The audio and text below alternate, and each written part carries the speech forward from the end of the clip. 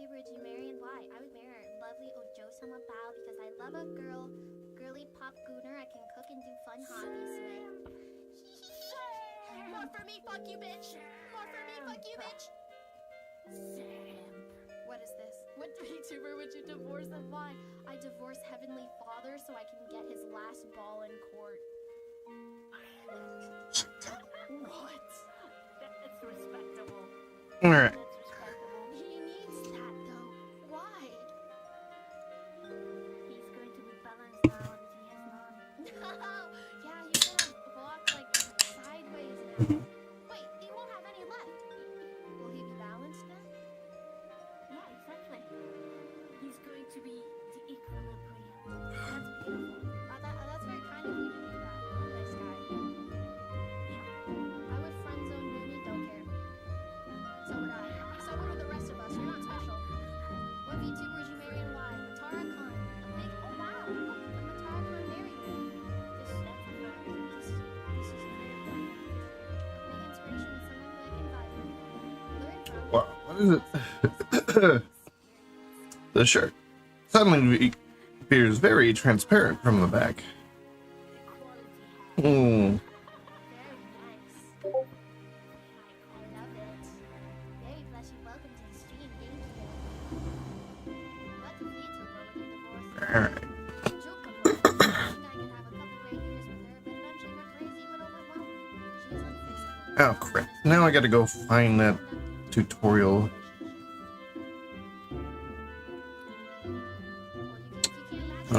YouTube. Lightning.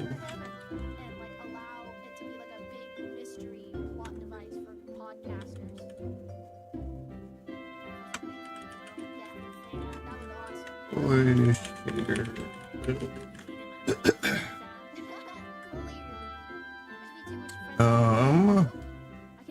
This one. Tricks that we'll be using. Hello. Oh, I realized you could hear my Firefox already. And I was watching Bao in the background.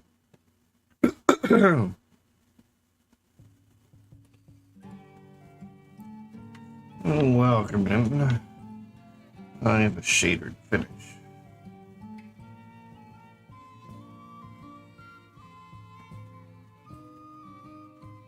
Yeah, I was watching her. I didn't realize my OBS was capturing Firefox yet. So.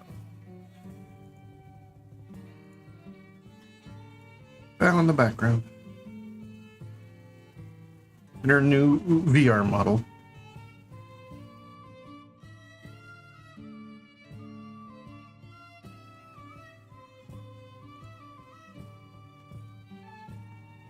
I typically, a lot of times, am watching other streams in the background while I work.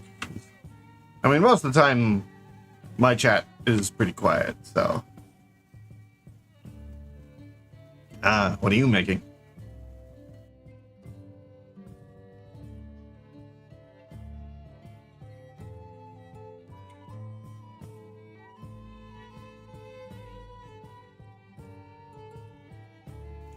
Alright.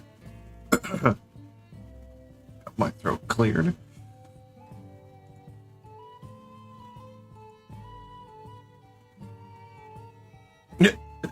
Yeah, I guess that is the kind of the same concept, huh?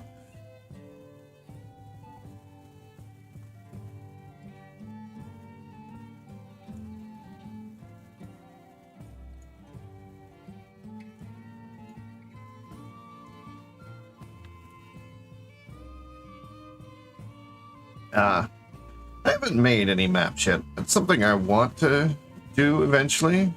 Like, I want to have my own VR chat map.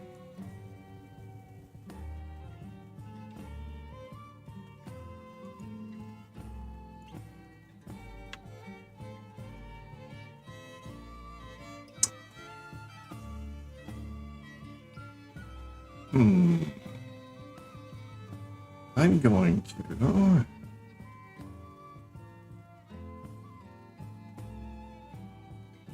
We're a sinking ship.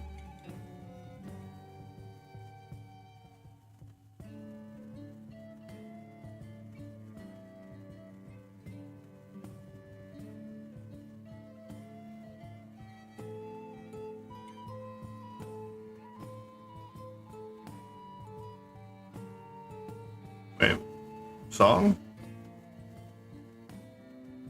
What do we mean my song? Or you're listening to a song and I gave you the idea.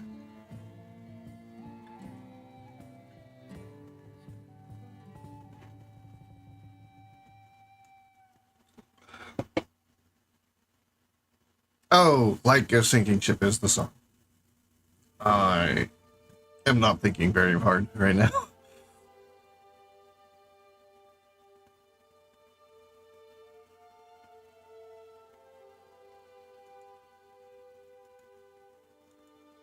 Don't think I've ever heard of it.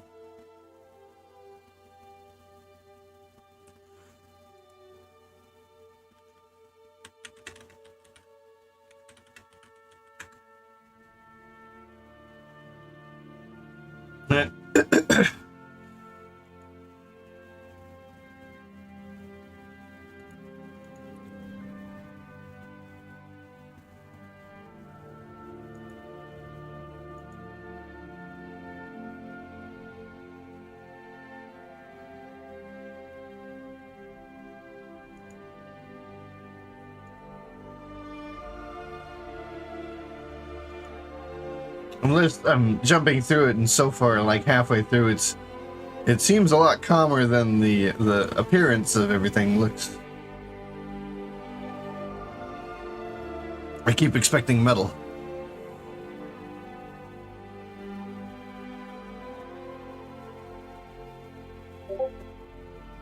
There's the metal.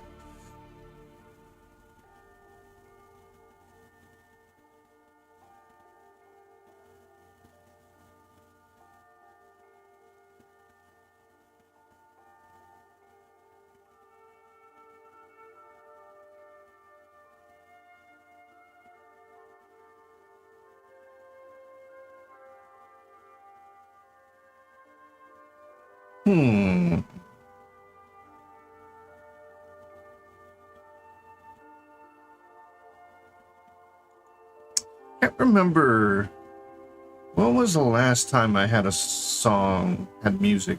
Give me an idea.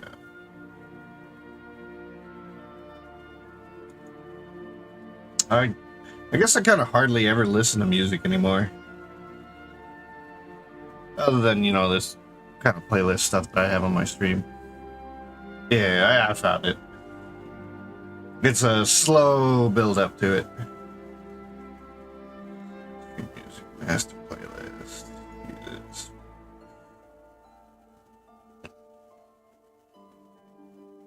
My taste in music goes kind of all over the place. Everything from people making music based on games, shows,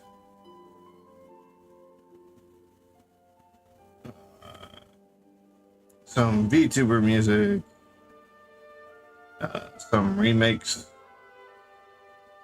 some older stuff.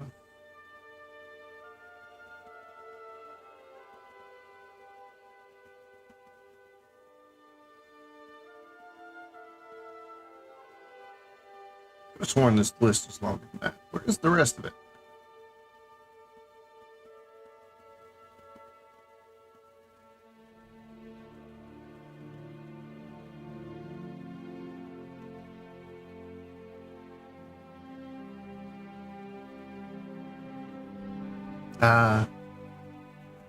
Yeah, that's kind of... I almost kind of have it the other way around. Like, I will go and think of a story, and then I'll just be listening to random people's music, and then I was like, oh, this song fits so well with all these characters I have. So usually it's not the song that makes the story, but I tend to go the other direction. This song fits my story.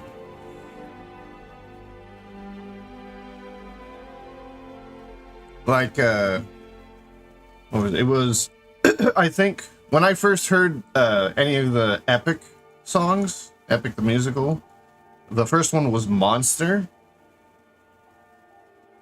And I was like, that fits couple of my main characters like so well that it could have been their theme song at certain points in the story.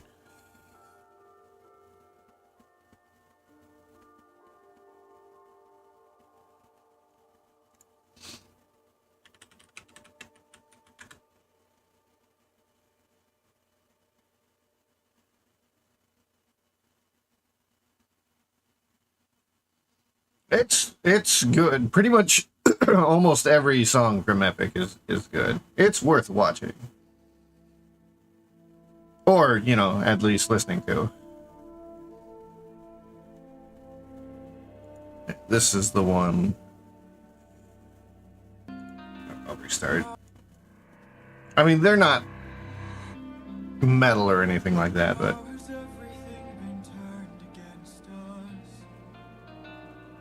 suffering becomes so endless. yeah. How am I to reunite with my estranged? Do I need to change? Well, I mean, it's technically not a musical yet. It is, but it's not. Because if you know anything about it, the whole thing was put together as like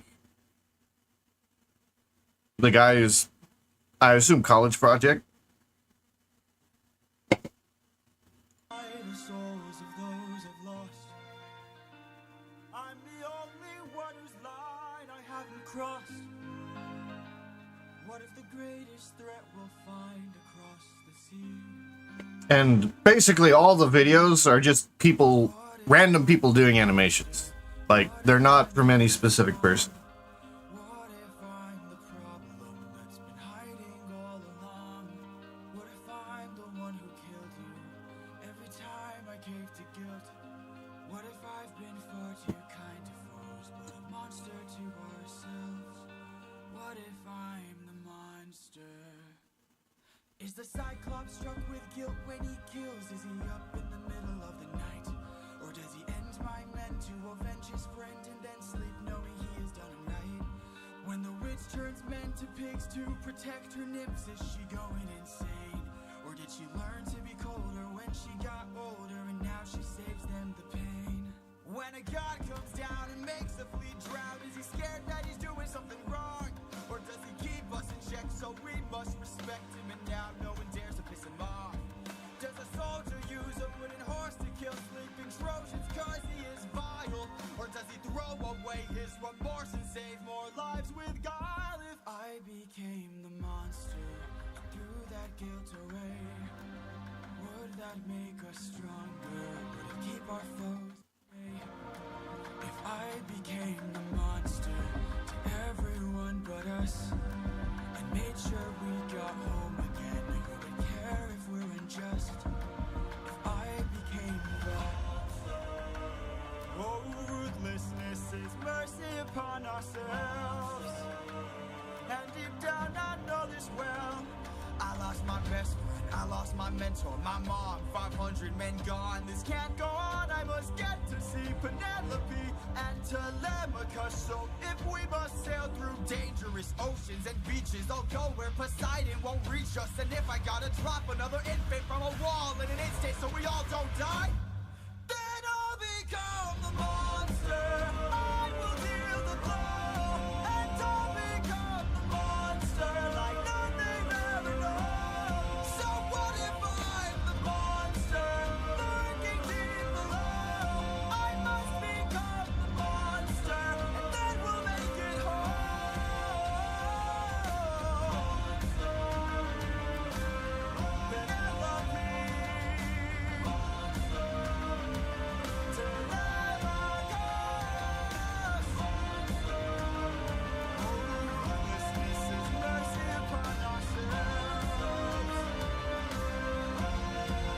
I'll become the monster.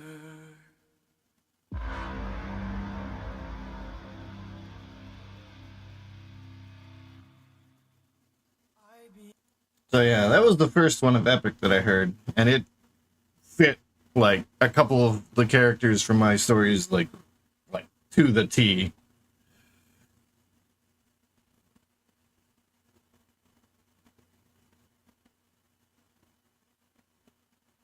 Yeah, Thunderbringer's a good one too.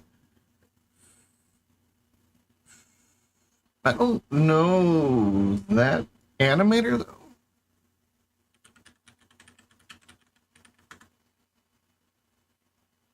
I know Neil. I like Neil's. Which one is? Oh yeah, and Amelie did cover this one.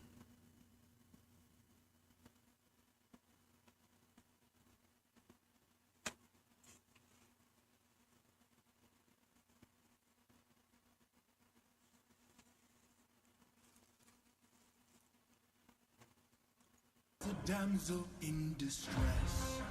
Oh, oh, I think I've seen this person, the animator. It was a long time ago. I think I saw one of their models. It looks familiar.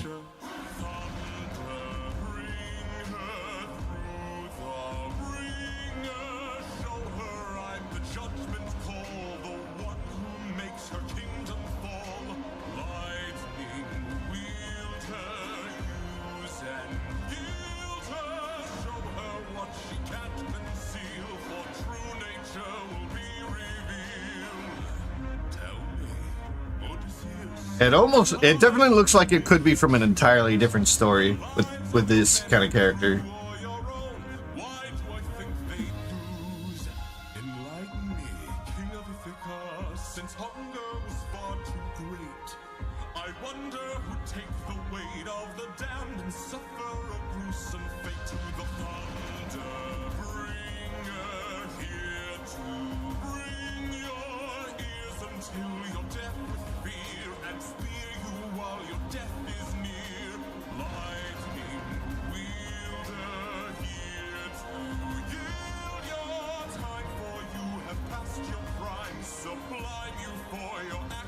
Wonder where they come up with these character designs, though. Someone's gotta die today, and you have got the final say. You or your crew? Does a comet become a meteor? And does a candle become a light? Does a man become a monster? I can only imagine how long it takes to render all this.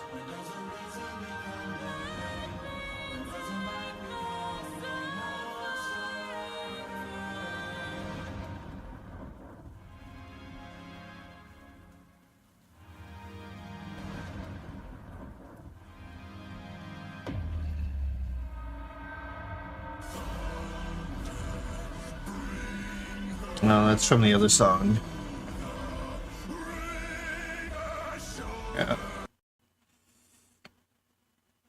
Yeah, I think I've seen some of their early character models. Because they were very much in that style of character shape.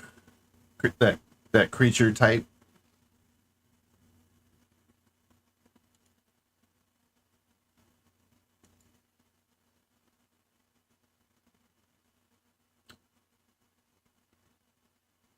It looks familiar anyways.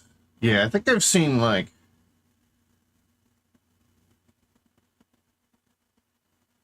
one of these past ones. Because I remember, like, a white one like this. I don't know.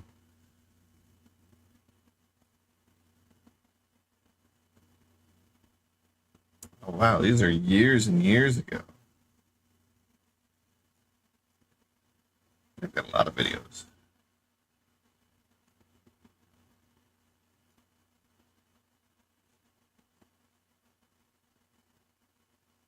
Chica.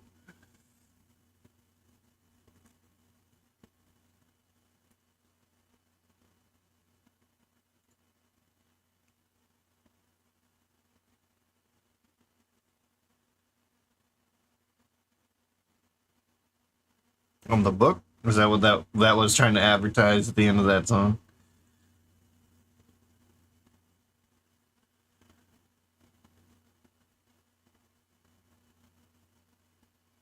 Yeah, I mean that just kind of happens. All your older stuff tends to fall off eventually.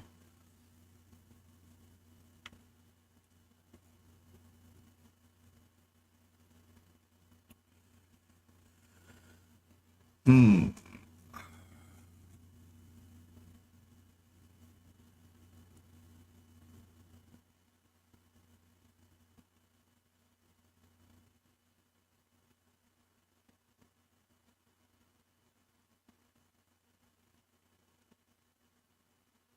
I'm trying to remember. I feel like there was something. This reminds me of something.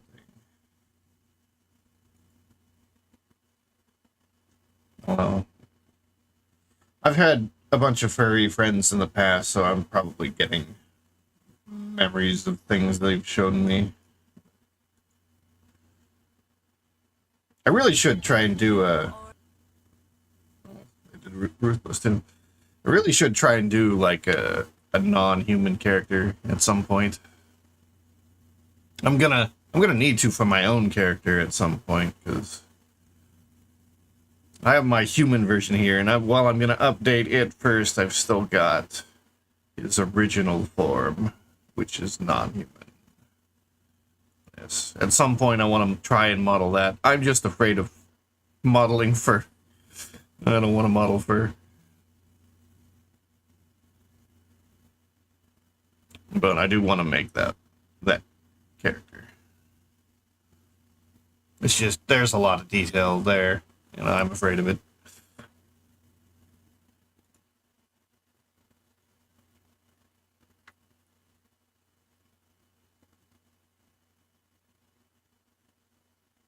Alright. Like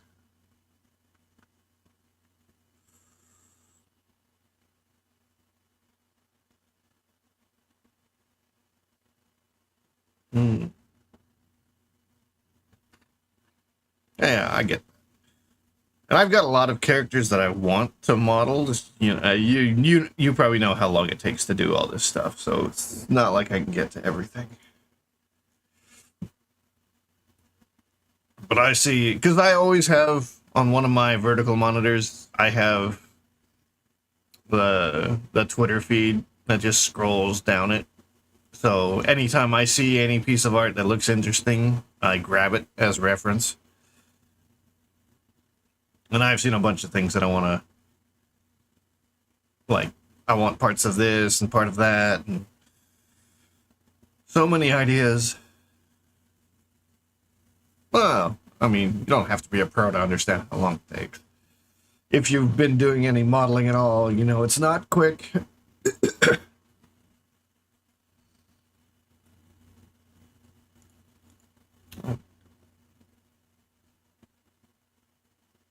Yeah. I mean, what you'll probably do, especially if you start doing more characters, is you'll eventually get to the point where you've got so many characters done that you can just go grab the body from one character that's close to the current project and just use sculpting tools to nudge it into the shape of the new character. And probably use the same armature if you're gonna use the same one. So eventually you will have enough portfolio for yourself to do a lot of time saving. Or like something I do a lot is every time I make it or start a new character, I go and I lop off the hands of one character and I will copy it and paste it into the new model because fingers take so goddamn long to do. And you know, no one likes doing hands, be it 2D or 3D. And since I've already made myself a good set of hands, why make it a second time? Hands don't really change shape. Same with feet for the most part.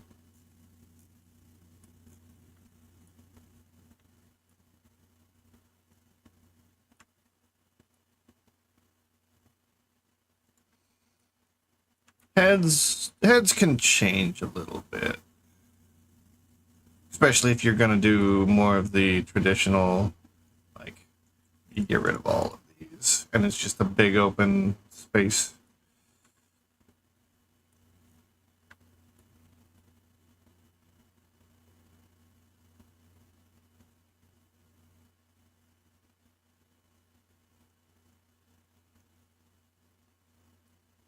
Yeah, I gotta do the. I think the only mesh I have left for Rapi is doing these, making sure the texture is good. Still gotta work on the shader. Gotta get this thing finished. It's been my current project for the last stream. I spent the last 6 hours of it working on this thing.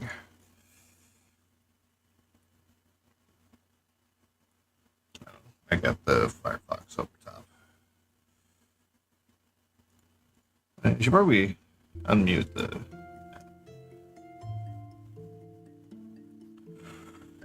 Oh. So today's goal: finish the Toon shader.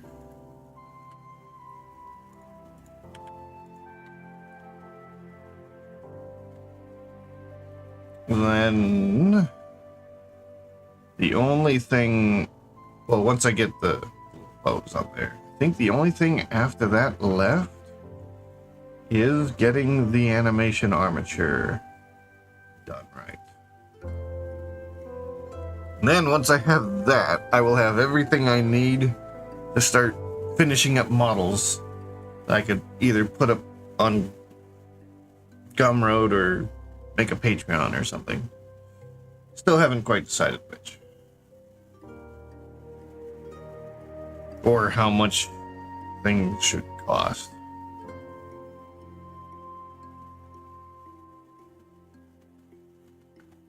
What is the average Patreon, or not Patreon, but Gumroad. Discover. Under yeah.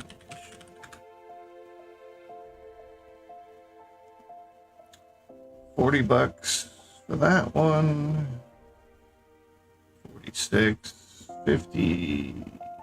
It's gotta be more than that. 50 for an anime character. Very clean looking though. 40 plus 36.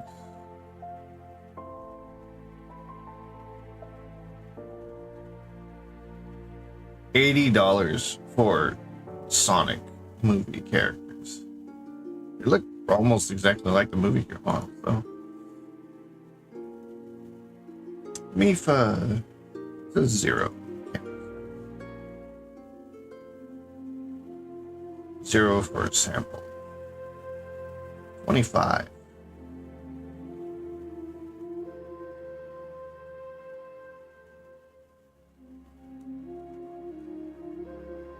Blender and Source Filmmaker. That's something I should probably look into as well.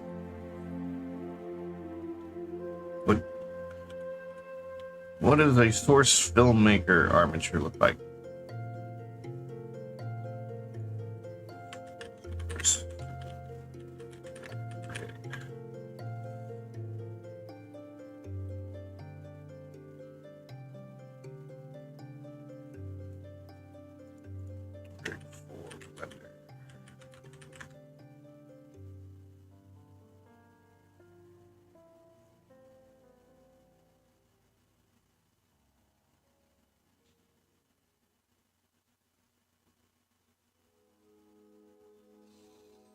You know, I always see tutorials on how to bring a model from a place into Blender, but I never see tutorials about going in the opposite direction.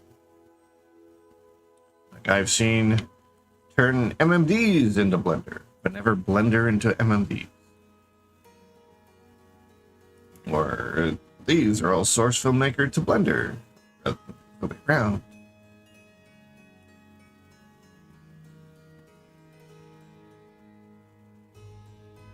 kind of annoying. It's like everyone wants to take models that are already made and bring them into Blender, but no one wants to make a model in Blender and then put them out into other programs.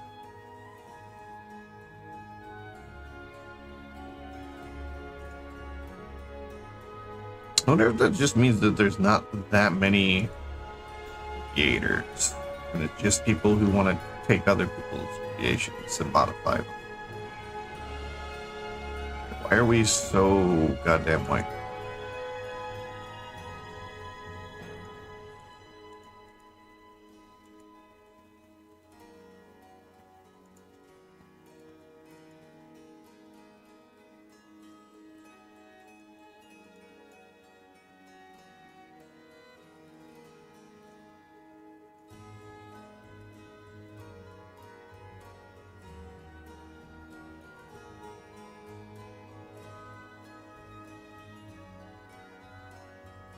What? Tutorial's going the wrong direction for you?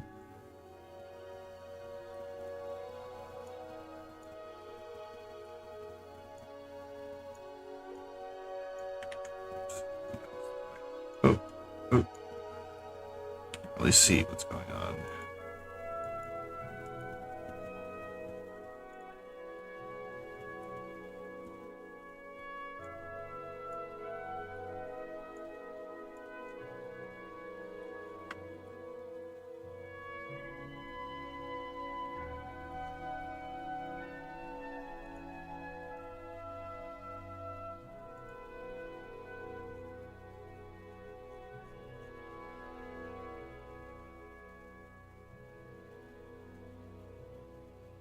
Yeah.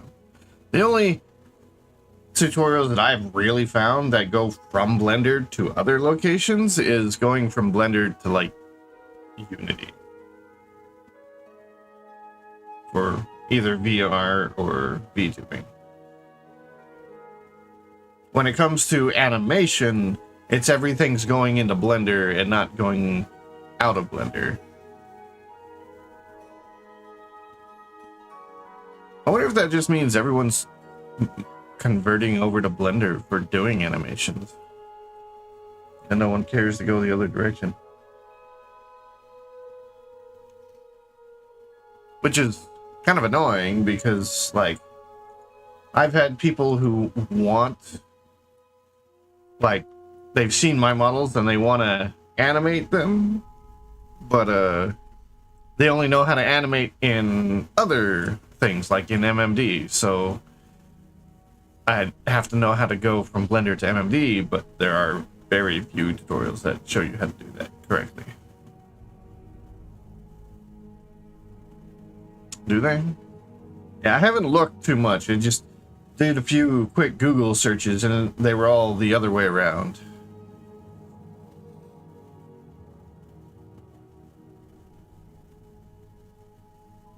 But I figured because I was looking through a booth, and I noticed that for a lot of animation models, or a few animation models, they're specifically for Blender or Source Filmmaker.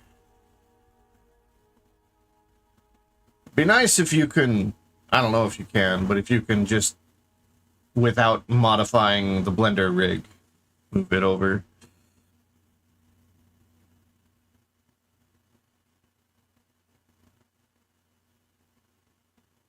Yeah, today it is probably one of the first programs they try. In the past, it's been, you know, MMD and Source Filmmaker, because those were the free programs that anyone could get their hands on. So, yeah, today everyone's probably starting out with Blender because it's the new free software,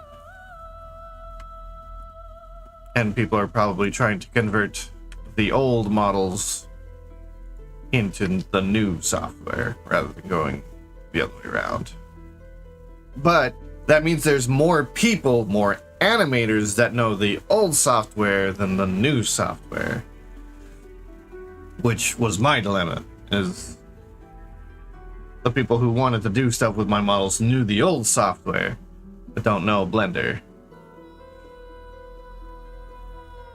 Because Blender, I mean, Blender animation probably didn't really pick up until the new overlay here, which was 2.8, which was, I think, 5 years ago. New software, new. It wasn't user friendly until, well, I'm not gonna say when 2.8 came out. It was user friendly-ish compared to some things.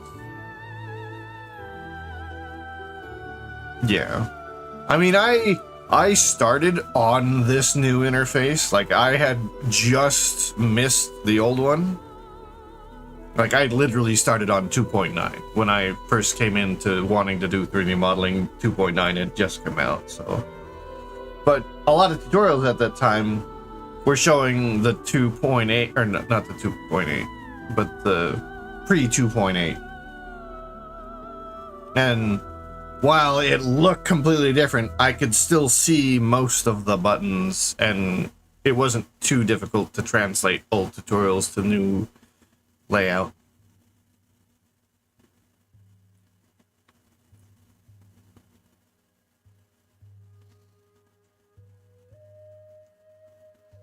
Yeah, it looks like, at least on Gumroad, most models go from 25 to maybe 50 bucks per animation model.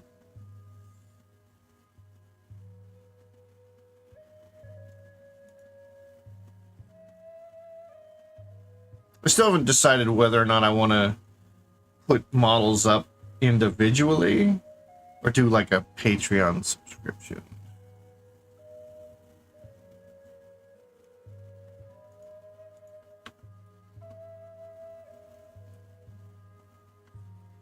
And the subscription would basically just be, you know, here's access to my file server that I will try to regularly update with new models. I suppose you could do both. You can either buy a model once and then be done with it, or pay a cheaper price and just stick with the subscription and then get models over time. I need to start getting probably feedback on like do polls of who I should model next. At least that's kind of hard, actually. Because I can't, at least I don't want to put VTuber models up for sale. Or rather, I don't want to make VTuber models public, at least not without the VTuber, not without their permission. I don't care so much when it's company models, like company characters.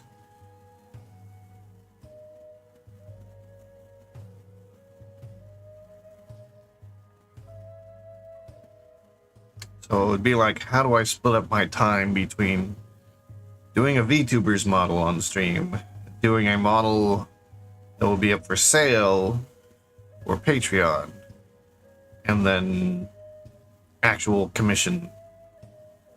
Granted, if I got an actual commission, I'd try and do them on stream.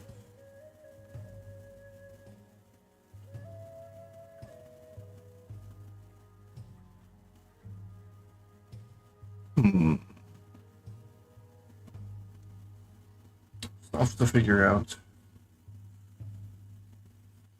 Alright, let me start working on this shader. Oh, I don't need you no more.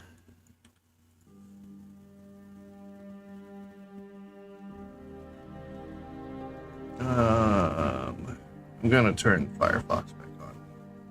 Since we were watching, last time I was streaming, we were watching how to build these shaders. see what I'm doing when I'm not talking. Is to use the RGB channels. Okay. Back up. Where the fuck are we? Still have the same issue as before, where if I duplicate my lights, I can't control the color of each of those lights. So we'll need to do things. Drag the circle inside something, it will create a new parameter for the material. So in this case, you see it's created something. What video 6? And I can. Oh, this is the first one. We're on the last one. Second one is going to be softness. You know, there's a way to compact.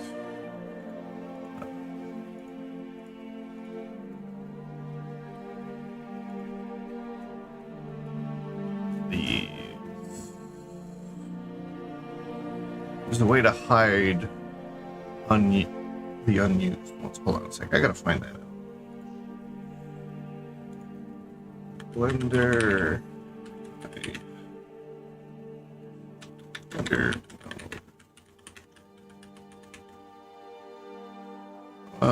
What would you call these?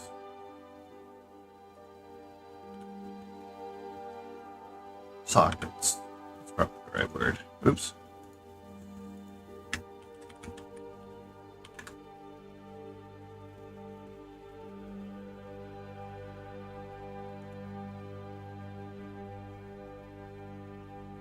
Is it really just a Control H thing?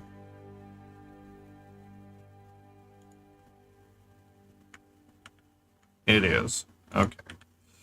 I should have guessed. Oh. Okay. So, how do we undo that?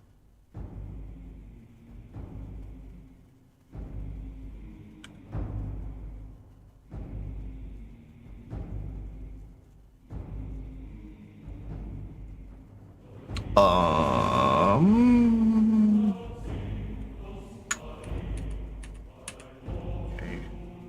Control Z, undo it, but how do I undo it?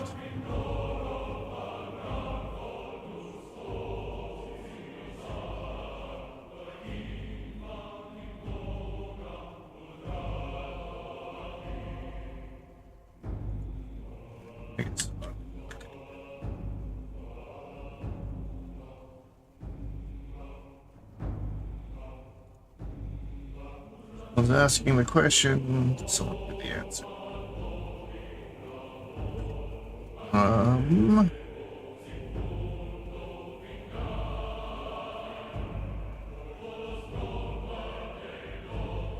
don't even see anyone saying use Control H.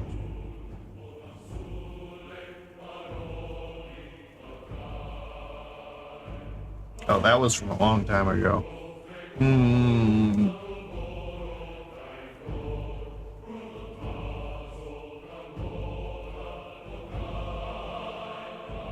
Oh, this is official documents. Yeah, I know about that.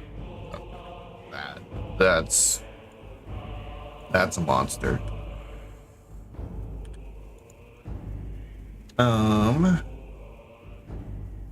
Okay, Control H, each socket.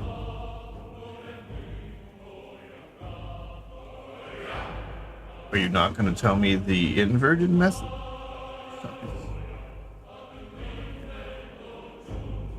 Each socket is color.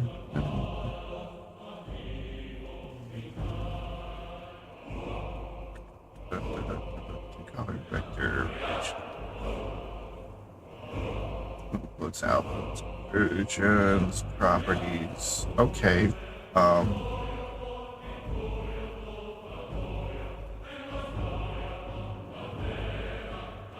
This is official documentation, and I don't see the opposite operation.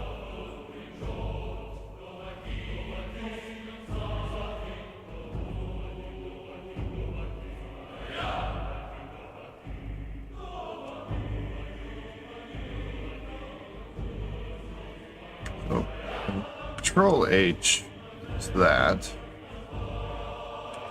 H is that.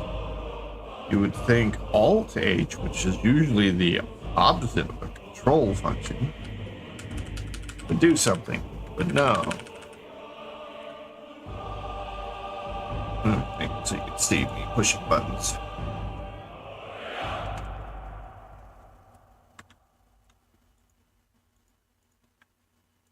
Alt H, nothing.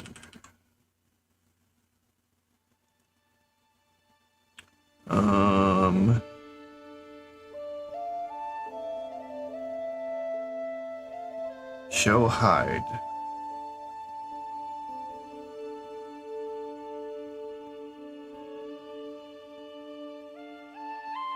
Show hide unconnected. Okay. So we could do it in the right click. Oh wait, is it Control H a second time? Okay. That's new, different. Usually anytime in Blender there's a control letter function, to do the opposite is usually Alt that letter. In this case, the control function is a toggle rather than just a one-way command. Interesting. But hey, it'll save a lot of room, so I'm not going to complain too hard.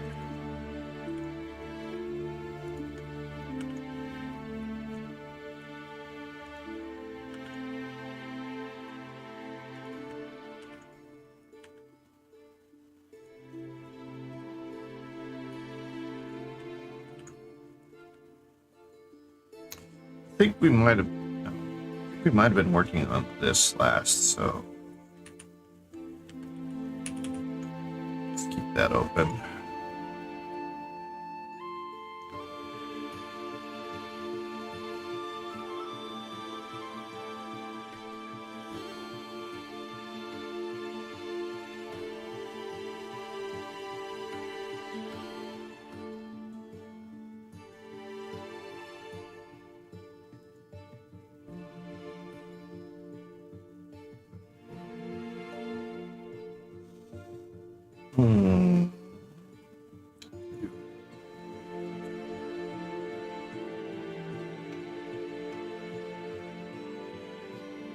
There it is.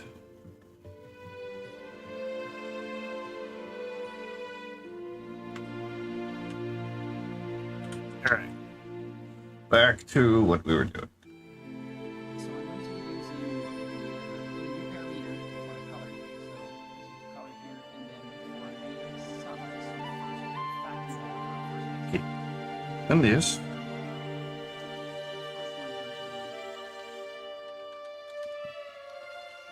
Yeah, have a good one. Hoping to get a bunch of stuff done today, so.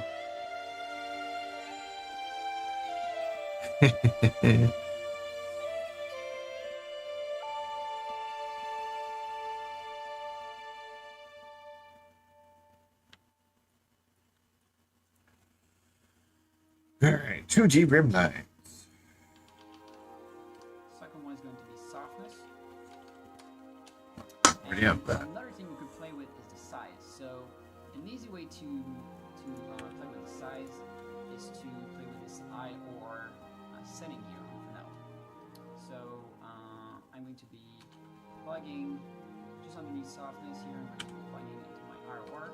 Now the thing is that by default, when you play with this setting, when it's at 1, it's going to completely disappear, and then as you go higher, it's going to start appearing. So what I would like is that at 0, you don't see anything. So the easy way to do it is just to add simple math nodes just before. And so Okay, reconnect. Let's not do the shirt. Let's do. Pick this up.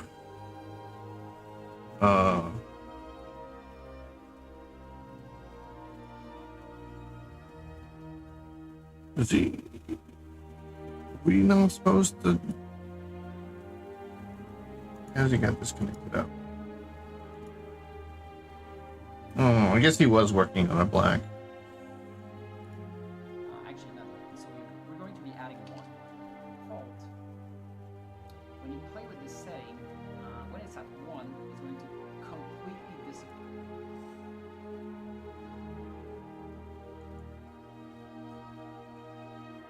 Okay, so I'm past this. And then as you go higher, it's going to start appearing. So what I would like is that at 0, you don't see anything. So the easy way to do it is just to add a simple math node just before. So we're going to be adding 1. Yeah, we did that already. Is that as I feed 0 into this node, it's going to be adding 1 to it and then feed it to this thing here. So basically what it's receiving is 1 like before, but I'm just typing 0, so it makes more sense because at 0 you don't see anything and you can increase it. Perfect. So and the last thing I want to do is actually not the last thing. The most obvious thing is that we need to mask this with our light, like I was telling you. So let's do that right now. Hey, mine's not acting the same way. Mask it with Why?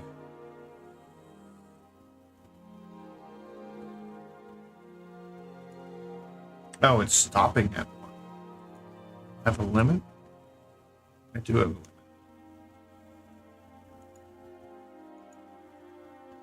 He made IOR. simple map. When you play with this setting, when it's at 1, room light 2D. Second one is going to be softness. And another thing we can play with is the size. So an easy way to play with the size is to play with this IOR setting here now. So I'm going to be plugging just underneath softness here. I'm going to be plugging into my IOR. Now the thing is that by default, when you play with this setting, when it's at 1, it's going to completely disappear, and then as you go higher, it's going to start appearing. So what I would like is that at 0, you don't see anything. So the easy way to do it is just to add simple math nodes just before, and so we're going to be adding 1. So what will happen is that as I feed 0 into this node, it's going to be adding 1 to it and then feed it to this thing here. So basically, Like, that's pretty abrupt. Typing 0, so it makes more sense because at 0 you don't see anything and you can increase it. Perfect. So and the last thing I want to do is actually not the last thing. The most obvious thing is that we need to with our light, like I was telling. Maybe I want a multiplier?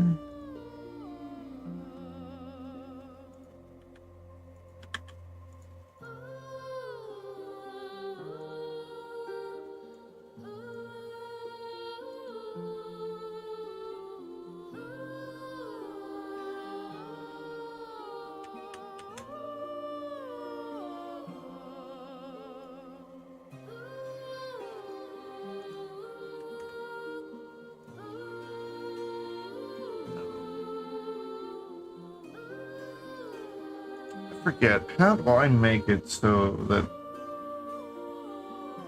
it doesn't move so quickly? Like, I know holding shift down means these numbers move slower. Whereas when I let go of shift, it's really fast. I want to make it so you don't have to hold shift.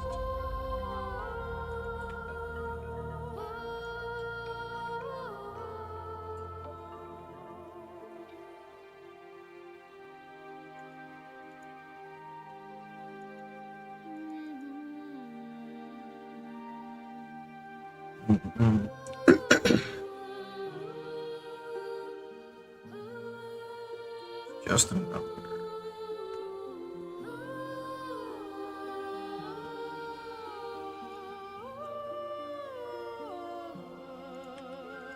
Well, maybe that's not.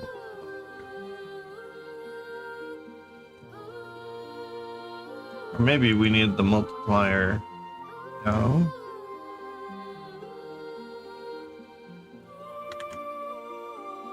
Still gonna try. I'm just experimenting.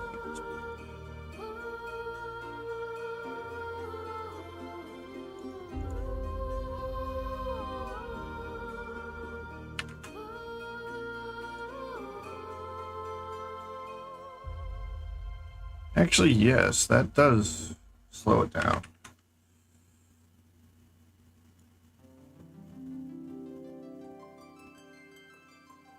We're also limiting ourselves.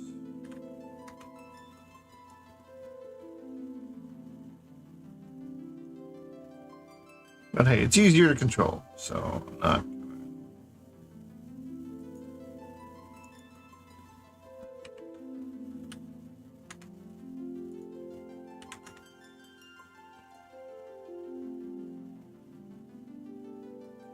It's like the fall off is really sudden. Maybe it actually has to do with this.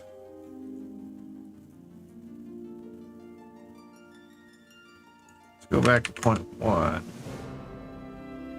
Oh, it's back down.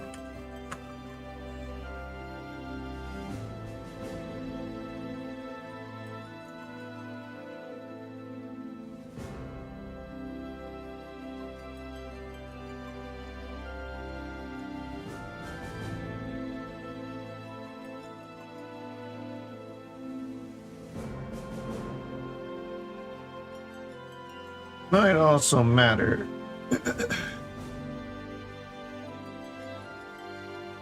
Alright, this is hard.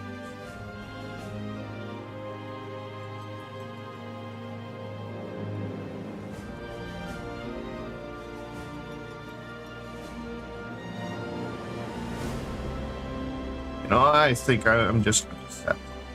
And then you can use softness.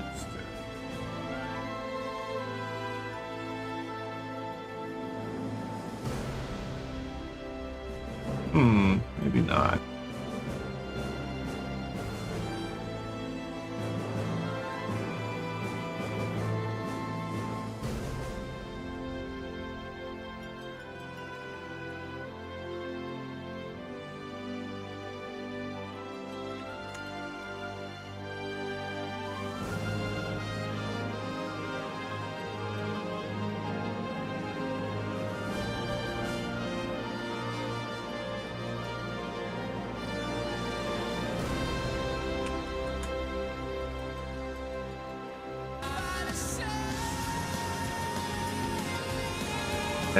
Welcome in. It just kind of started, so not too far in.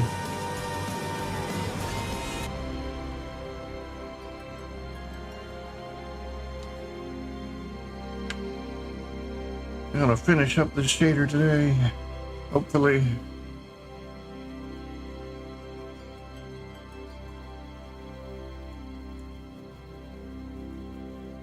I don't like that as much.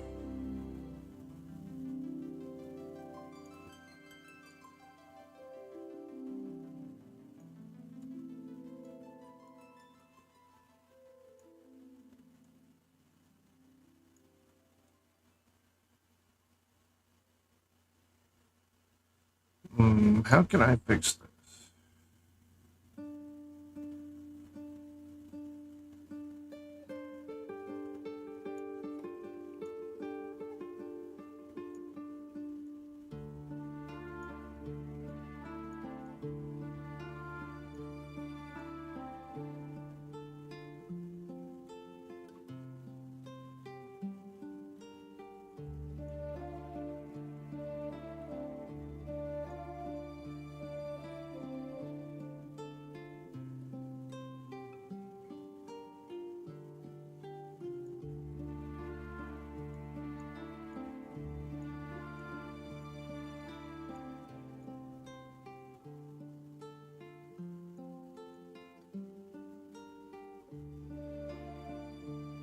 We just have to be right at the right position.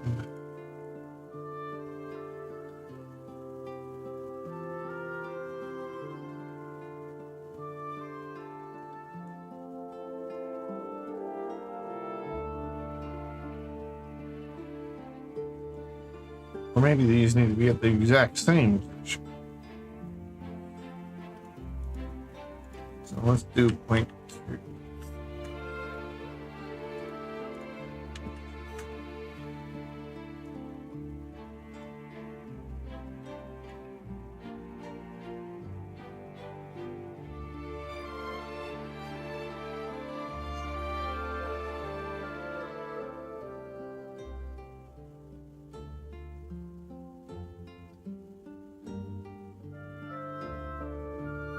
Okay, I think that works.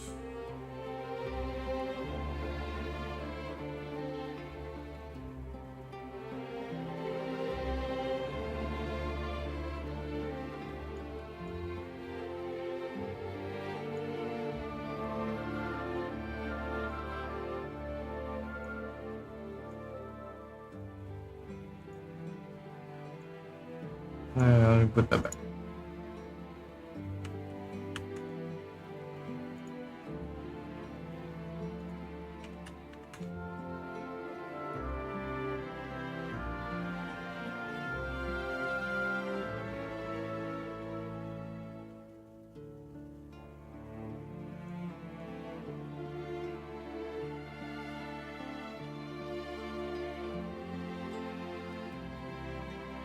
And then I just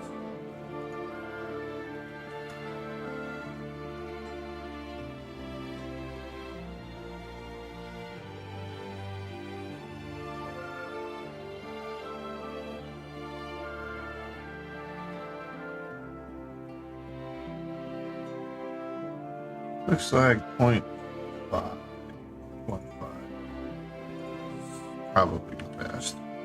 Not 0.5, 15. Max is at 15. Alright.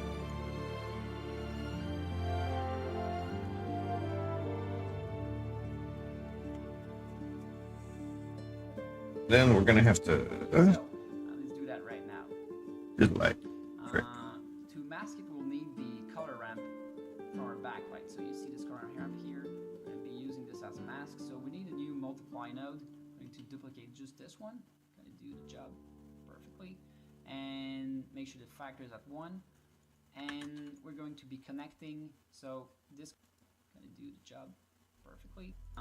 To mask Let's see, it, we'll God. need the color ramp from our backlight. So you see this color ramp here. We're going to be using this as a mask. So we need a new multiply node. We're going to duplicate just this one. Going to do the job perfectly. And make sure the factor is at 1.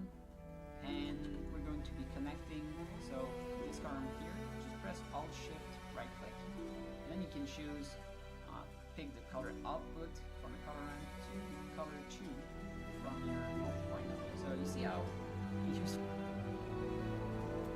so I went from backlight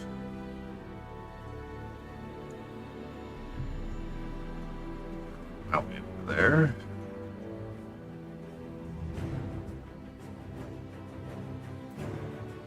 To that.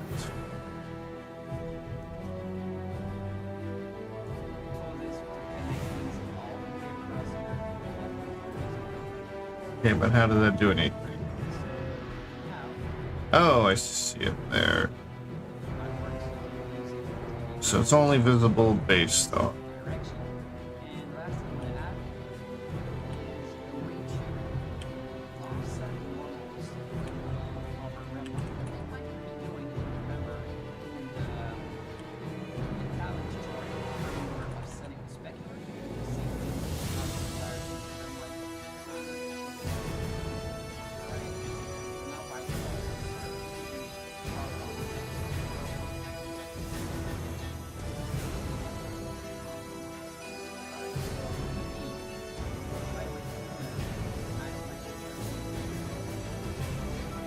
Right?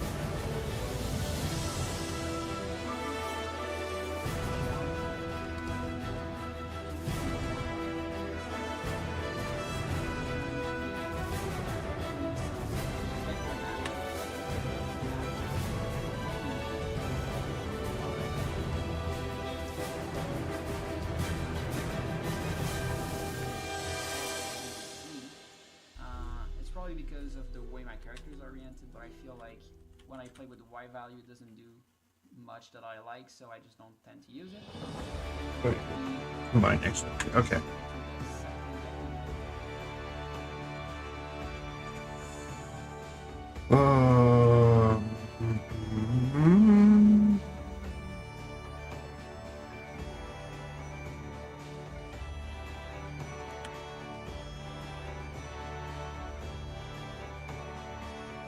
Last time we used one of these, I don't think it was.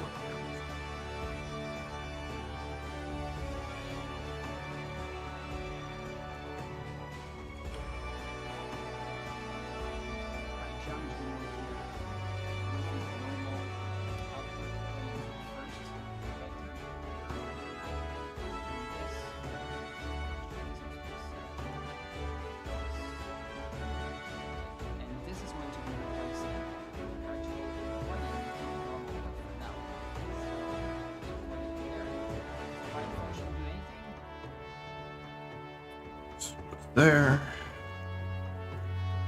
But as I play with these settings, you see that I can sort of offset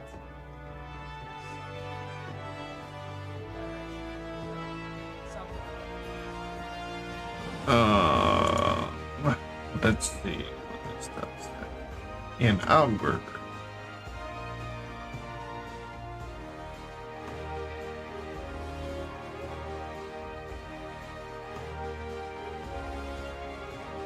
I'm not sure I like this.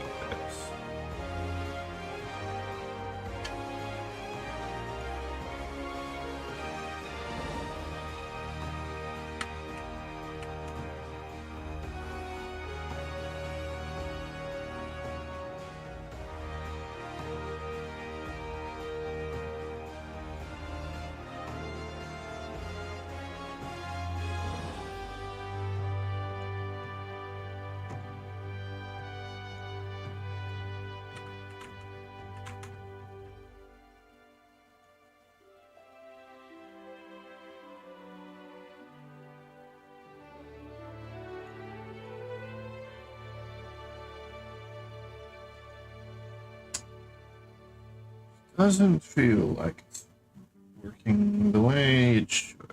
So I'm going to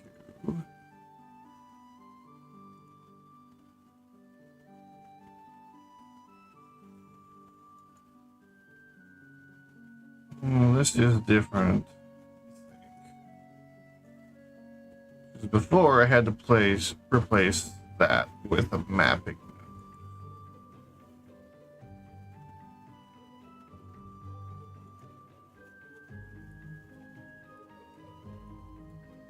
Oops.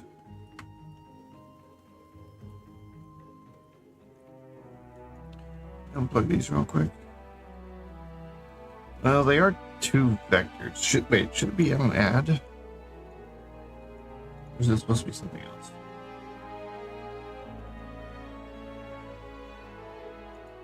He has it on add. and this is going to be replacing actually plugging into the normal port for now. So just plug it in there. So by default shouldn't do anything, but as I play with these settings, you see that I can sort of offset some direction. So it's subtle, but you can sort of play with it.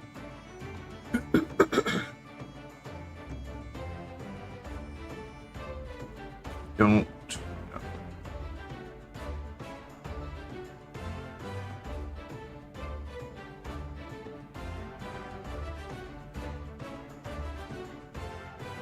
This doesn't feel like it's working. I mean, you kind of see it moving left and right there. Up and down, though. Yeah, get nothing. Unless it's happening so fast.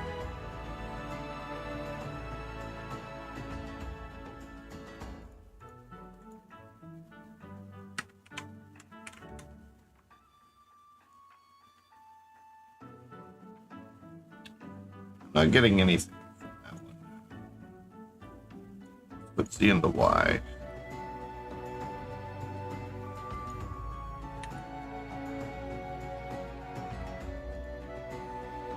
Not sure what this is supposed to really do.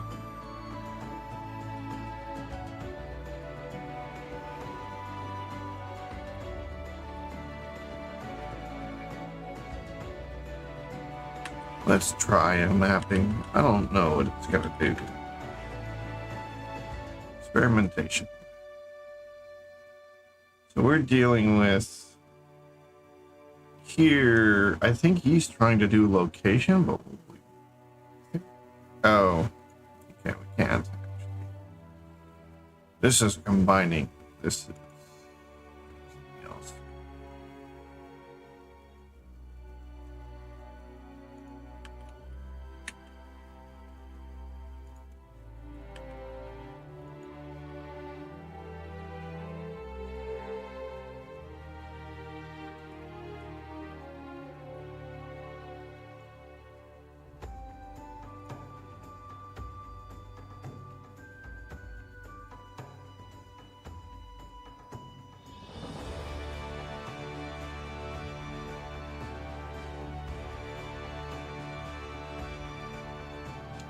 Something going on.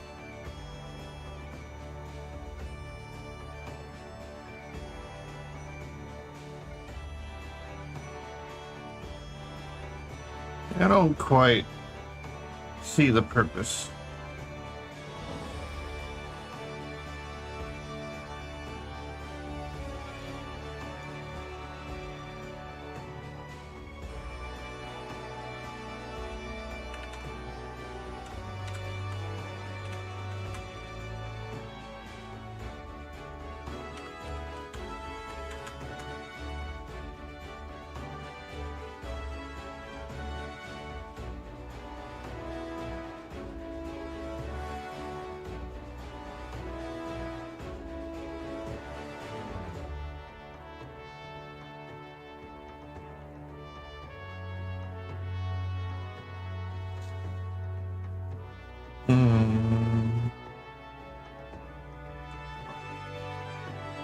I'm just going to assume too much has changed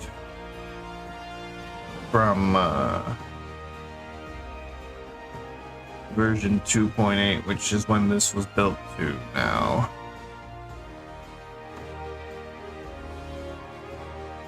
Let me change this so see if that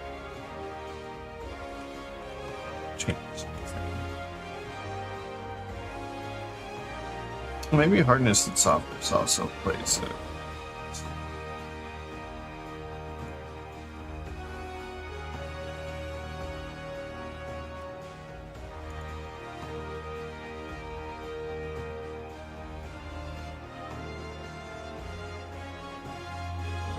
oh, it does. Okay. So it doesn't work when it's hard. But when it's soft.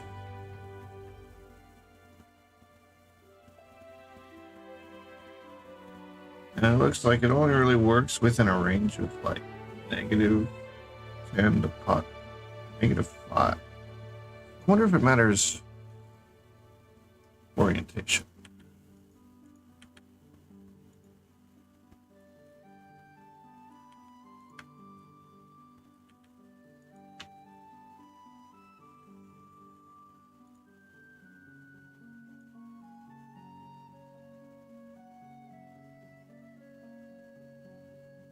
-5 to 5 seems to be. Well, vertical's different.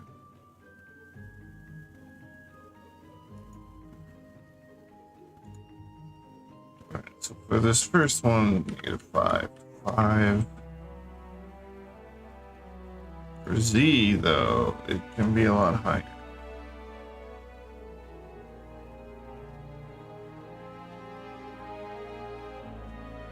So it seems like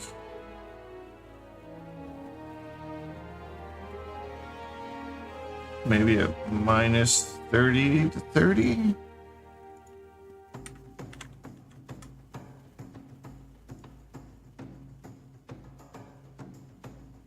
They're not exactly the same.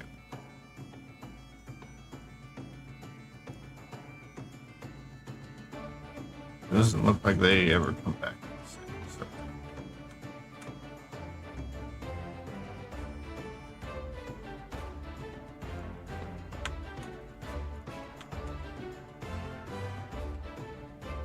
We'll just leave it at that.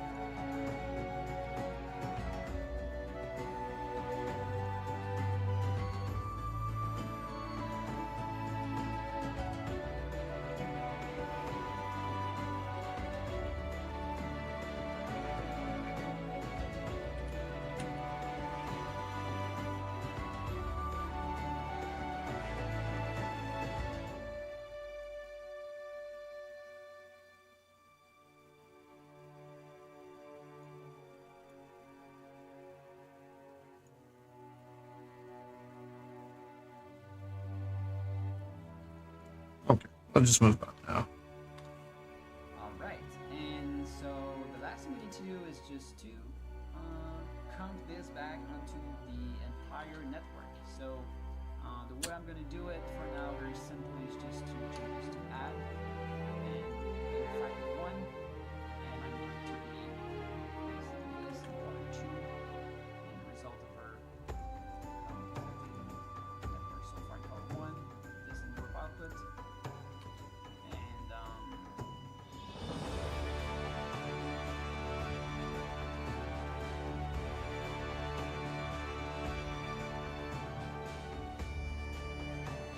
there you go. And so you see that the texture is appearing is at the right, but you might notice also that it's not reacting properly. The reason is that we still have the kit right activated here. So you can turn it all the way down to black. It's super white. Okay, so if I use the kit right, just turn on the white 2. So if I use the kit right, There's a what? Kick light. I have a kick light. Does he mean key light? No.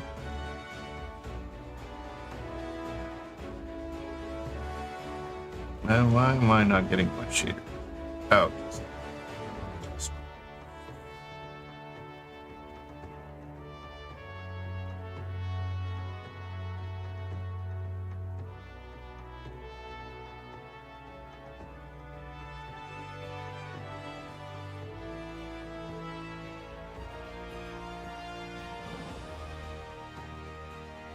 All right.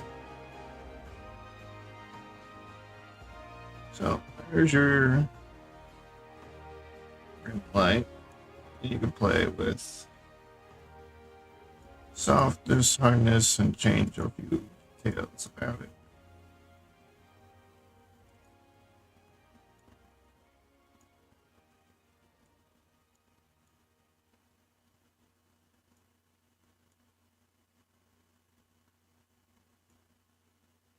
Probably leave it at like 10. Softness. 0.5.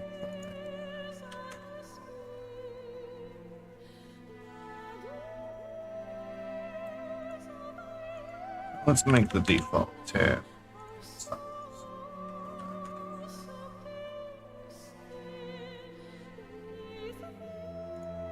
bump it up to what you want, and just turn off realm light 2 to black, and vice versa. So that's it for the realm light section. Now I'm going to show you how you can sculpt normal maps in a bit more detail to your models. Let me just save. All right, he's finally getting to normals. And so if you're going to start sculpting, first locate what you want to sculpt on. So in my case, Suppose I need to make something that's a normal. Name it cloak, original, and move it to collection. So press 1, collection,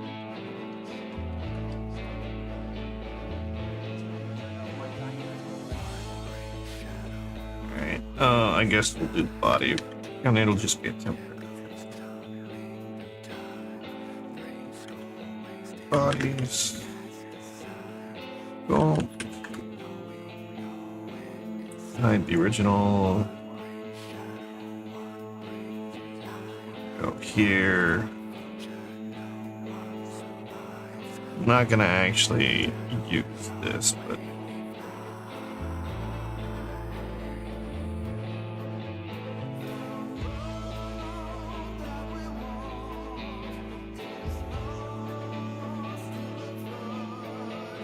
all right, I gotta probably subdivide it a couple times.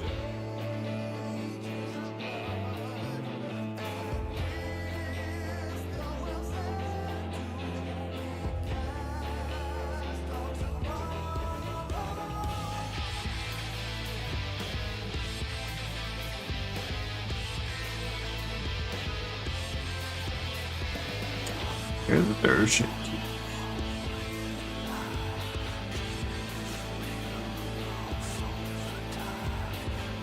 You know, Blender should really not have that as a limit. Having shape keys on a mesh should not prevent you from subdividing it. Or applying any other modifier. Because far too often we have to.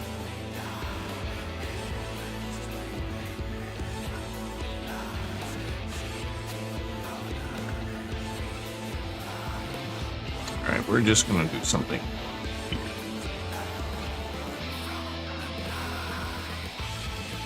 Maybe?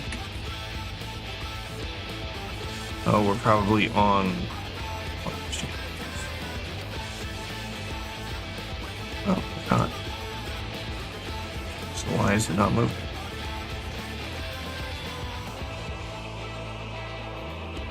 Oh, there we go.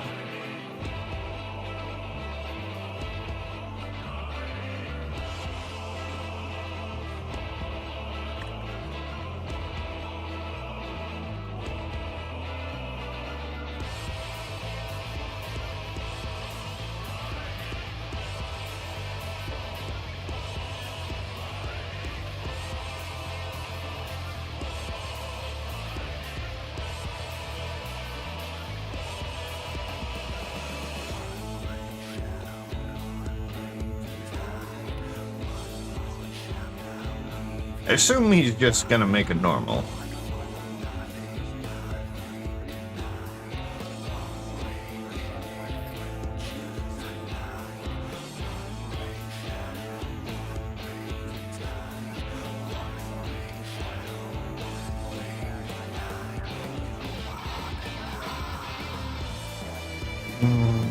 How do you bake? Do I need a principled BSDF?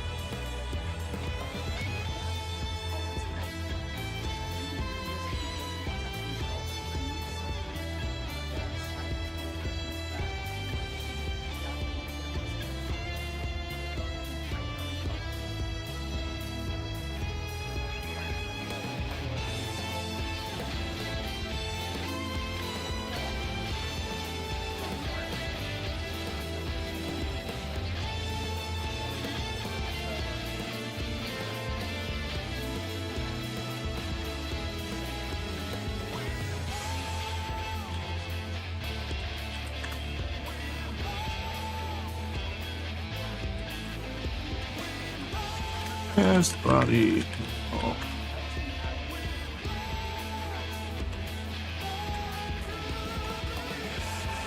We want, or I want an alpha. I always want an alpha. Okay. Do I need principle to do this? I think I do.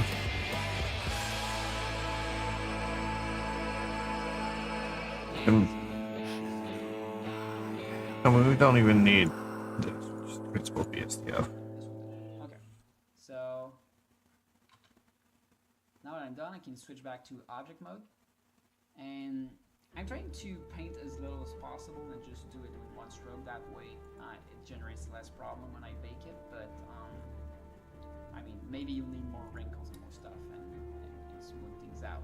This is not a sculpting tutorial, but I just want to show you quickly what you can do very easily to add some details to it. So when you're ready to bake, Normal. make sure to go in your shader editor here and create an image texture, because it needs to know Tangent, object. normal to. So I'm going to press new, call it Dinomancer World Maps tutorial. Okay, I'm gonna need. 4K, and click output for really need it. And so make sure this is selected, click on sculpted, shift click on original, then change this to cycles, and go to bake, normal.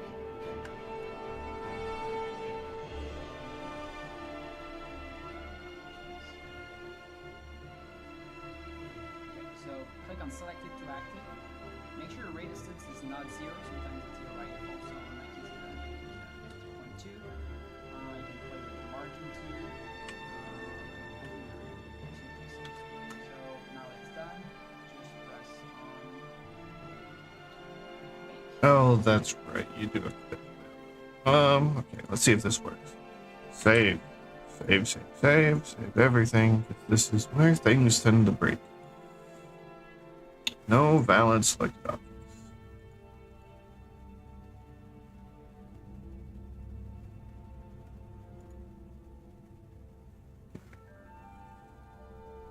Oh.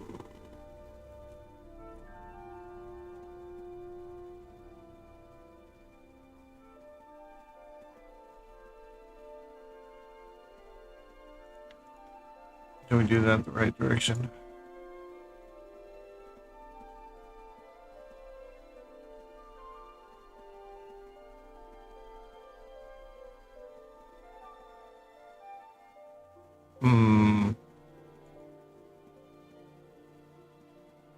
Baking's always weird. Normals especially.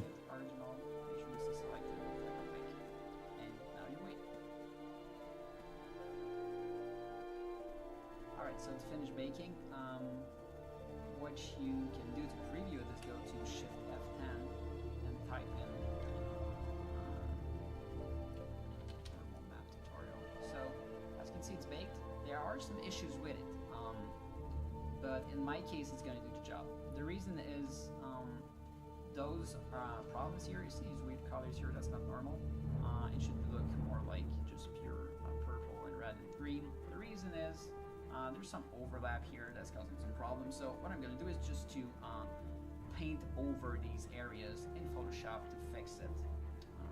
Actually, I can show you. So let's just... Yeah, well, you shouldn't have to do that in the first place.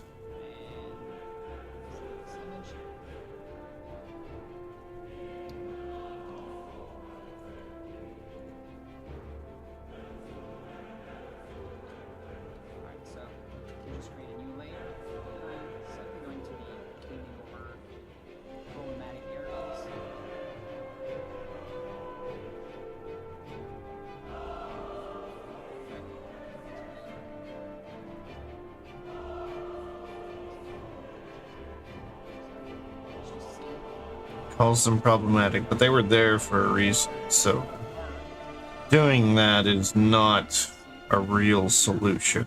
And I don't need this anymore, so I can just turn on my diamonds again. That's interesting. Click 80.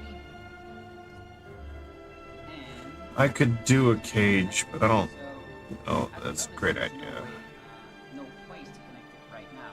You need this little purple circle that we don't have. Anyways, we will. I've always. Let's see. How do I do this?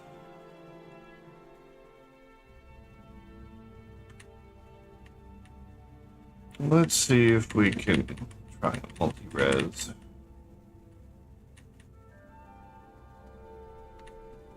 Actually, we're going to go up to where we were. We're going to turn off the original, or not, sculpt. Okay, body again. Body multi-res. This, we are going to add a multi-res modifier. We're going to save. I'm going to subdivide it a couple times. We're going to sculpt it. Oh.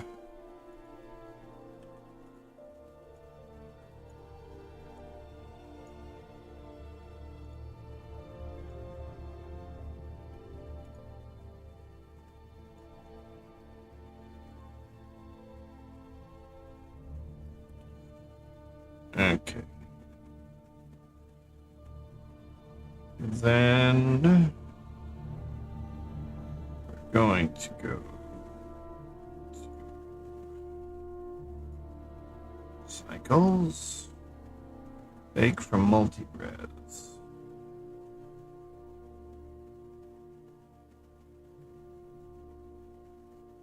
They even removed the cage thing, so I kind of don't expect this to work.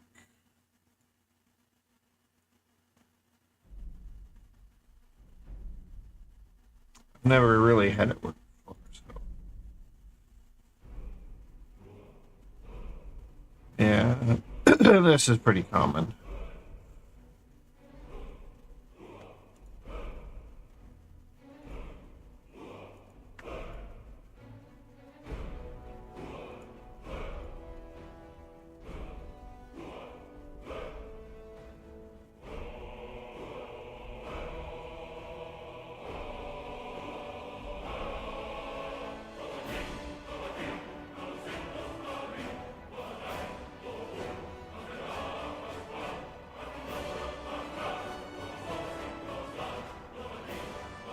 I want to go look up how to do.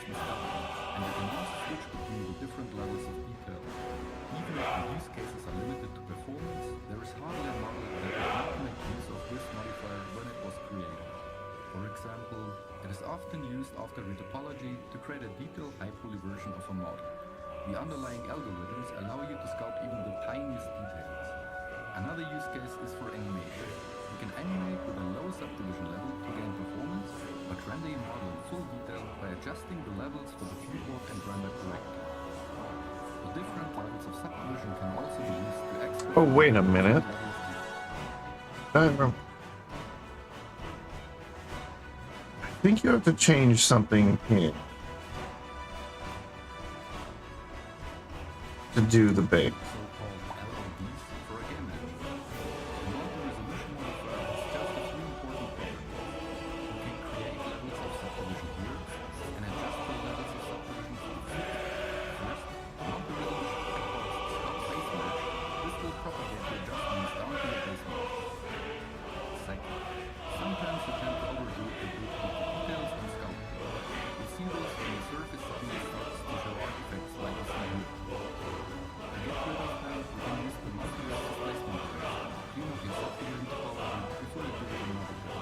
Oh, good to know.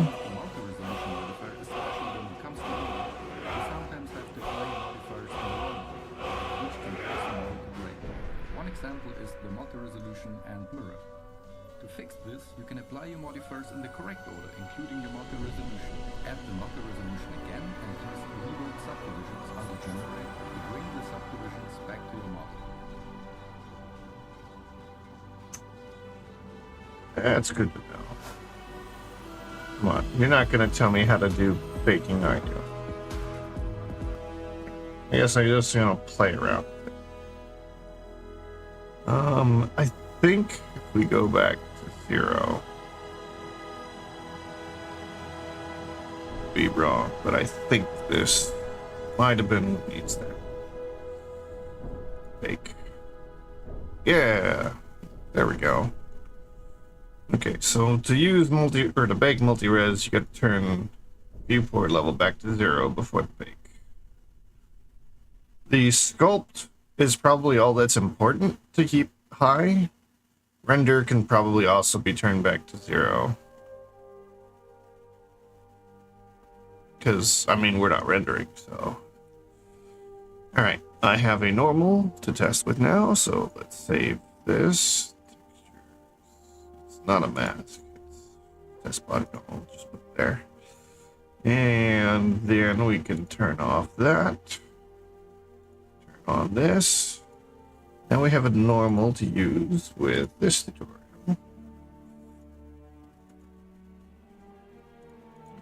So we want to get rid of that. We might need it again later. Back this up. Go back to this.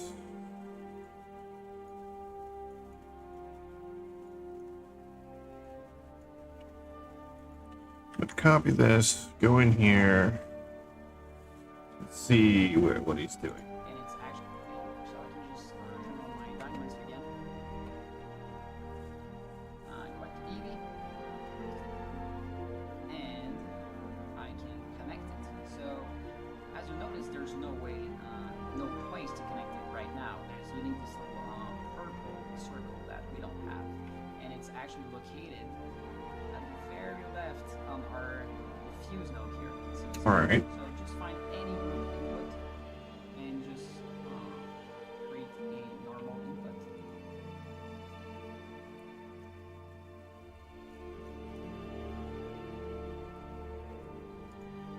You.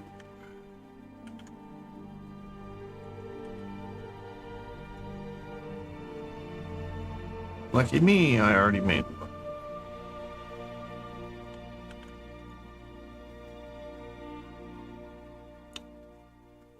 Vendor. Please don't crash on me.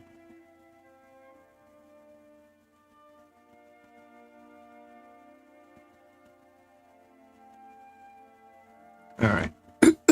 So we back out. Undo that. That way it's gonna appear at the bottom. And so yeah, if you're you need normal map nodes for it to work. Connect color to color. Make sure that your colors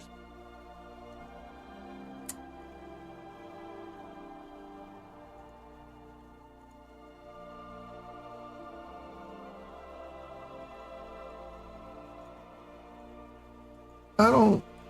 Is this. Is that.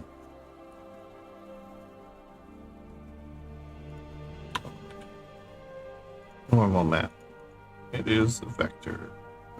But we don't need to display any of that, right?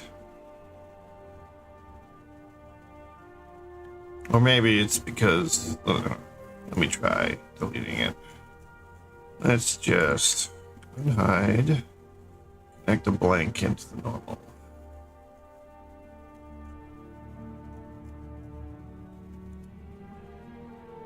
It's automatically converted to vector if we go out.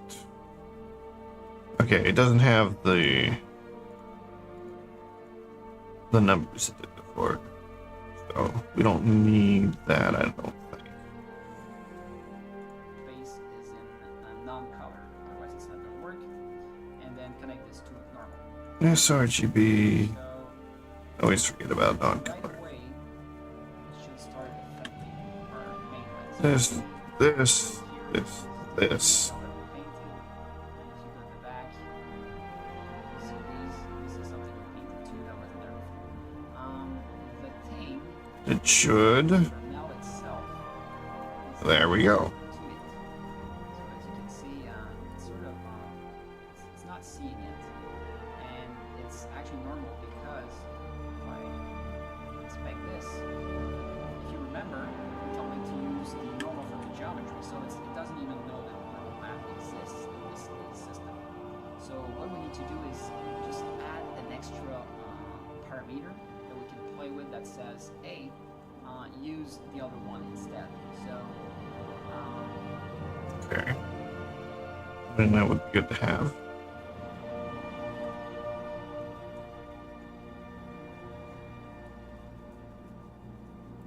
So this down here needs modified. what I'm going to be doing is create a mix node. He's got too many lines. Be mixing the new normal with the old normal, and this is what's going to be going into the vector.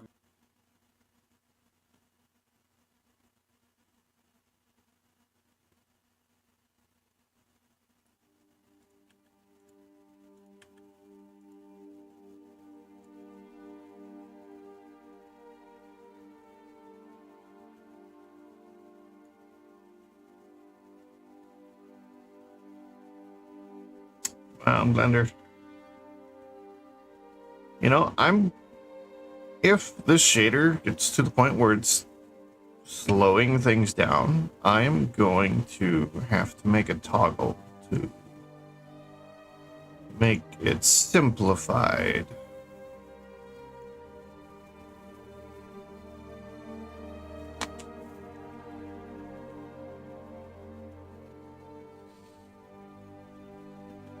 Which would just be a bypass from all of these. It'd probably just be the basic lights and then a bypass that jumps down to the last to another node that then goes in. Map node instead. So there we go. And this mixing factor here, we just need to make a new parameter with it. So we're going to be calling it use in environmental map 2D ground. So now it should be working. So as you can see, if I turn this on, it's going to be taking it into account. So pretty cool. And if you want to play with the normal map, just the base normal map affected by the key light, you can also play with the strength here.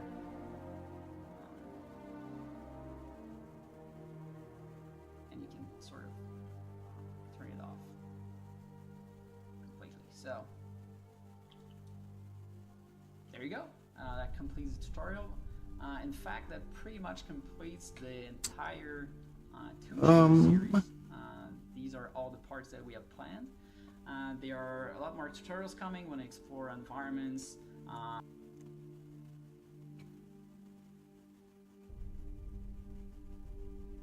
We'll put this in here.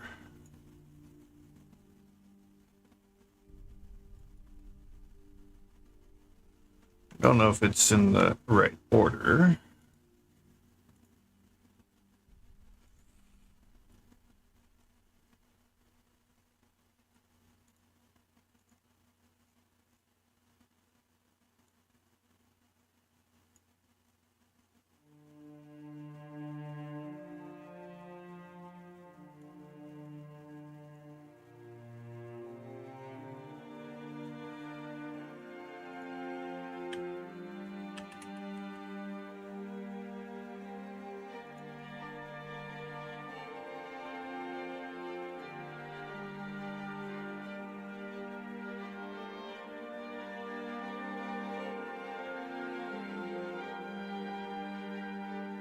Won't see a difference.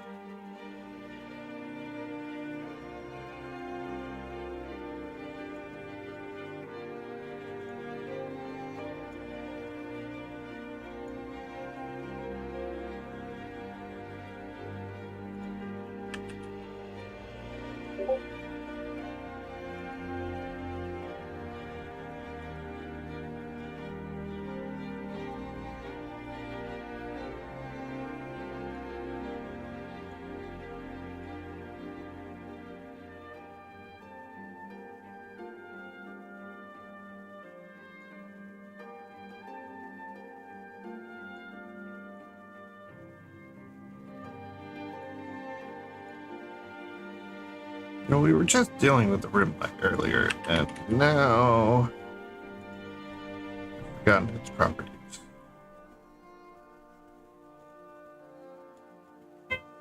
Oh, I see it now. Right, hold on.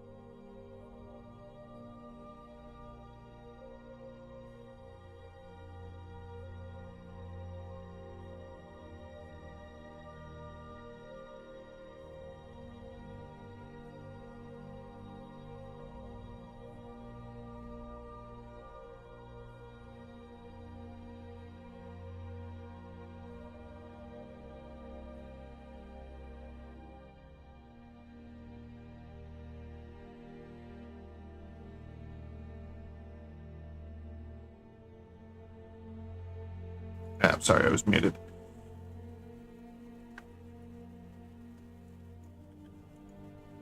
But I need to go for about 15-20 minutes. So let me find something to play. I'm gonna look for some 3D print, like, finishing stuff.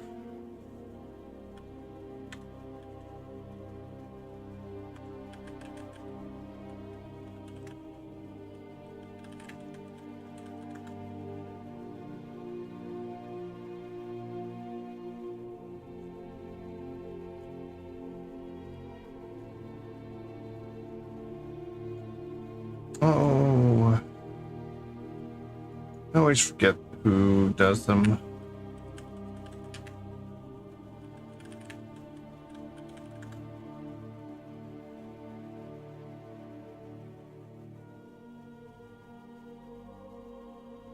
A lot of them are pretty long.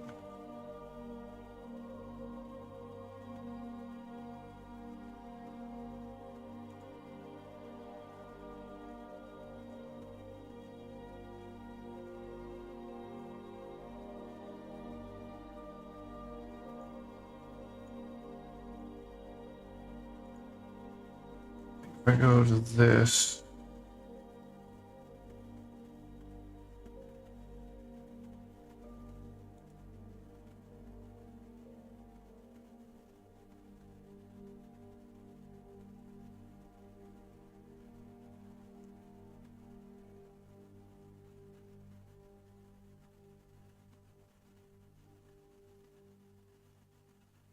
all right.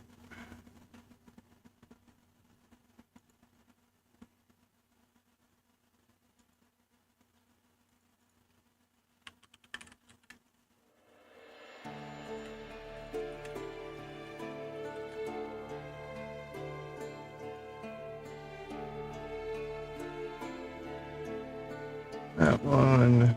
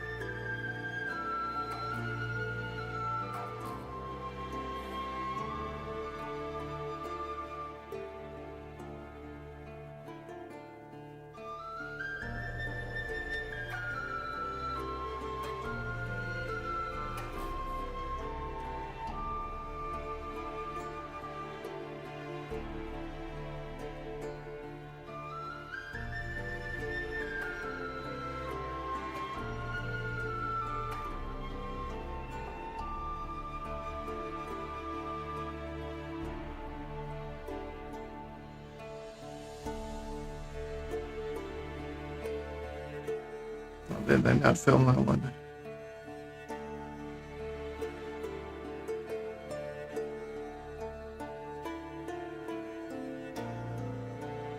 Alright, well, these two should be enough for now.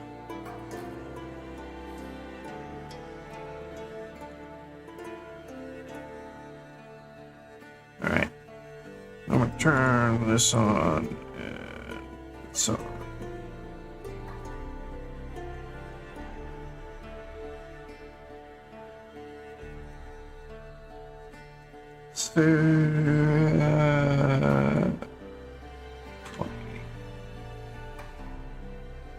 Alright, I'm gonna have it on.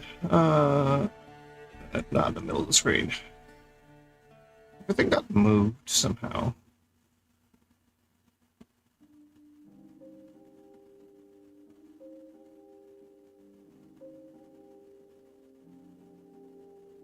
And then I will set this to play.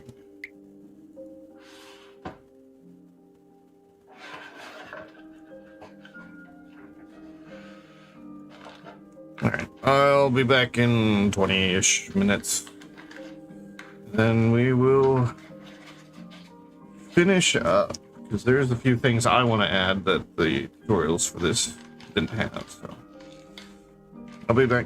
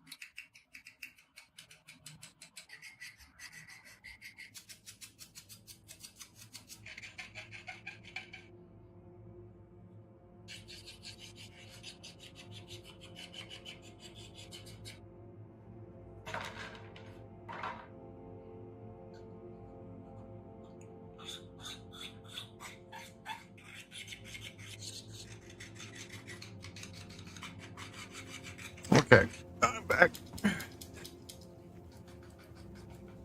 Did we finish the first video? Yes. Okay. Oh, I timed that perfectly.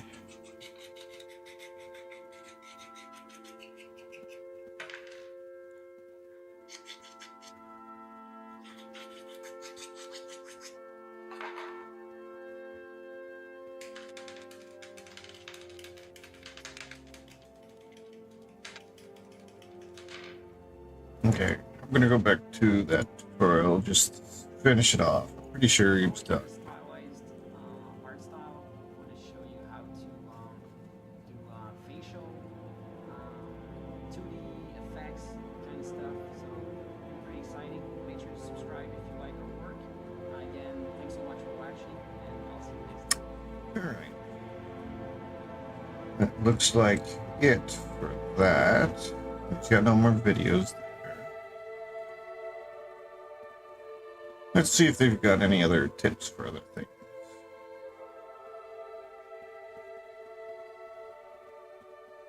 Yeah, because he came out with the 2.0 shader after that. So really, we built an older version of a shader.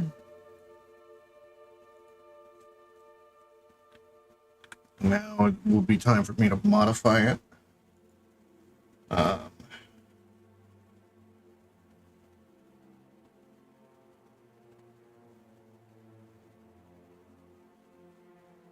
I could go into Be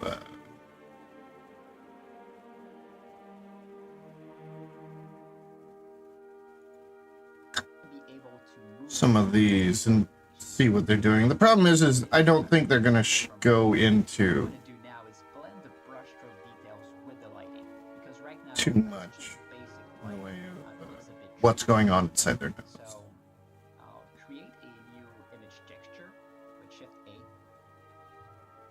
and I'm going And it to looks like they made black and white, like a bunch of section nodes. key lights. Like they like took each one of these If I check this mask directly, and then made each one of these its own node. now I've been multiplied, but I still need to crunch the values to get a nice result. To do so, I'll create a new layer adjustment and drag it right after the key light. If I press H, and I can bring up the mask softness way down and adjust the mask range to crunch the alpha values. And there you go. Got a very good looking light. It's important to note that for this painterly style to work correctly, it's best if you have some visible brushstrokes in the texture so that the grayscale will pick them up when you crunch the levels. For the grayscales, don't just lower the saturation, because if any areas on your textures were a darker color to begin with, they won't pick up any light. So you need to make sure to balance the values so that everything is brought back towards middle 50% gray. Now, this is just one example of a stylized material. Of course, you could totally do it the old way and create a node setup from scratch without using the language shader at all. But where the add-on really shines is with the amount of control you get with layers, how few nodes you actually need to use, and the speed you gain. Interesting. Again, I don't think those are nodes I could break open and look at. Move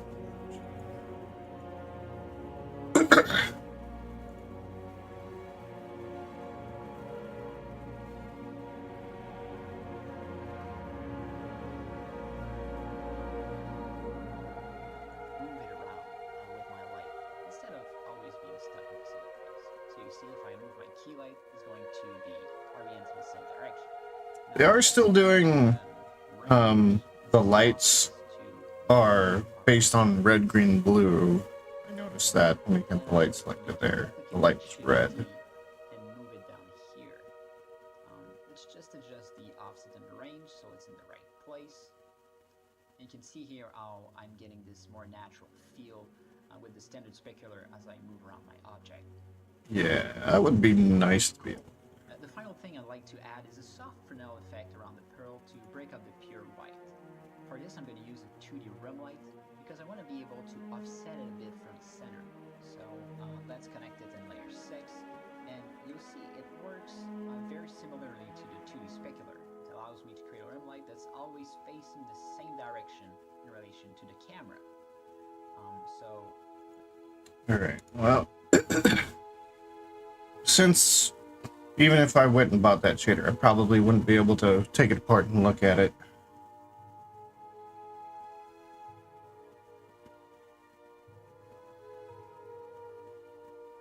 So, I'm gonna have to just work with what I got.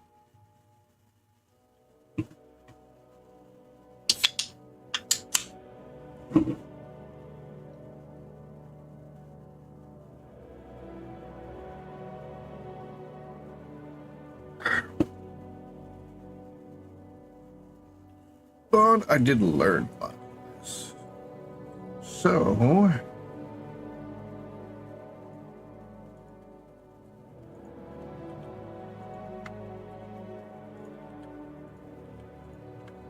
there's a couple things I want to do. This rim light, we're going to adjust it.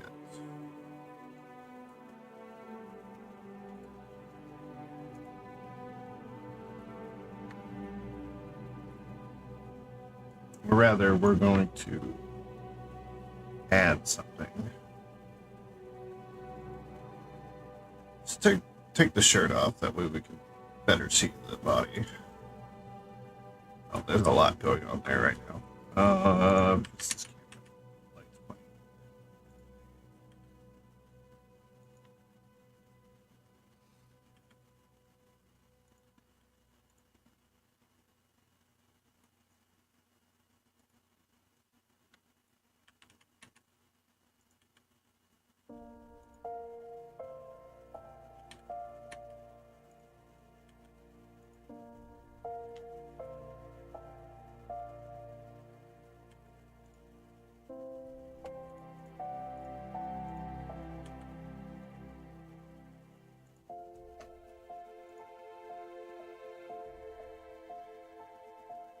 That's probably easier to deal with.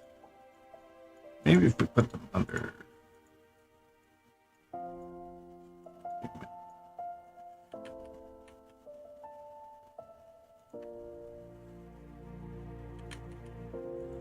So the top one is primary light. Second one is backlight. Bottom is still light.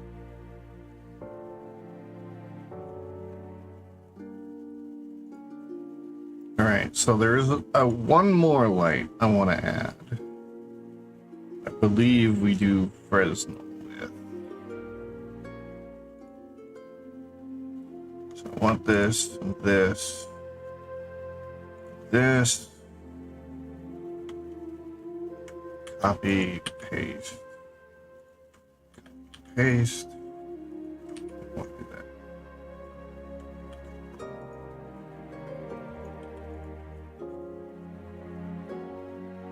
Okay, so Fresnel light.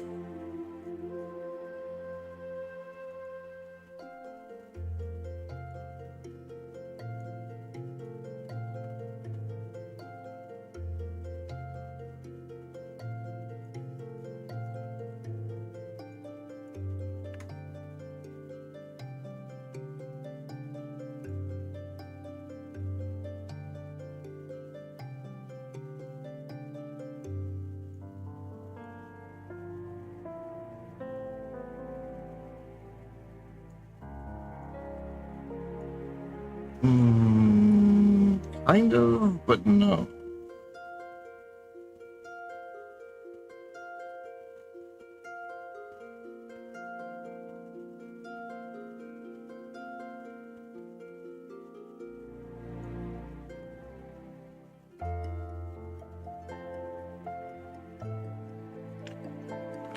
I'm not thinking of Fresnel.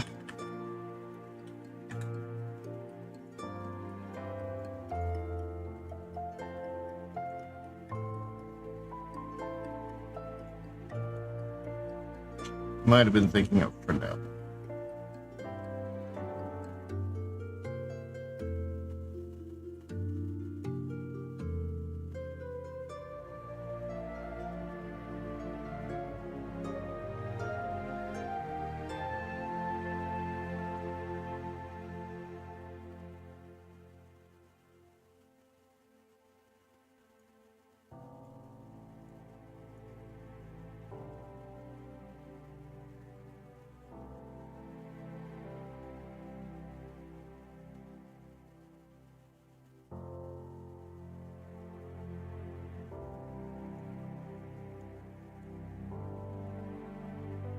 I'm not sure I know the difference.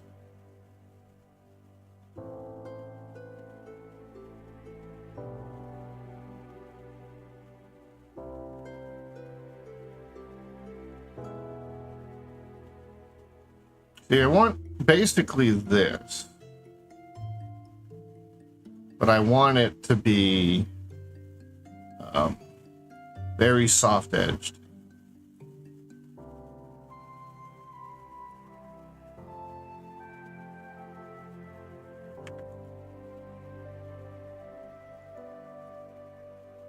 And this isn't soft enough. I don't know why this gradient isn't taken care of. I need a like.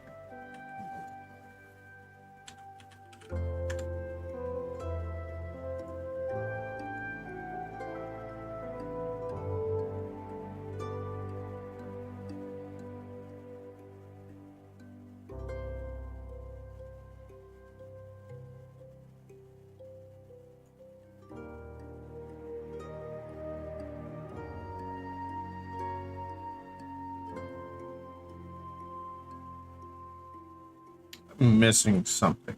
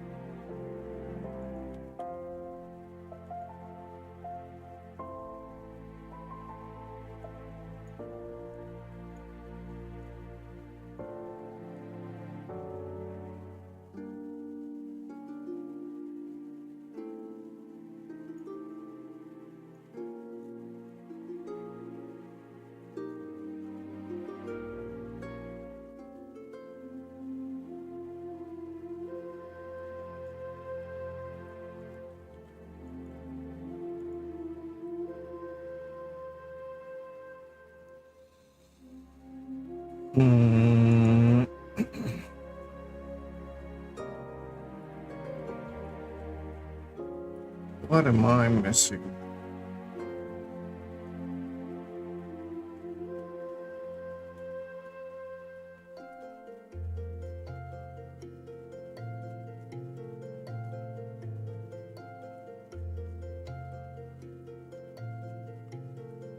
The only two shaders we used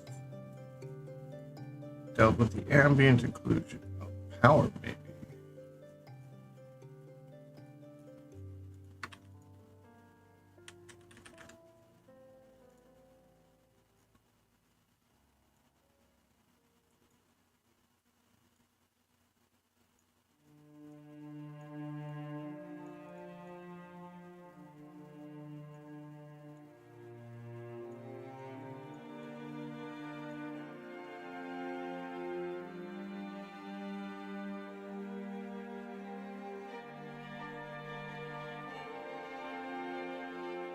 No.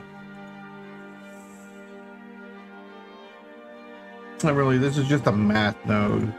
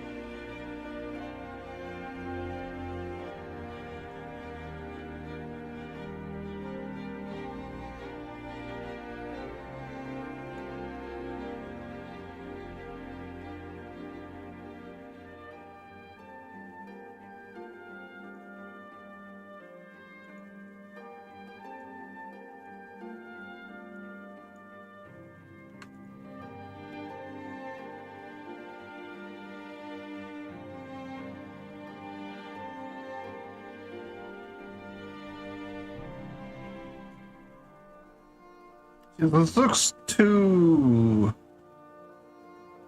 shiny, I guess.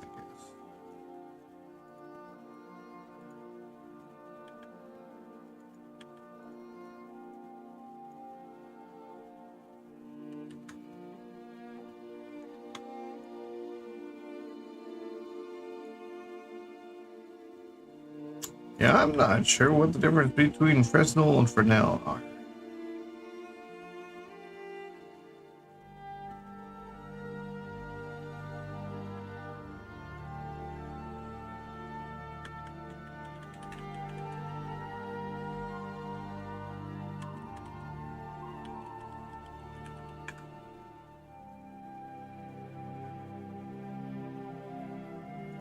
In this video, I'll show you how to use the Fresnel node in Blender, and I'll show you how to use the Fresnel node to make some really cool effects and materials. And if you'd like to download this demo file with these cool materials using the Fresnel node, then I'll have a free download link in the description. So on my Patreon page, you can just download the attached zip file on the Patreon post, and on my Gumroad store, you can just punch in 0 on the price box and then download for free. Or if you'd like to help support this channel and send me a little tip, then you can throw a few dollars into the price box on Gumroad before purchasing. That's a great way to help support this channel. Now the Fresnel node will work the same in both the cycles and the render modes, and what we're using even in this tutorial will work exactly the same in cycles. So I have the Fresnel Yeah.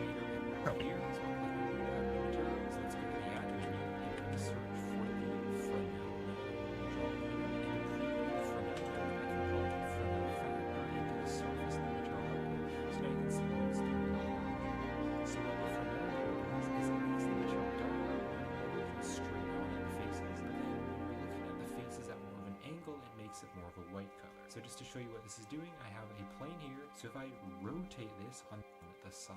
So let's now use this Fresnel node to make a really cool stylized kind of metallic car painty kind of material. So I'll just click on new to add a new material. So on the base color here, I'm going to make this kind of like a lightish bluish color. And then I'll turn this metallic value to 1 so it looks like metal. And then I'll turn this roughness down to like a 0.42 so it's a little bit more reflective. And then to make it look a bit more like car paint, I can open up this code here and I can turn up the code weight. So this is going to here, I'm going to make this kind of like a lightish bluish color. And then I'll turn this metallic value to 1 so it looks like that. And then I'll turn this roughness down to like a 0.42 so it's a little bit more reflective. And then to make it look a bit more like car paint, I can open up this code here and I can turn up the code weight. So this is going to add a clear coat. So it's basically going to add another layer on top, which is going to be more shiny. And then I can change the clear coat roughness if I want to. And I'll turn this roughness value to like a 0.1. So we have a pretty cool material. Now real quick, if you do want to get that bloom effect in the viewport, what you need to do is click over here to the compositing workspace. Oh, so this was made after that. And then what you need to do is go to the app menu, and you need to search for the glare node, and then on the glare node settings, you need to change the type to bloom, and then make sure you control shift and select the glare node to have the viewer node. You need to plug the viewer and the composite both up to the glare. So I can go back over here to the shading. I keep hitting the wrong button. It is set up.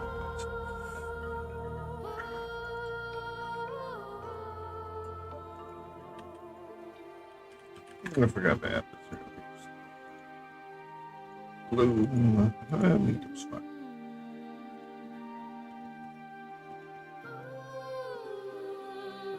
Space, and of course make sure you're in the render viewport mode. And then to preview the bloom here in the viewport, you need to scroll over here and click on the drop down arrow in the render view and make sure the compositor type is turned to always, and that's how you can see the bloom. So now I'm going to duplicate this material, so I'll press Shift D to duplicate this principal shader, let's Control Shift and select to preview it, and I'm going to make this color kind of like a purpley pinkish color instead. So now we can use the Fresnel node to make a really cool effect. So I'll go to the add menu, and I can search for the Fresnel node. Let's drop the Fresnel here, and again I'll plug the factor to the surface just so you can see what it's doing. Now the Fresnel does have an IMR value, and this is just going to make it kind of brighter or darker. So if I turn this up, you can see it's really white, or if I turn it down, it's going to be very sharp, and you can only see the Fresnel on the edges. So I'll just leave it at the default of 1.5 for now. So what I can do is I can go to the add menu and I can search for a mix shader.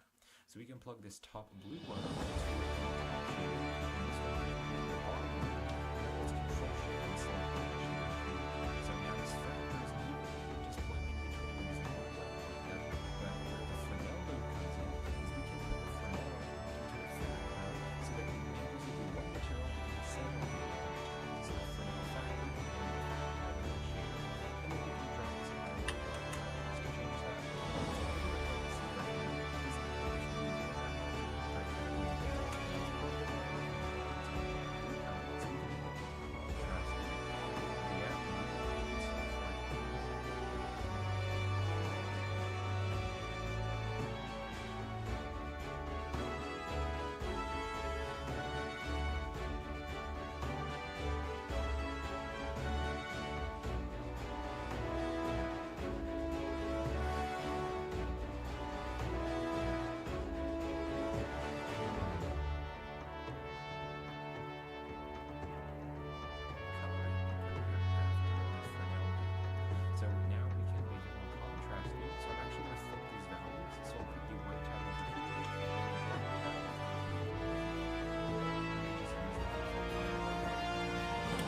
Uh,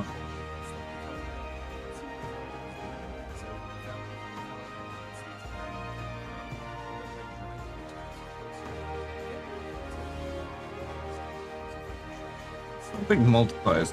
I think I want.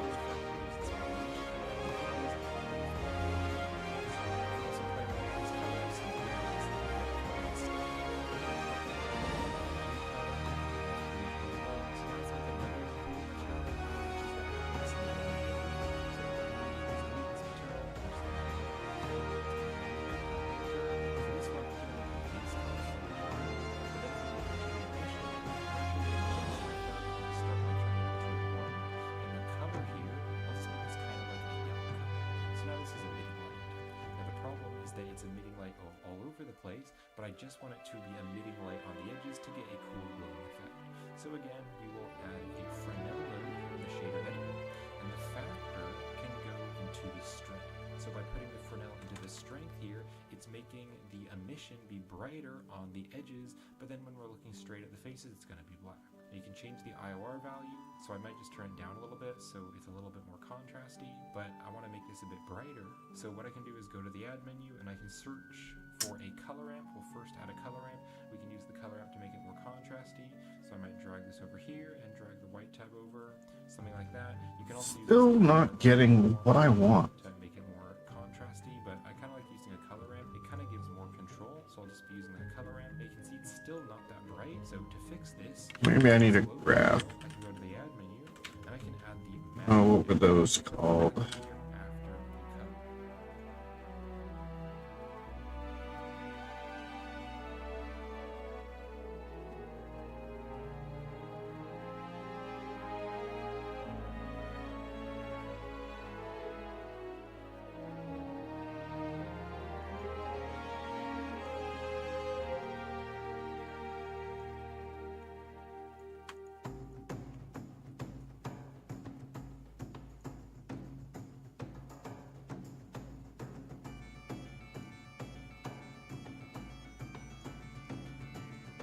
This doesn't seem to be doing what I want.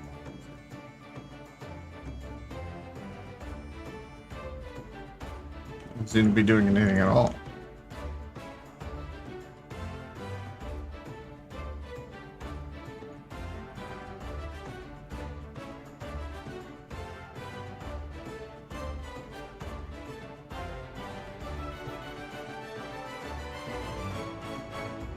Wait, do I need to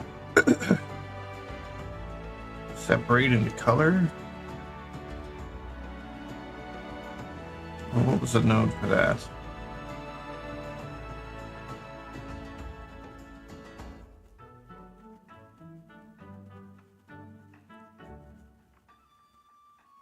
Specific. Oh, I don't think it's shader to RGB. We're not dealing with shader.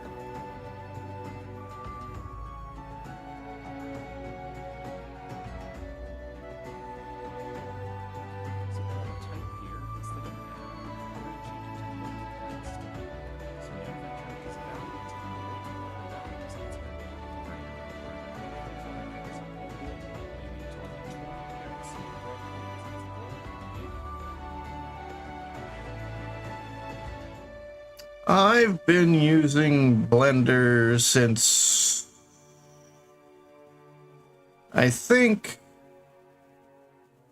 the summer COVID started, basically.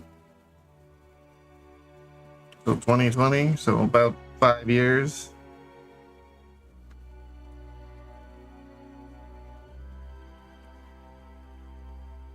Before I started doing Blender work, I was actually a blacksmith doing market stuff, and you know, COVID shut that stuff down.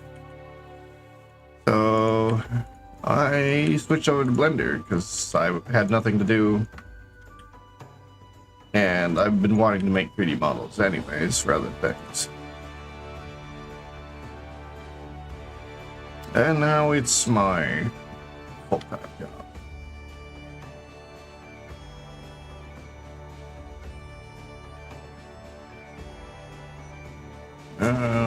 Even then, I'm still like I'm learning this right now, trying to figure out how to make the shaders the way I want.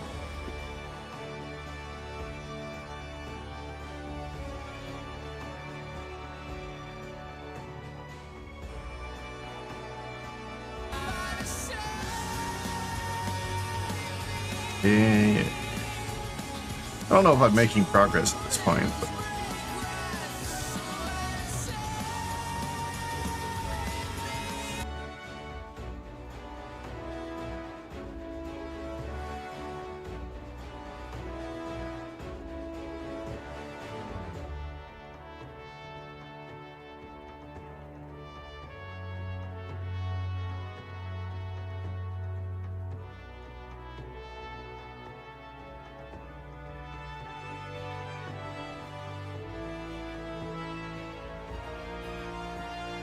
yeah, it is a lot. Yeah, well, so before that, I was kind of machinist, working in a shop, that sort of thing. Like I was operating CNC machines, CNC lasers, doing CAD work, kind of general little engineering stuff. Then that business got shut down. And I was sitting there for a while. One day I was playing Skyrim. I was doing nothing but crafting stuff, going out, hunting, gathering resources, coming back, crafting stuff at the blacksmith. And then I realized, hey, my grandfather's old anvil is sitting in our shop. And then I did a quick YouTube video, how to make a forge, and 20 minutes later I knew how to make a forge out of a car brake drum. And 3 days later I gathered up the parts and welded it all together. Just started doing that, making knives, other little small blacksmith type items like what would you think? The common like door handles, nails, just the typical like little stuff that you would see in a wood cabin kind of thing. And I took all that stuff to market.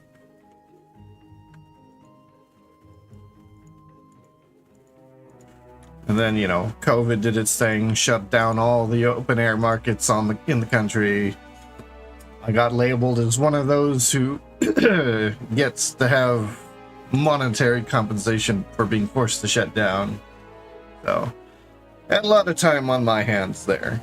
And I figured just sitting around waiting wasn't a very smart idea.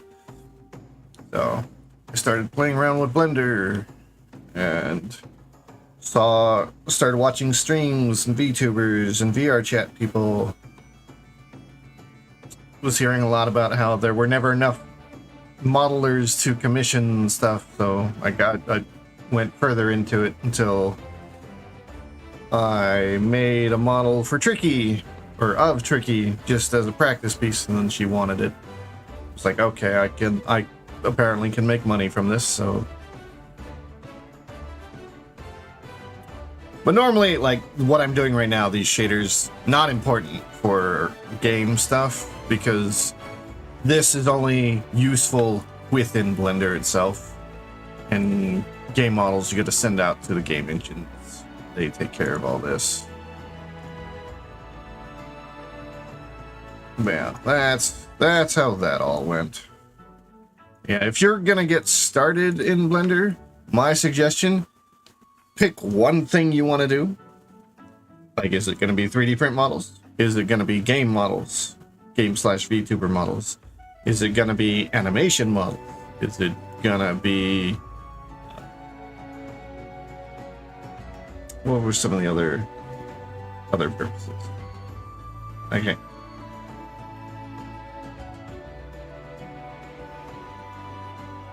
There were a few other things that I'm suddenly getting a blank screen on, but that's pick what you want to do and focus on learning how to do specifically that because Blender can do all of that. And it takes a while to learn any one part. So do a focus. If you want to have something that you can show off fairly quickly, say like on Twitter or something, like if you want to show people what you're doing, I would suggest animation. And you wouldn't be making models. You would go to people, like you would go to Gumroad or people's Patreons, and you can buy models for anywhere between like $30, $40, $50. And then you could start just jump straight to animation without having to learn how to do any sculpting or any messing with vertices. You don't have to worry about any of this stuff. You just jump into the point where you've got a rig and you start moving things around.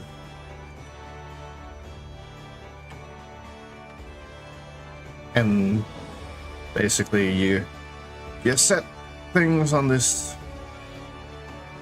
tongue piece here.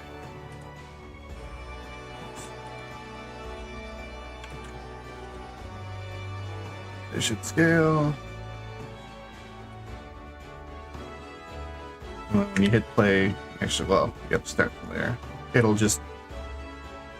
That's a slow animation, but... I wonder why I didn't move the other side. But yeah. That would... Whoa.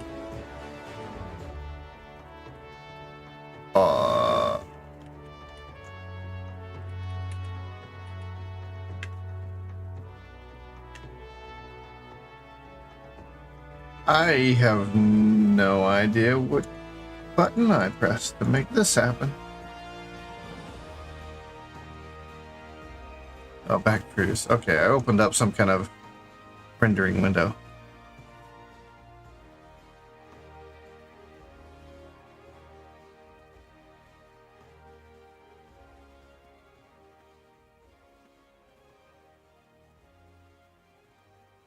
Yeah.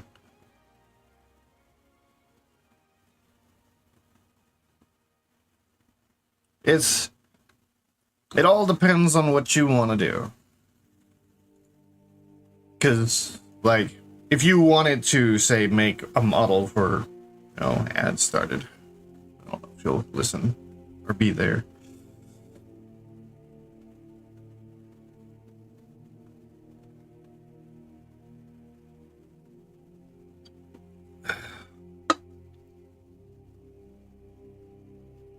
I will wait till the ads are done.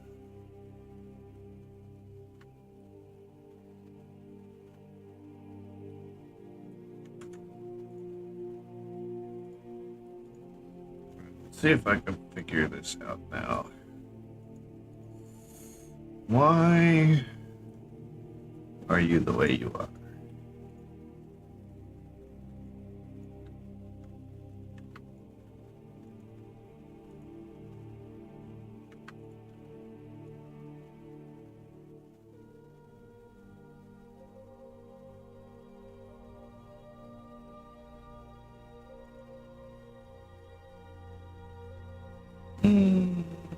Maybe I'm using the wrong thing. Maybe Fresnel isn't.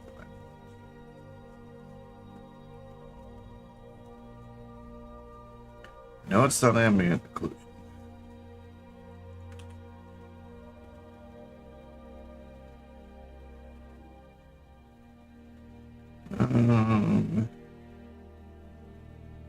Diffuse submission, last lap here. I know. Thermite principle. These are all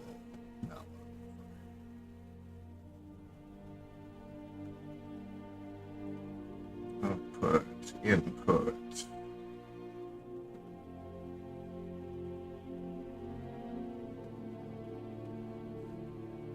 All right, ads are over. So,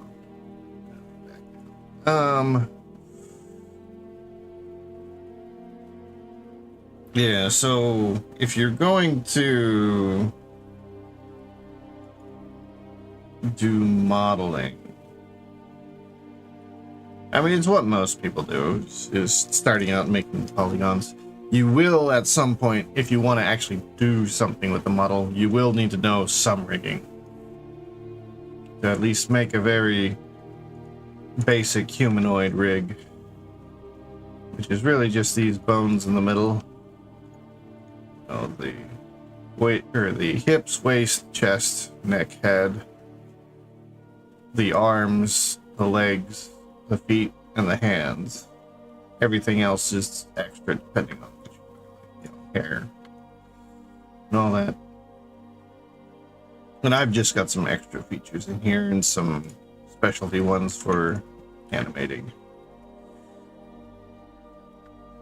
But you'll need that so that you can export it over to Unity or Unreal so that you can do game stuff with it.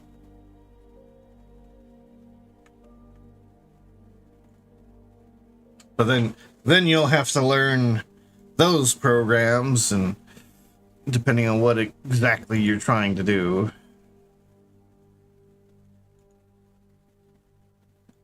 Either way, there is a lot to learn, and it does take a while.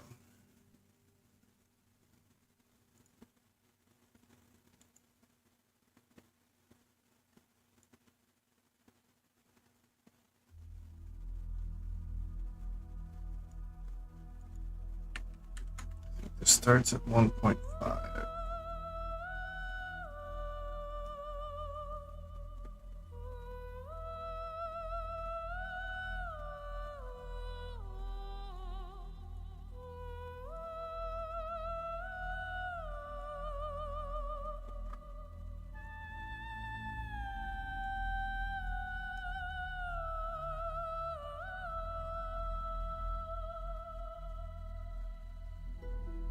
Yeah, the fall off is too far. It's like I need to shift the fall off.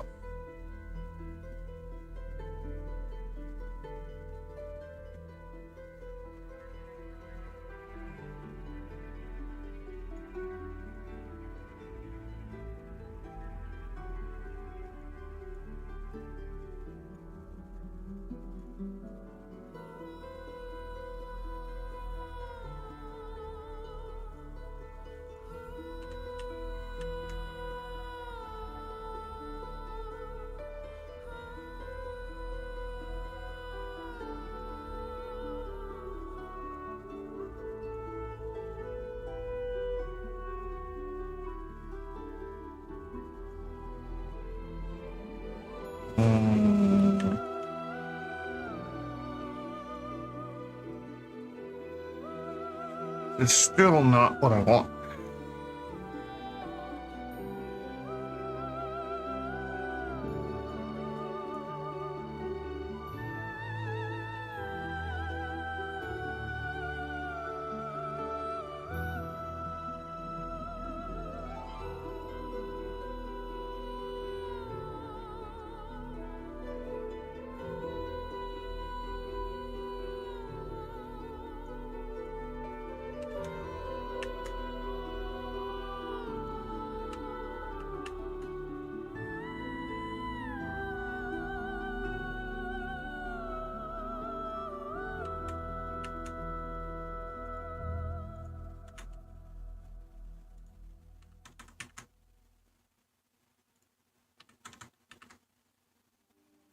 Doesn't take much for that to just disappear.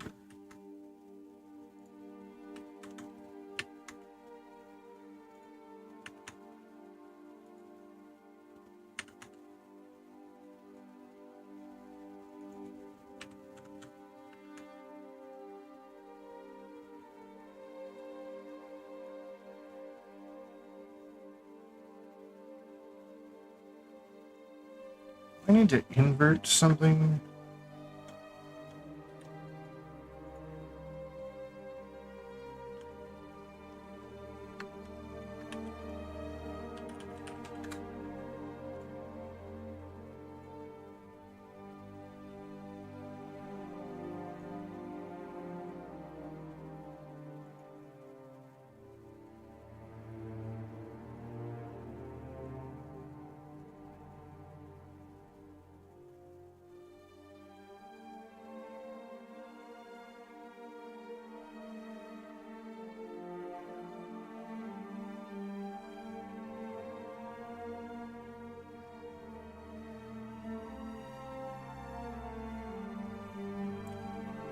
Hello.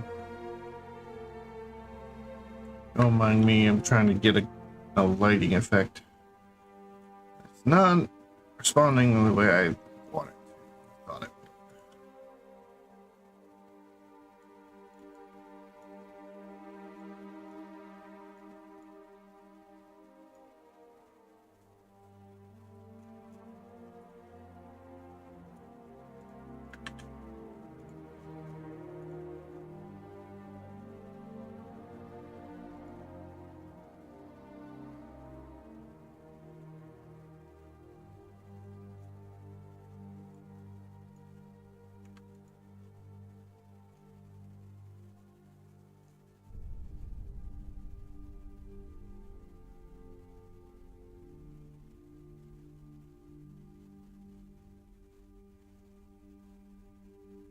Eh.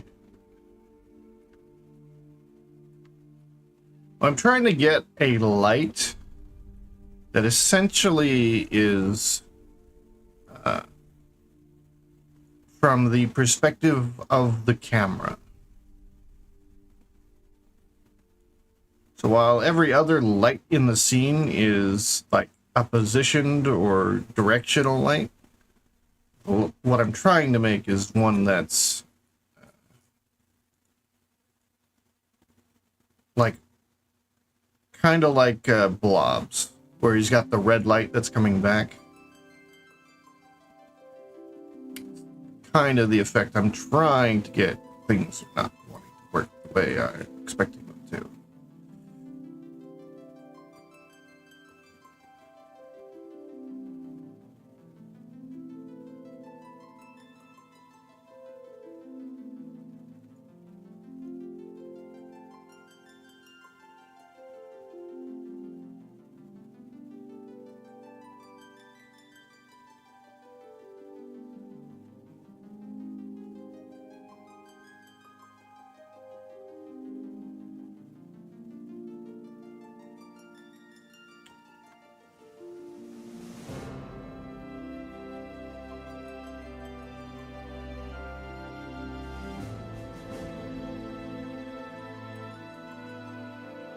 And I thought I knew how to do it, but apparently I was wrong.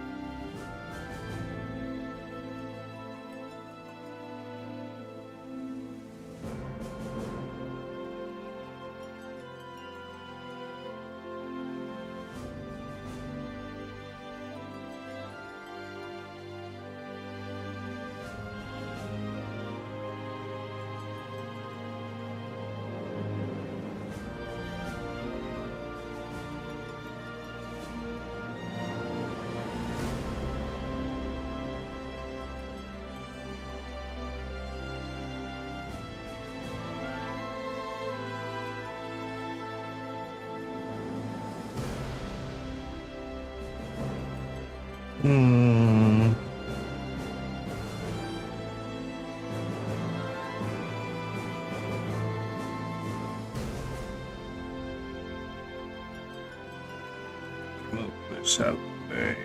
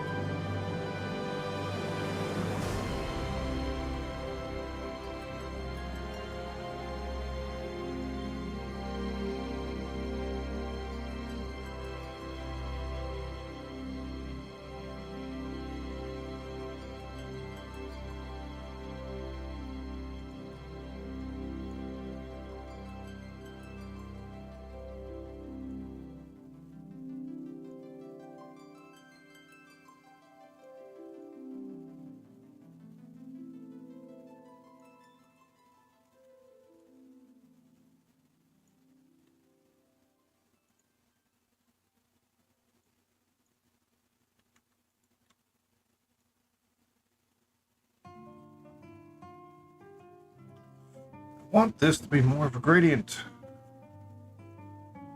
I don't think Fresnel just doesn't want that way. Oh, I forget.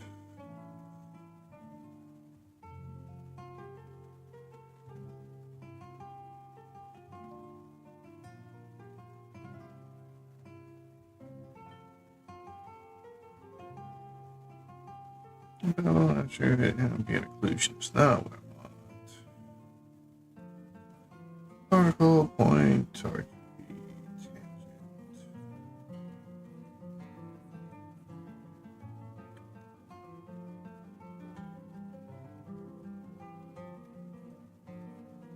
You know, maybe what I want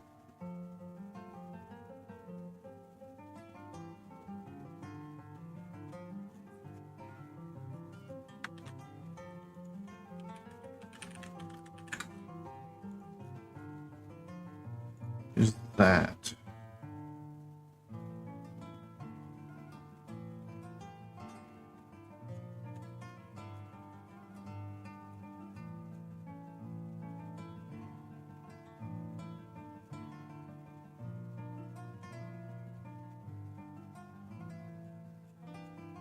As map cap.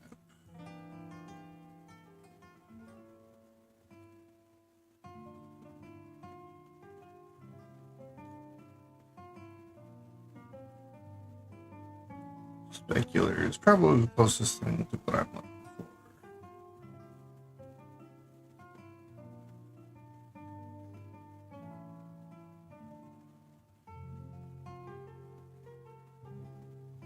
Oh, and I do need to figure out how to add in like the skin. Maybe that is a map cap.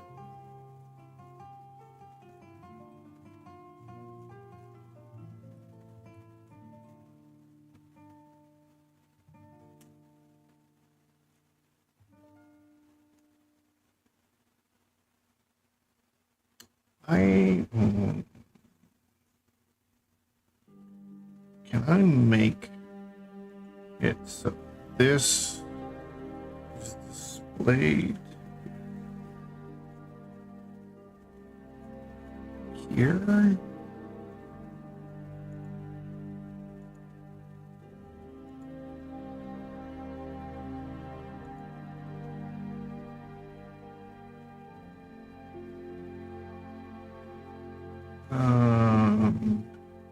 don't think so.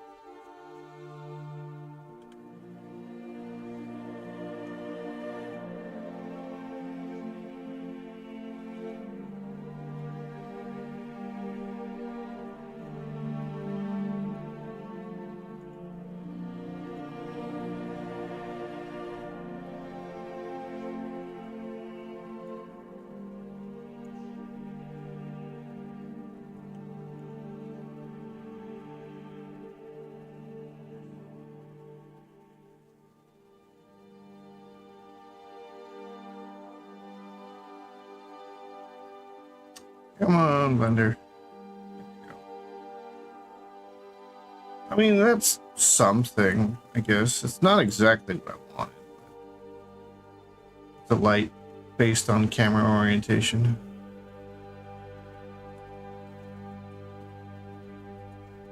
I wanted it to fade a lot more than it does.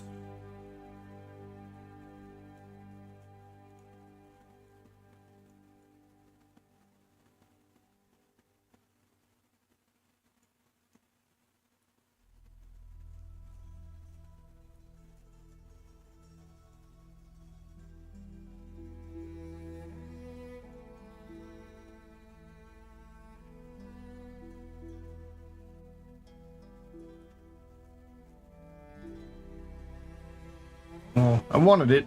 Well, I wanted to have more control. Wait a minute.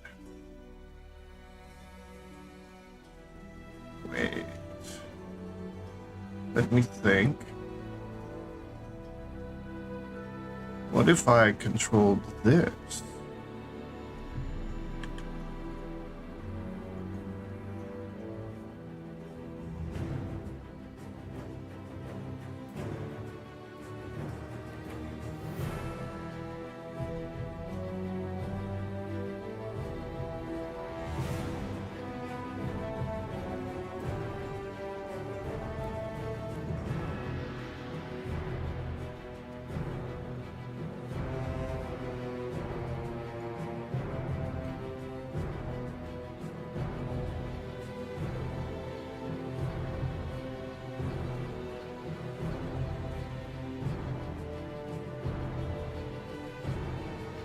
Come on, Bender. You can do it.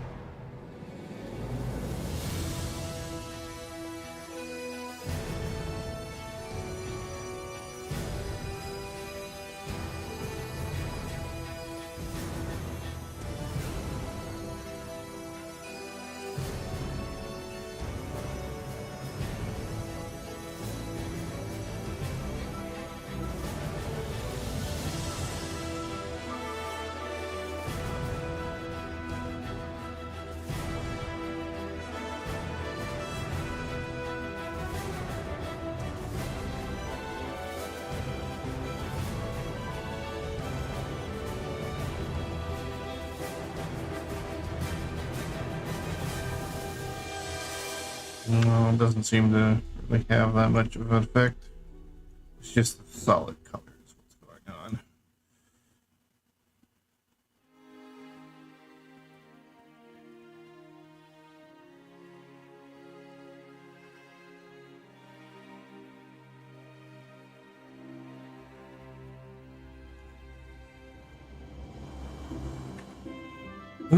Okay.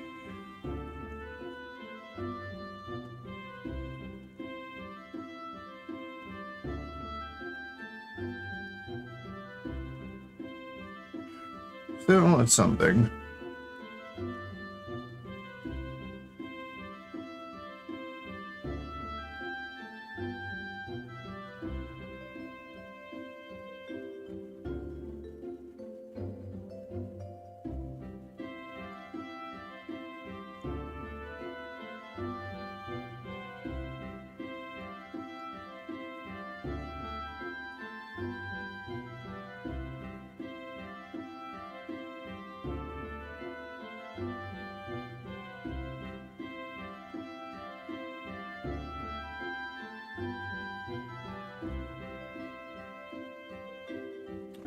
We'll make this group.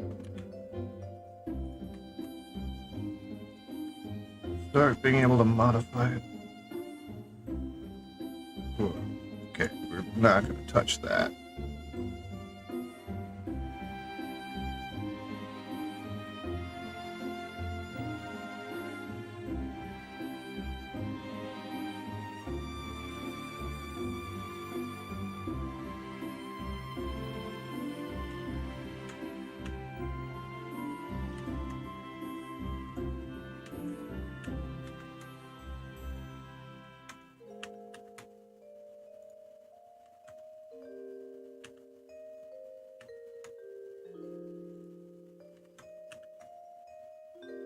These are picky.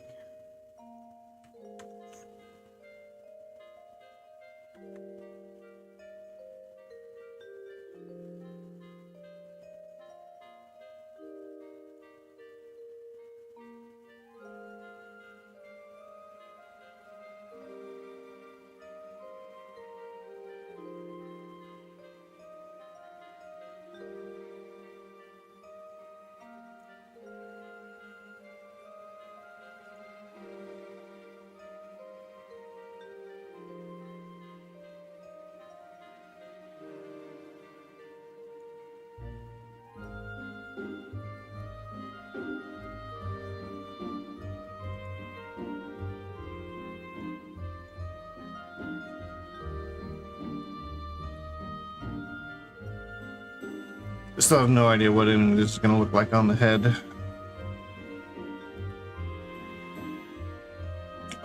That's the first one of those I've seen in a while.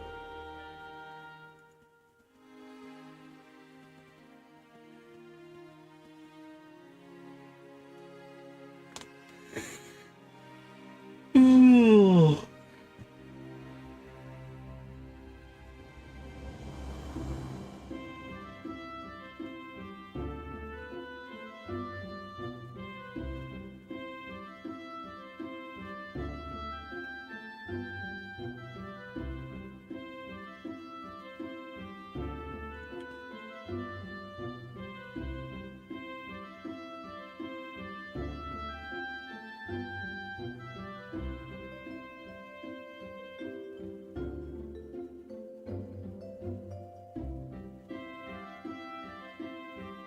Let's...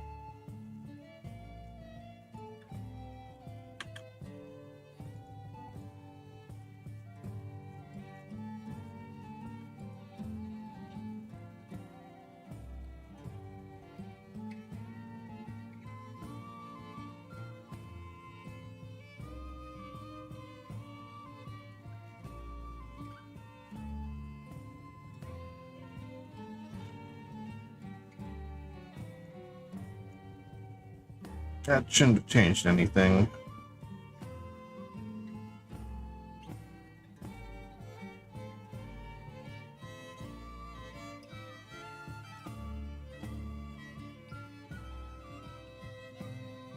It really shouldn't have changed anything.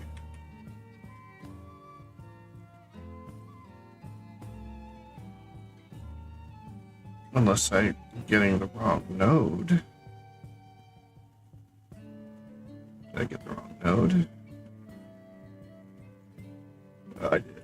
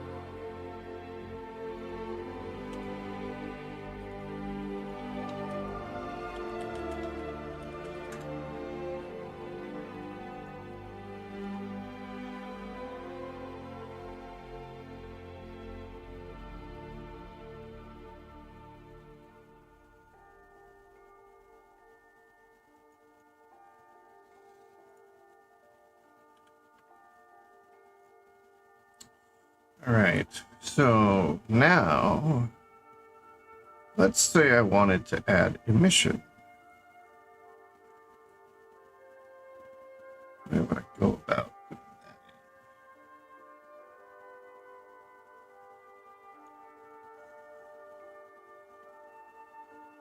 in?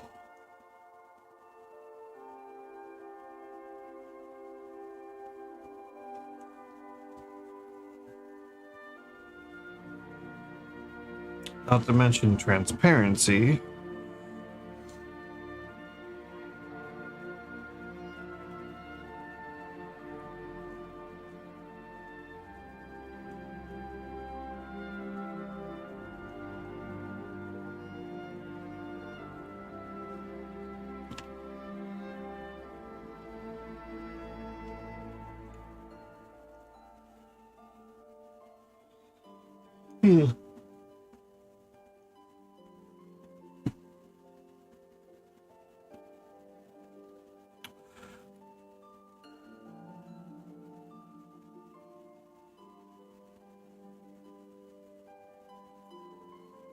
It's not gonna be a composite thing, right?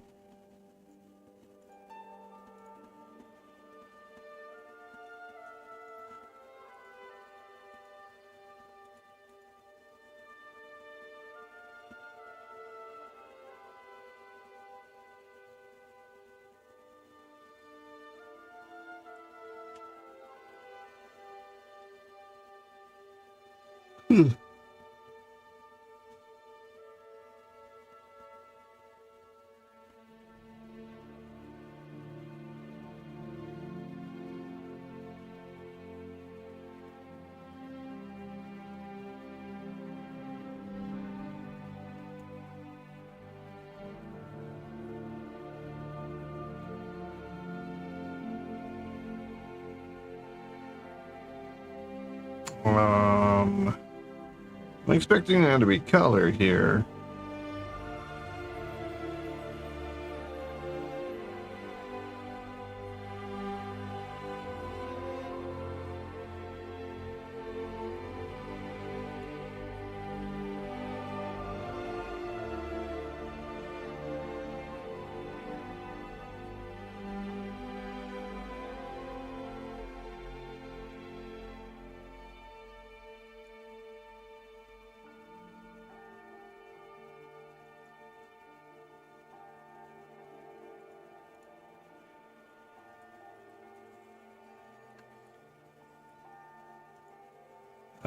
Change it back to Eevee.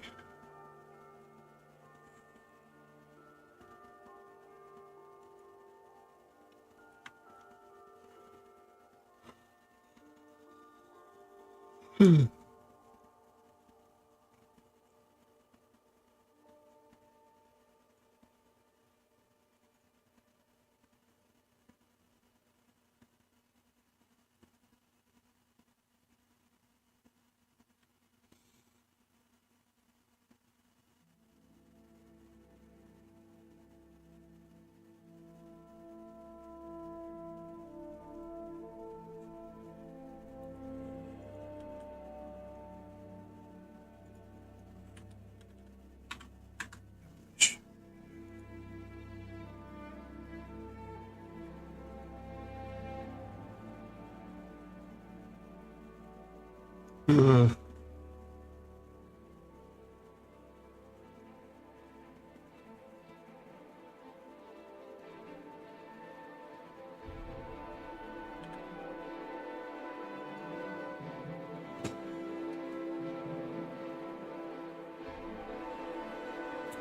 was messing with emission before. Where did that go?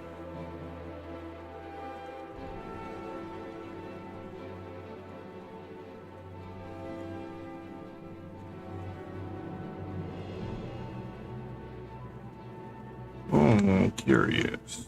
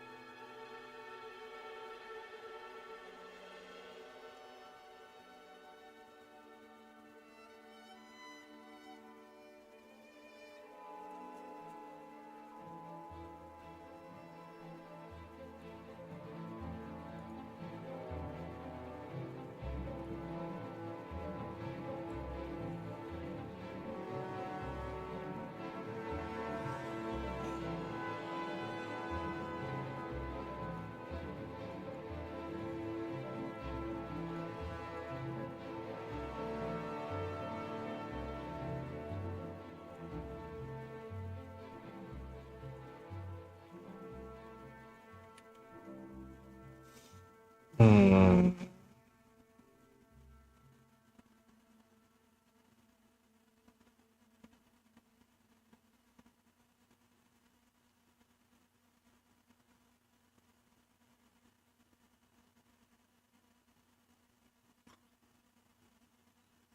How to make use of this?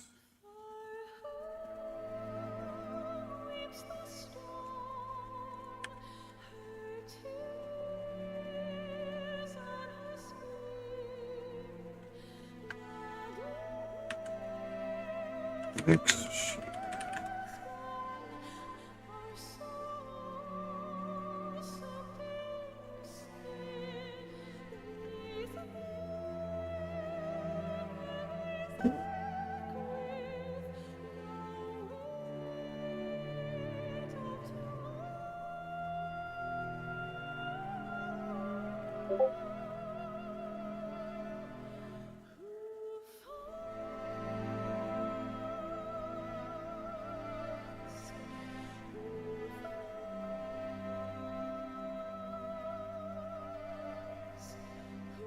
Just heard a bunch of alerts happen all at once.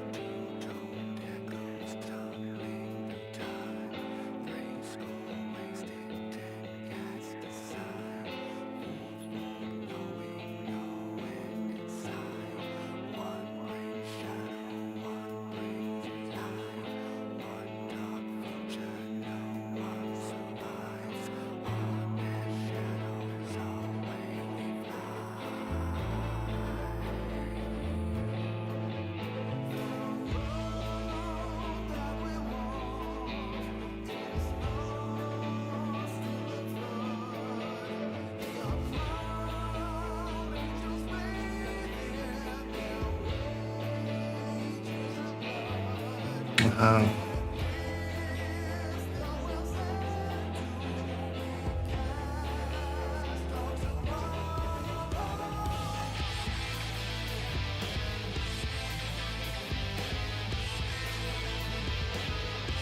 all right. I wasn't paying attention. How did we get so dark? This.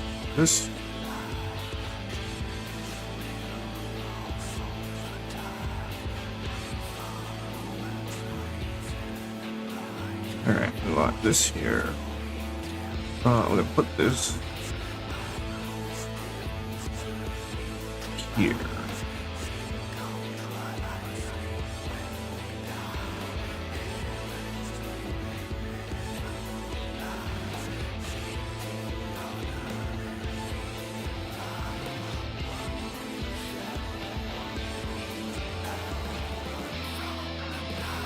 Hmm.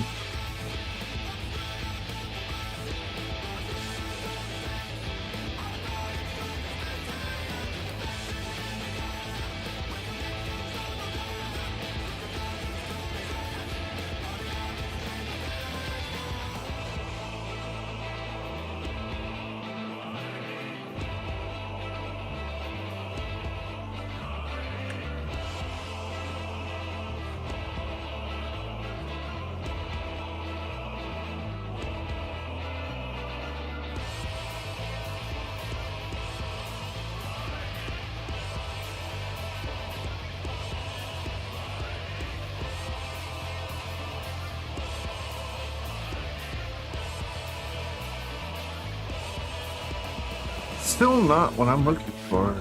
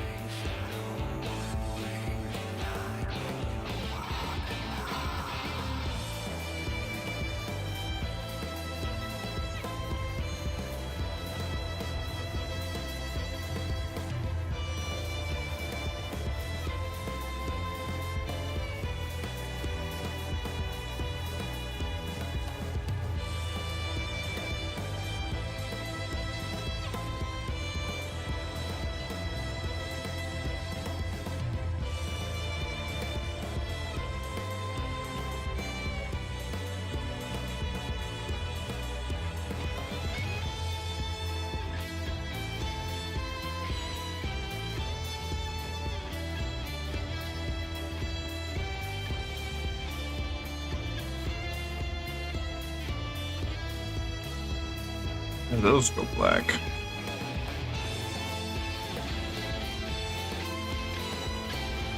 Because they're connected to that.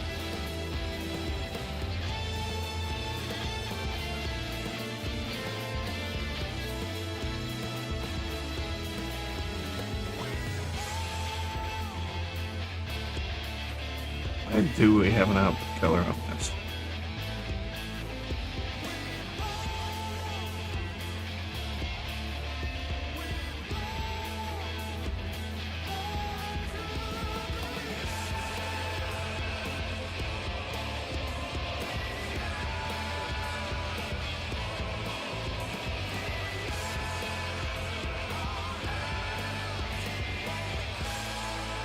What happens if I plug this?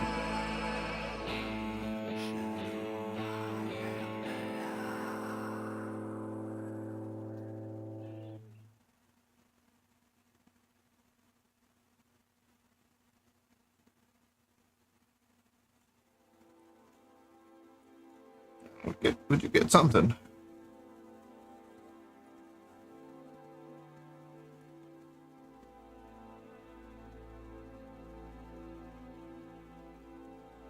And then if we plug this here, shader to be this here, this here.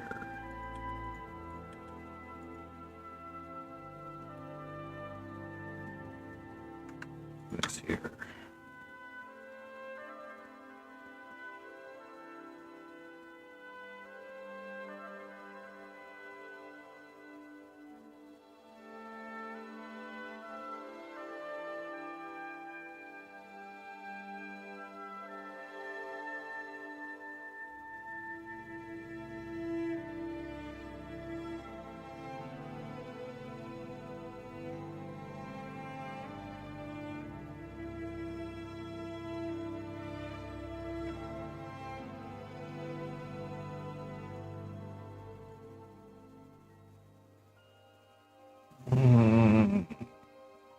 A little bit of color.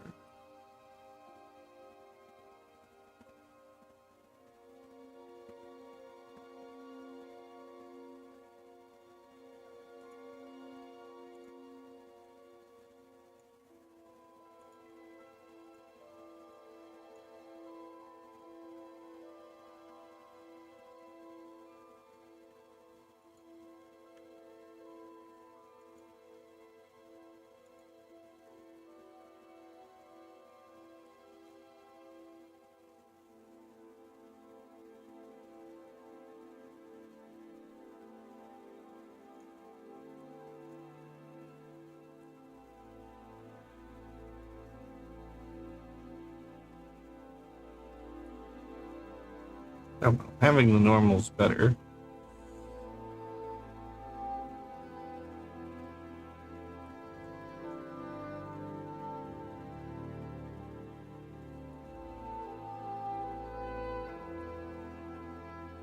I still feel like there's something missing as far as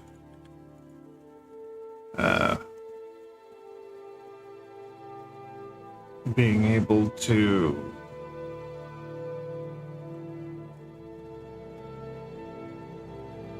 turn on bloom.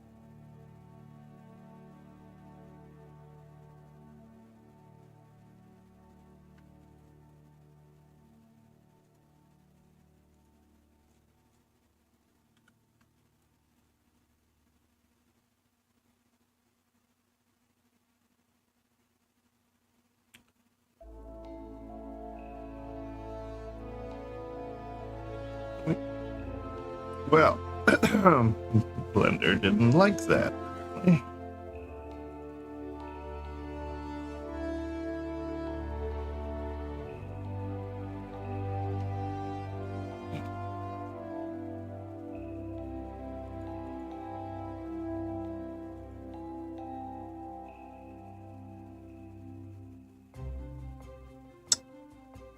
See that?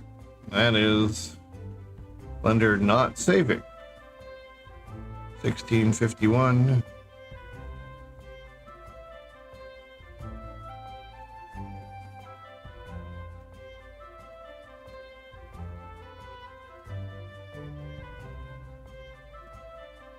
I forget.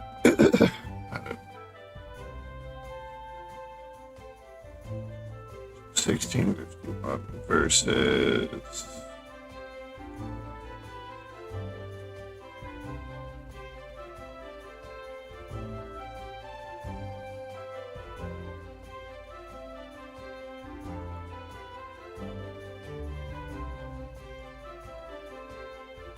What the fuck?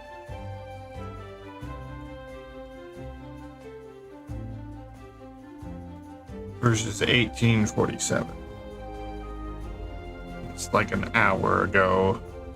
And again, maybe I've not done much in the last hour. Hello. Thanks for lurking. Okay. Where was I an hour ago? Oh, I hadn't finished that yet. Well, damn it. Save more often.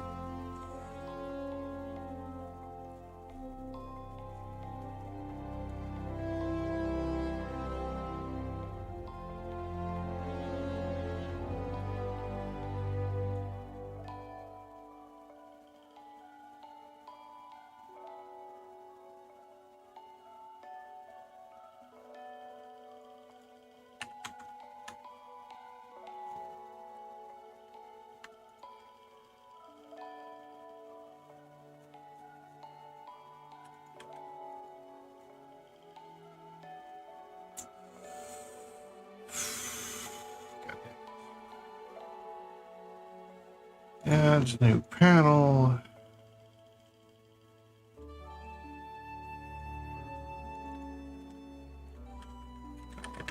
Light.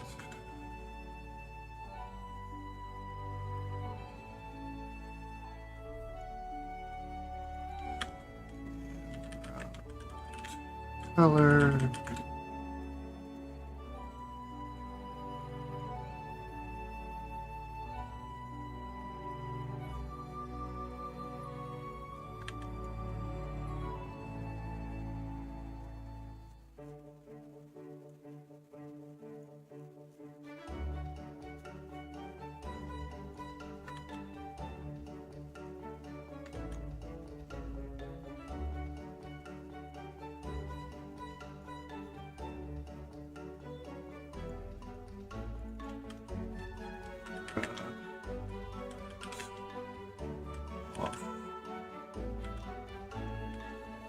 On.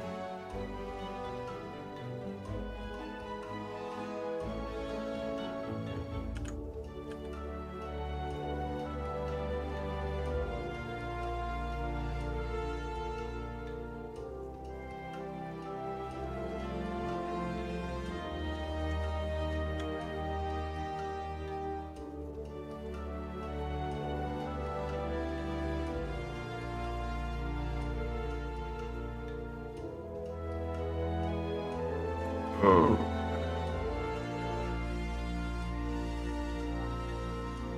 Clearly that's way too powerful.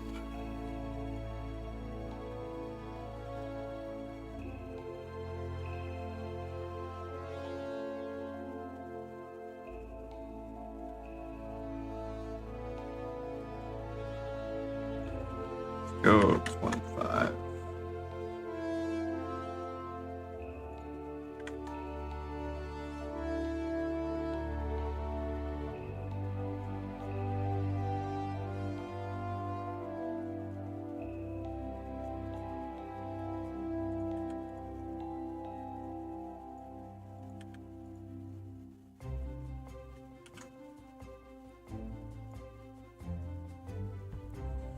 Make group.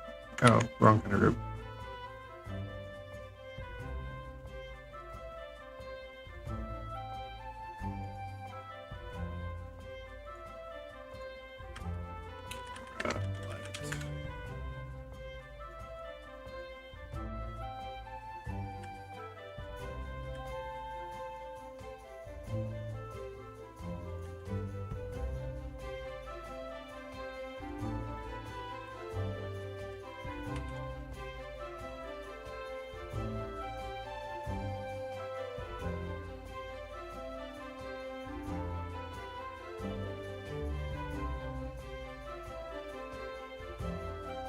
And then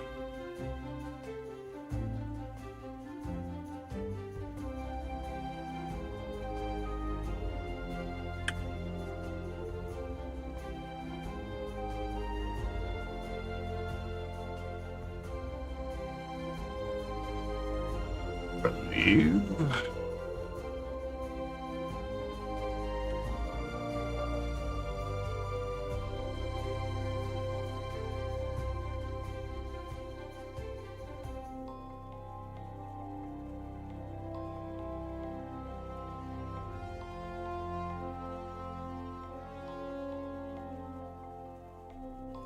On all of this.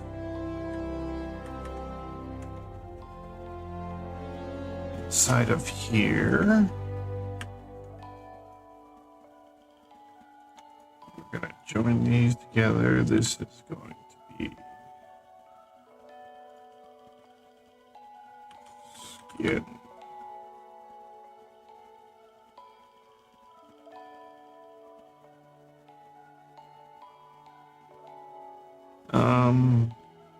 Texture, I guess.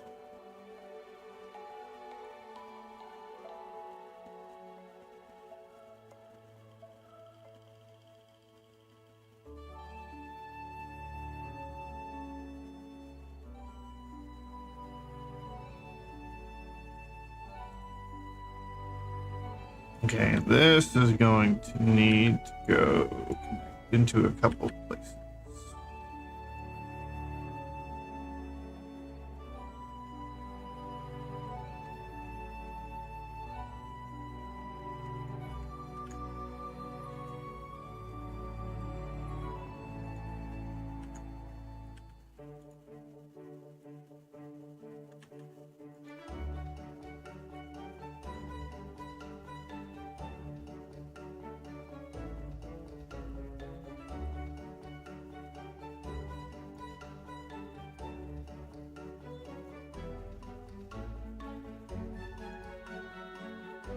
Whoops.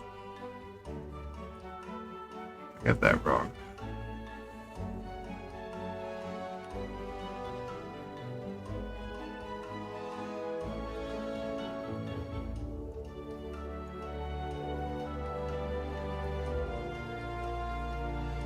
This is color 4.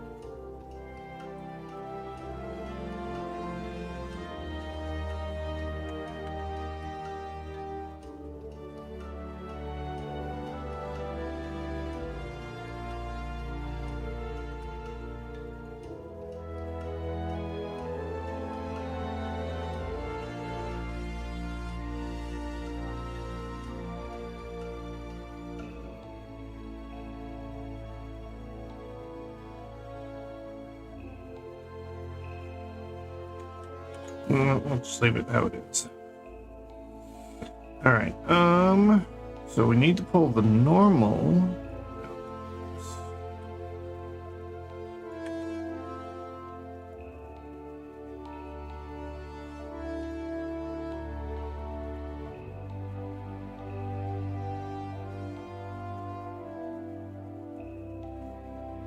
Or we need to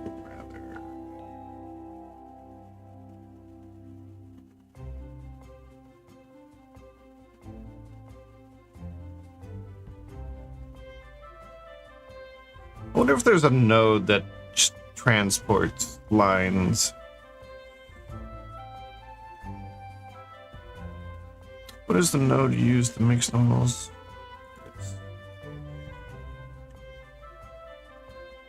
Come.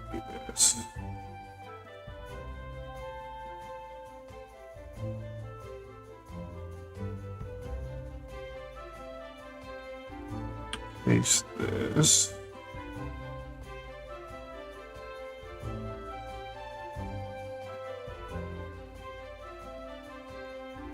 Break that. Copy, paste.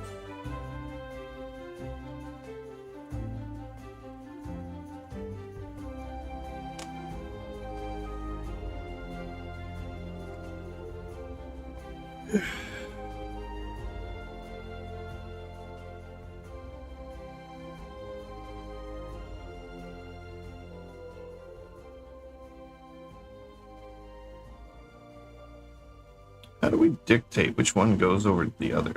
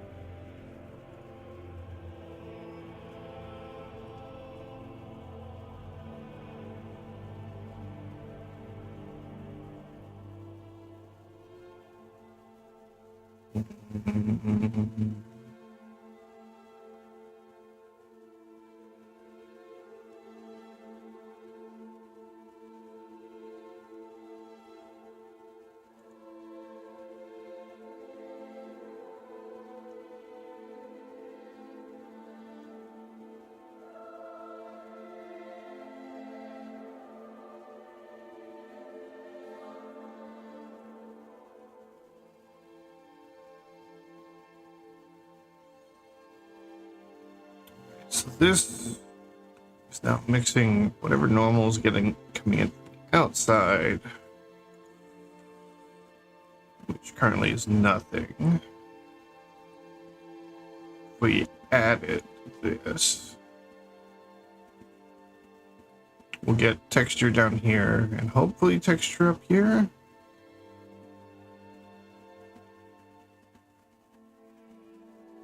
No, the skin texture is still there. And these dimples are there with skin texture. Okay, so it adds decently.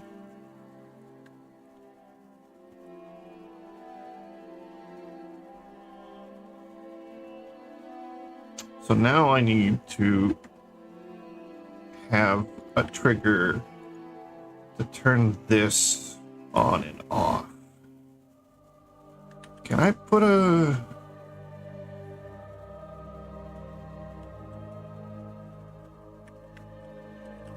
Can you put a mixed color in here?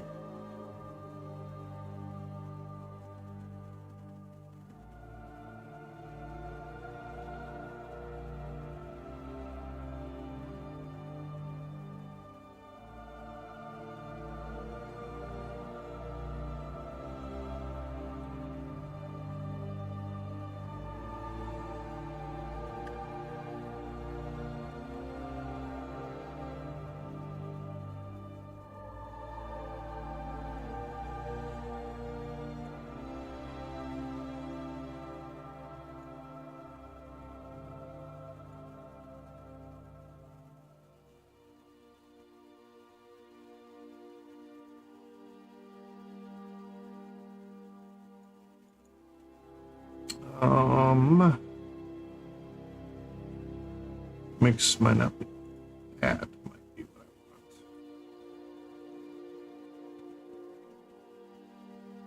I want. Factors control whether it's on or off.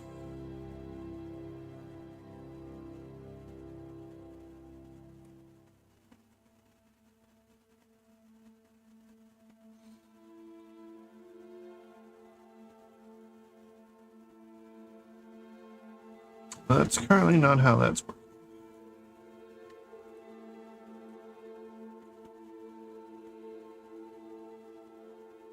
more controlling the rim light.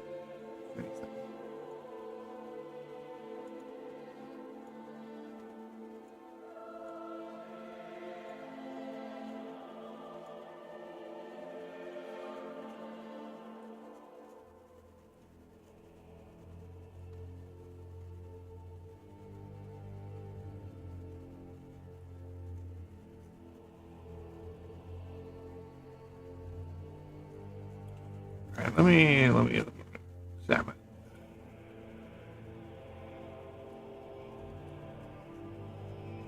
Pale color. Metal on off. Okay, so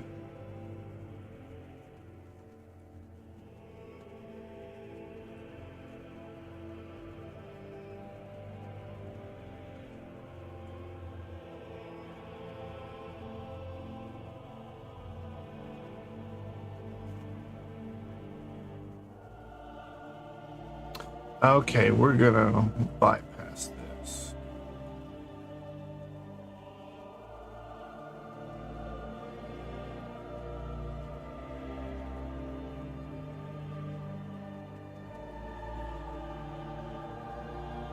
What is this though?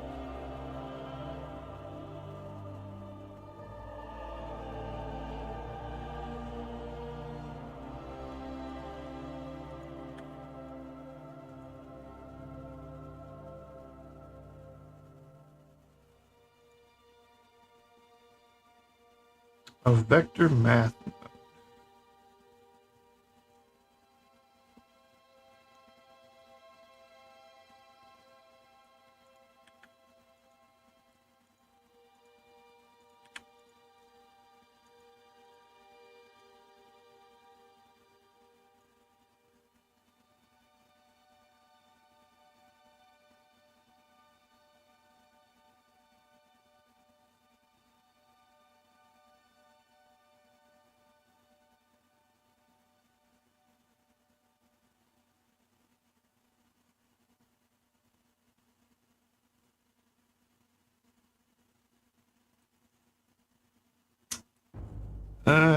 Didn't seem to do what I was expecting.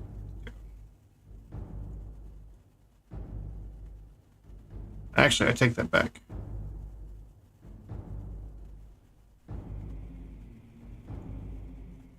It's doing something.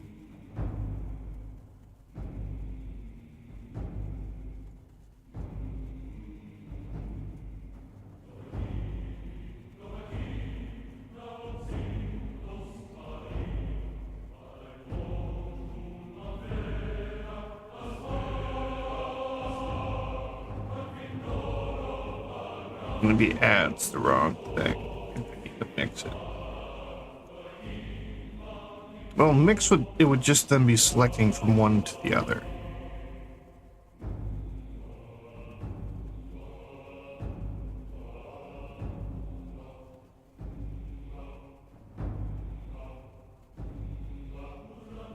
I feel like add is the right option. Yeah, we just switch from the outside normal to the inside normal.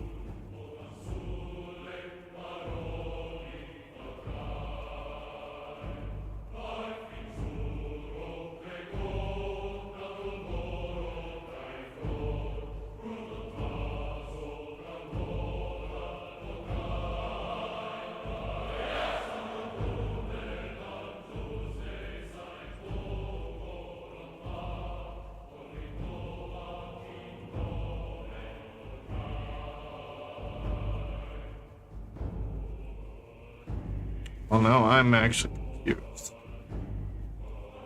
How is that texture there?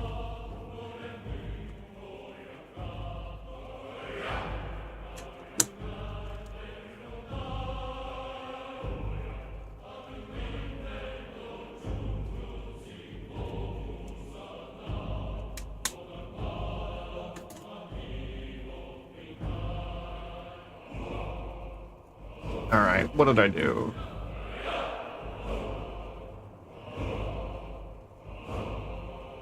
Oh, right here. I'd have to cut that off too.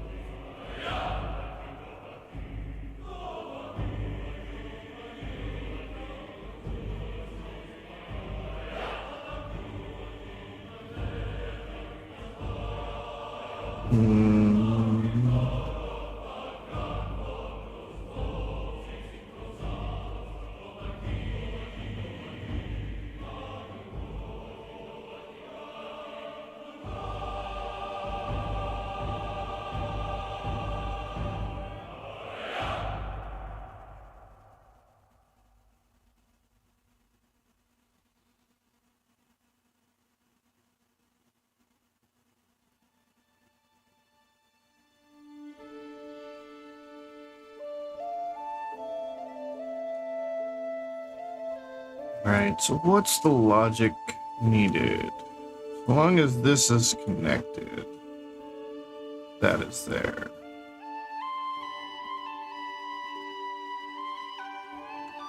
If I want...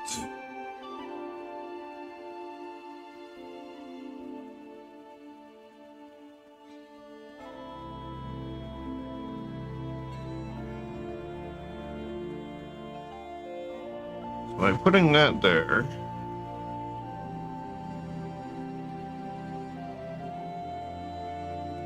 so this then, if I want to do the mix,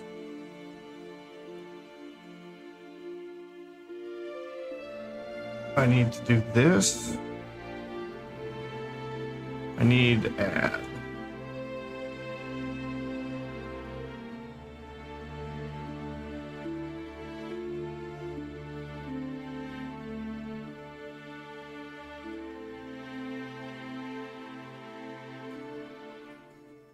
Alright, so this has the skin layer. And when I turn this on, it should have the skin layer plus the normal map that I have. You know, once it does its calculations.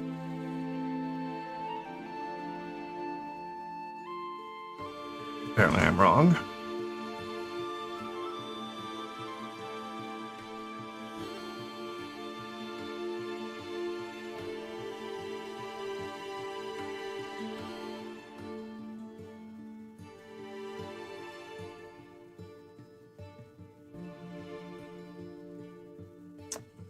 Maybe it actually has to be this.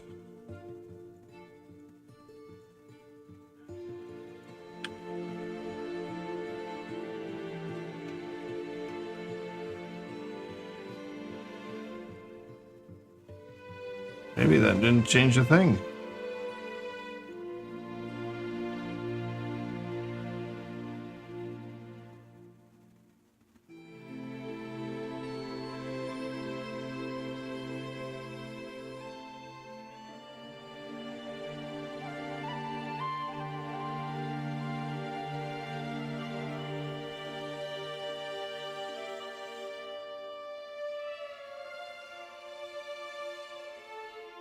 I'm so confused. Okay, so then how? Oh, I'm dumb. Dumb I am. Forgot I disconnected it. Oh, this is not good. Disconnect this.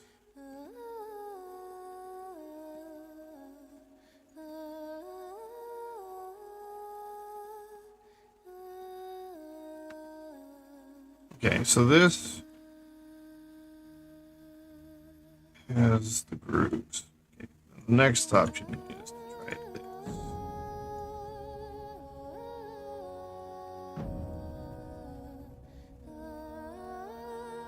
Okay, so currently we have this backwards. If we put this here and this here.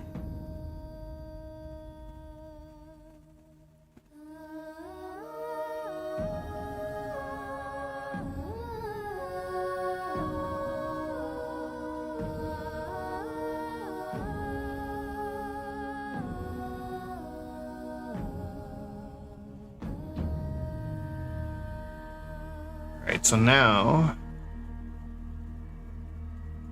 turning this off should turn off the skin texture and leave the normal behind.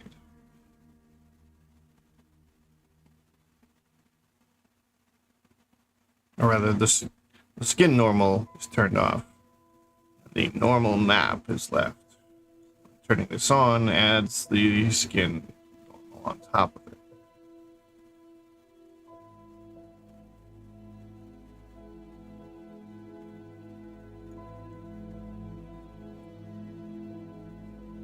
That skin normal is a little... It does things. I probably don't want to do. Okay, so I can use this to turn off the skin normal.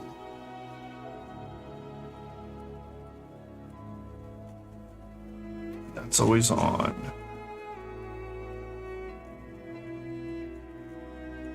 If I unhide this.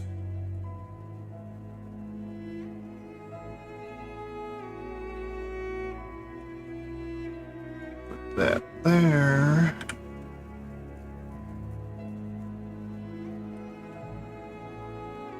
Gonna add a new panel.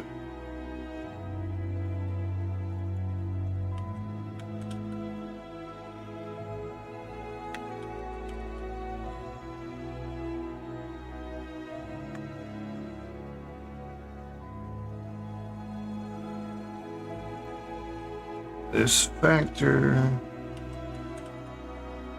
is going to be skin off on.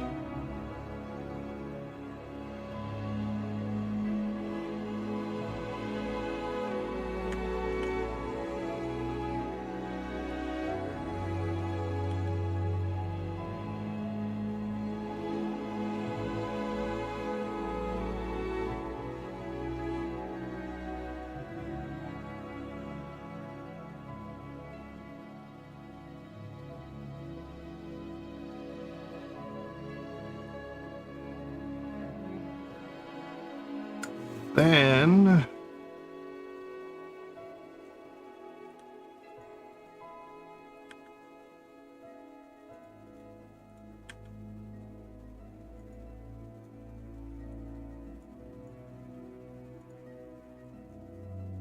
somewhere in here.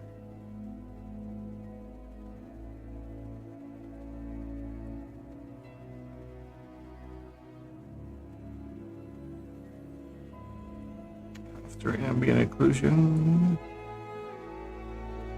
After 2D rim light.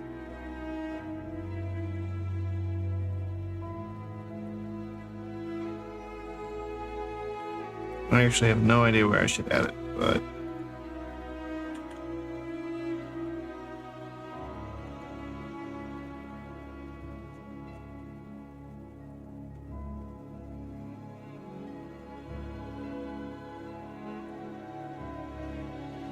come on, Blender.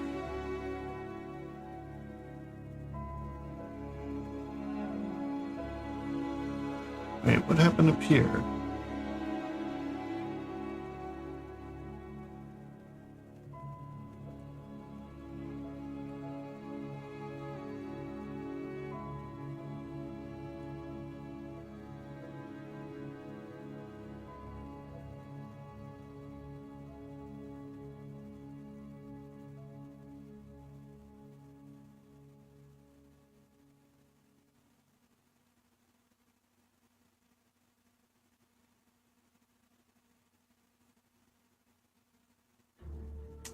I put that in the wrong spot.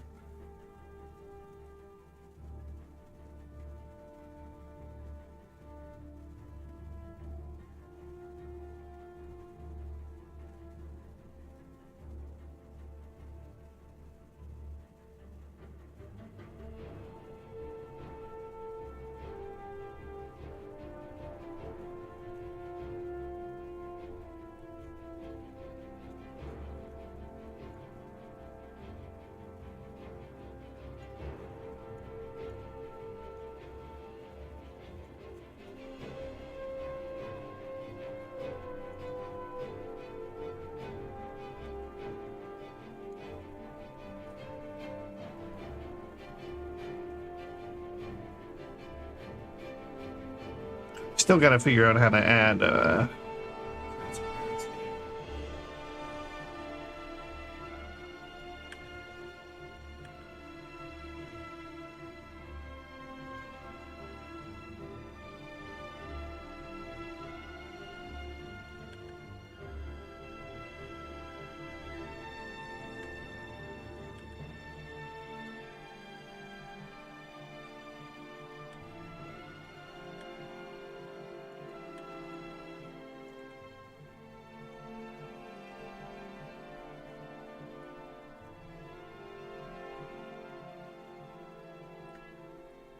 Oh, that's not good.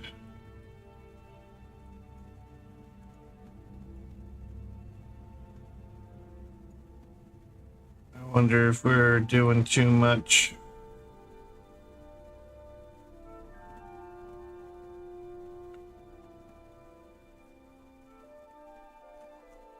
Or if the lighting's now messed up.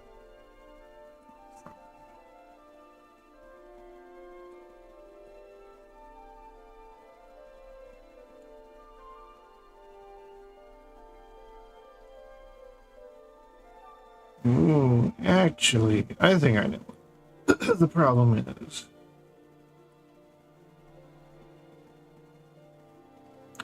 I think if we go turn off solidify. Nope, never mind. Don't know what the problem is. But clearly it's not going to work.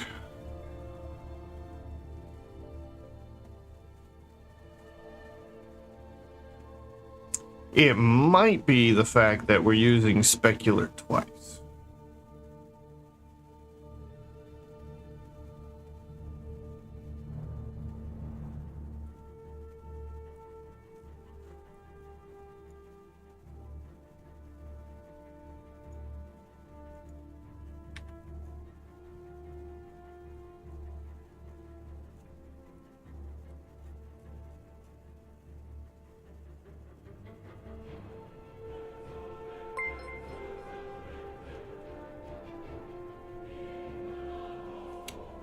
Hello there.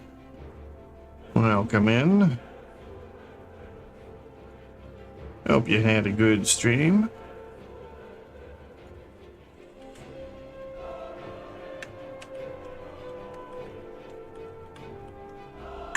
What were you up to today? Art? Modeling or doing some 2D work?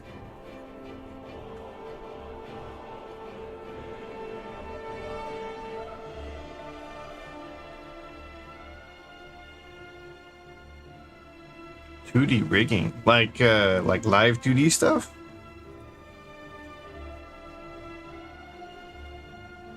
Always kind of wanted to play with live 2D. Never really got around to it. Oh, there's specular.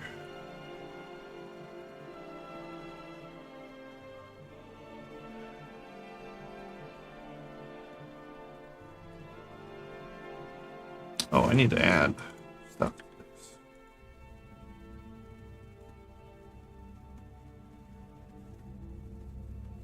Yeah, I had gotten a subscription to Live 2D at one point, but I don't know, I felt my 2D skills weren't good enough. And I was much better at 3D.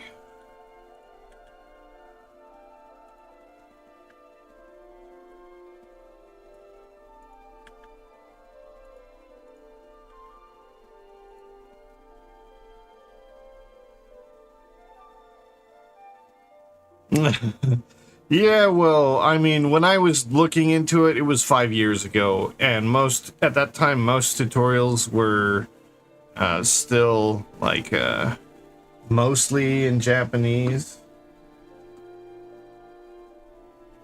So, at the time, learning how to do it was difficult. My 2D skills were not up to snuff, in my opinion. And, 3D just came more naturally to me. Get to plug this in.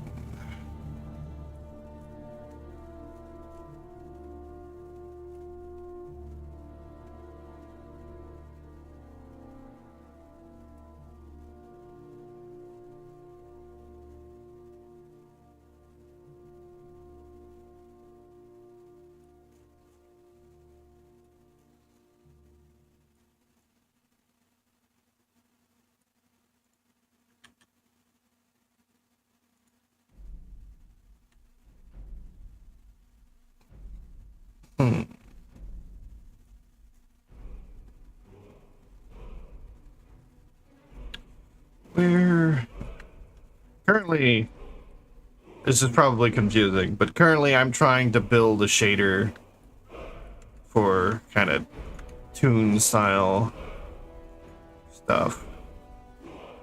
So I'm dealing with a bunch of spider web of nodes, trying to get things to look the way I want them to. I want to start making models for animation, so I'm going to start putting things like this up for sale. Yeah. No problem. Have a good one. Rest if you need to. I should still be here for a while.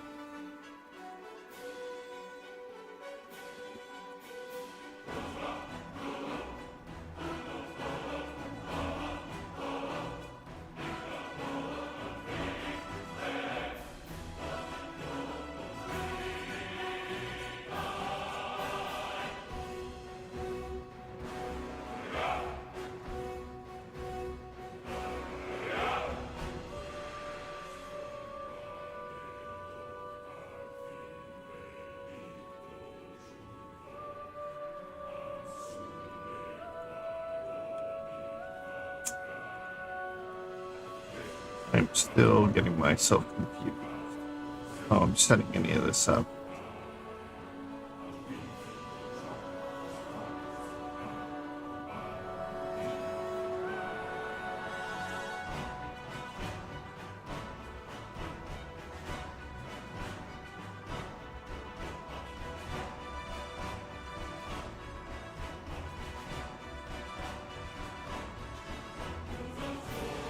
This should not dictate whether or not light is in effect or not.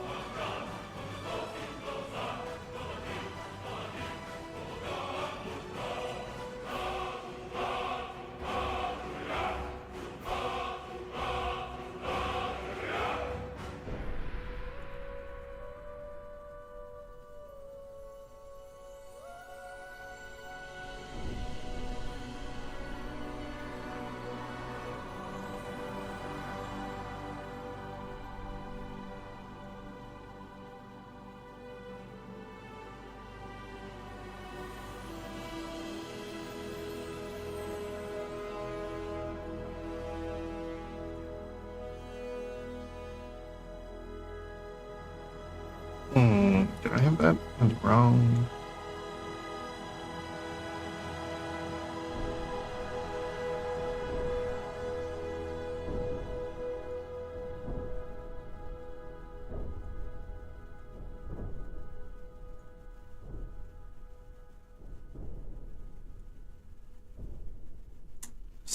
I'm doing something wrong.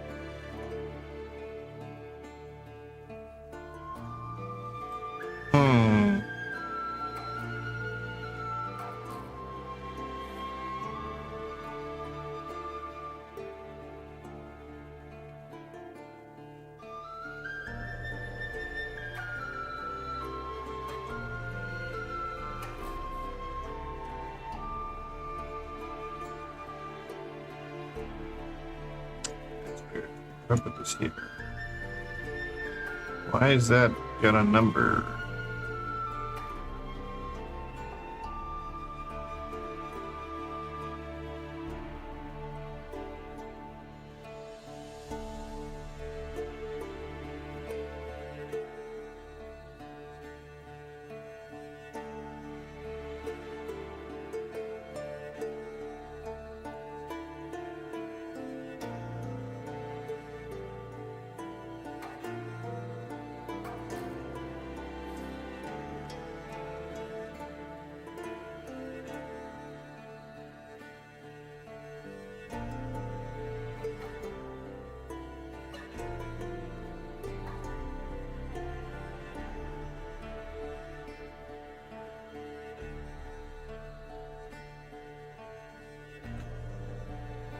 Oh, I don't know what's going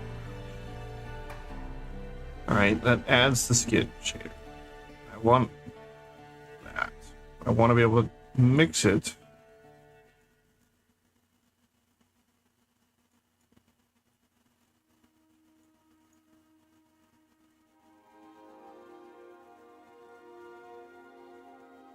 Like so. I want to be able to turn it off.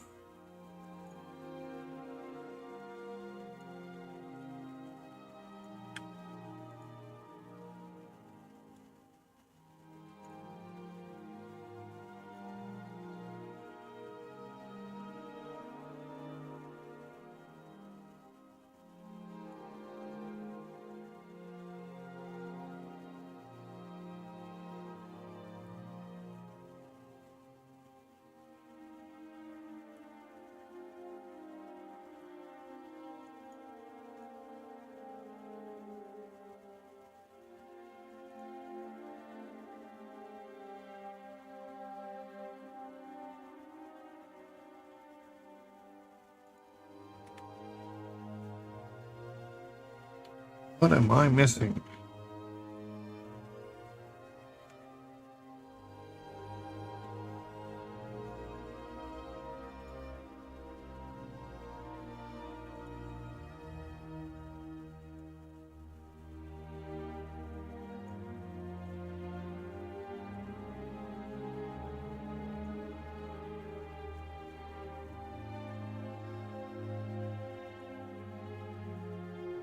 I've got things in the opposite position.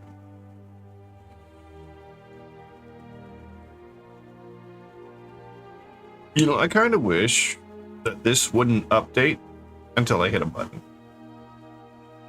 Because we keep going through all these hang-ups and can only do one thing at a time.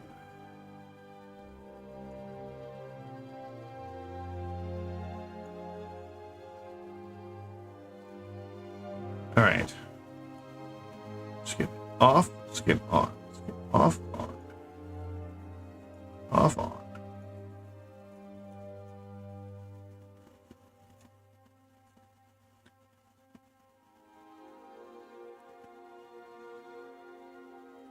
That works.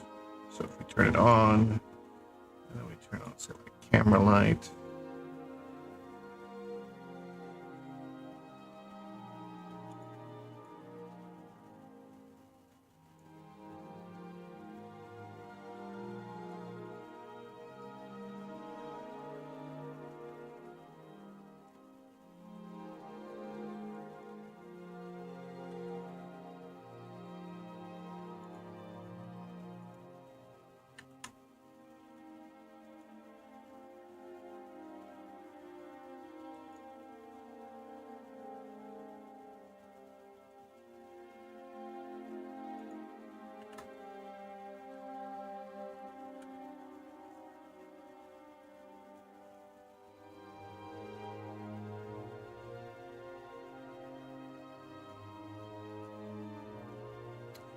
And I also want this to be connected.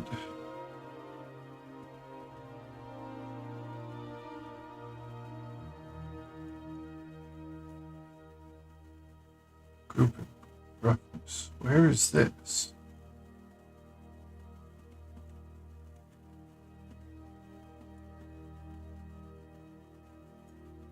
What good does this do?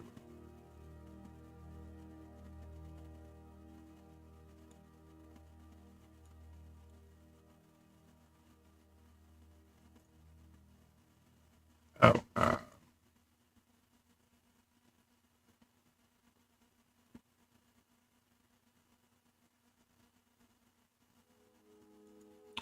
okay. Then I guess I'm putting this here.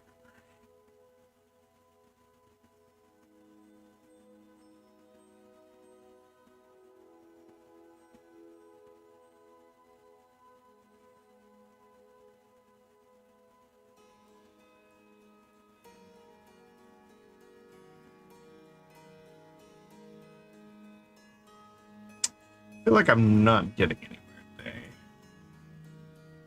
Though I am.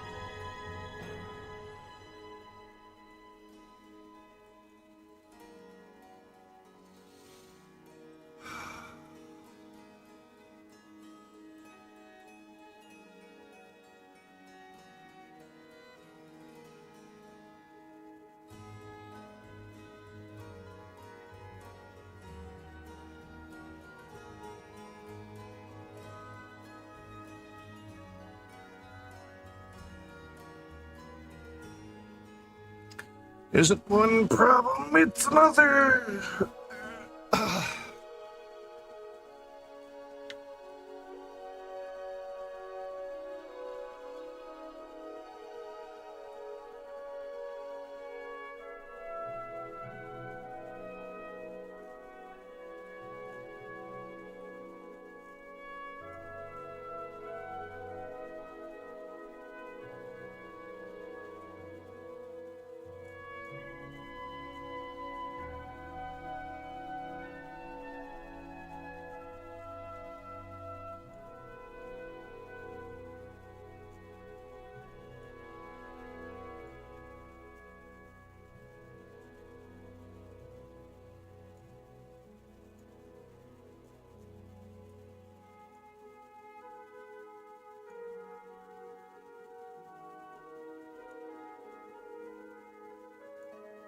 Wait, now it's working. It wasn't doing that a second ago. I don't think it was.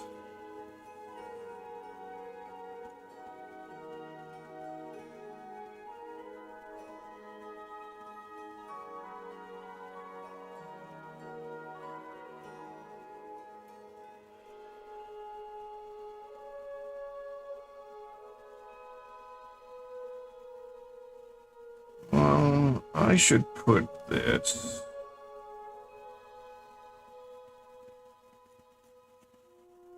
Where do I put it?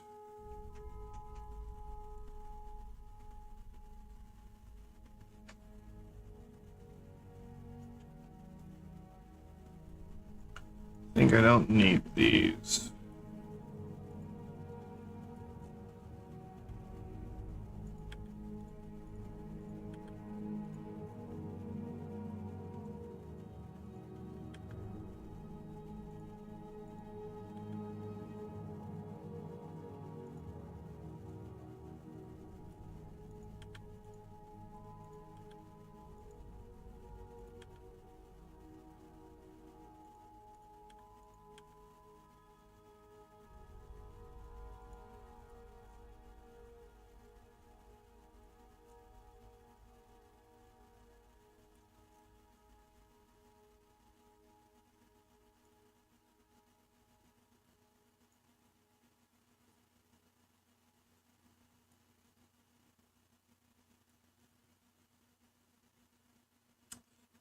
probably move this into specular.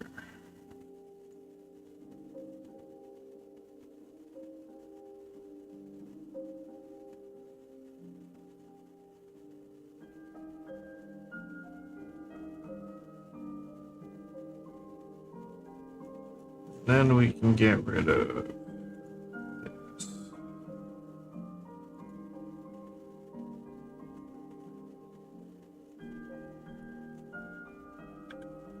I have to touch anything down here other than getting that set up. And actually, this didn't have to change at all. So.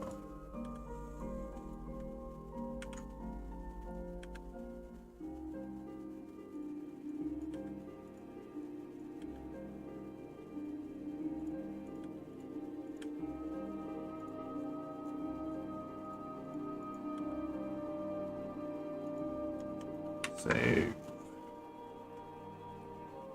We are pretty much. Oops.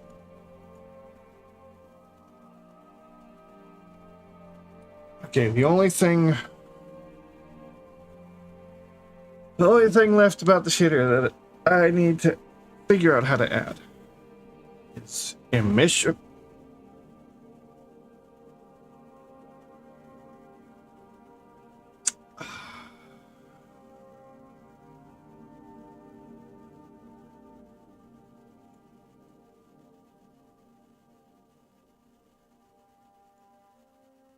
Why?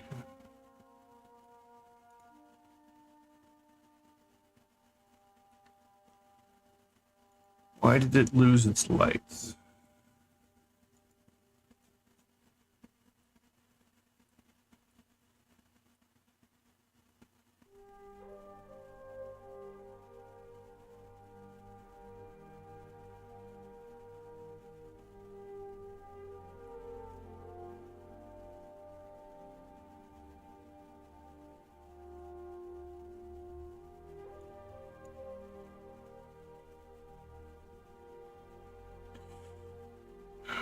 You tell me that if there's no normal,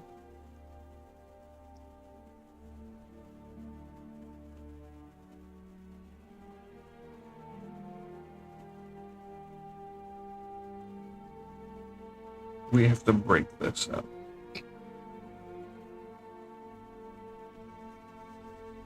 All right. Well, I guess this gets to be separated out. I wanted to have everything in here and we just toggle things on and off, but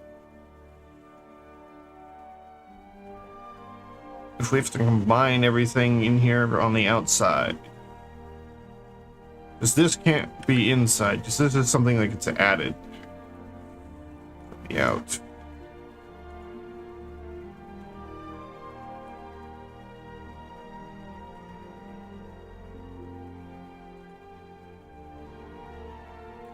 So this would only work if this was in and the skin shader turned on. Yep.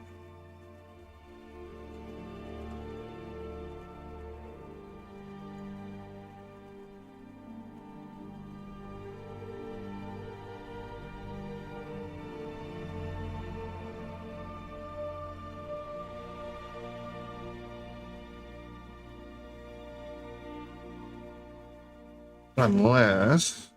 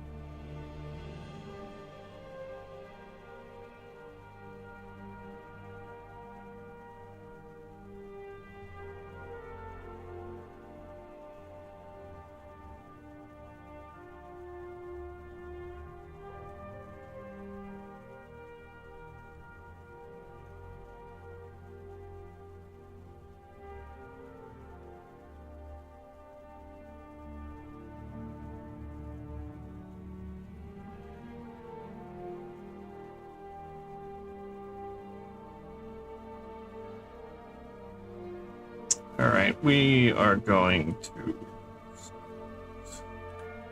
They're just gonna be on the outside of it. So this goes away. This goes away. This.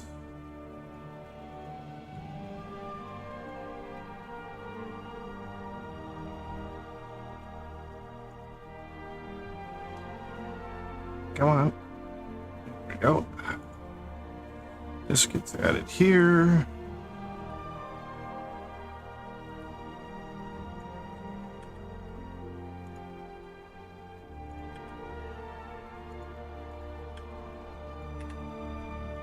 There's an extra node that's just floating around.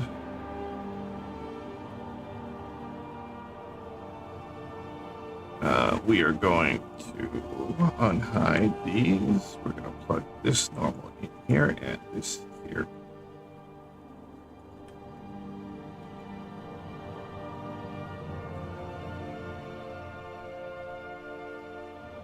Oh wait, that's a group input right there.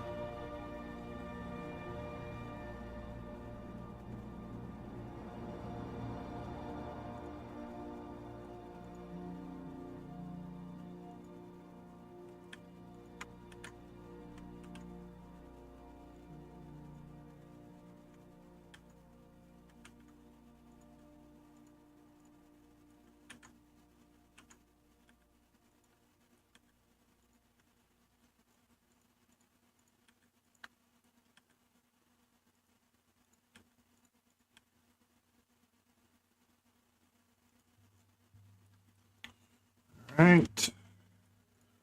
This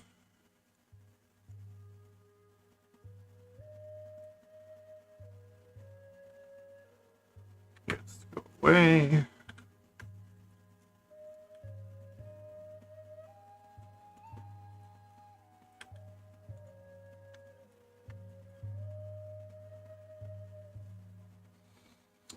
Hello. Good evening.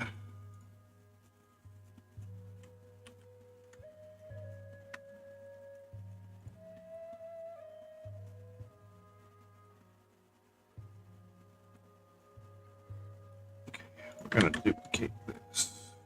I'm going to move this out of the way. We're going to go in here. Actually, back out one.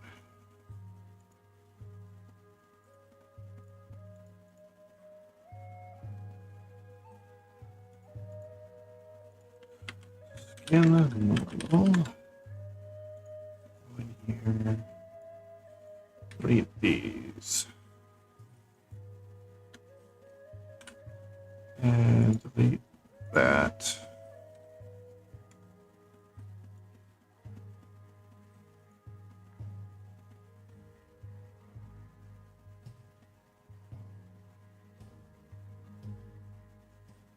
Okay, and I'm going to build this to have a pass through.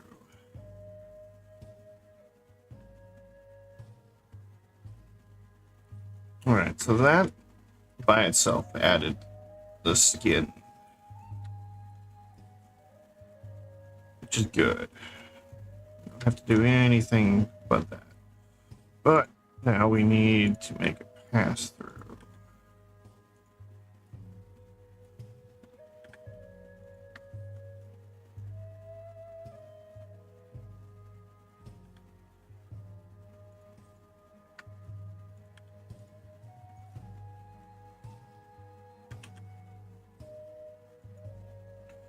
Normal. Actually.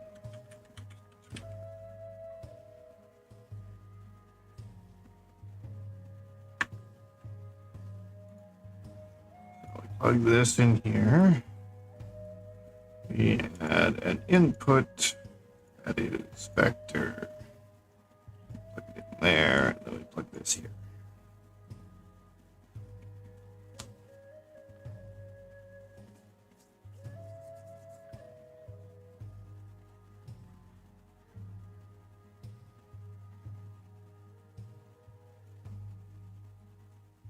All right, skin's still there. Back out.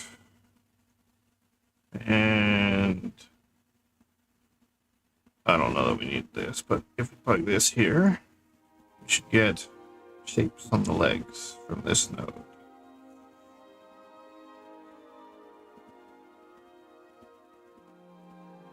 What if I should just put the normal map inside here? Hey, it worked. I think that's in the right spot.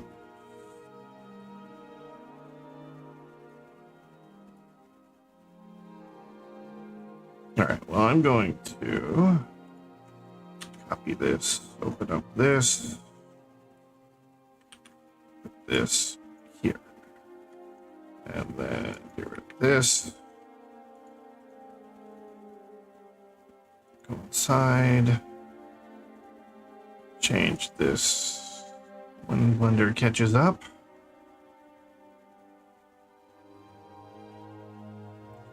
Change this to image, and we're going to call it normal.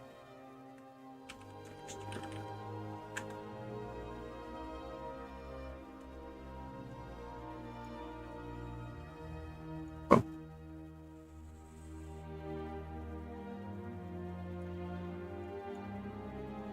Oh, we have this. Okay. That doesn't work. Why?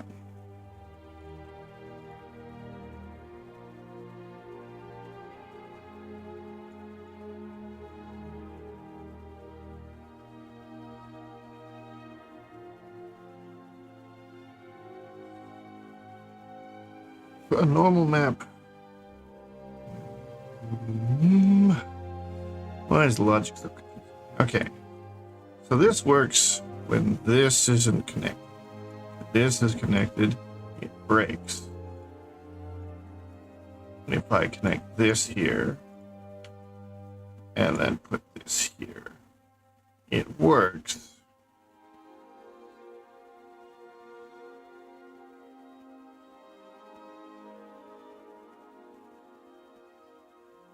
The moment this is separated, it breaks. Oh, I see, because it wiped out these details.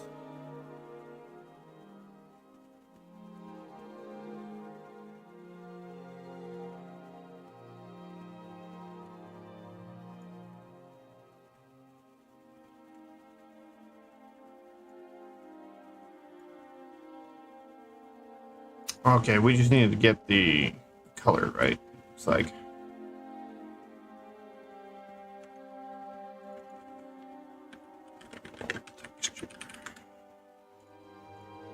that's all good. It's all working. You just dump this here, and then that's on. You can pull it off, and it's fine. All right. So it looks like we gotta kind of build things separately.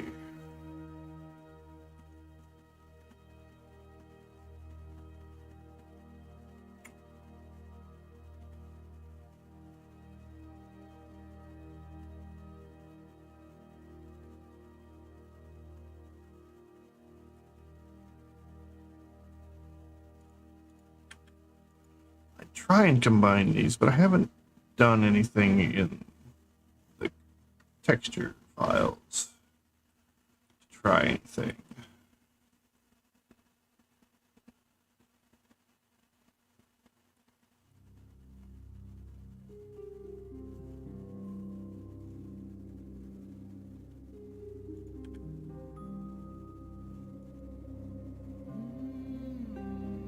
Alright, well on this, I'm gonna have to make a few things added to input.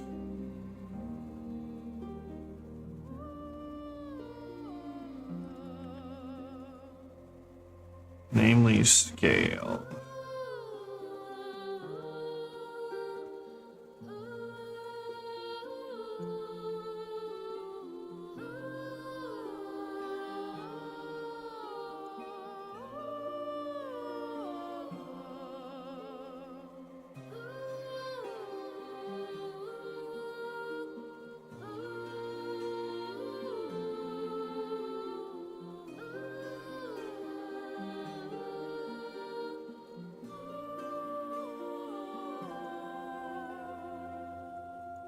Yeah, that one not gonna touch.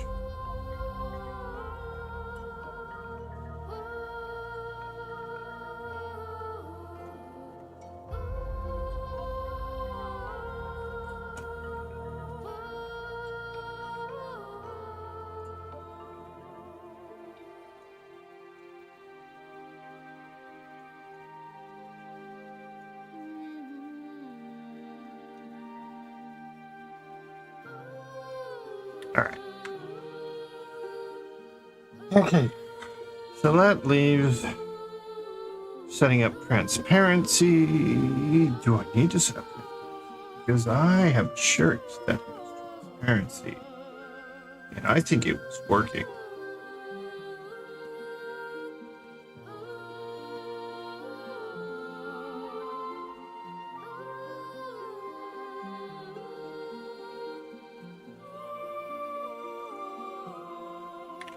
Delete that.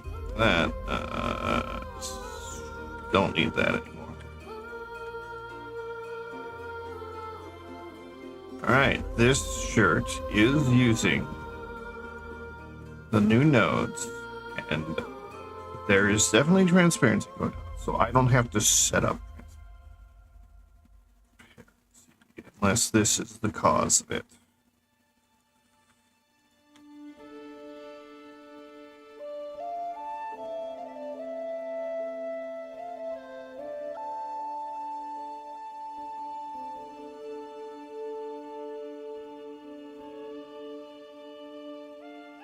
And it is. Alright, so what I need to do then...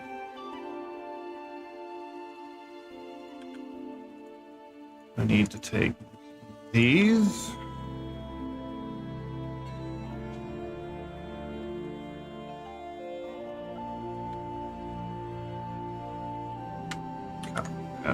Go in here. Paste them in the back.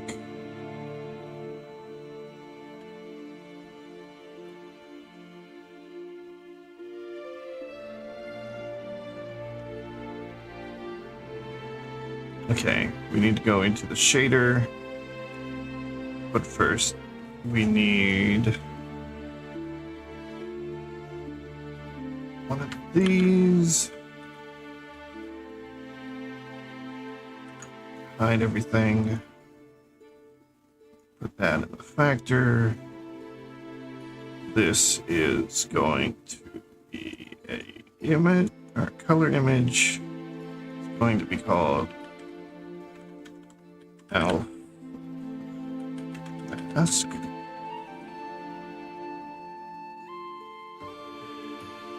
Oh, I already had one set up. I just have to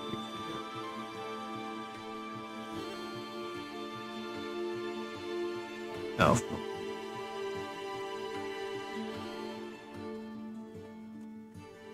Okay. Now we can put this down to that. Back up. Okay, Alpha map has that.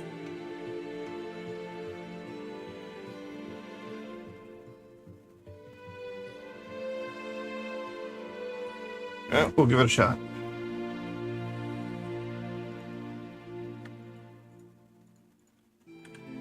Move all you up out of the way. Back in here. Connect this here.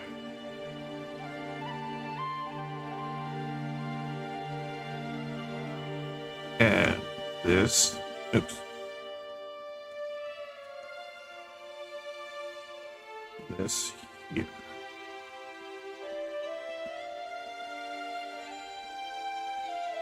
Did I fuck up? Or is it just loading? Loading.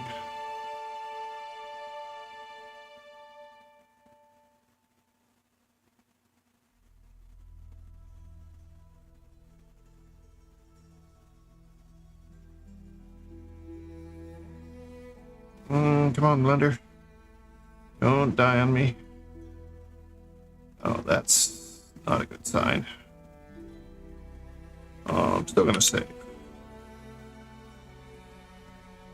So maybe I need to use this.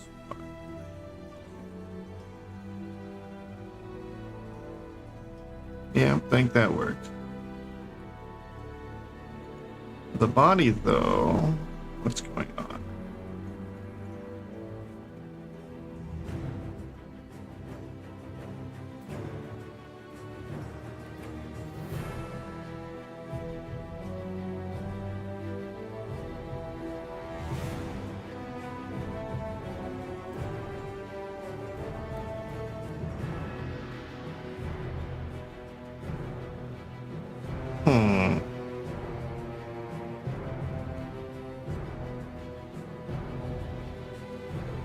I mean, I would want it to work with this if I could.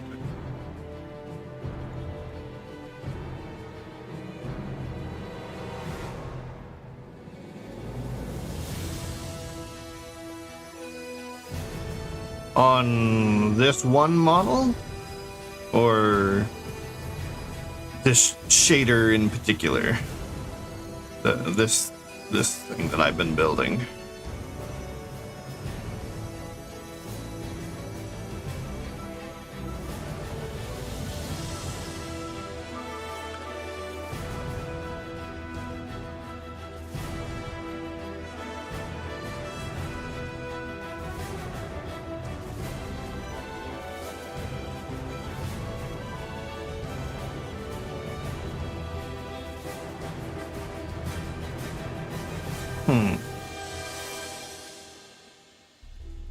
Okay.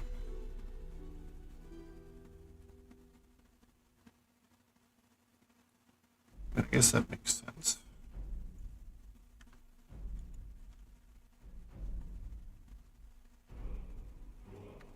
Because the shader, all this stuff I've been doing this whole stream, I started midway through last stream. The whole model, though, been working on that longer. I think I've got like 4 or 5 streams, roughly 8 hours each, to get to this point. I have to change colors in that one.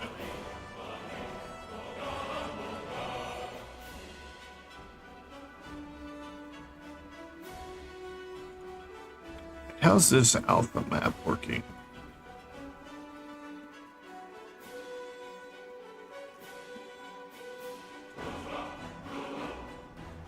This back here.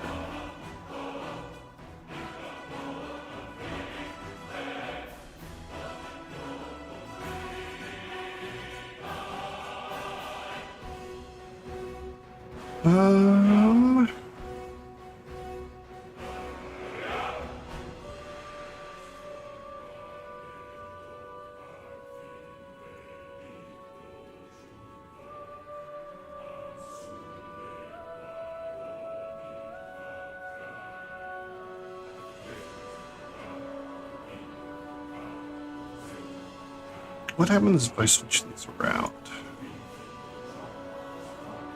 Okay. I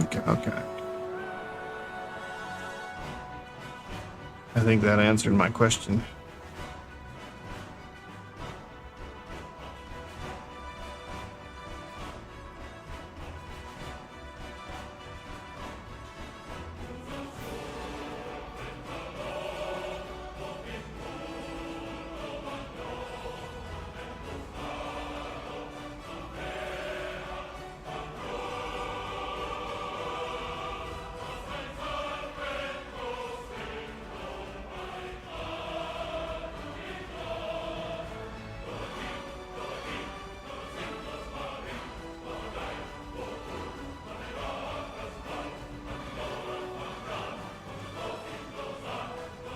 Cool.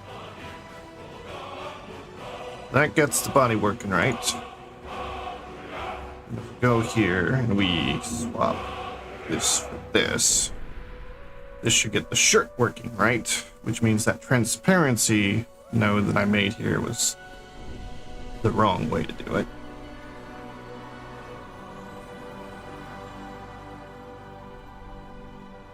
Awesome.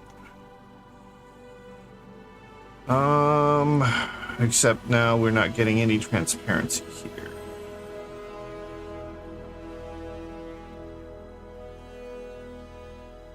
And where'd the bikini go? Why are you not displaying anything? Because your base is white. That's why.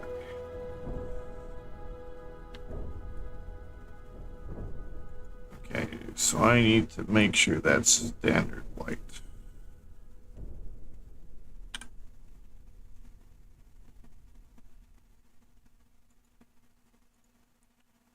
Default should be white.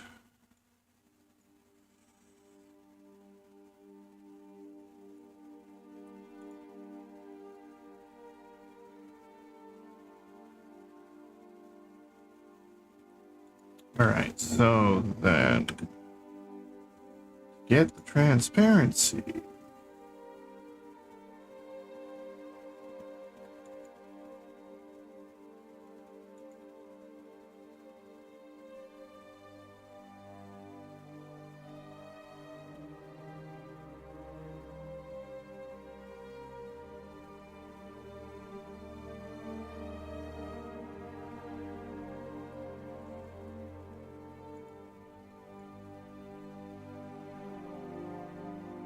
Okay, cool.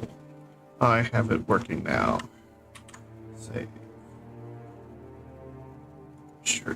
Okay. Delete this.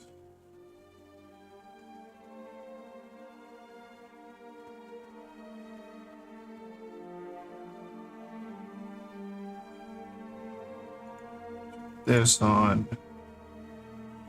So now, in theory, I just saved. Fine.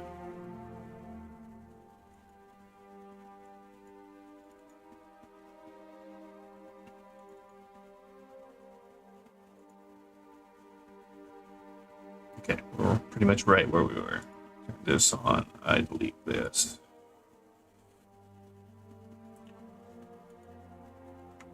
Save again. So in theory, if I go to texture paint now,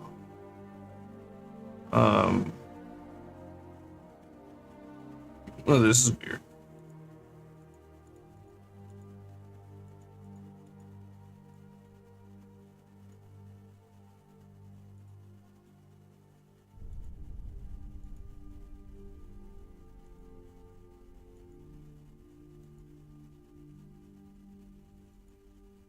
Why is the body red?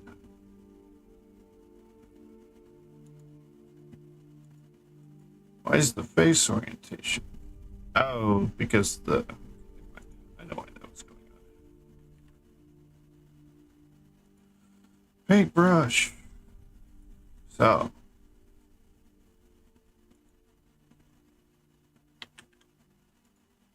I should be able to invert paint. Awesome. And if I go over here, oh, that's unfortunate. I don't want that to happen.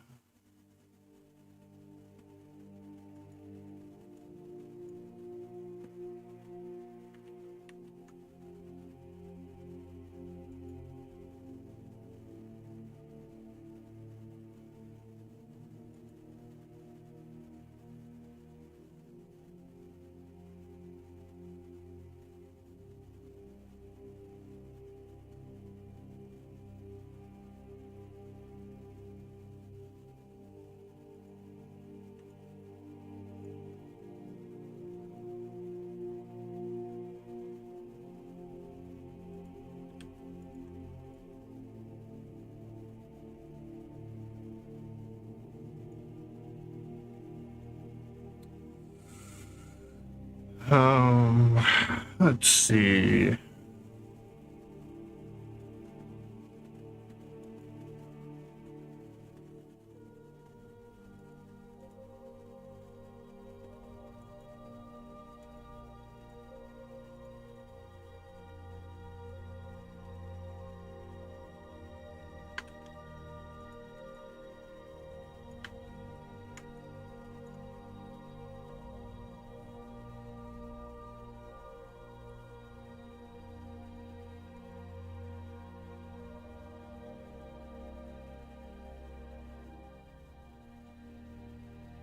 Hmm.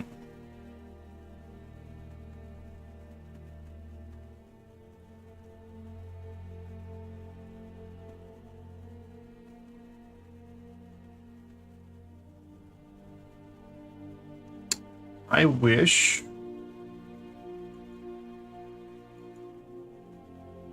Wait.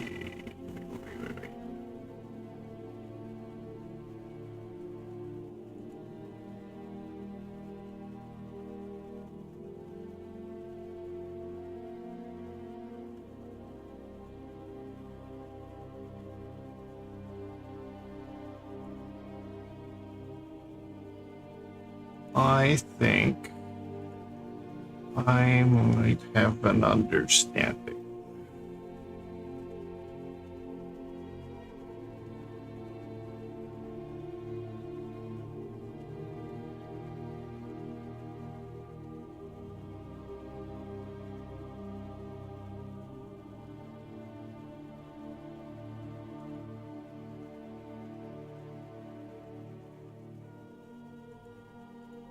Let's just move this down to the bottom. We don't need the new layer.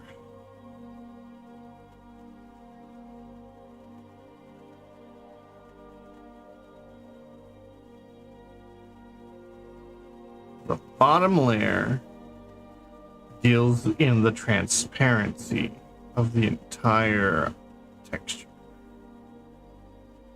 That's what I am getting out of all this.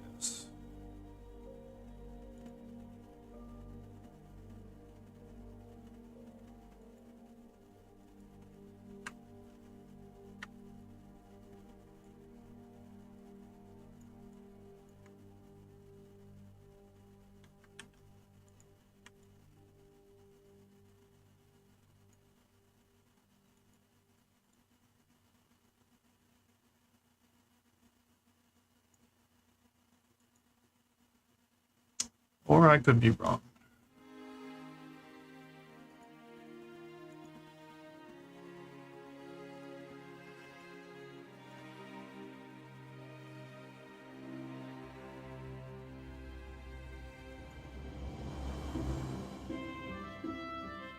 I'm so at a loss.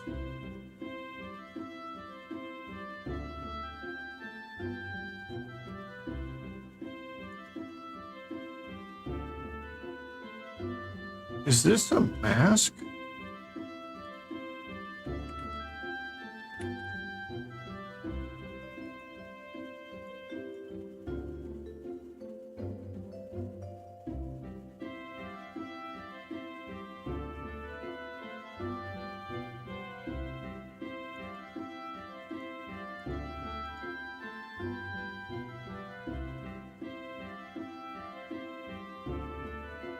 If that was masked the whole time, that explains why I couldn't paint this.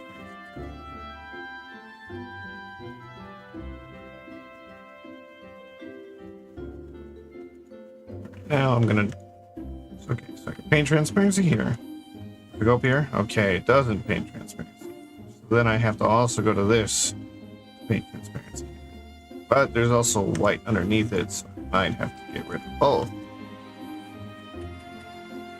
Okay. Okay, everything is now working as it should. As few layers is needed.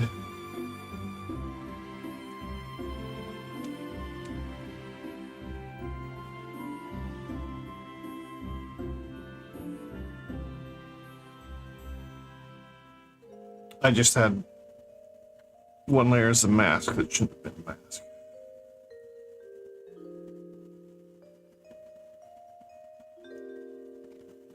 This does not look right.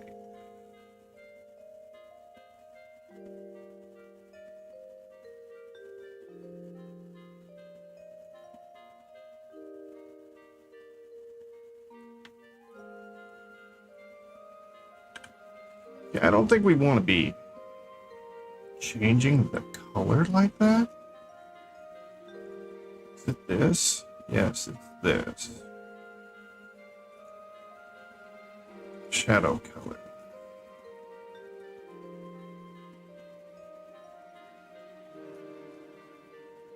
Eli background.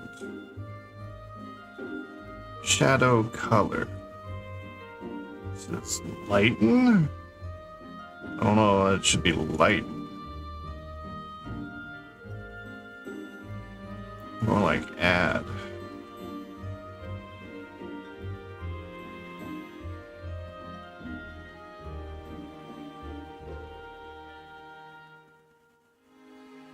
If not multiply.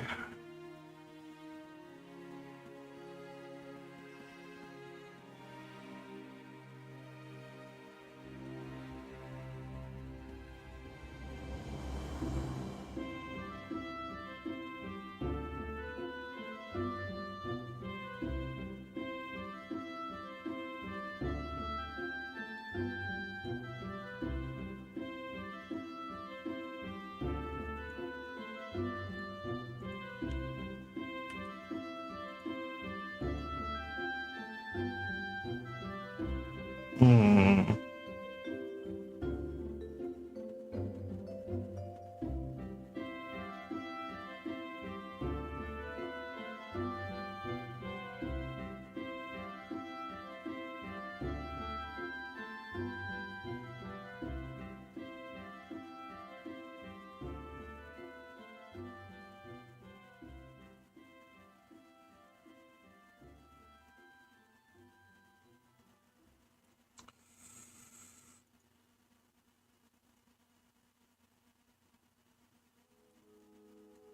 Uh,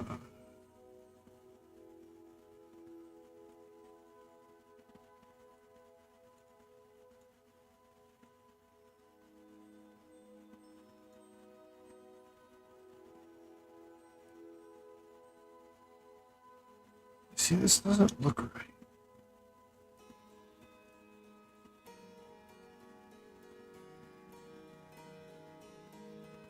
Maybe it's because of this.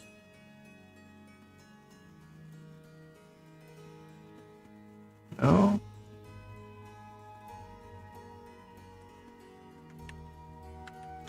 That just gives it a slight tint. It's this that really dictates the color. Problem is, dictating from here to here isn't great.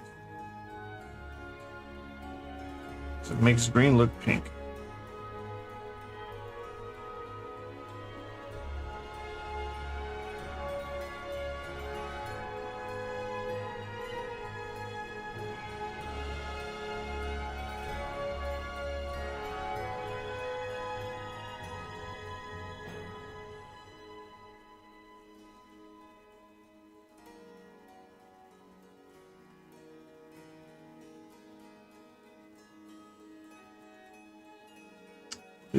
This is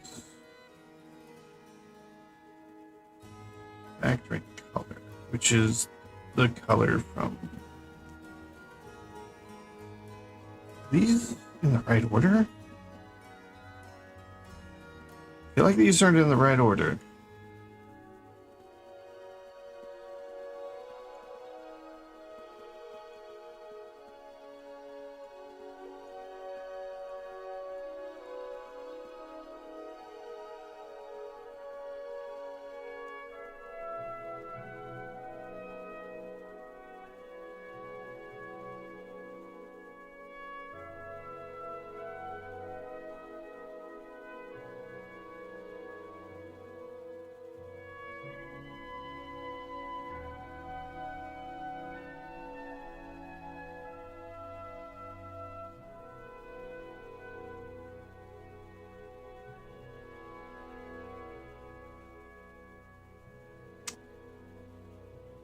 I mean, it looks more natural, other than the green's gone.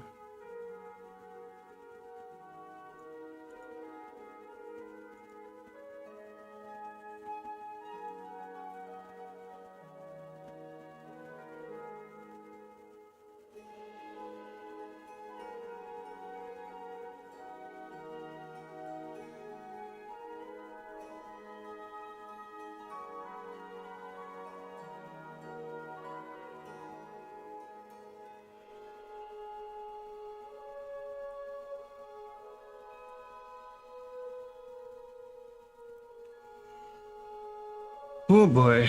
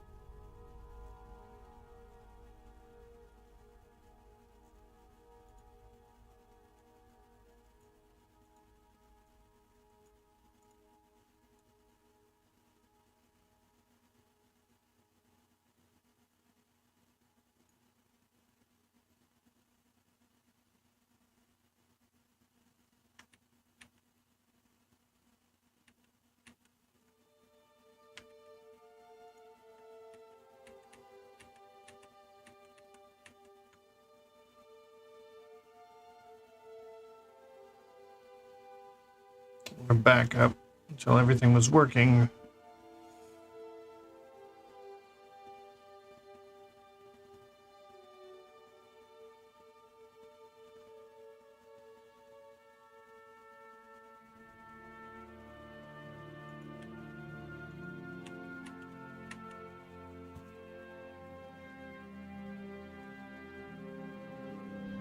Which was right here, I believe.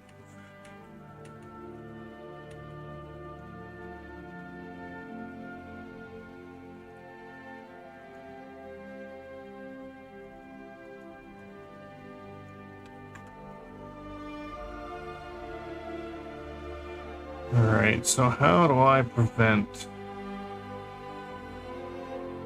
what's going on?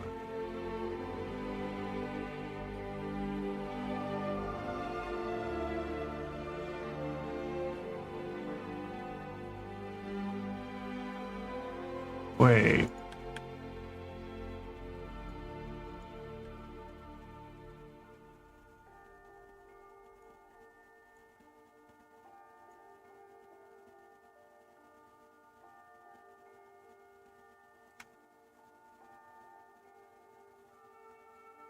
Confused as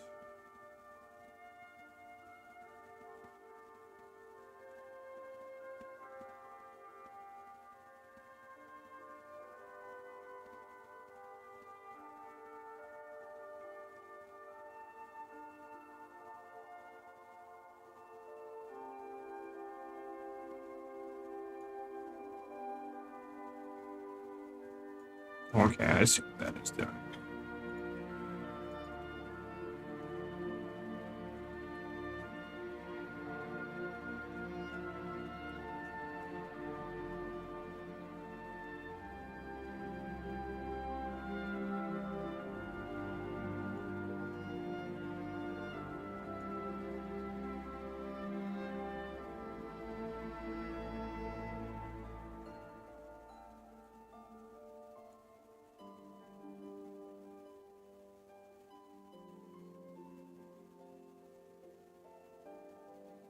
Okay, so why is it when I make this 0, on the skin it turns black, but on the shirt it's not?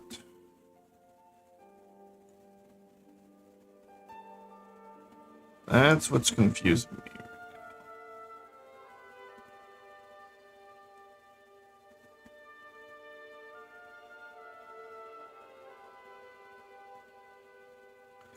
me. I must mean over here something's different between the two.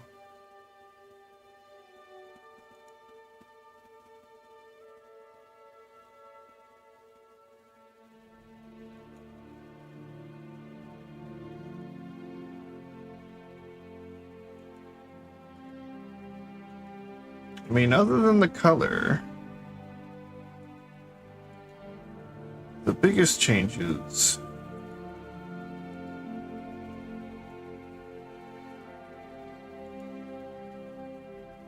are this, which isn't what's important, this, which only has some effect, and if we go to white, still got a problem. Ambient occlusion. Yeah, here we are. You are the problem.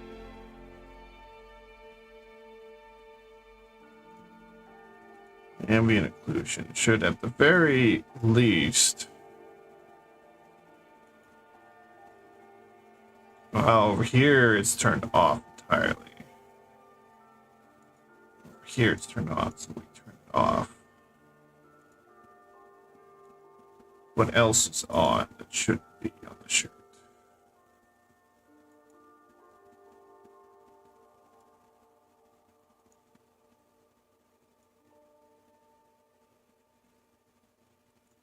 That cap can be, there could be a little bit of a back cap. That's not needed.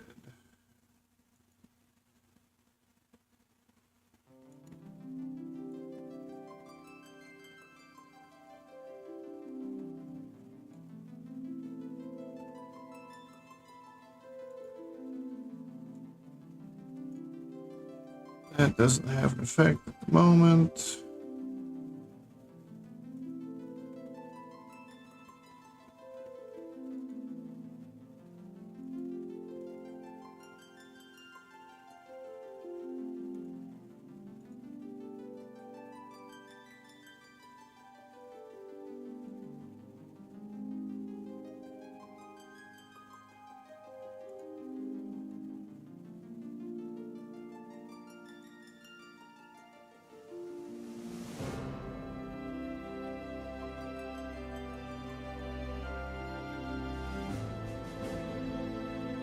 Alright, so the only big difference is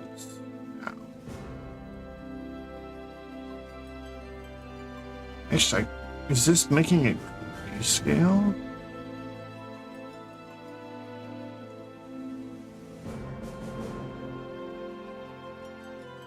Also, we don't need these.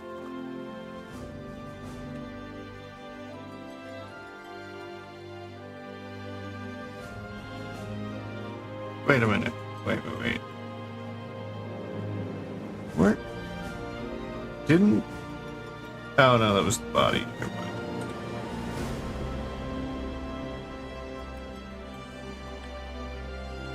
So this can probably be hooked into here without causing an issue.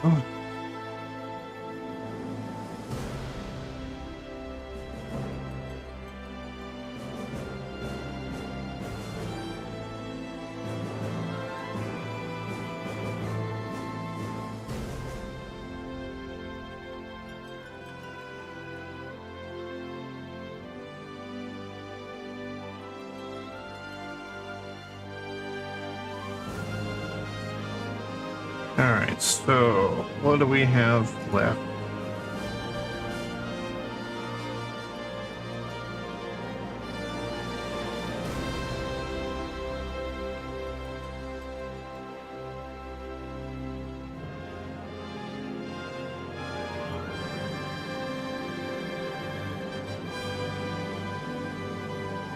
Huh.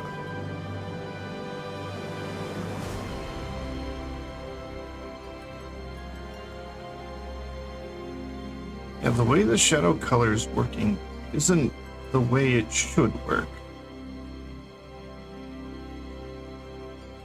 problem is, when I go in here and start messing around with this,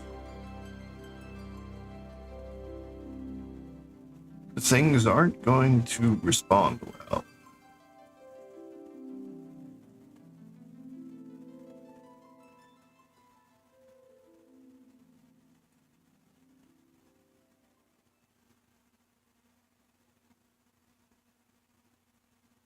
I feel like I've got something wrong with these.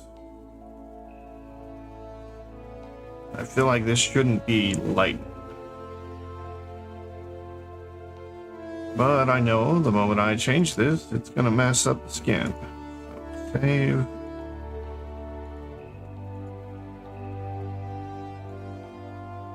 Yeah, see how it... And it doesn't change the shirt. So this has nothing to do with the shirt.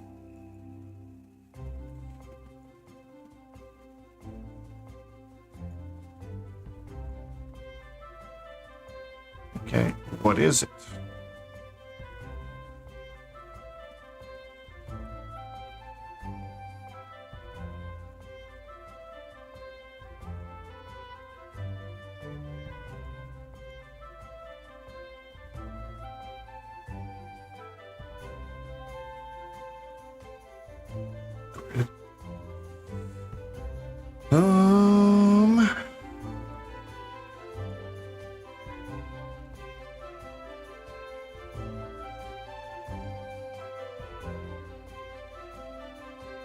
Ambient occlusion.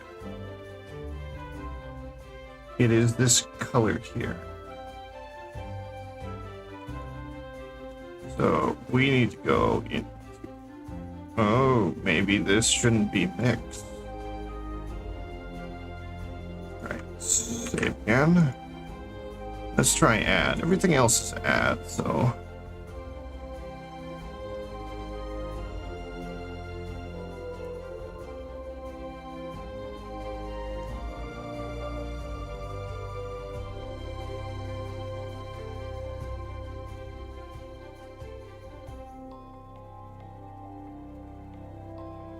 Actually, this on-off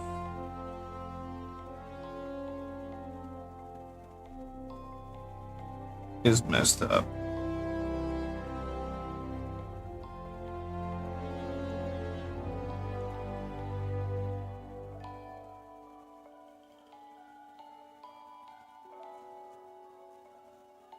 All right, we're gonna skip that. We're gonna go to this.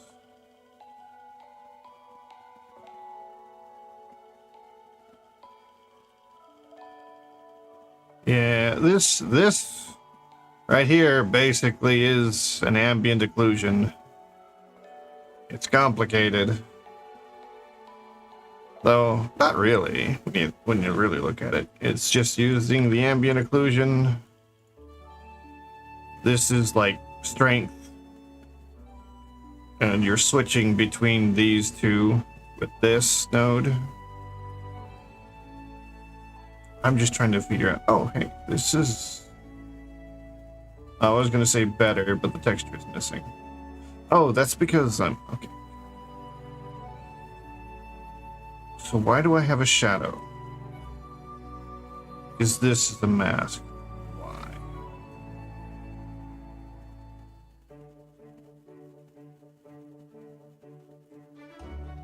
Okay, let's bypass that and go to this.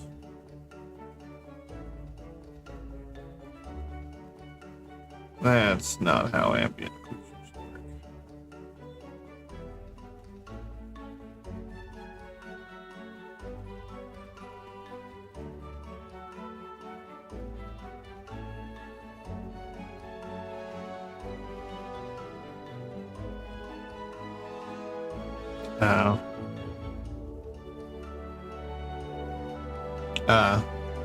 Yeah, I've just spent the last half a stream and this stream building out this shader, which you can see mostly on the body right now. So it's tuned, but it's still got like a lot of lighting effects.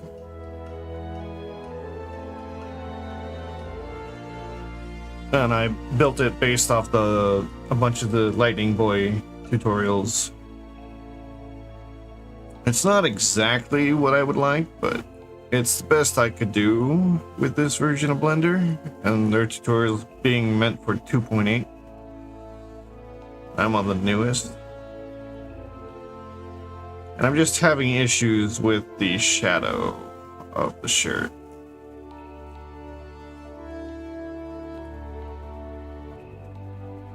Let's plug this in here. Go back to this.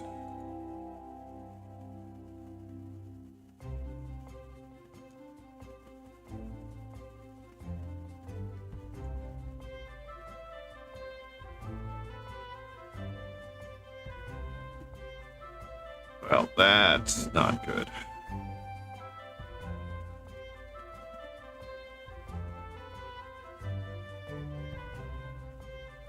So I guess we needed this mask. Okay, without this, we don't get color.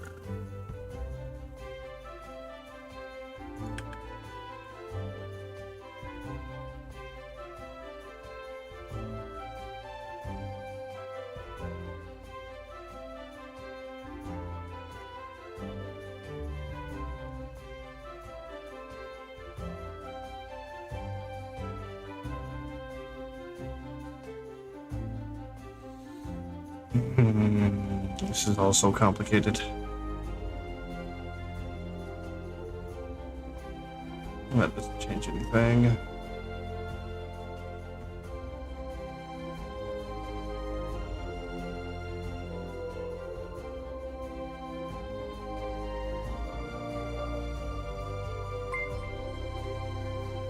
Yeah, I mean, thanks for the raid. I'm just like, I went and I did all the tutorials for building out the shader, even though they were an older version. So there was one section, I think I deleted it, which it just didn't function right, so I had to remove it. I think it was something I didn't really care about though. Can't remember what.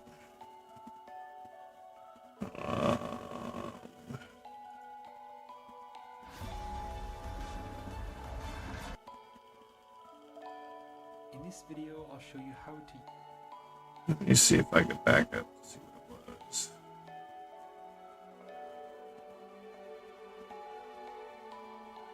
Wasn't the mocap with the hair? What was it?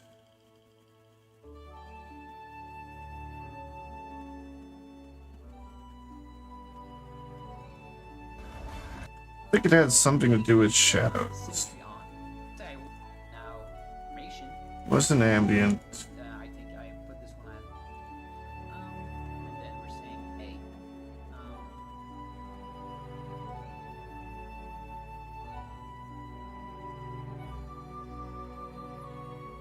Oh, I think it had to do with outlines. Yeah. No, well, and thanks for the raid. Sorry, I'm just focused on trying to figure out how to turn this shadow from a color to like a multiply. So I don't want it to be this like mud brown when it should be green, but just a darker green. But every time I try to fix it, I break the body.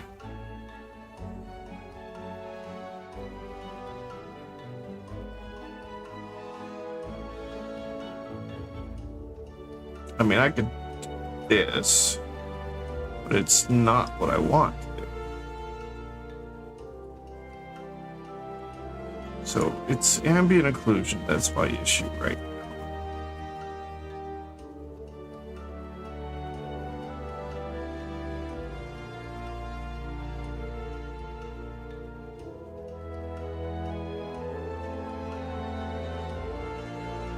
Save.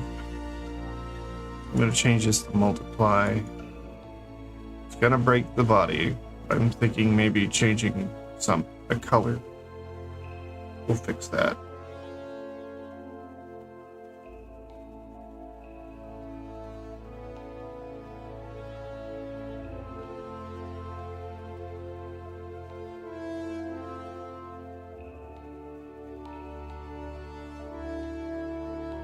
Wait a minute. I have an on-off for ambient occlusion.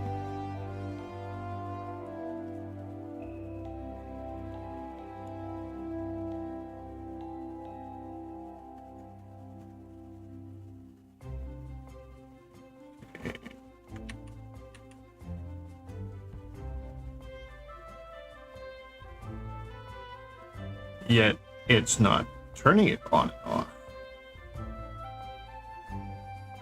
That's not ambient. I'm so fucking confused. Okay, let's just bypass this, see what happens.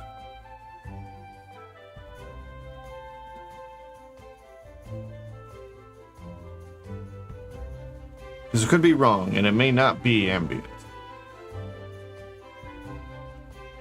If the shadow's still there, it's not ambient. The shadow is still there.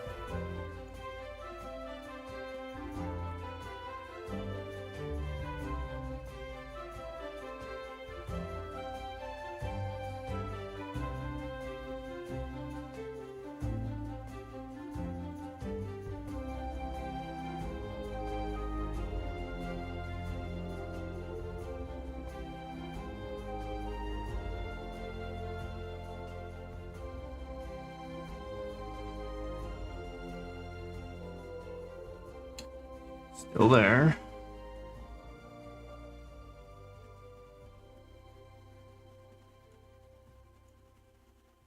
I'm just gonna keep bypassing each section until I find out what's controlling it. Just hope it's not like a bunch of things trying to control it. Then I have to find two things. That's gonna be a lot harder.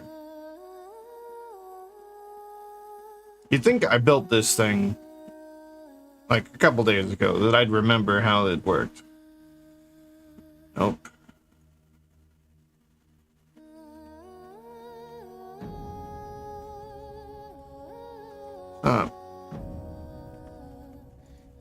It's not the madcap, right?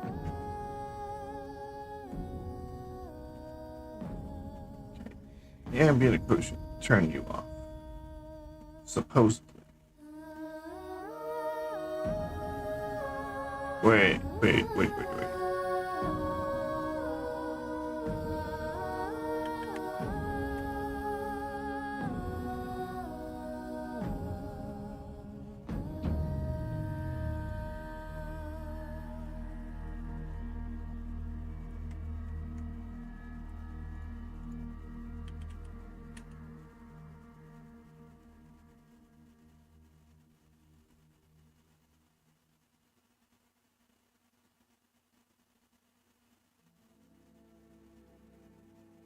Okay, and it has to do with this light.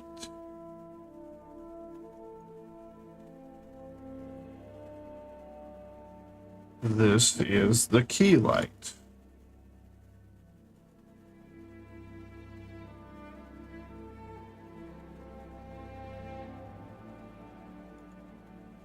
If I go in here and I change the color.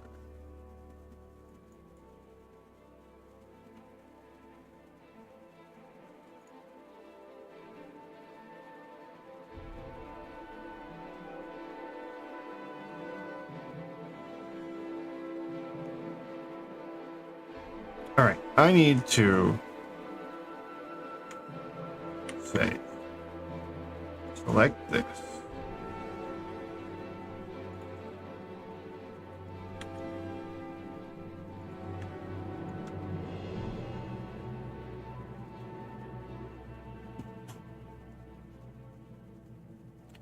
Say, we're going to assume that there is no textures to work with.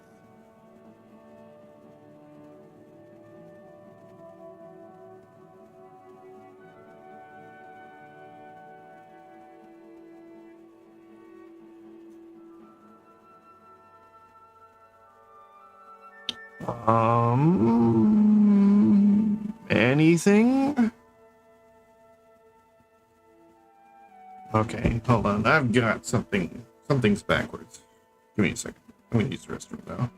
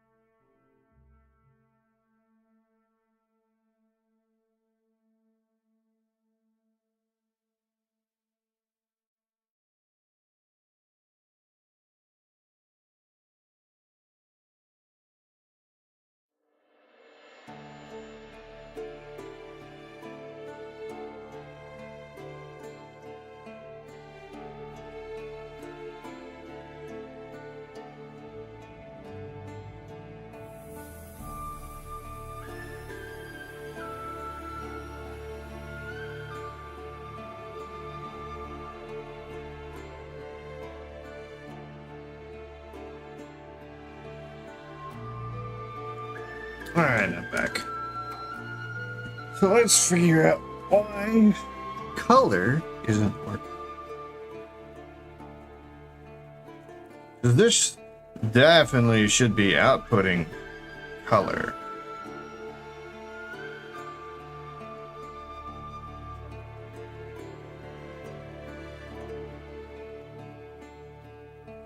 So if we go to here, we get white. If we go to here, we should still get white. We go to here's the first sign of color here.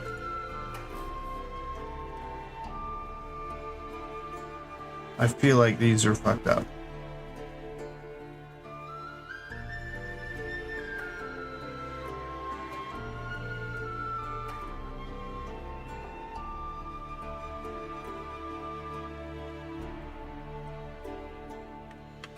Let's before I start moving things around.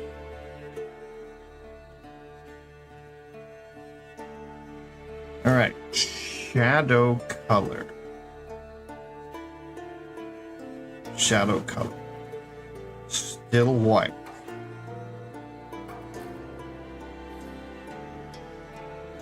And then we move on to color. Shadow color white. Shadow color is darker because this is multiplying.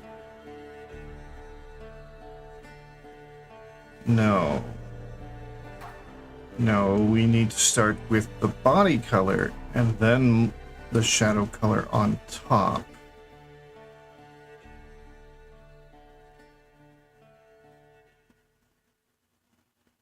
I think these are backwards.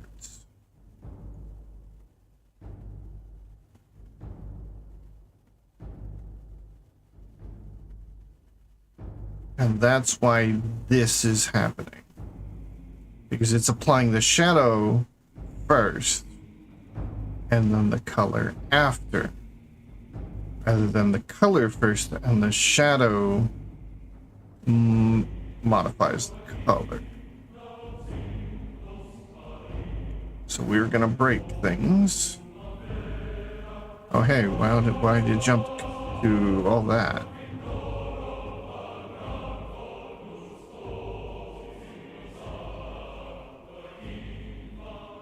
I have no idea why it's displaying my textures when the textures have been unhooked.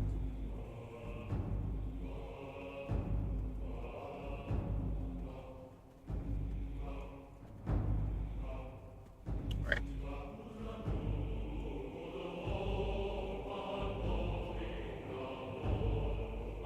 Disconnect this.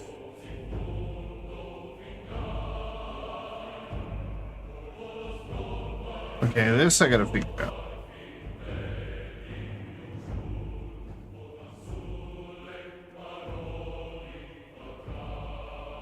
Oh wait, I know why. Because I didn't unhook them on the body. We're working with the shirt right now.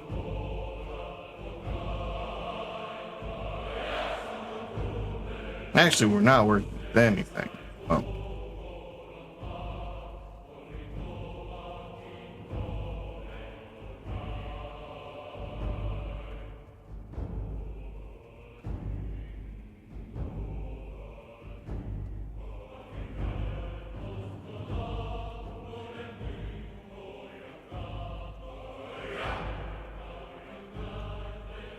this may change how I deal with the lights.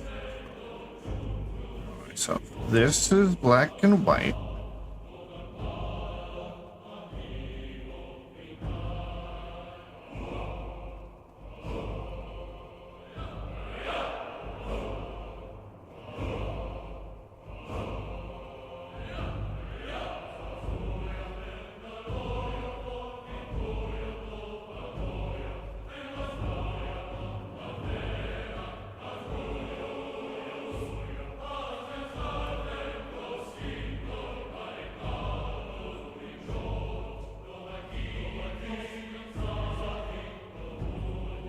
I throw this here.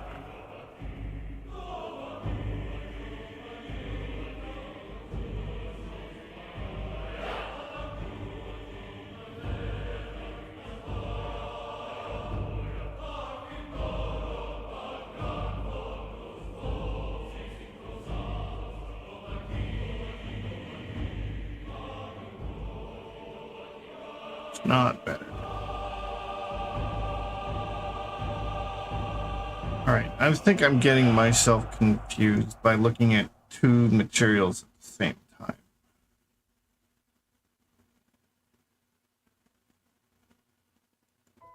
I need to just modify the shirt.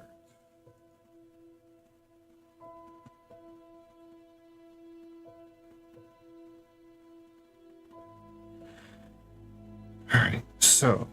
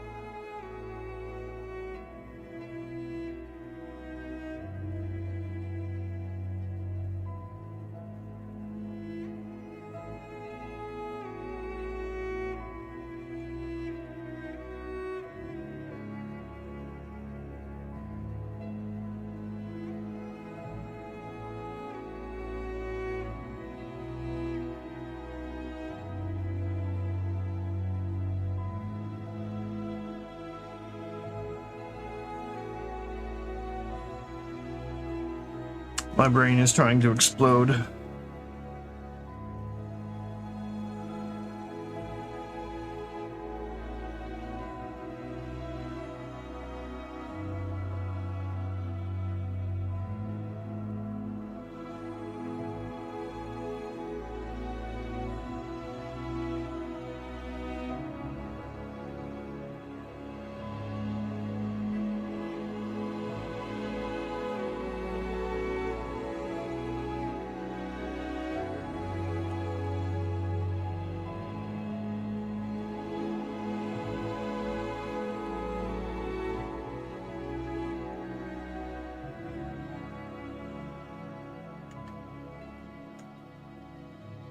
All right.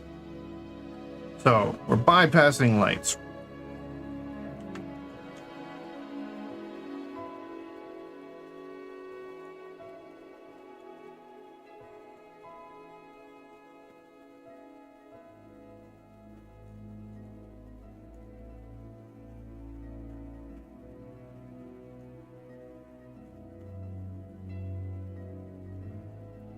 All right, we need to add. Right.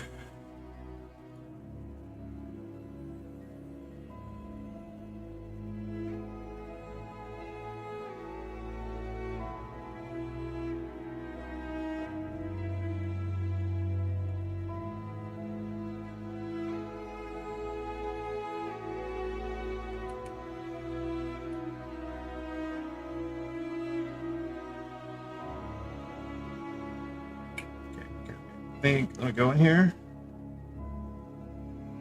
Color. Color is shirt, which is a texture. Shadow color. Black. Let's make it gray. And that looks right. Let's make it blue. And then we got a blue tint. Okay.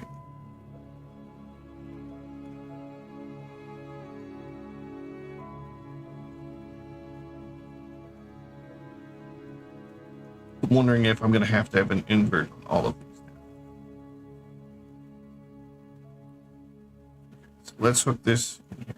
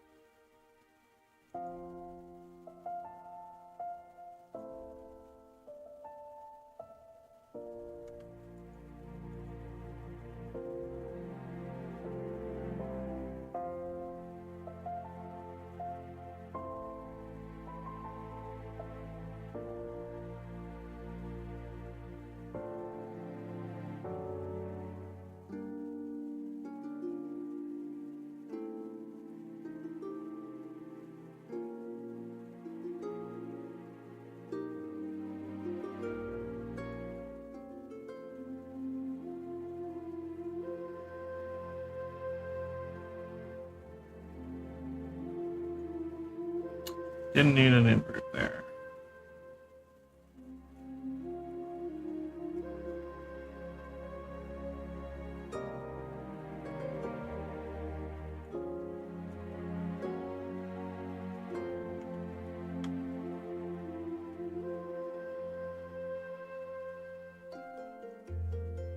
Really hoping it's all sorted now.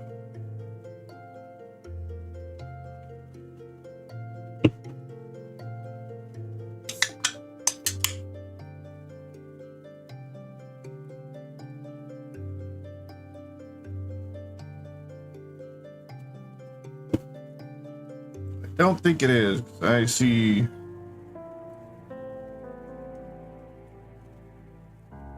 I don't like how this is working. It looks like the same issue. It's replace the color, not multiply the color. And again, I might just have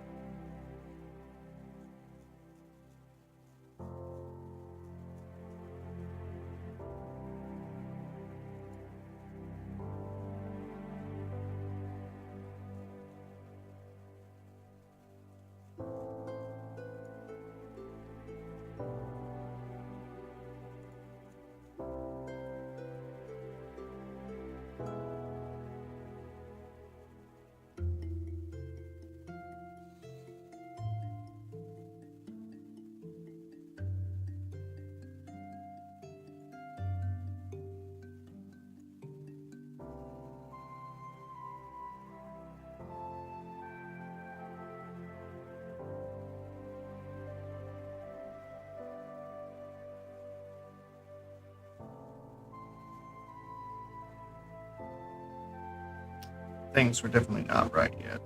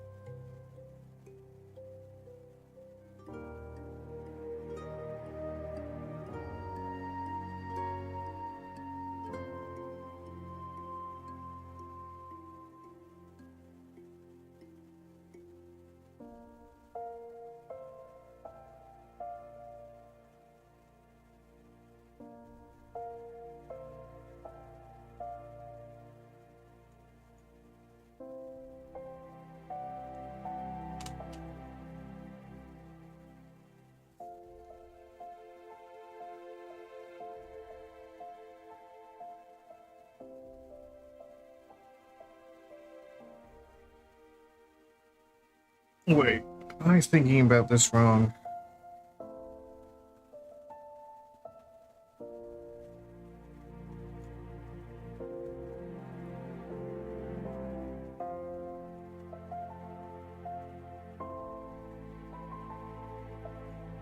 All right. Let me disconnect all of this. Rethink how this works.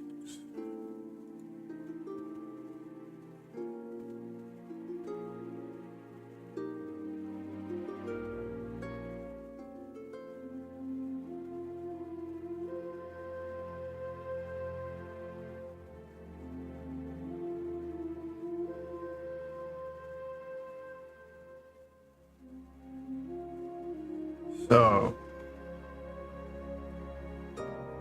I have a color.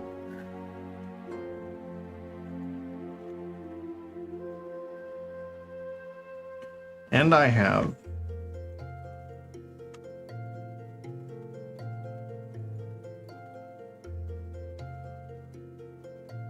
a light mask. Okay, let's dump that. Where did it go? Okay. There, get rid of this. So, light, shadow. That's how the light is currently working.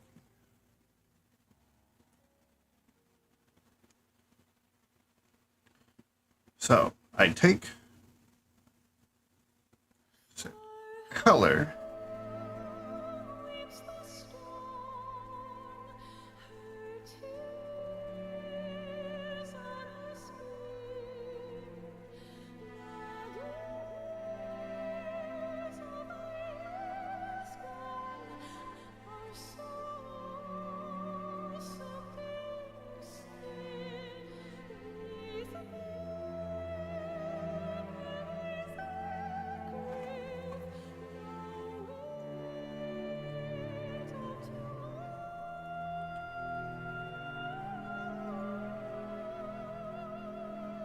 and just disconnect this real quick.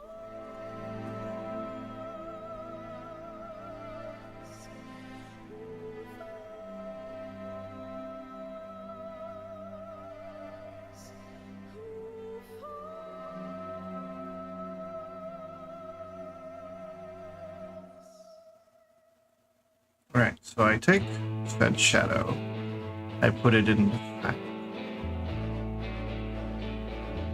And the factor dictates one is A, so we're gonna have color here in one of these, in the white or the black, and the other one's gonna be this color. Okay, but we're multiplying.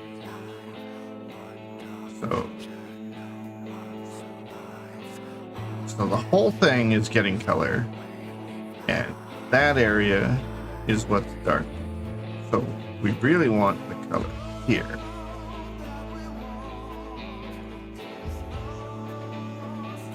And instead of multiply,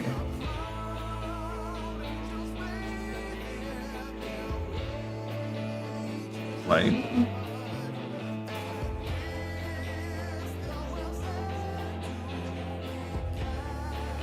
No.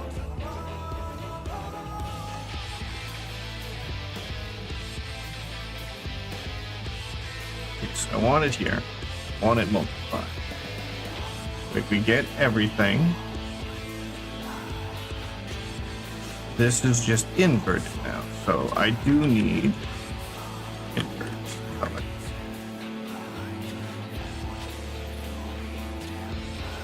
Okay, so now the correct area is getting dark.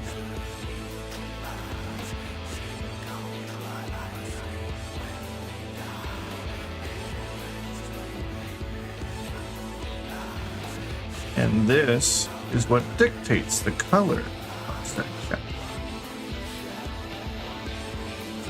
And we want this to be the color here. So it's going to change it to black. Or the shadow color is currently white. So now if I bring this down, change this, we are dictating the color.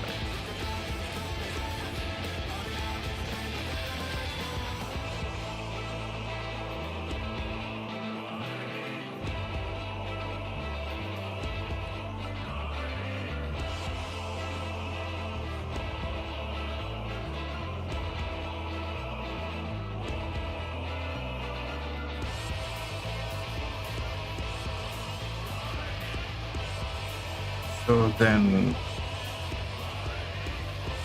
let's put this in here, and we're done.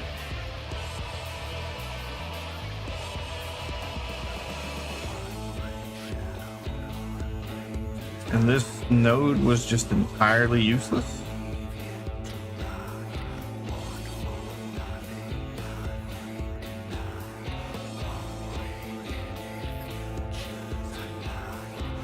kind of looking that way.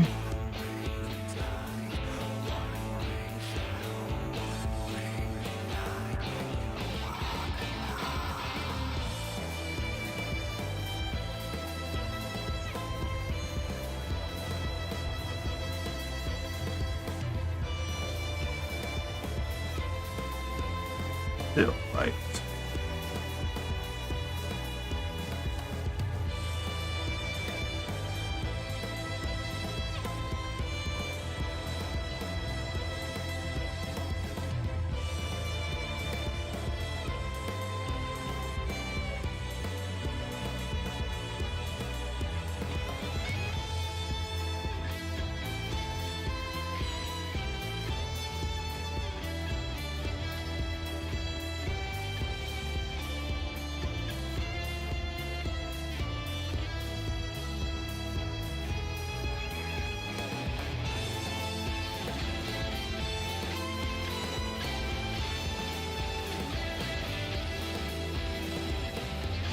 Oh my god.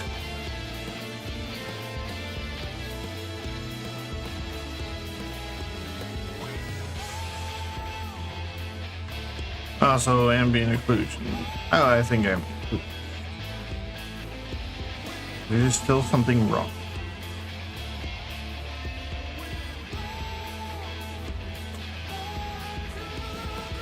Here, good. Here.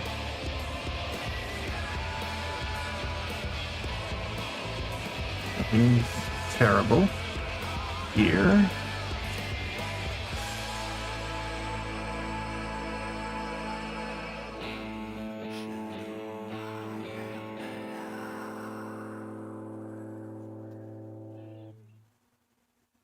Oh, nothing. No change because mat cap's turned off.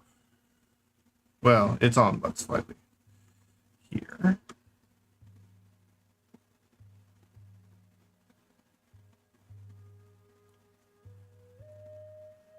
And then next is the hair, which doesn't do anything for this one.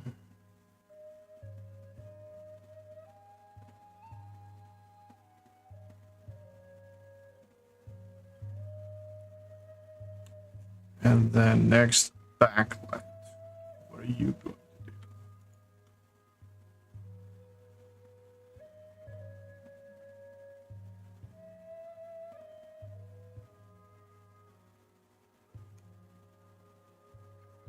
And it looks fine. Here, which is ambient occlusion.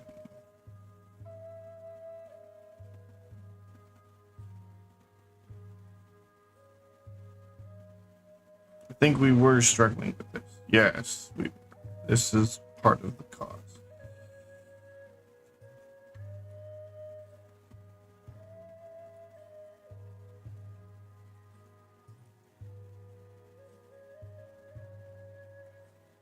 I wonder if it needs invert.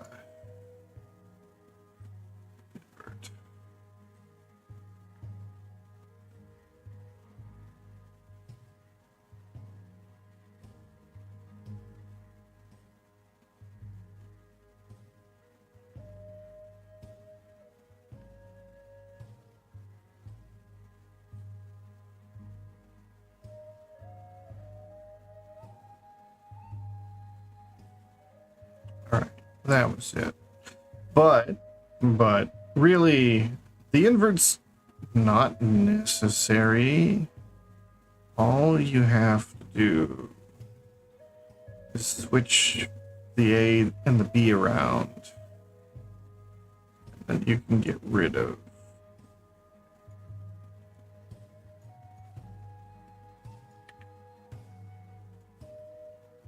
inverts. Because that's all it's doing, is inverting the two.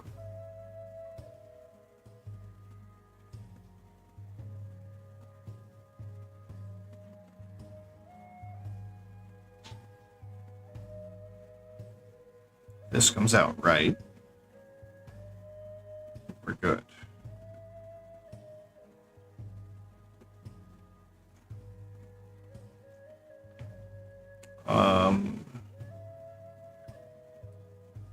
Apparently I'm wrong.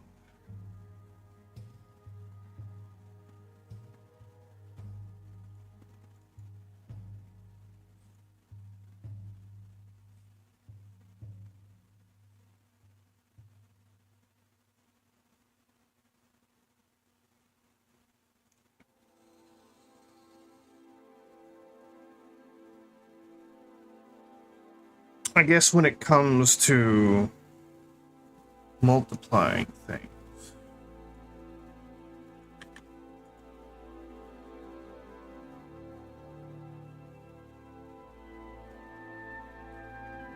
we're still having issues.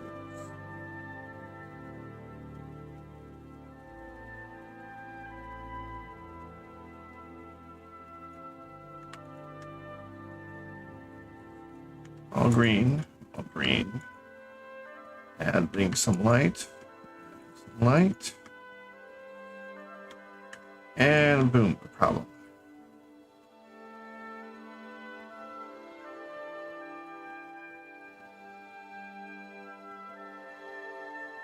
You know, ambient occlusion always is the problem.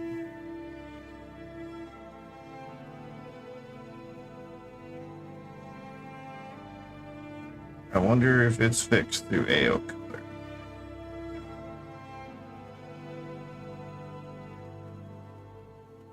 I don't even think ambient occlusion should be on right now. It shouldn't be.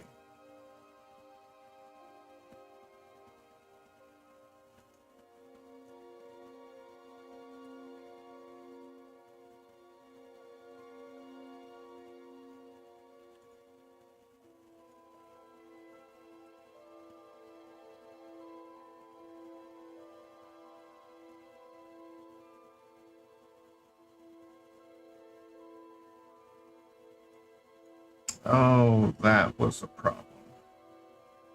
That shouldn't have been on. Okay, no issue. Now, if we turn this on, though, well, we still have ambience not working the way it should.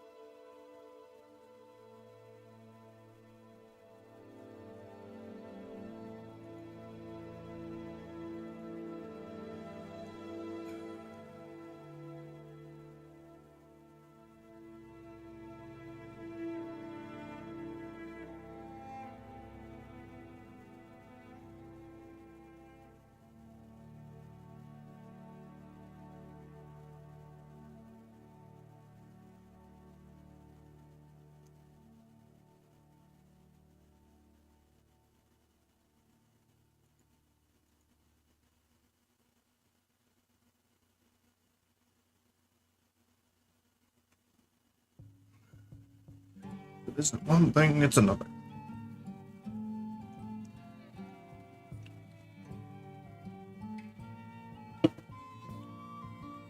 And I'm sure I'm fucking up the body, too.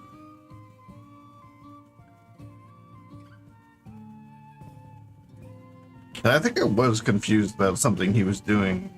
The guy was doing here in the tutorial. Okay, now everything's dark.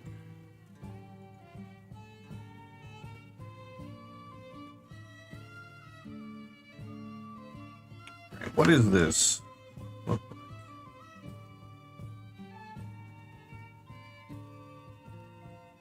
That looks inverted to me.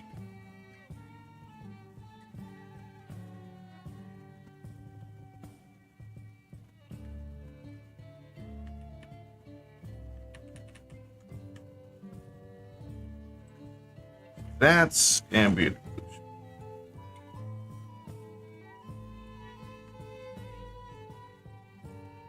occlusion. That is pretty much not ambient occlusion, but that's because there's no baked ambient here.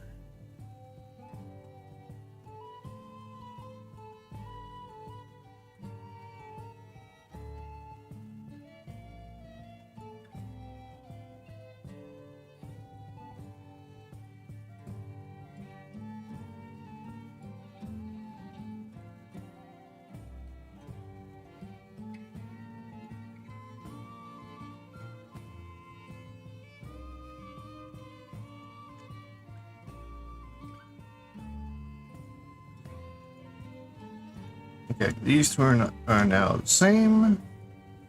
That is proper ambient occlusion.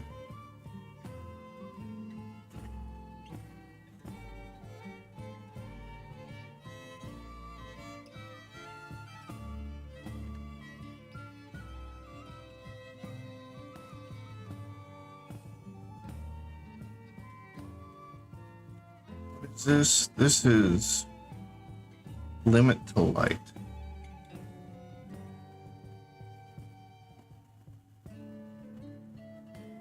Oh, this is inverted of what it should be. Which really just means we can go like this. This one.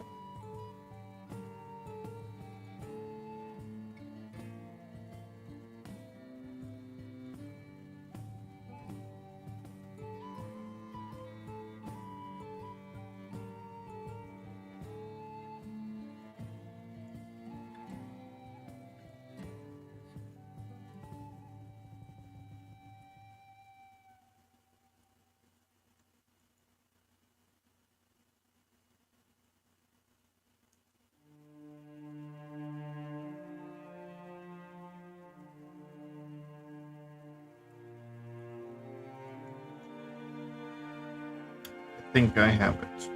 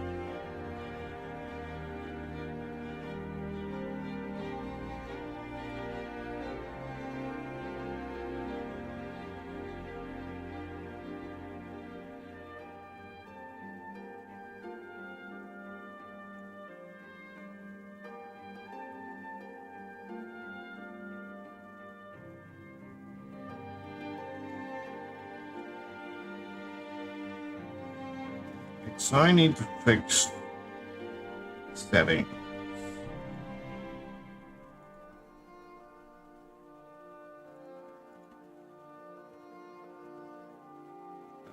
Ambient occlusion.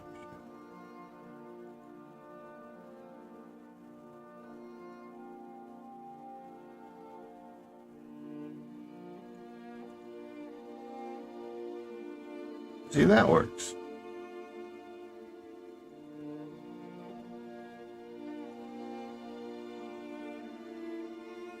I guess this is working too, technically.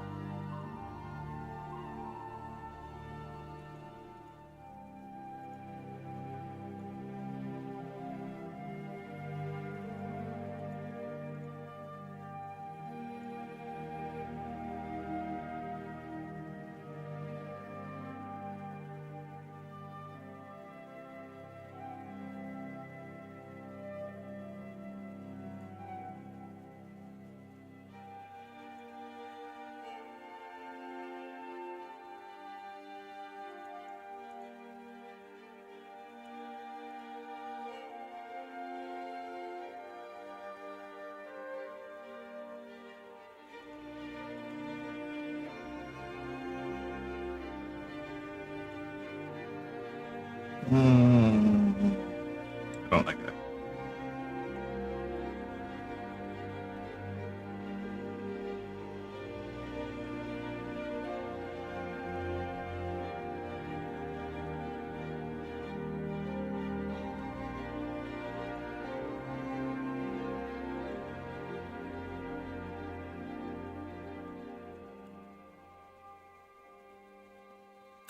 I am making progress. Hopefully. Why?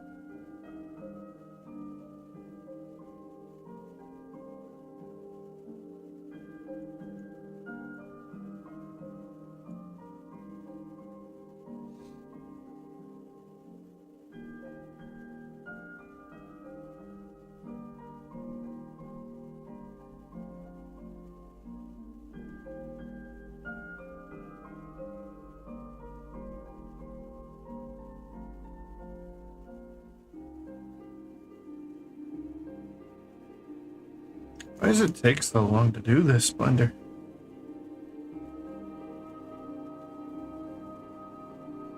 Yeah, not correct.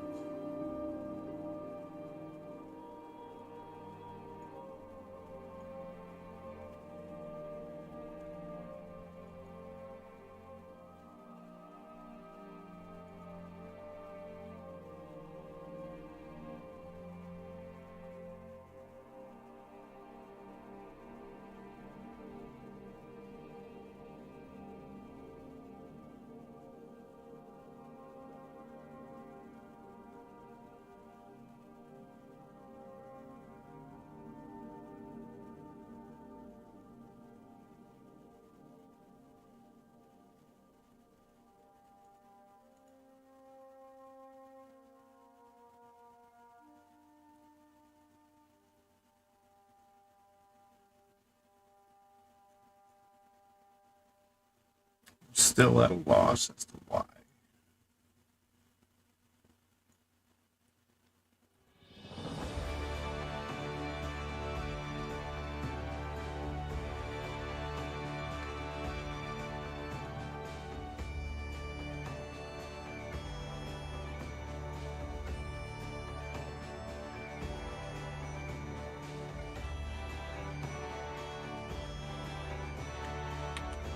But it's better than what I've been getting so far, so.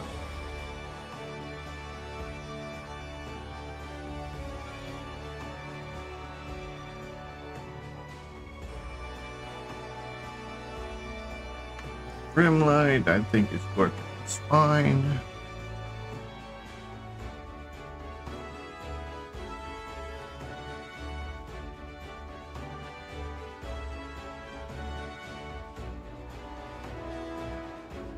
I don't even know that it's turned on.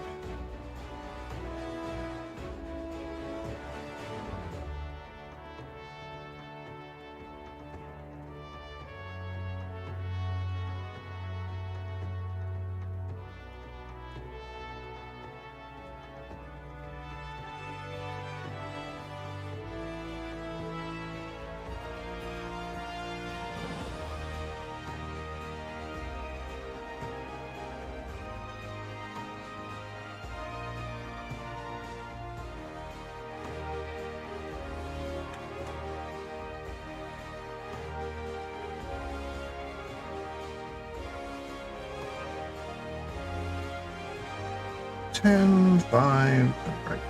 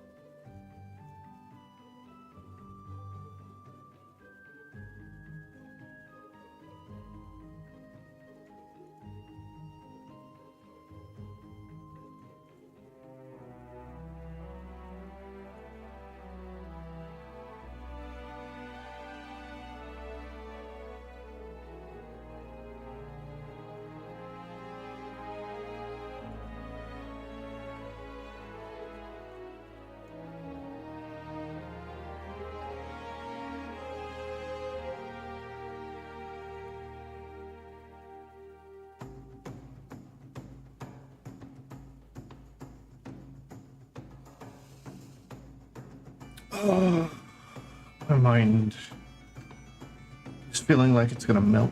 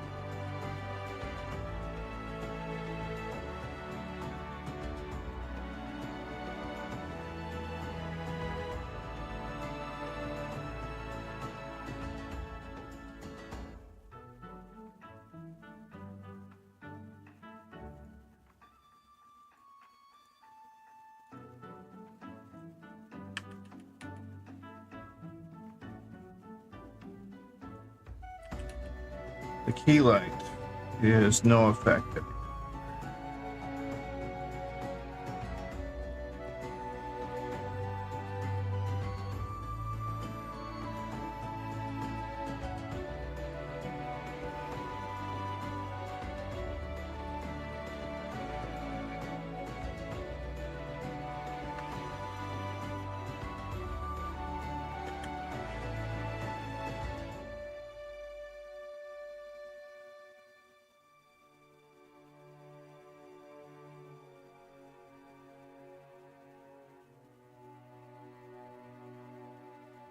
So that node I got rid of, that was the light node.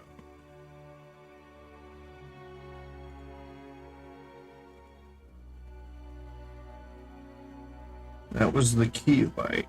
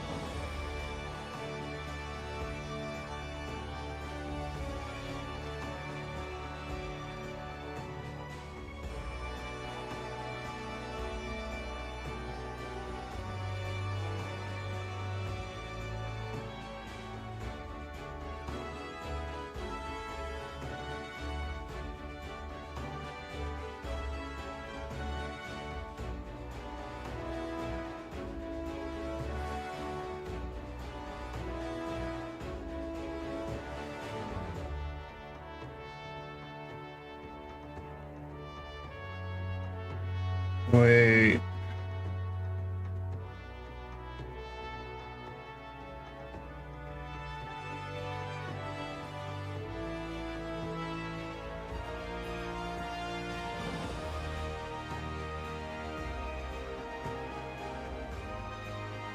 That wasn't where textures are supposed to go in.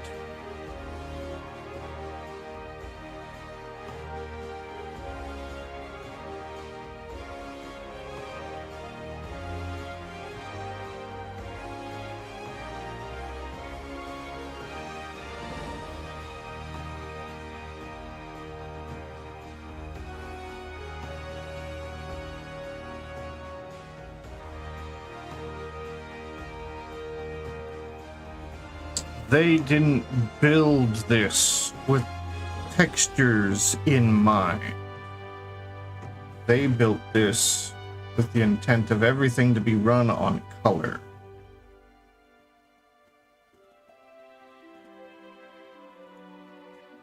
So what was here before was correct for what they were doing.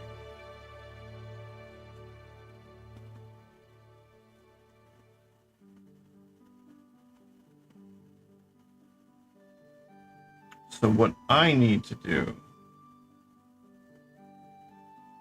is add in another function where you add textures.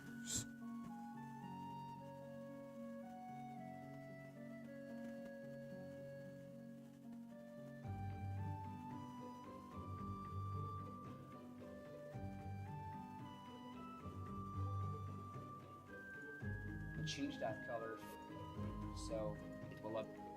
So search see, plug it into base color to discard 2 to create a new parameter. Same control, it's light.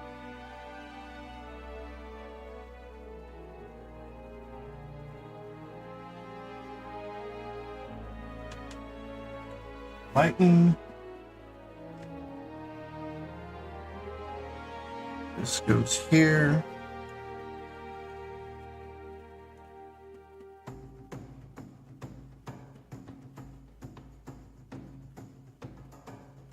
This goes here.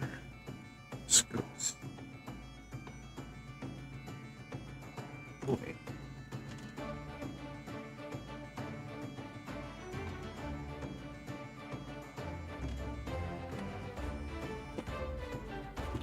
Oh, let me think about this for a minute.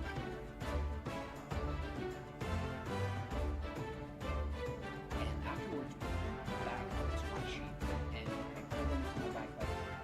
So I have my influence and my and so my mother is the moment.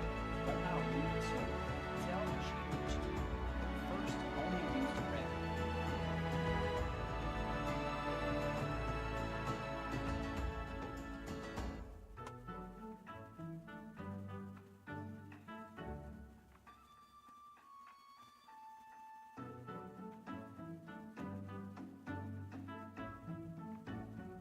So they have base color going here, shadow color going here.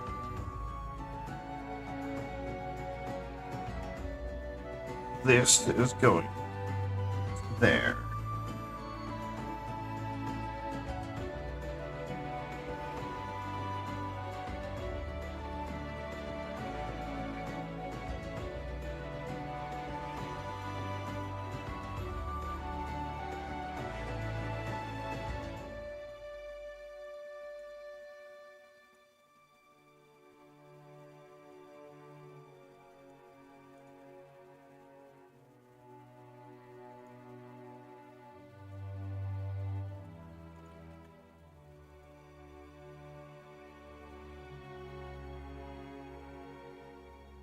Channel for my key on parent, and I'll do this node, which is now I can, and it's by using the and I'll put it in between the multiply and the bottom. So something happened that this one could be, and then roll their sharpness or 5, maybe 1.5. Change that color from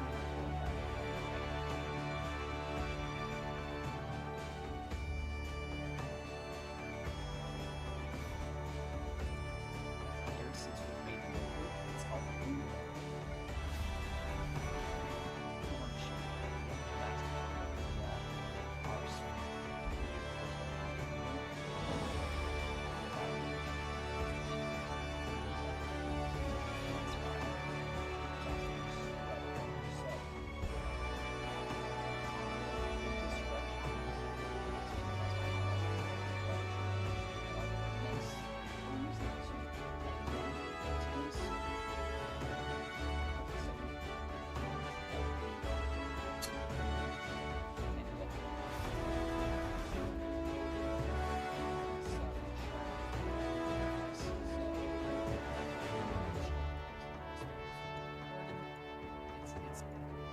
Hold on. It's going to be very simple. I just look back so that I can here.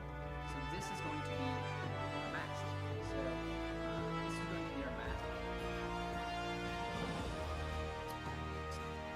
This is going to be in a new color. The way I prefer to do it, it's all black. When does he start hooking things up? Here, so I'm going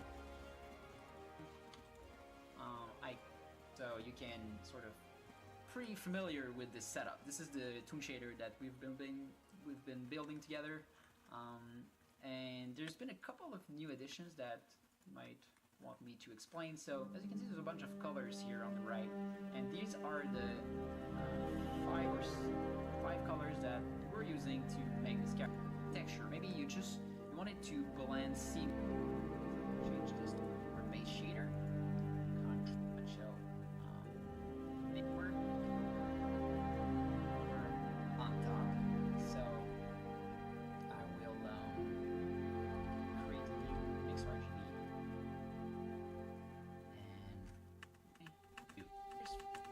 and Did they skip over?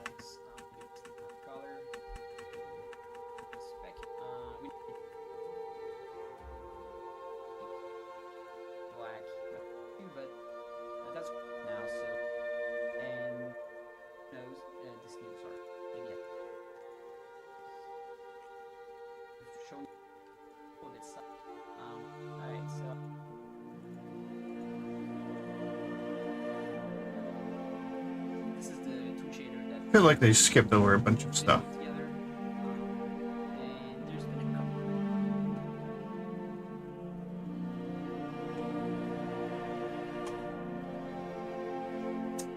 Yeah, they did.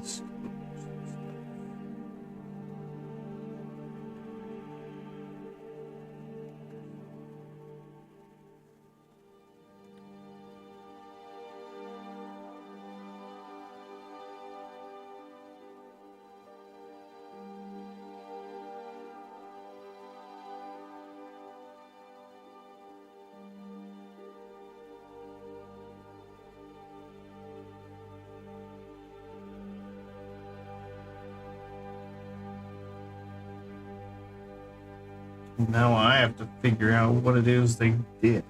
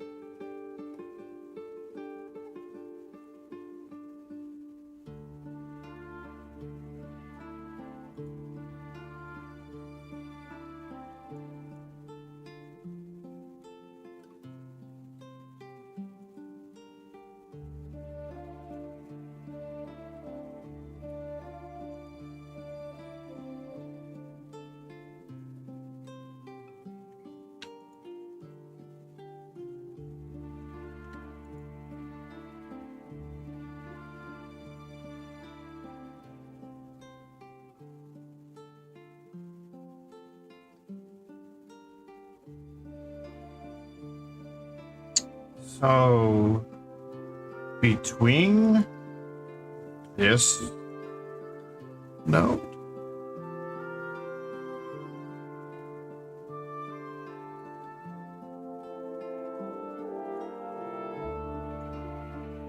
and this node,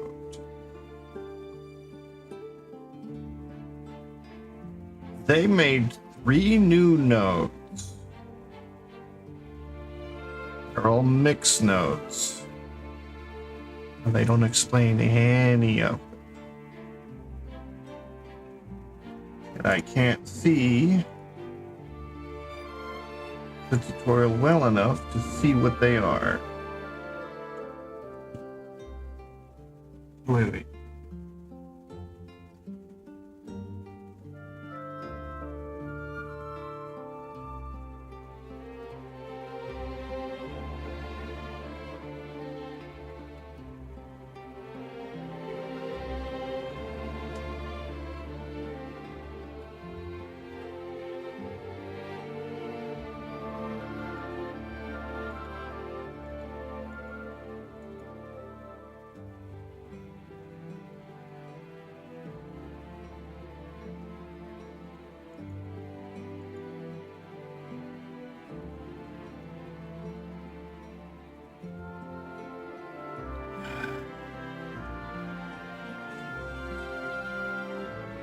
Okay. I can't rely on this tutorial to do this right. Because they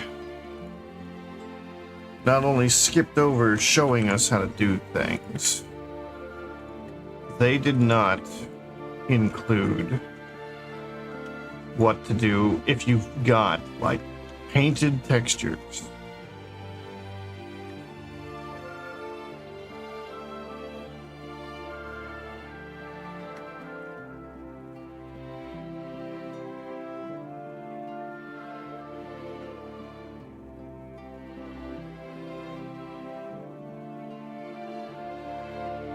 So I need to ignore a lot of this now. It's just being mixed.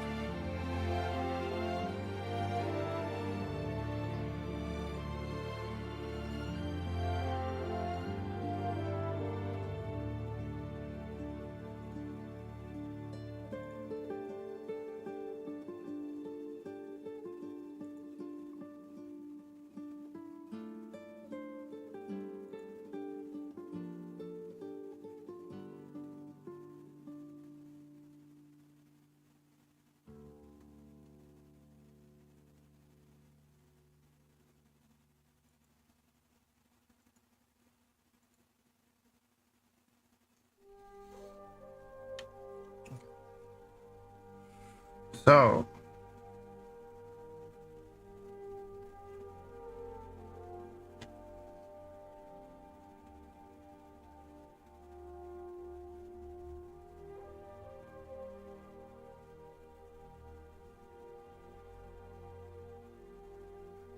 we have a base color. We are going to dump our textures into the base color.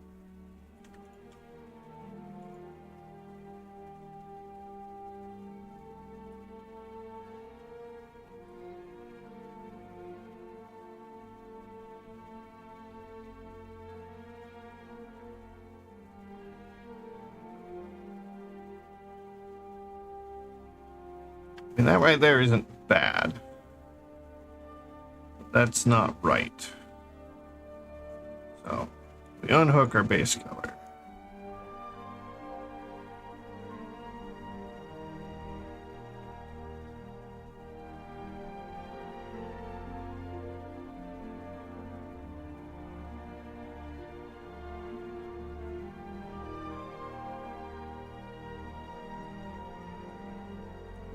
We're going to start from the top. We're going to break this off. Start here. Actually, no, we're going to start with the very first.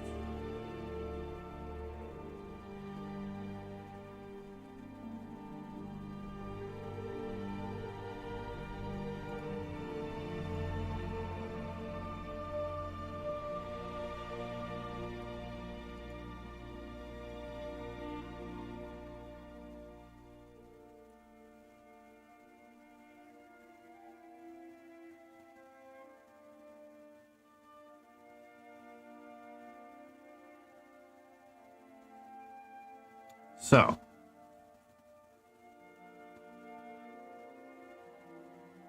let me break this off. Put color here.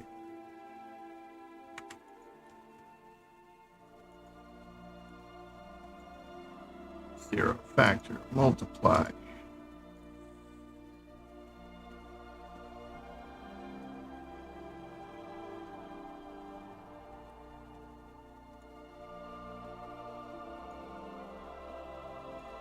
Okay, first things first, we want to get base shadows.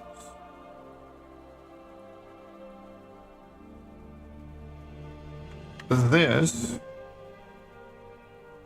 is our light and our dark.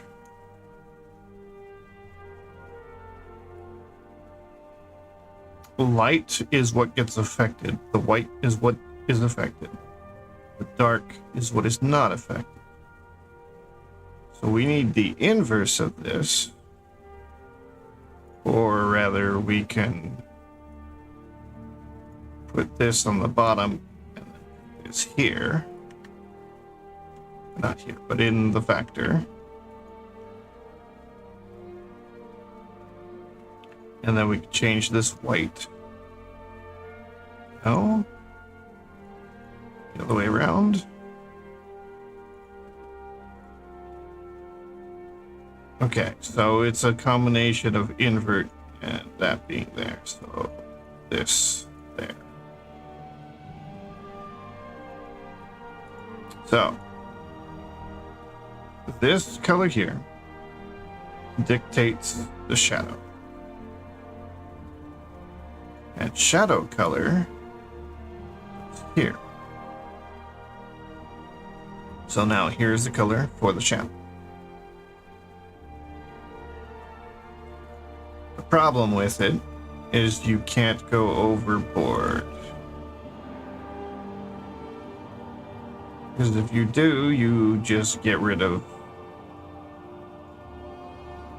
that color. Or you get rid of the textures, which is what we do not want to do.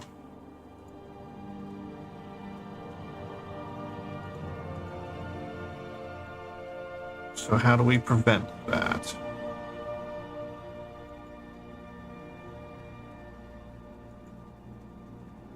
This isn't something I normally have a problem with.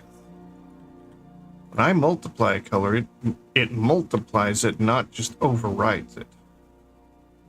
Unless, actually, it's not. It's just, like, oversaturating it. So maybe it is fine, and we're just too oversaturated.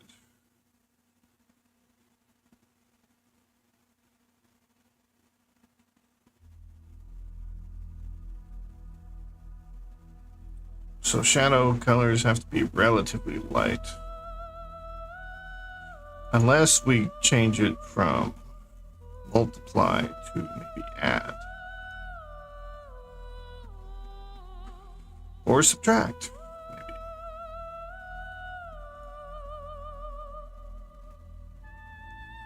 That's different.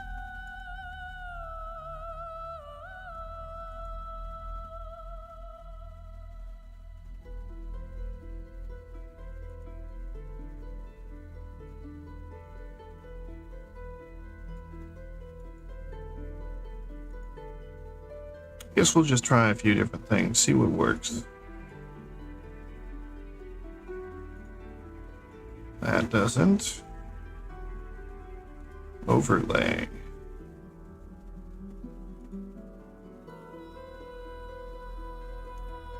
See, that's more like what I'm thinking, but we don't want to go into that.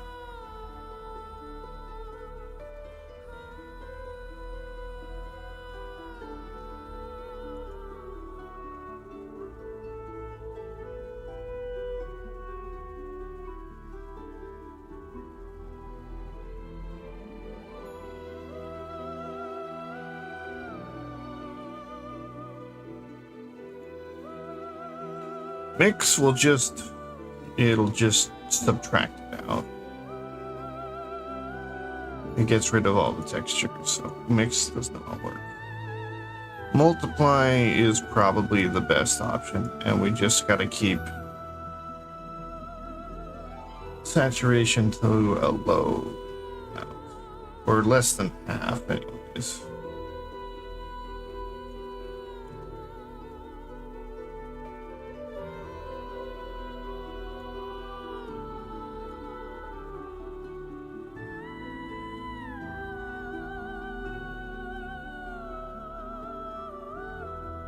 We may have to change things like this depending on how dark the scene really is. That's going to be annoying.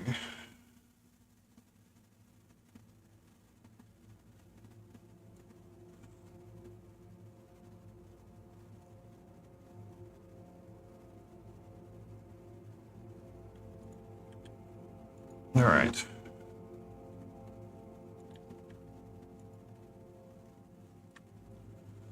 So that gets us light.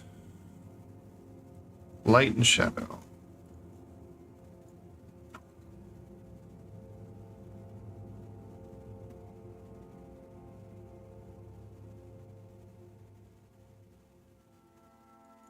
What is this?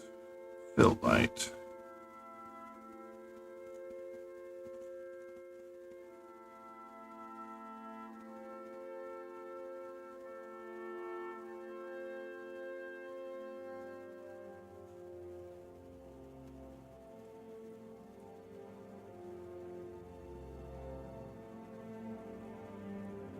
Like this needs to go here.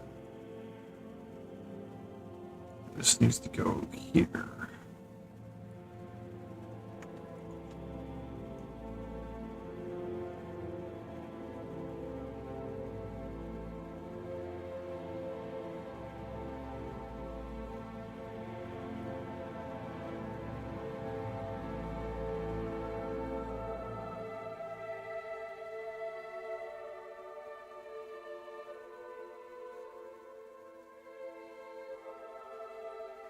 Fill light is green. Alright, it's there. It's moving. It's doing its thing.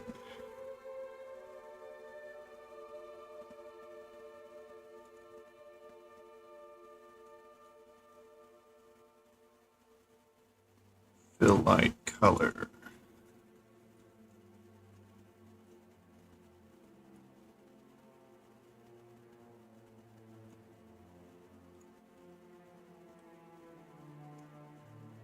Was unplugged. Key light color.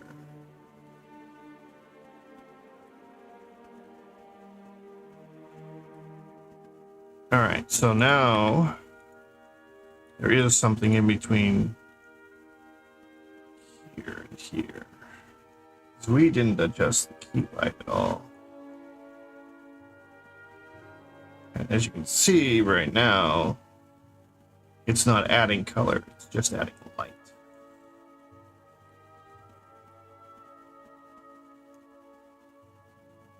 So we need to, I don't know if it's going to be inverted or not, but we need to bring this here.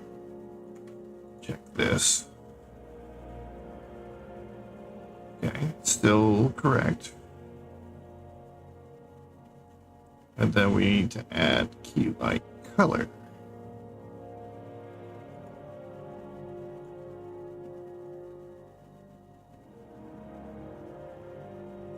And it can either be white,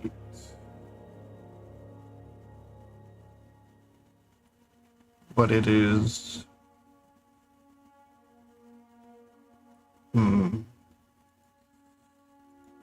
multiplied is not going to be good, but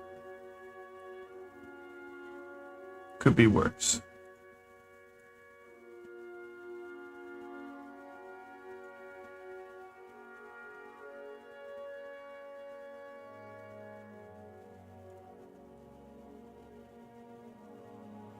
And it does let you add color.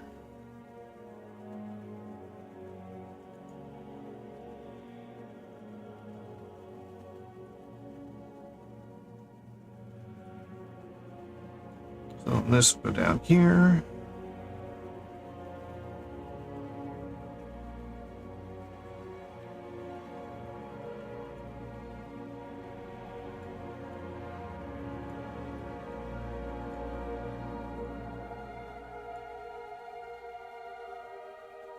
So far, so good. Now, backlight color.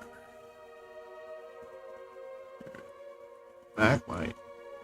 It's going all the way over here.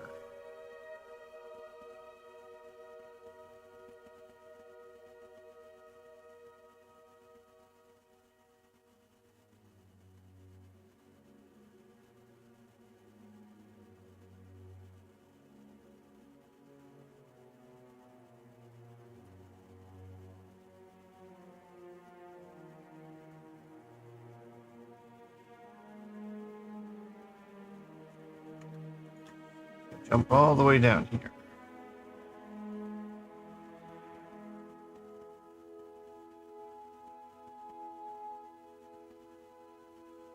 We put this here.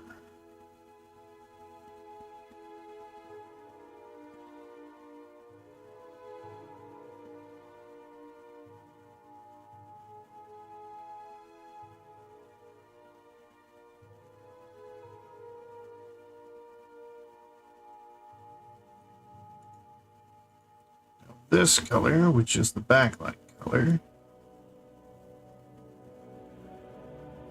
It's currently not doing color.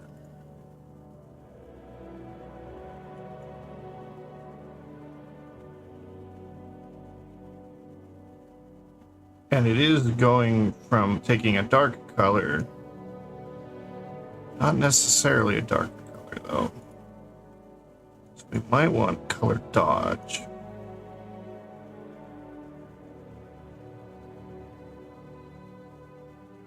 And again, add color probably works better. If it's laying it on top, that's what add does.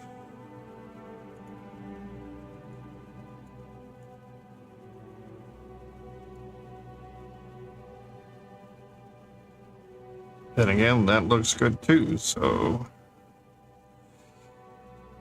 Alright, unhide these. Backlight color.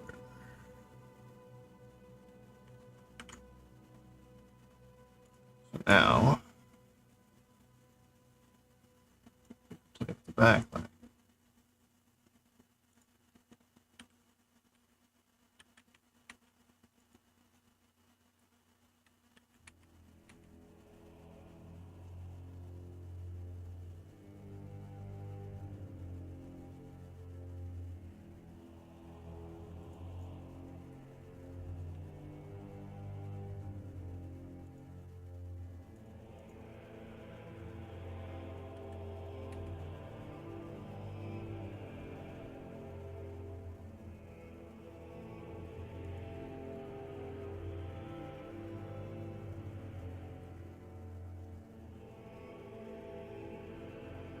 Alright, let's check.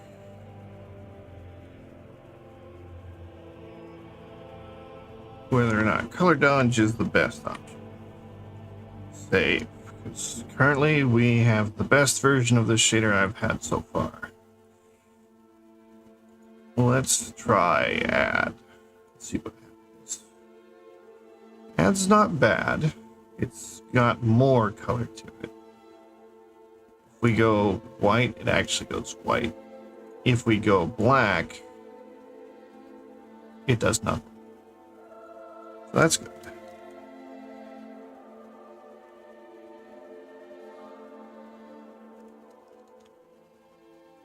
What happens if we make the actual shadow color black?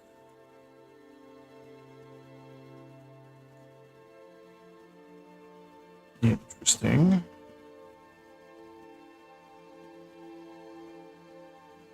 Obviously, you don't want to do that.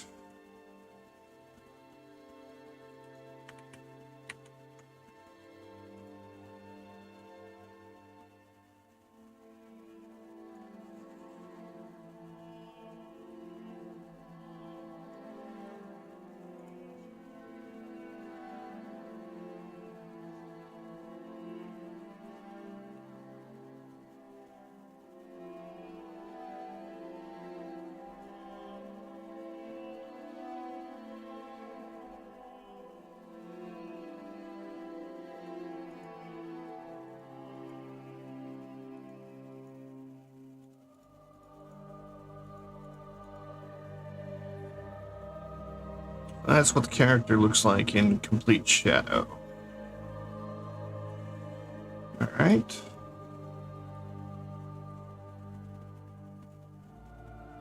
Camera light. Oh, it's been on this whole time and hasn't been working.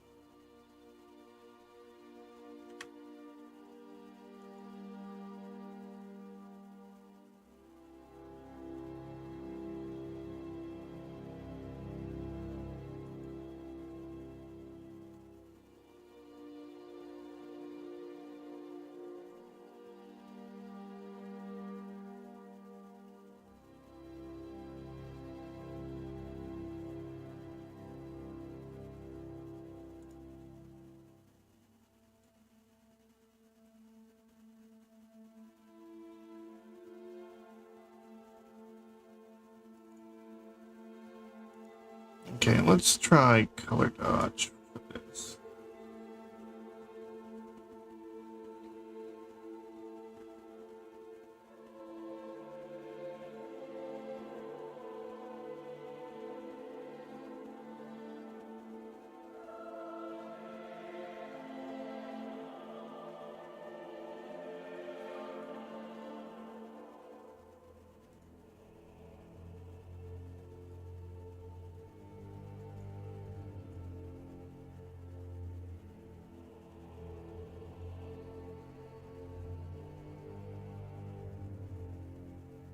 Like it's barely there. I want this to be an actual light.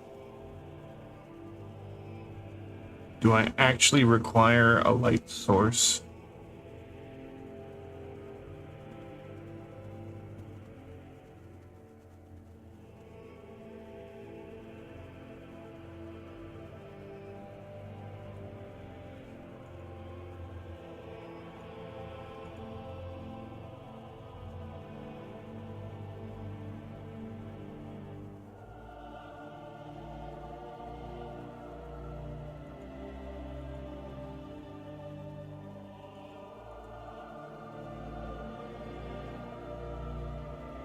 I essentially want a second fill light that's always facing the camera.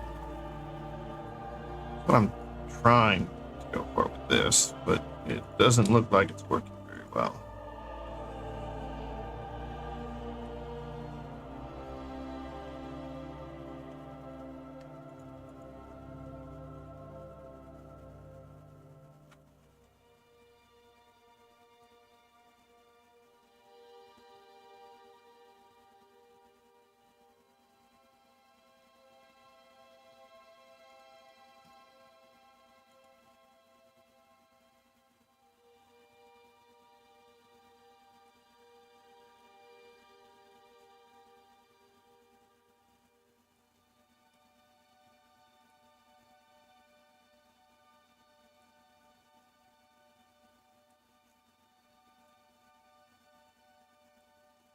I don't like how when you zoom in this close, those lines are that bold.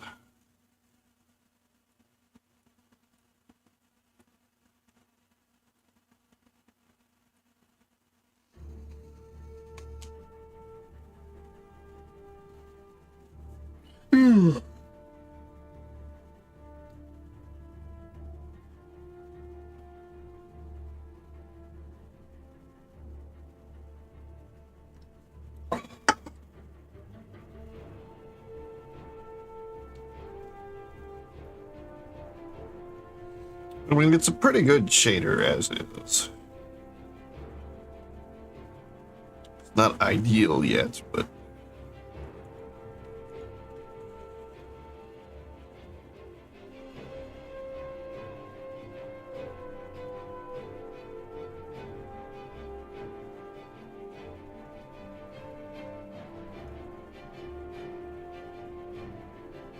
oh, I think I know why these are dark. Because they're not as bright as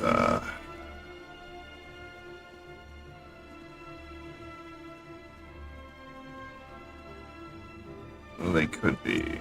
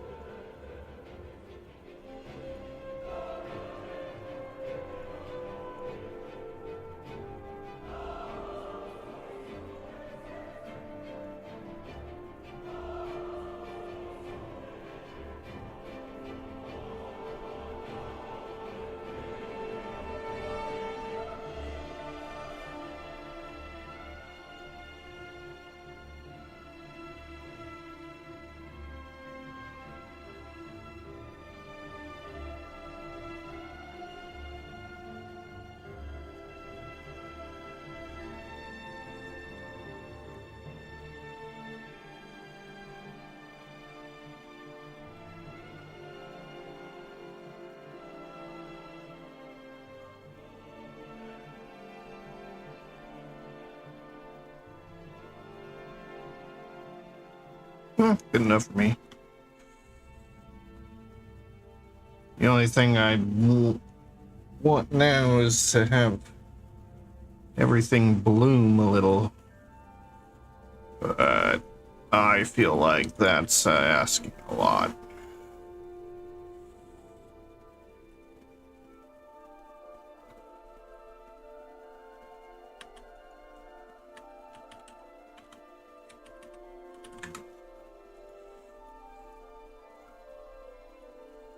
It would be this.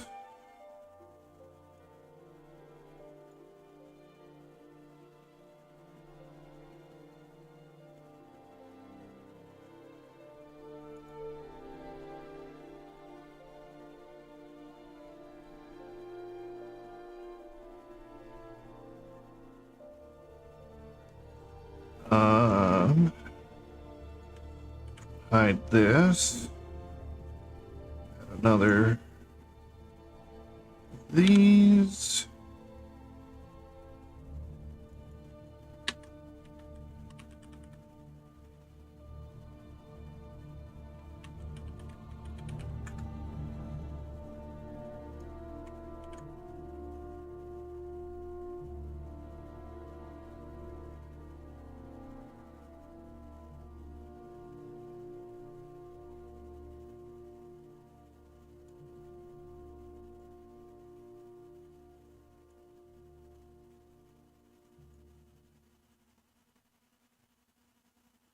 Prepare for everything to explode.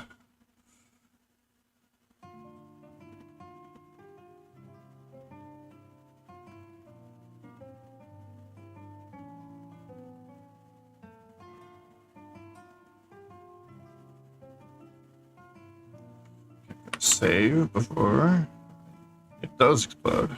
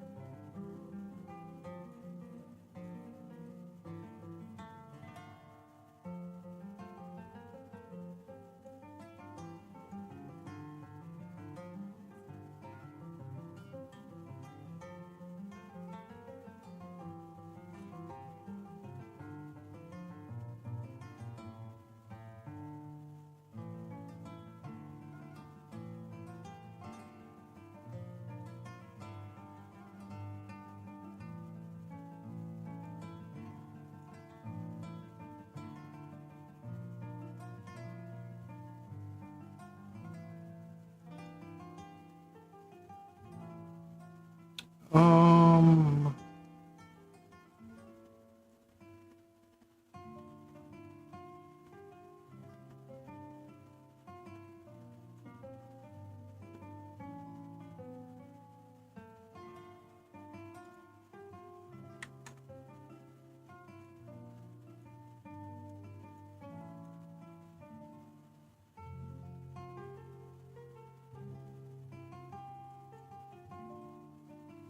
okay, so I want to go.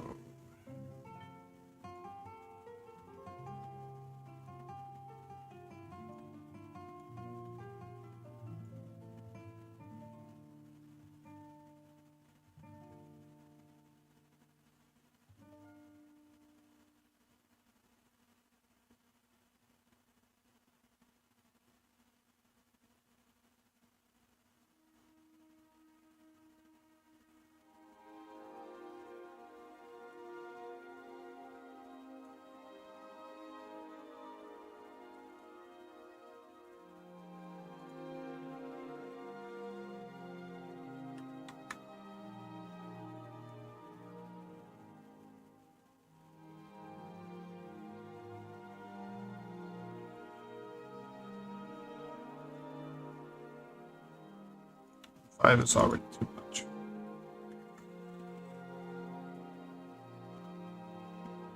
what I really want is I want it to stay the color, but I want to see more glow happening on the outside. So I need to go into custom. Also, when I go to 0 emission, it should still retain color.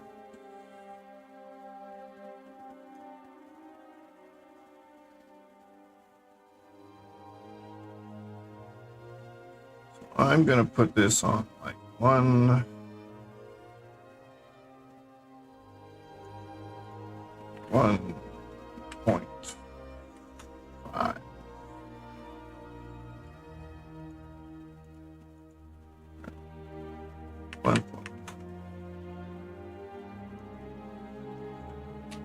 Save. Compositing. Put a window here so I can see the viewport.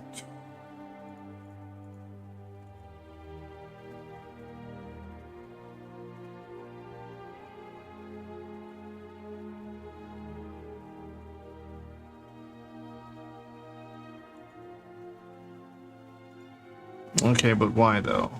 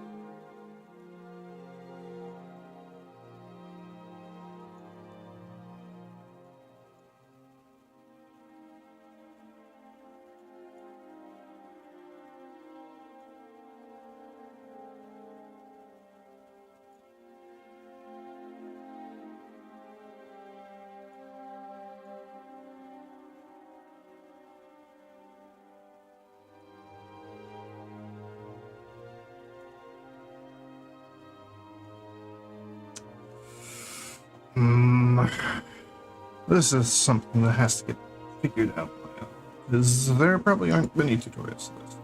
So what I want is bloom without saturation.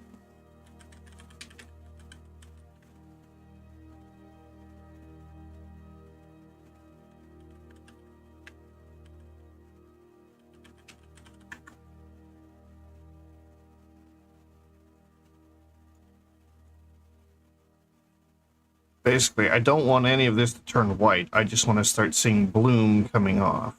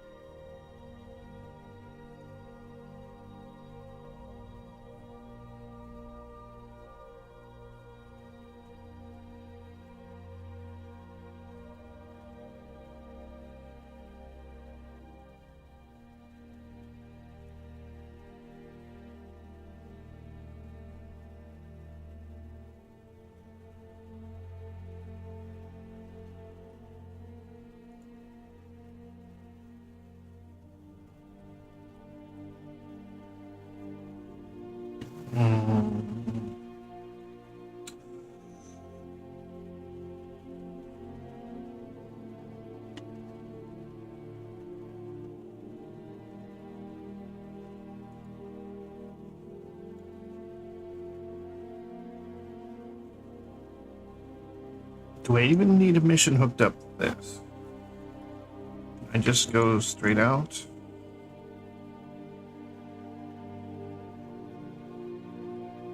I don't think there's any mission. It needs a mission.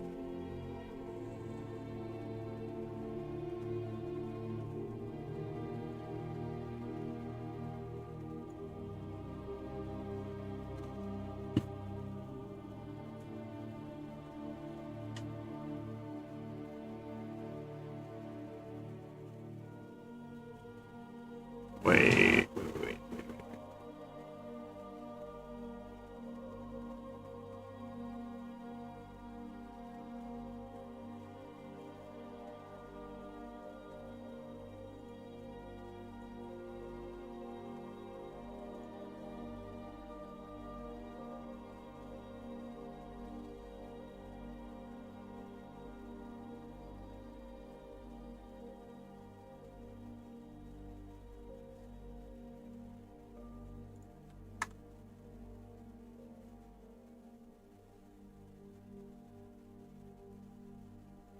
The mission? Should that be based on lighting strength?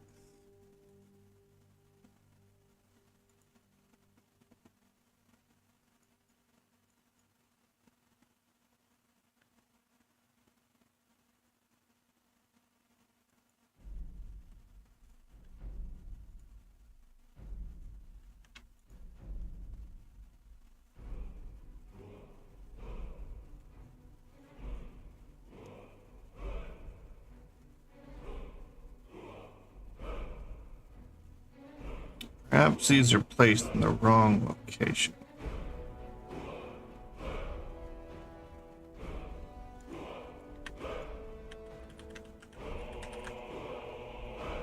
We don't want mix shaders, we want add shaders.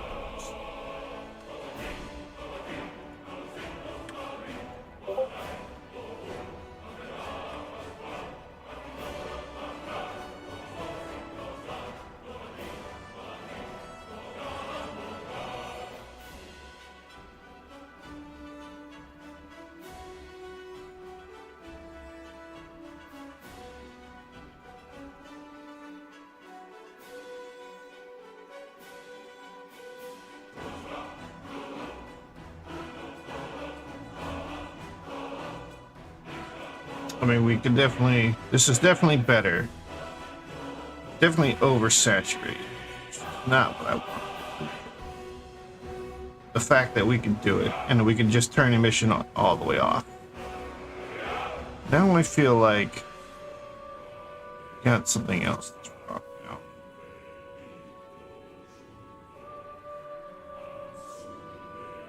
It's like without key light being at double strength. The color's wrong.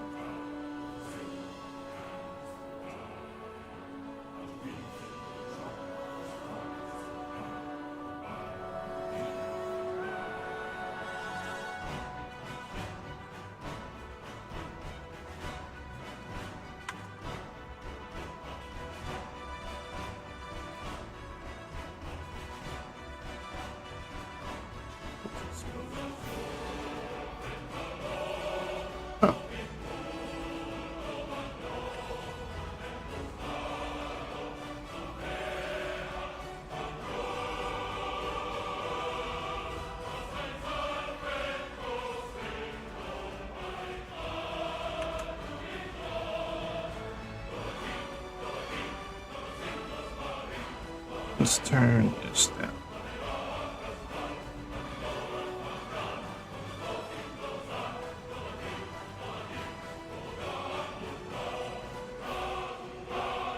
Not that.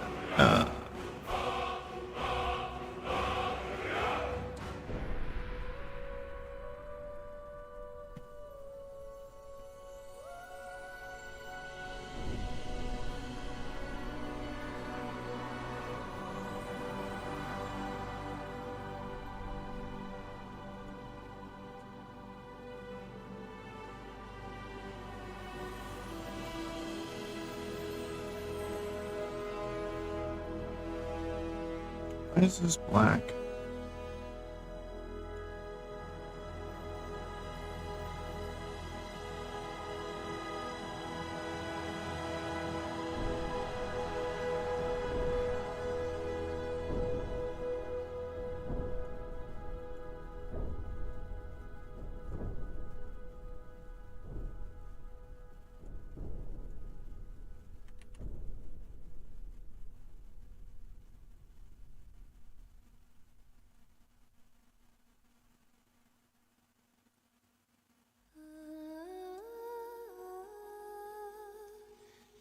Hmm.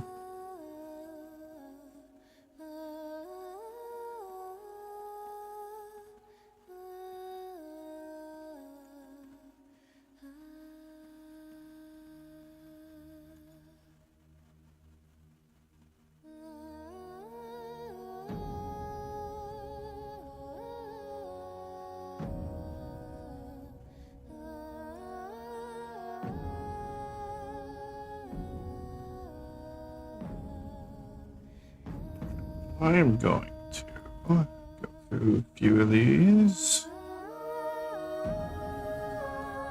Color. Default will be gray.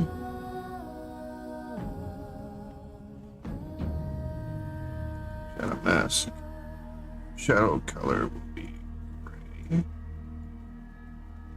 Shadow mask will be black.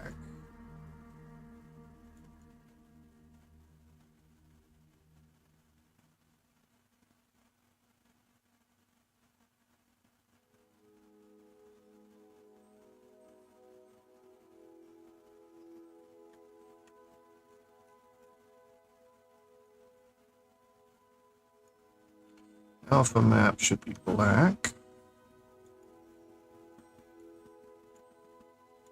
Metallic black, black. Rough is black.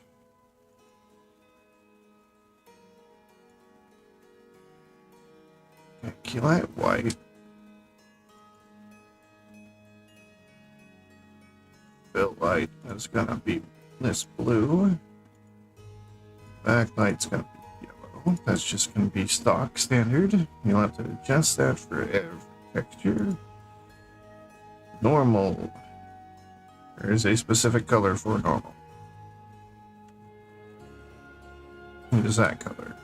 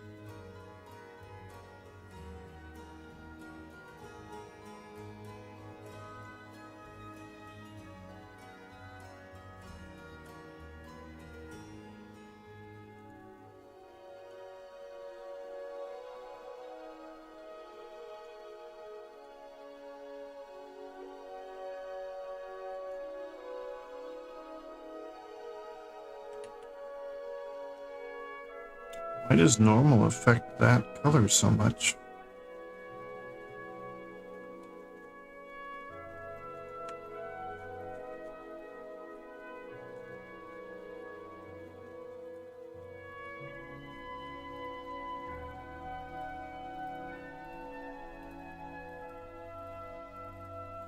Oh, it's a mix or an add.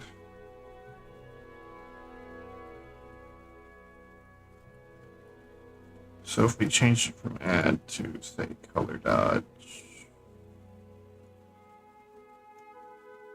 what happens?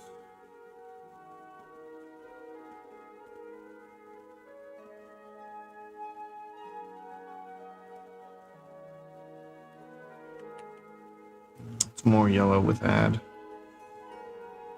Still weird that it's not as yellow. Then again, we're going from shadow to that, so that is quite a lot for tab.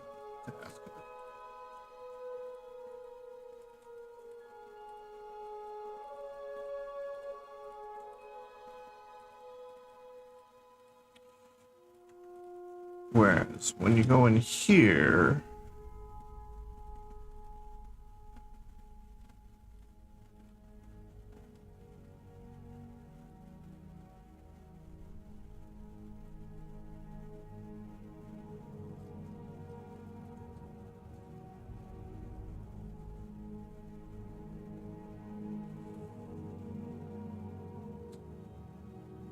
I think we're actually increasing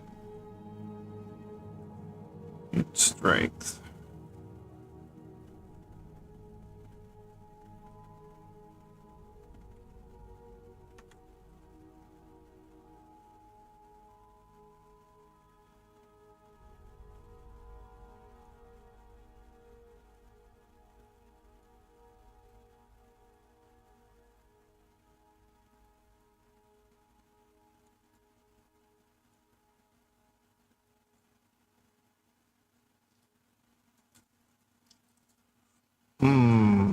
Need to know why.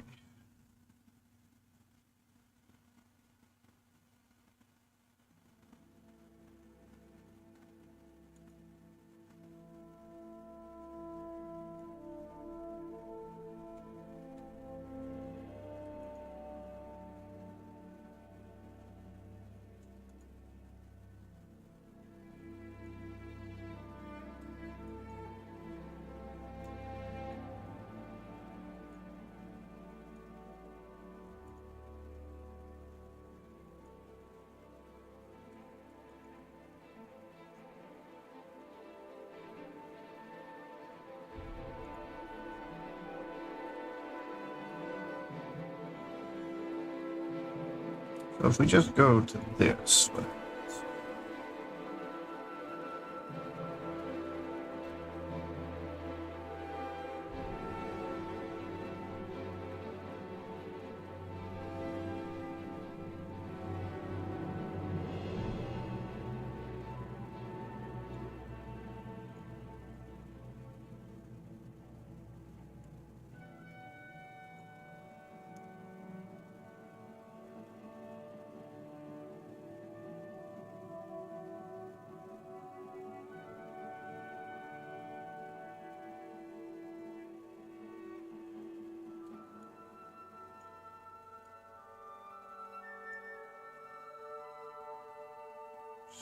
range.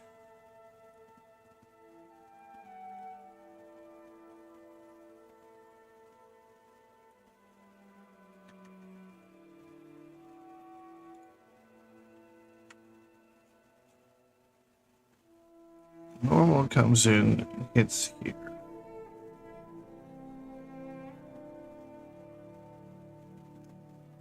Hello. How are you today?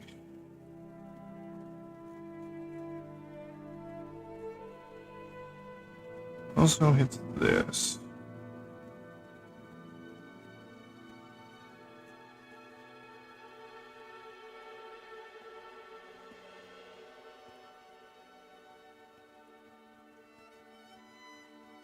This.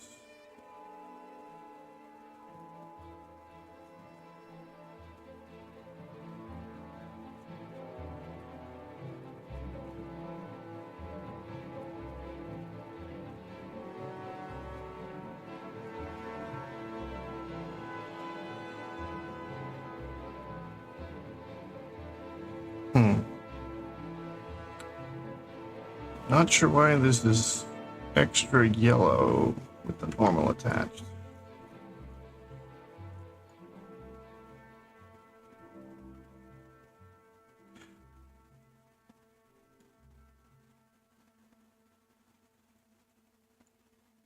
It's like the backlight color actually has an effect or is doubled somehow.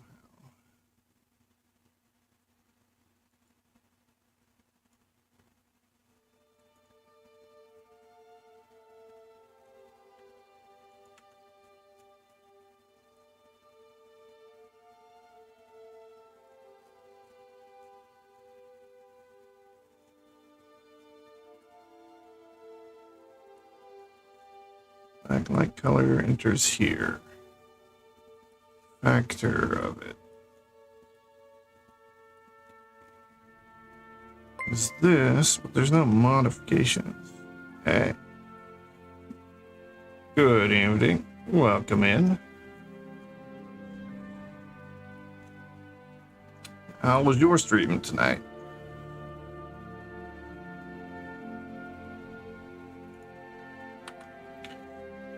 Oh.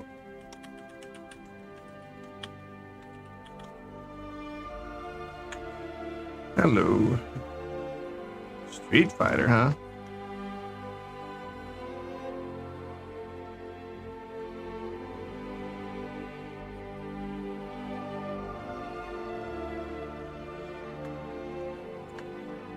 Yeah, I've been working on just getting these shaders to work on this all day. Feel like I'm not progressing as fast as I should. I haven't actually created anything new.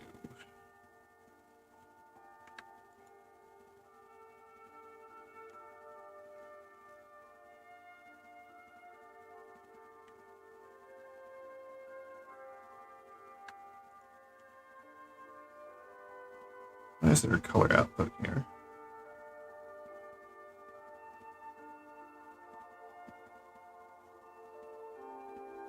Right, there's the red. Why is that black? Oh. It kind of explains that.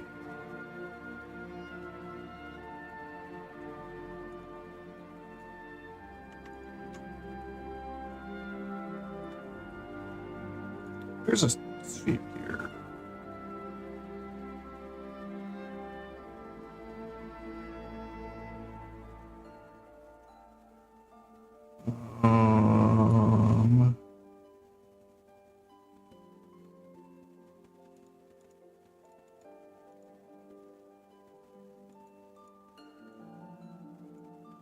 Why are you transparent?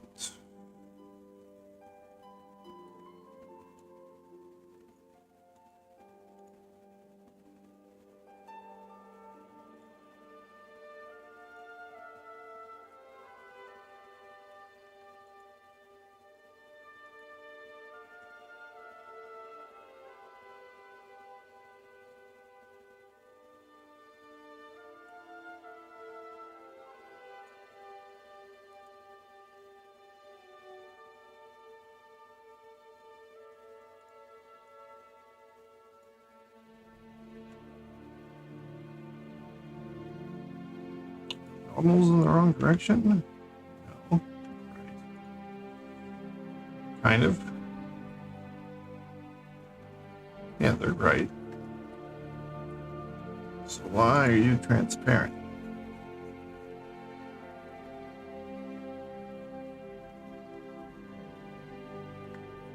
Thanks. Been working on her for a couple weeks. Right now, I'm trying to get, as I mentioned, the lighting to work right. But I've never gone through the whole mess of building out a whole shader system specifically for like a, kind of an anime-esque, like a toon shader. Normally, Blender comes with real-world shaders, which are not really what we want. So, gotta go through this whole spider web, making things work the way we need them to. Then a UI to do all the things we want.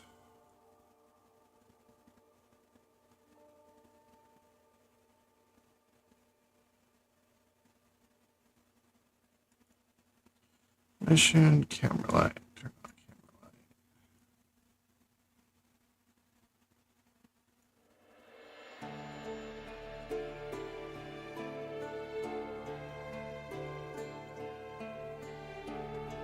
light. Right now, there's just some weird things going on. Like, for some reason, this backlight here turn.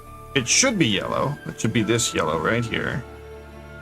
But it's white right now. But when we hook the normal in, it turns yellow.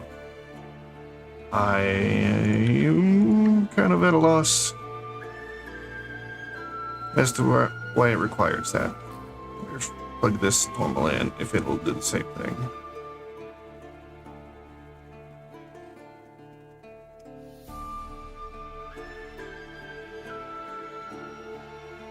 Okay. So it doesn't matter what normal we use, as long as the normal is plugged in. Oops.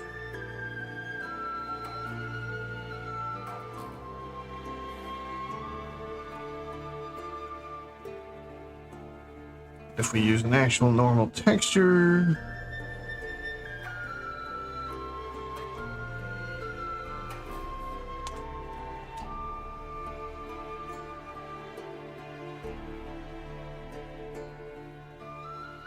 it works. We get what the normal does. Let's test.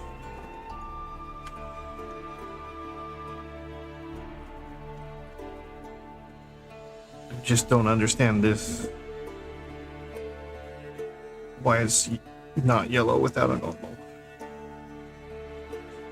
Alright, back down. Need to use wrist.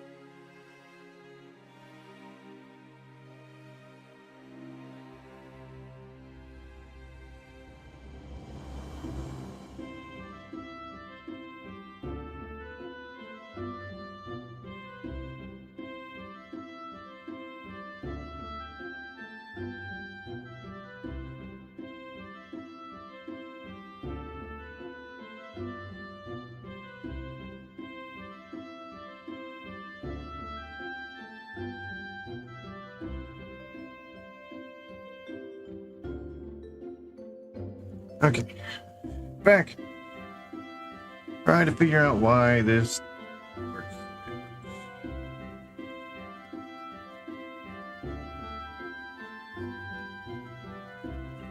Wait.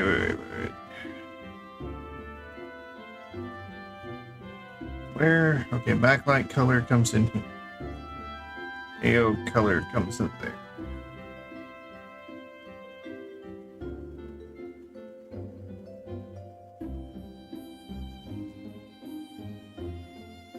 Okay, factor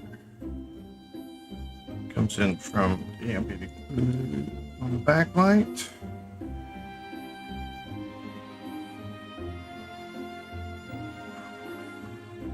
Wait a minute.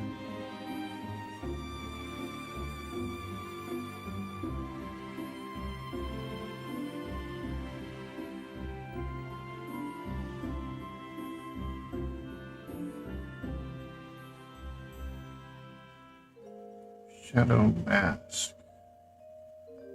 Key light color.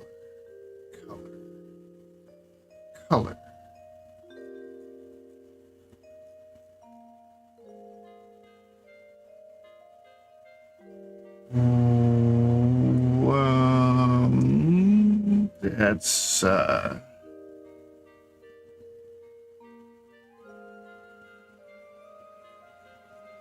not how that should work. Wait, whoa, what?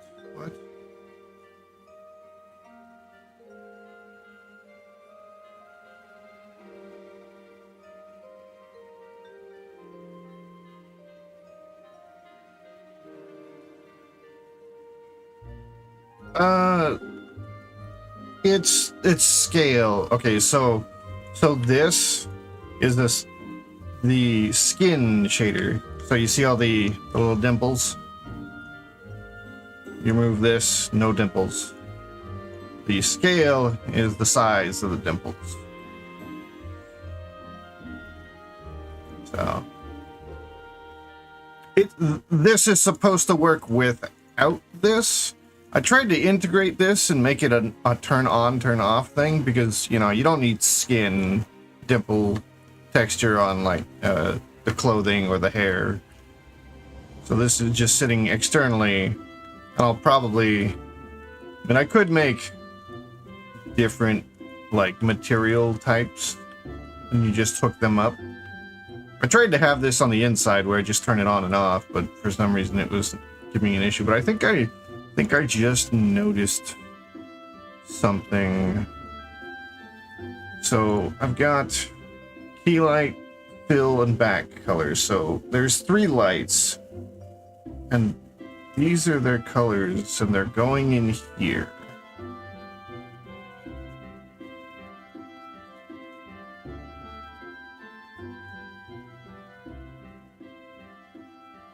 And then I realized now I'm doubling up. So here's the key light, here's the fill light. And then here's the backlight again.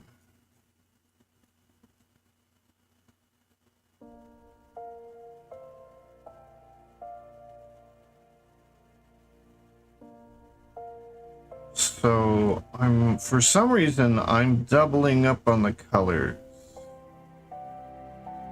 I don't know why.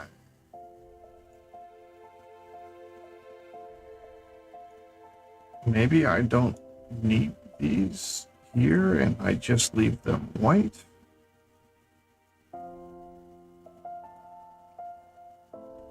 And the colors are put on by these. I don't know why I did what I did.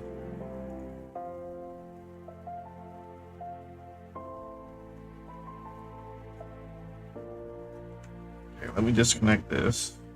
That still goes white.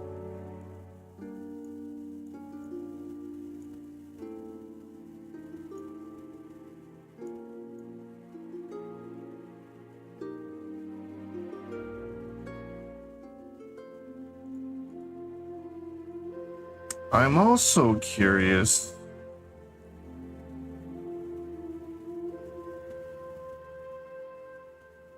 When I plug this in,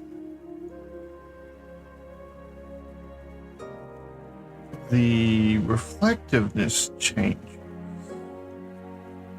So that's a specular thing.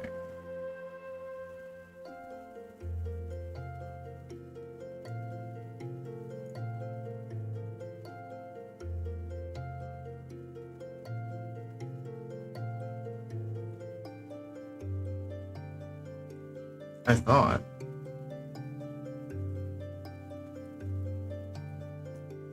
But yeah, normals come in at a few different points.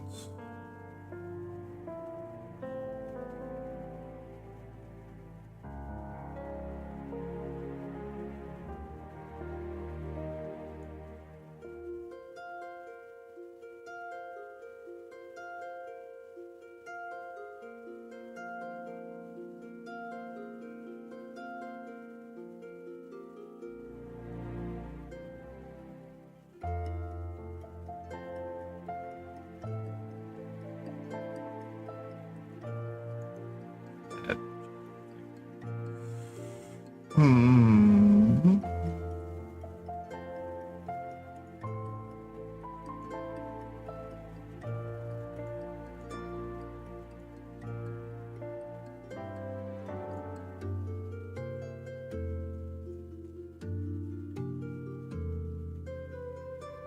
Probably not needed anymore. Oops.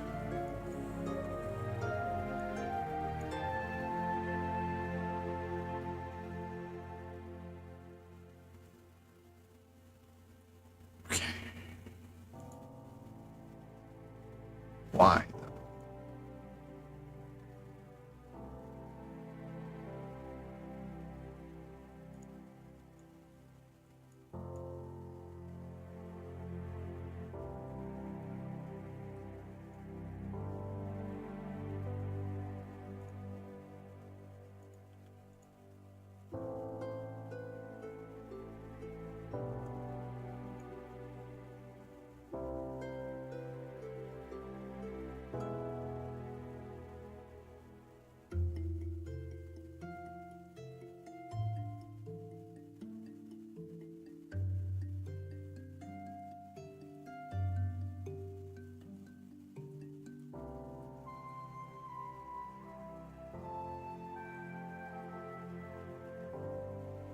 I mean, I don't know how to put this. There's nothing, like, it's working. Everything is working. It's just why some things are working the way they are. I don't know.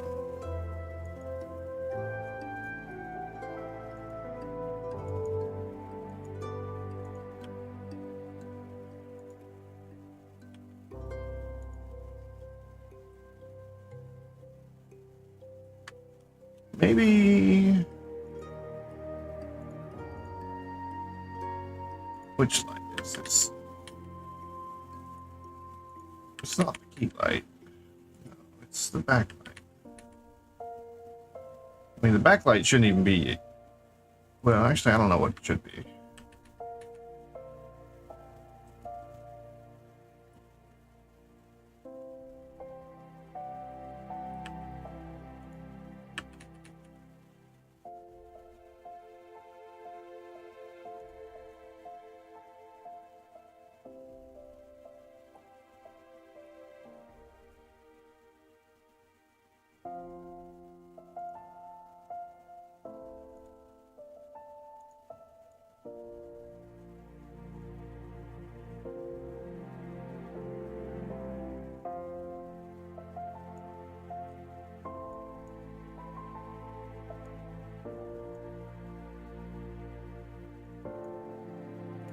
Maybe it's a level of reflectiveness thing.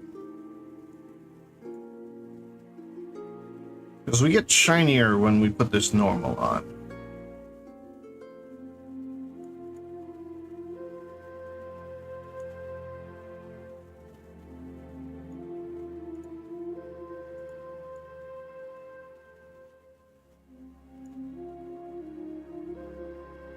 So maybe that's part of it, though.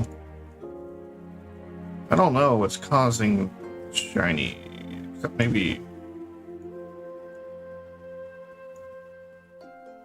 the bump map, or the fact that we're adding things.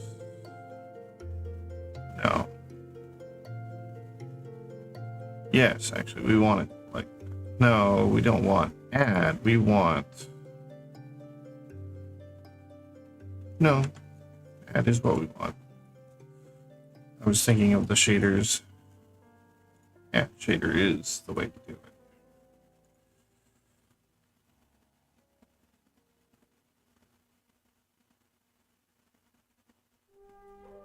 Okay.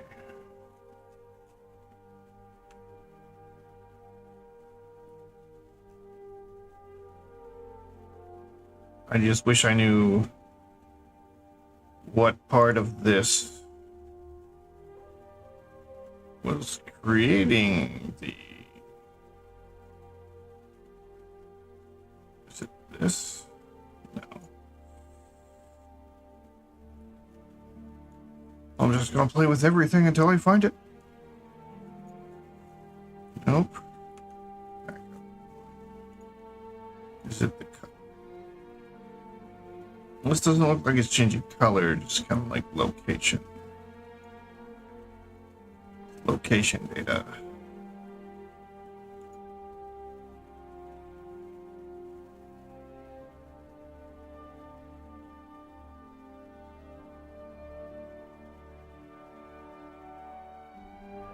Wait, do I need this? Can I just plug...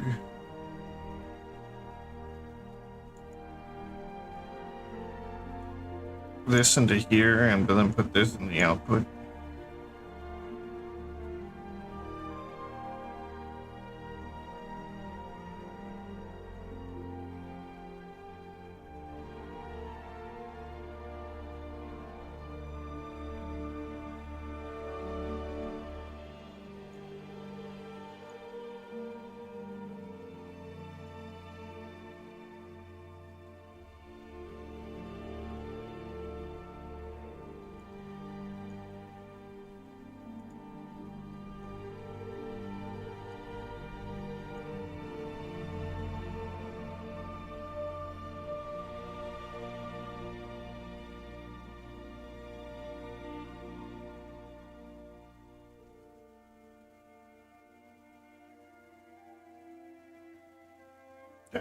I mean, it works. Alright, so that's not needed.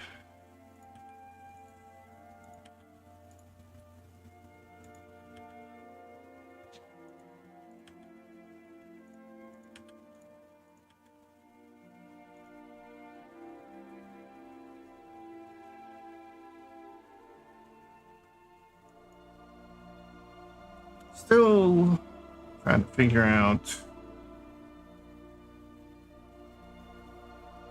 I wonder if I just put RGB with this color.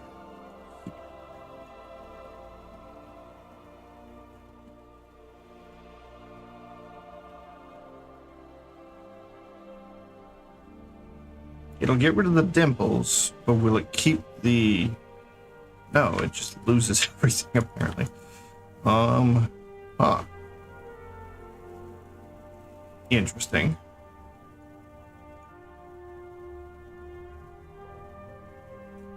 So there's more than just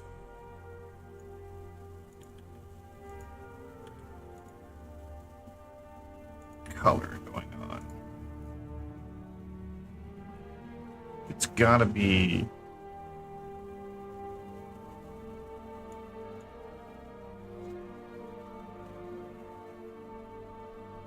this bump node.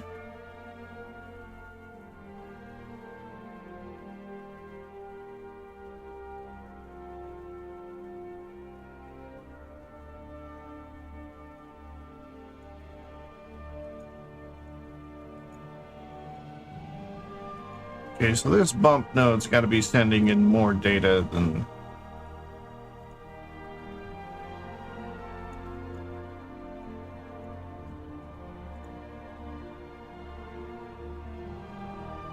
So it's when this bump node is connected. So that's why this works, because this bump node is doing the same thing.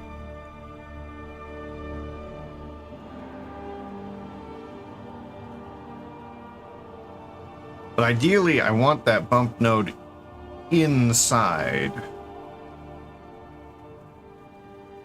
affecting whatever's causing the light.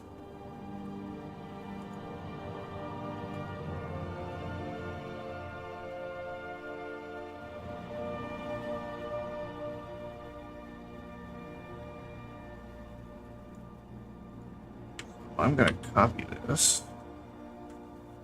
I'm going to disconnect this. I'm going to go inside.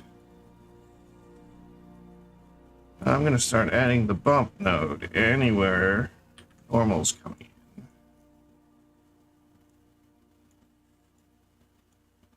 Until I find out where the light's coming from.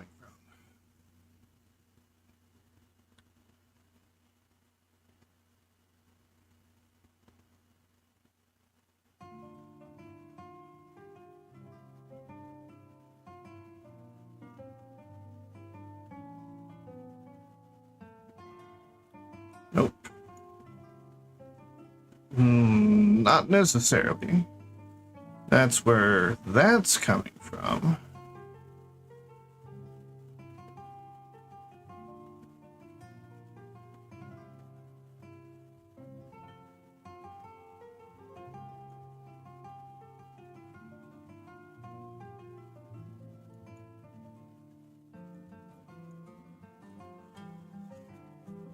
It's not there. Let's try here.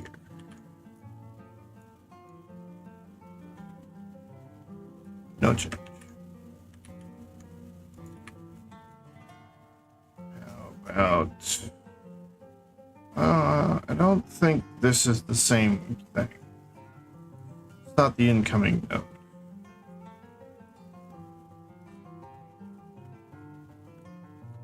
So no normal on that one. There, we did that one. This one isn't using normal.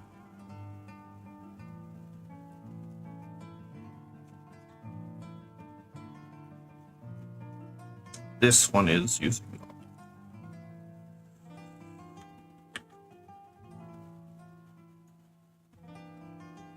Are you going to add the yellow?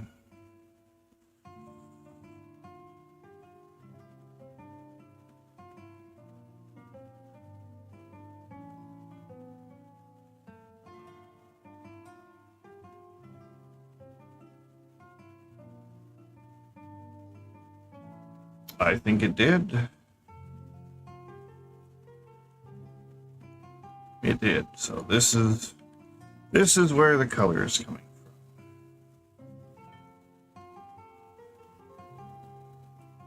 This is the 2D rim line.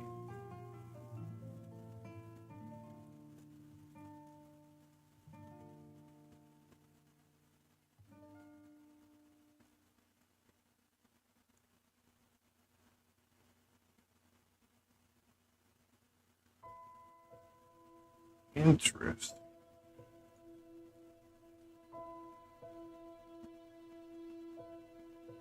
So having this on is knocking down the yellow, making it white.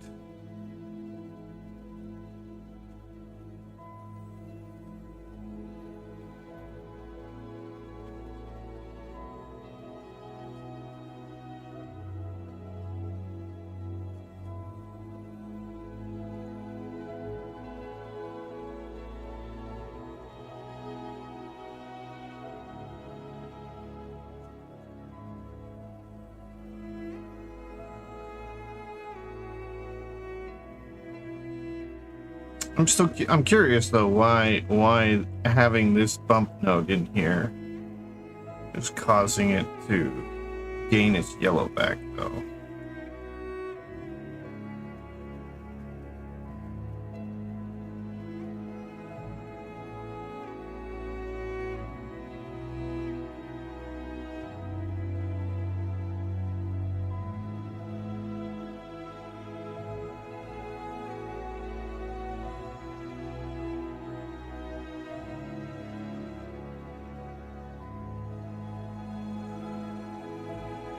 I guess it's just darkening it.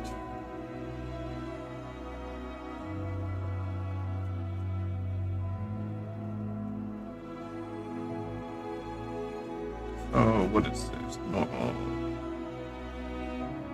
I guess I didn't make an on-off for this.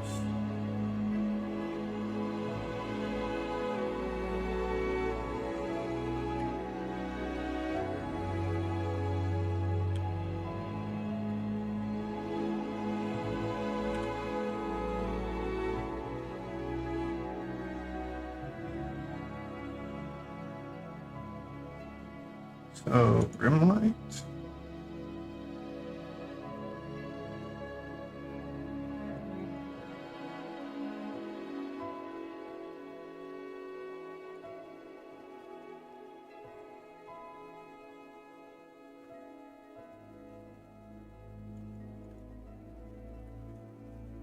What is IOR rim light color softness?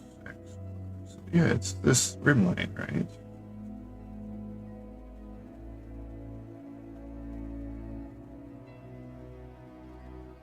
The only other one that has, there's no IOR. IOR rim light color softness section. What was the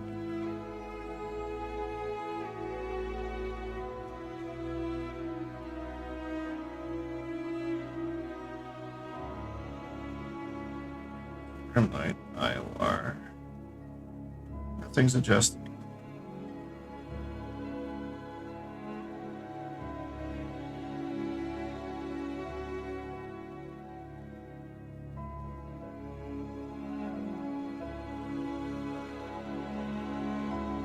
Did I break something? Oh, we're on color dodge now. It was at.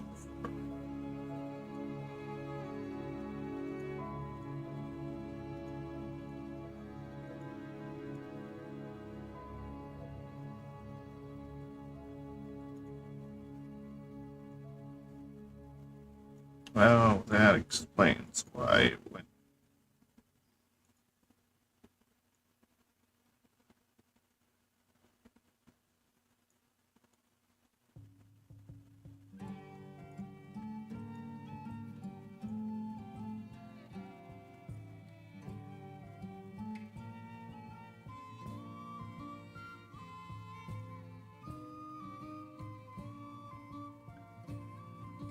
Really not seeing.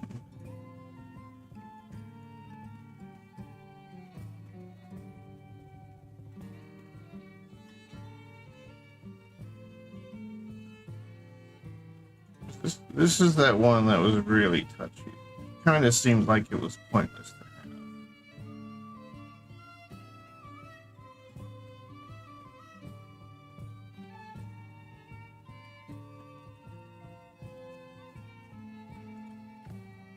Yeah, this was one of the last ones they had built, and it seemed off to me.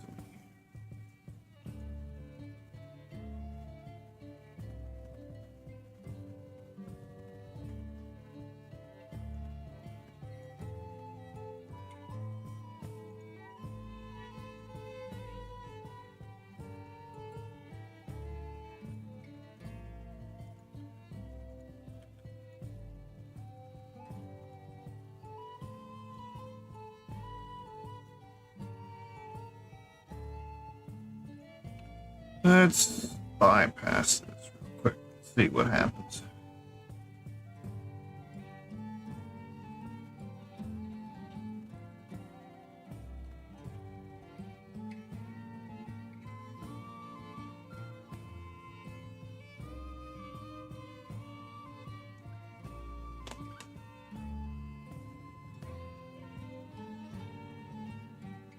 It's kind of yellow. Let's put this up real quick.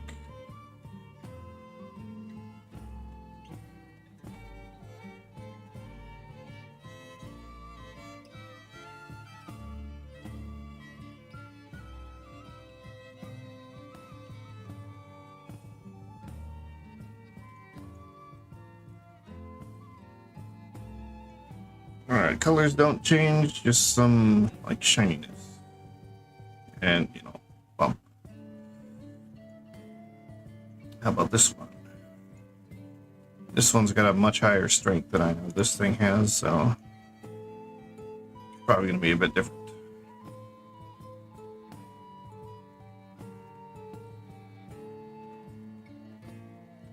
I think it's just shinier, also lacking texture.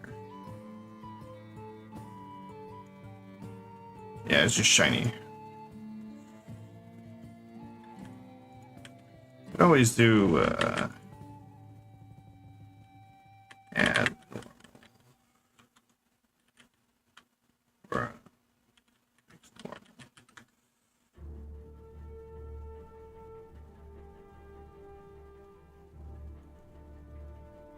okay, I've never actually seen this one.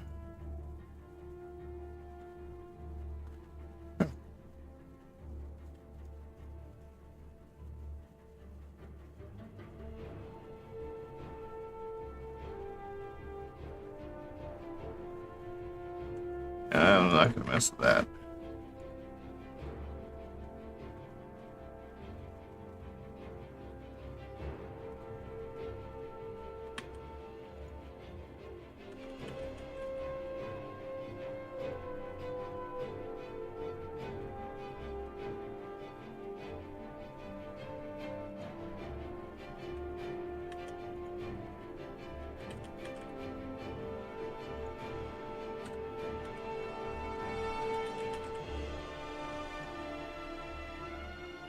What was the... Oh, it was just a mix, wasn't it?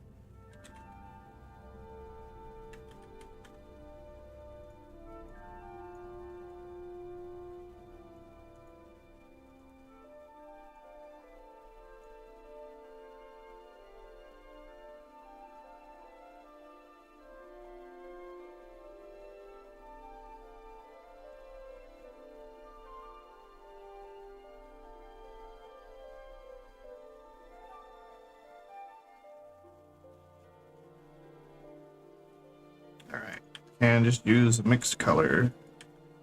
to combine two normals.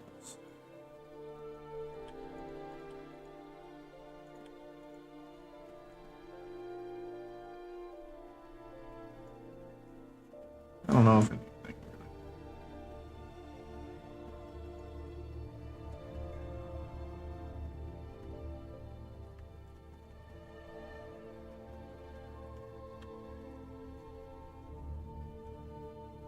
All right.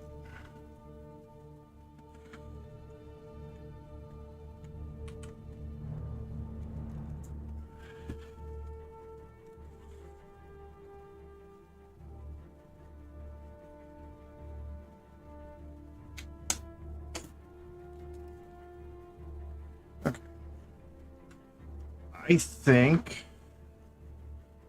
that might be it for the shade.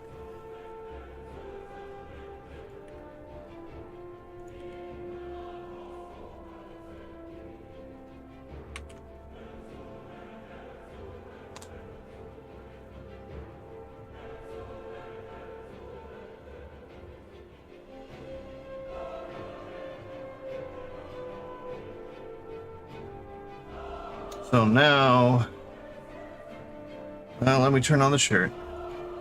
Real test is putting the shader on other objects.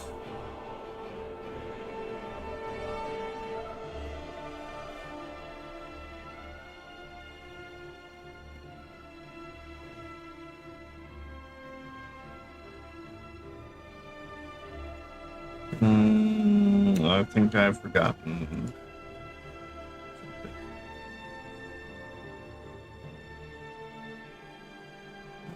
Transparent.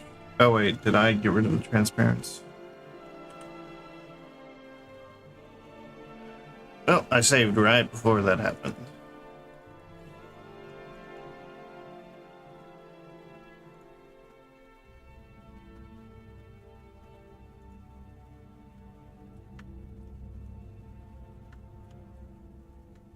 So if I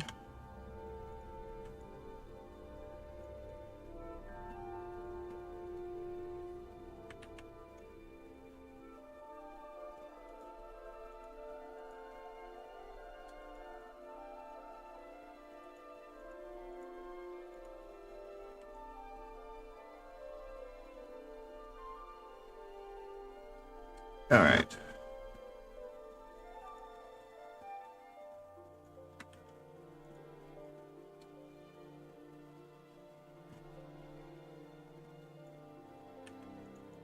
I can paint transparency. That's good.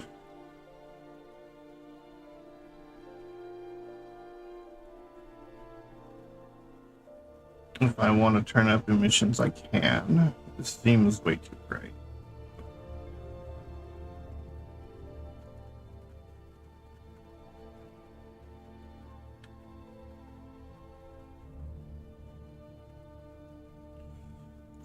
Let's try the hair material next.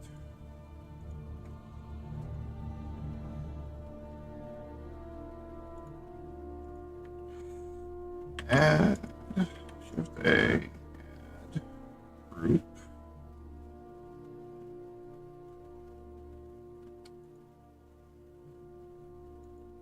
My tune shader.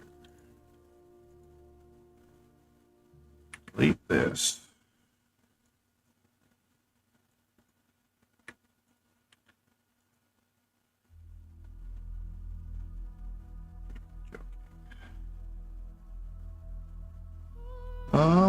I might lose hearing of the music here.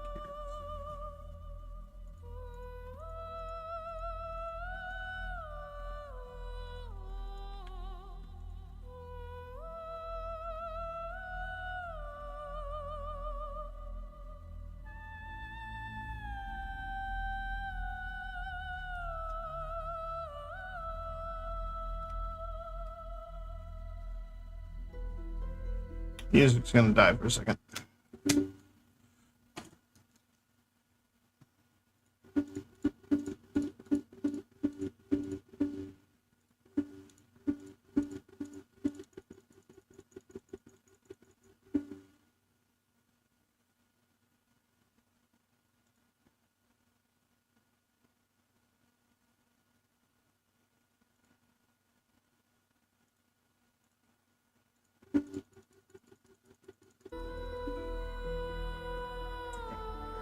goes.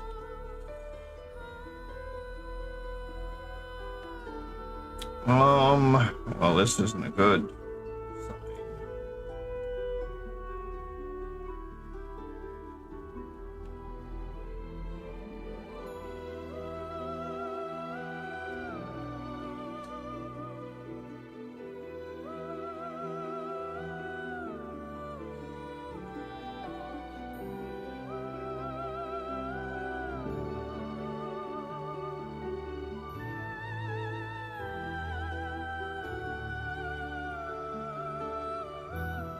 Is it transparent?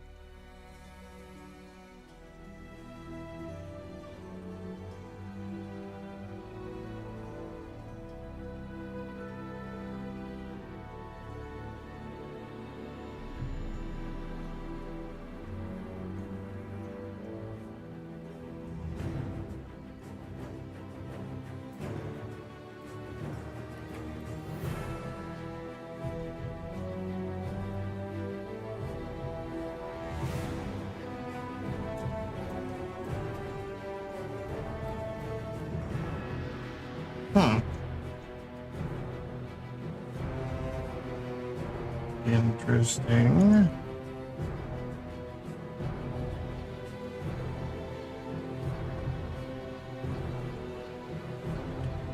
Maybe it needs everything hooked up.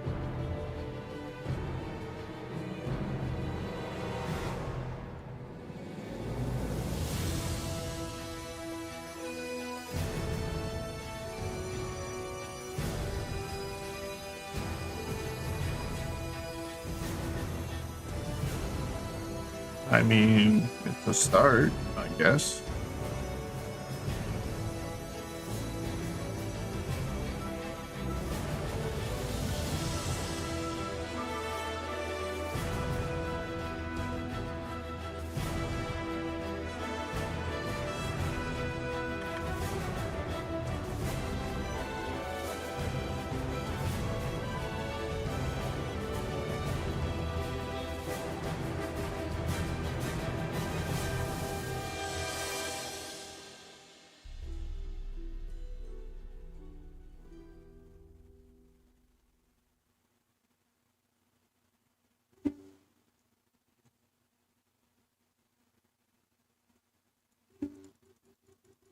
Okay, I'm gonna have to mess with my audio real quick.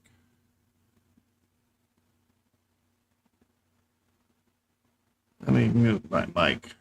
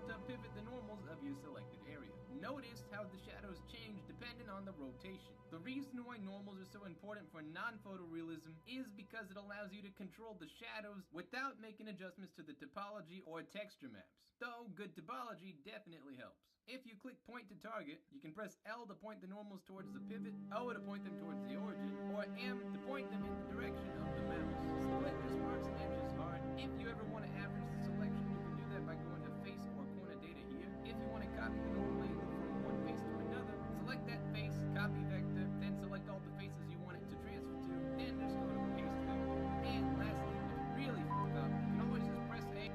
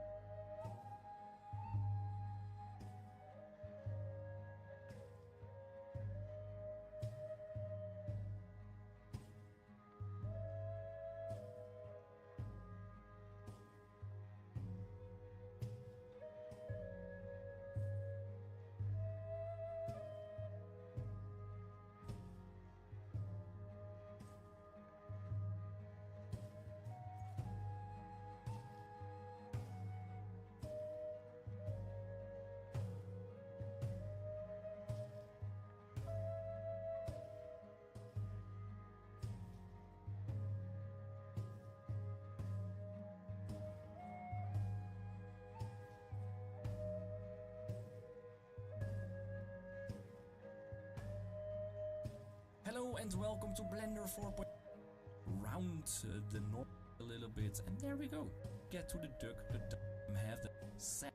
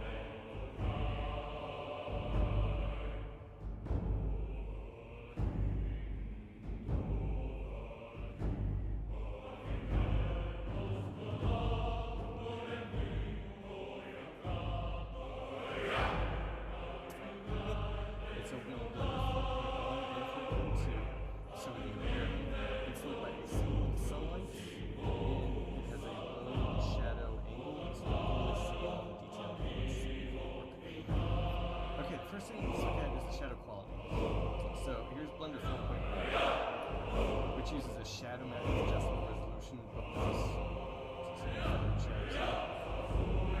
where the detail is too small for the shadow map to catch it, it's got contact shadows, which now Blender 4.2 is doing all that out in favor of what you see shadows. The drawback to this method is that there's a gradient. So let's look at how you control the general shadow. So if you look up close, here's what we're getting. We're not getting contact shadows, we're getting very low resolution shadow. So in global settings, we have all these own shadows tab. Ray steps, I don't think we even need to worry about. Anything driving this game is resolution. So the lower I go with that, obviously the worse the resolution gets. But even at 1, you notice you have that's actually in the game itself. Now, we've lost Cascade Shadow Map, we've lost Contact Shadows. What we do have is this resolution limit, and it's in global scale. So if we turn that way down, look at that. Suddenly, we're getting everything that a contact shadow would catch in Blender 4.1 in previous versions. So that looks pretty good. Now, what about if we increase the angle size? Okay, now we're getting soft shadow, but grainy shadow. I mean, the obvious thing to do is to increase the sample size, right? Like 64. Well, you can't always just increase sample size. Sometimes you have a really complicated scene. So there's other things we can do. We can at least get it to look a little more like Blender 4.1 here.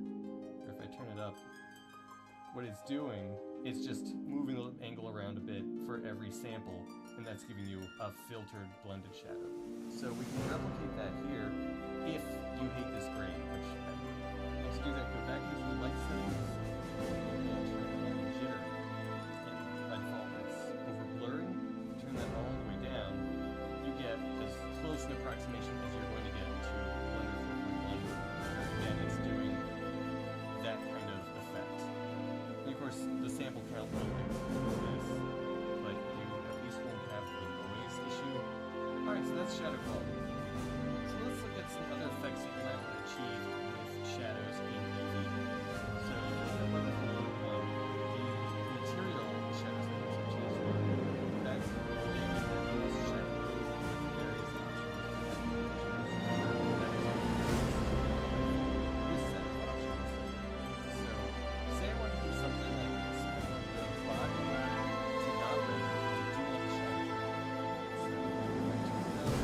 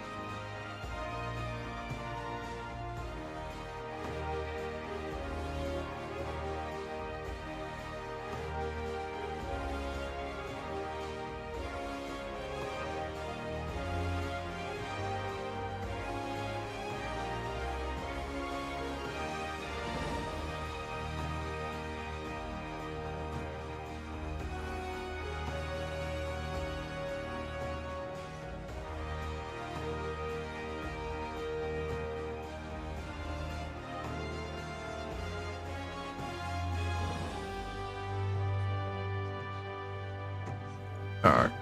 I've been muted for a while now, I never noticed. Alright.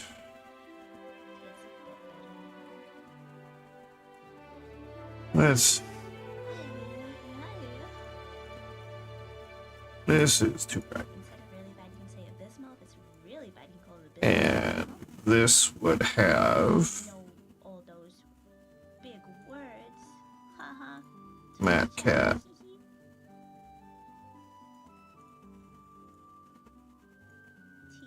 Twitch chat. Haha. Okay. No, actually.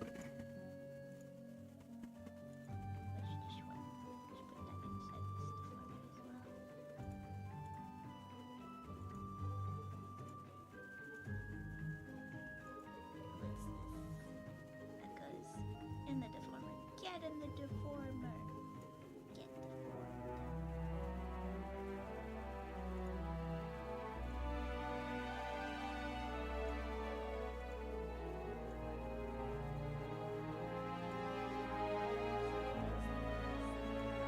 Oh, that's messed up.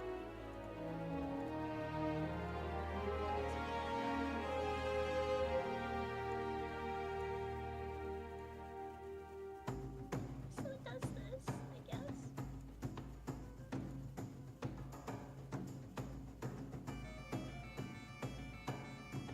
Not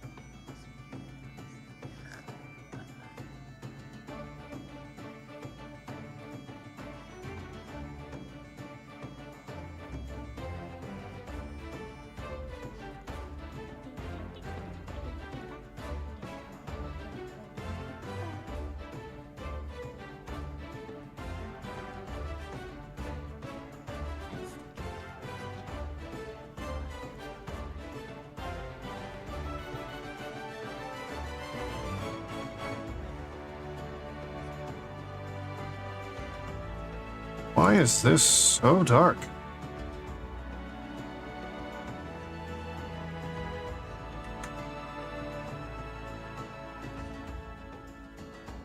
He's not even getting used? Is the mat cap?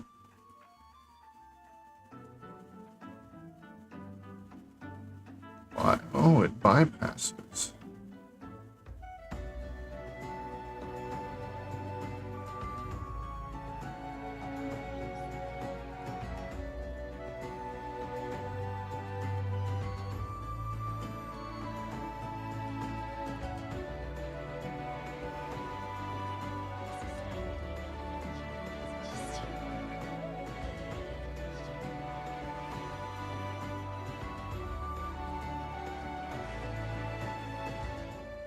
Stay safe out there, guys.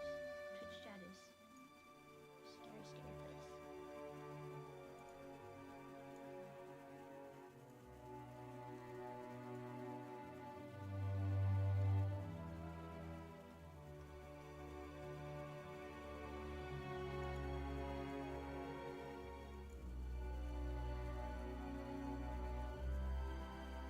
Have a side chat. Hello, Zach.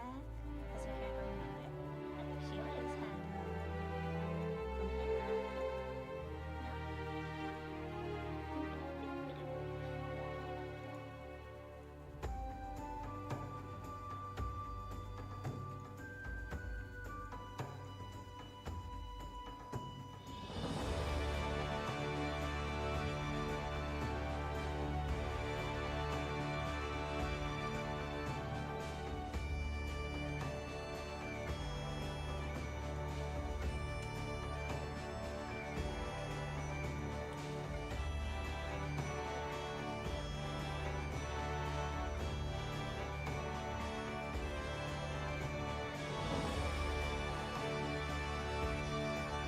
Wish I could do a full pose, but I know the hair is not rigged and all.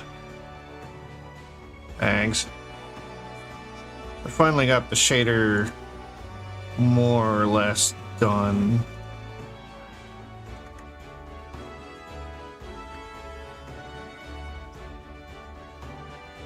What is it?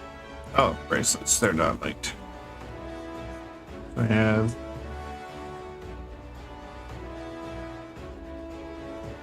spent all stream playing with nodes. All of this. Let me hide that.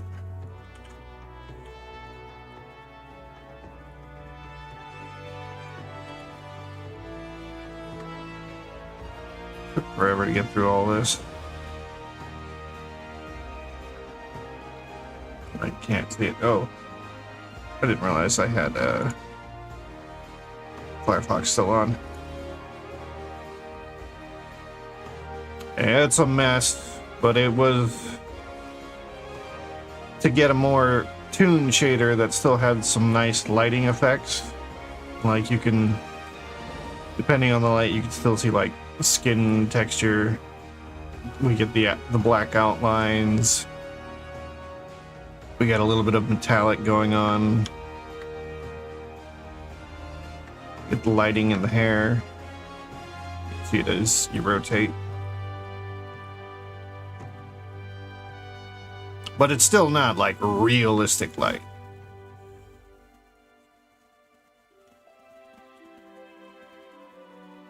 So that's what I've been trying to do, because I want to start doing like pictures and animations, but there are two things I needed: a good shader for anime or toon style characters, and then the next thing, which I'm halfway through, is a good animation rig. Which this one isn't it. I have that over on a different model.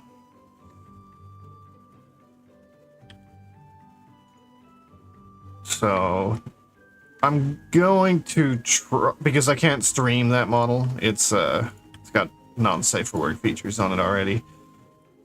I'm gonna try off stream to finish it, and then I will import it here into this model, and then we will get everything all rigged up, and then finish the few mesh things that are left. I still have to do like these ties, and there was something else.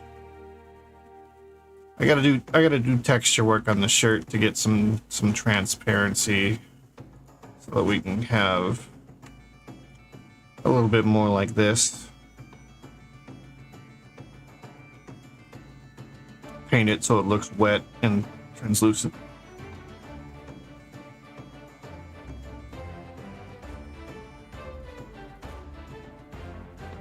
But once I have that, then these models will be ready for well, I mean, I'll have to add some features that I can't add here on Twitch or YouTube or Kick. I might do that on Picardo, since I can stream that over there. But and then this model, the model of Midna, I have down there in the corner. And then two other models, a cowgirl and a fox girl. I'm gonna put those up for sale for people to start animating, or behind a Patreon, or both. I haven't decided yet.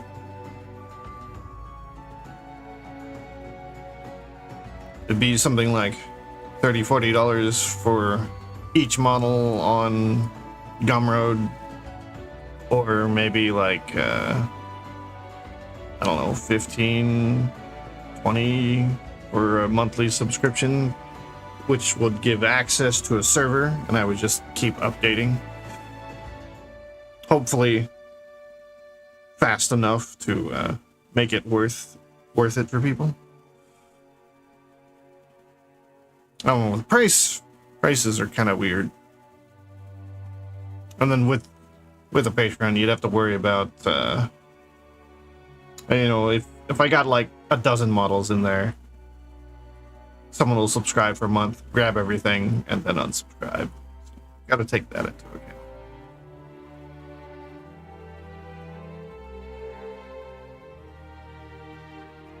So, I don't know how to figure that. I'll just go look at other people's Patreons, I guess.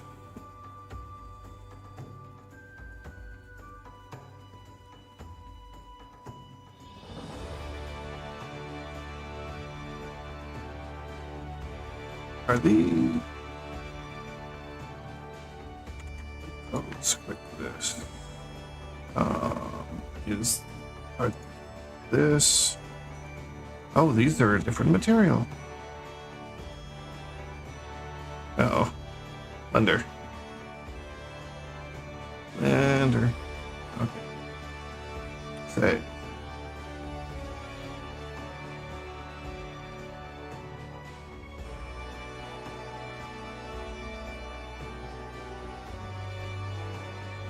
How am I in Picardo? Oh, it's... I mean... To watch my stream, you'd probably have to make an account, I think, since it would be labeled 18 plus. But Picardo's just another streaming site. It is primarily for artists. And they let you stream not safe for work of pretty much all kinds, so... It unfortunately is lacking like all the features Twitch, Kick, and YouTube has. So there's no donations. If you want VODs, like I actually have to pay $15 a month to have like 20 VODs. So it's not as good, but it's a place where I could stream content you can't stream on Twitch or Kick or YouTube. I don't know how they keep operating, but they do.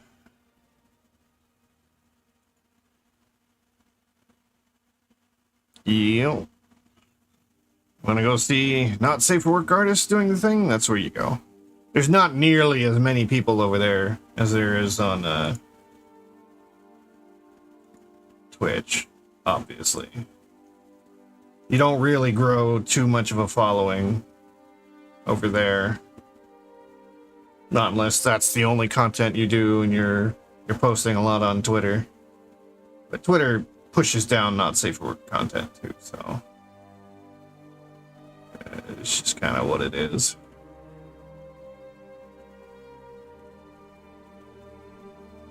And if you do sign up and you just want to like browse, I believe you'll have, if you want to see not safe for work, you'll have to go in your profile or settings somewhere and mark that you're 18. And then when you're in the streams category, you'll have to go to filter and then mark mature content or check it on so you can see it. But that is the vast amount of the streamers over there. Yeah, they gotta put you through all the filters to make sure, you know, people who aren't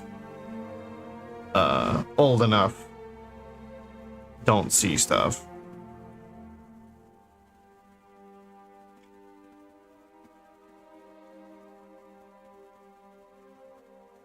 Basically, it's all the stuff that we kind of wish was on Twitch. Like if they had all that stuff on Twitch a couple of years ago when they had that like 48-hour TOS where you could do nudity, then there would have been far less room for complaints.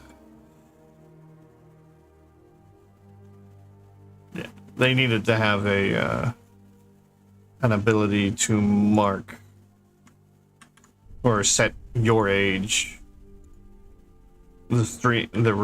so that people had to prove what ages they were. I don't even know if these metallic and roughness maps are hooked up to anything. I'm gonna have to look at that.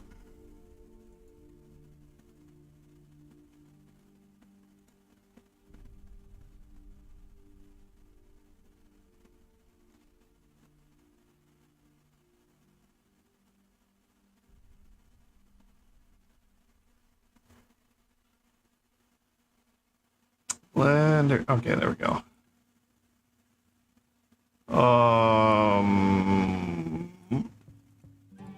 Why? I thought I fixed that issue. Oh, because I don't have... Alpha isn't set to white, that's why.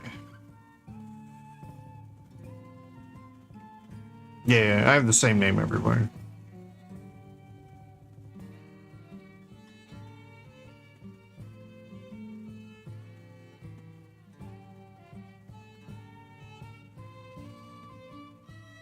Come on, Blender. Oh, there we go.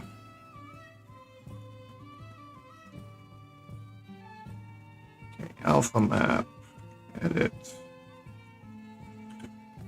You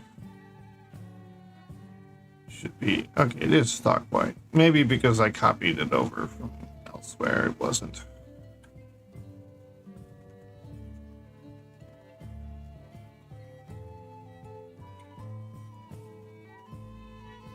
Yeah, it's not white here. Save. Move this off. It's the white.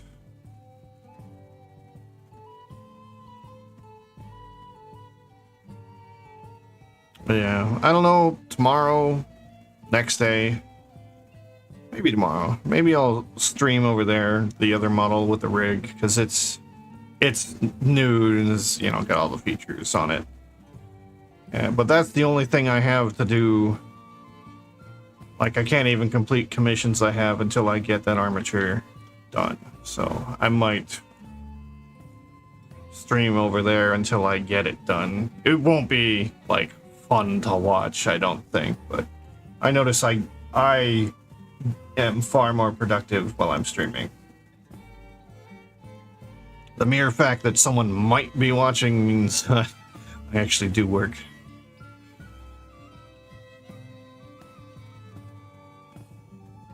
Whereas if I'm not streaming, I will easily get distracted by other things.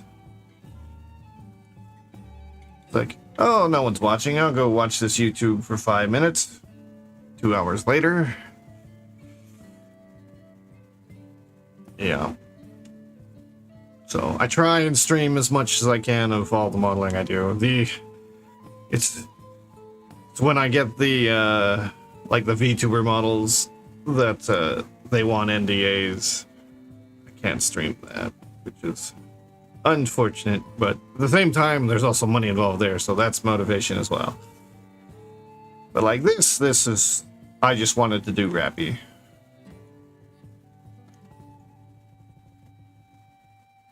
Yeah, if you want to see the Midna one, I remember you. Turntables. Those are the other ones that are in the corner. Project Melody, Juniper Actius, and kind of an altered version of Midna. Like somewhere between her Imp and Twilight form. Like a halfway point. Yeah. Sadly, like, every time I post that model over on Twitter, I don't get nearly as many likes as I do for most of the VTuber models. It's kind of sad. Yeah, I've done quite a few VTubers.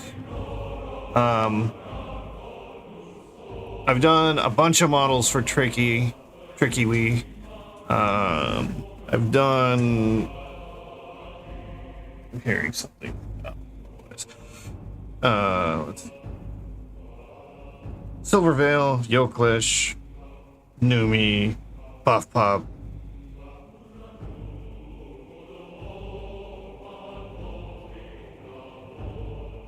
Yeah, it is, and like, so the big benefit for like making models of VTubers is VTubers, unlike every other fan art, VTubers will actually retweet the fan art of their character. Whereas, like, I make this model of Rapi here. The company that makes Neat K, which is where Rapi is from, they're not gonna retweet my model. Because they're too busy and they've got too many other posts to make for that. But the VTubers, they will retweet all the art. Or a lot of the art, depending on how big the VTuber is and how much fan art they get.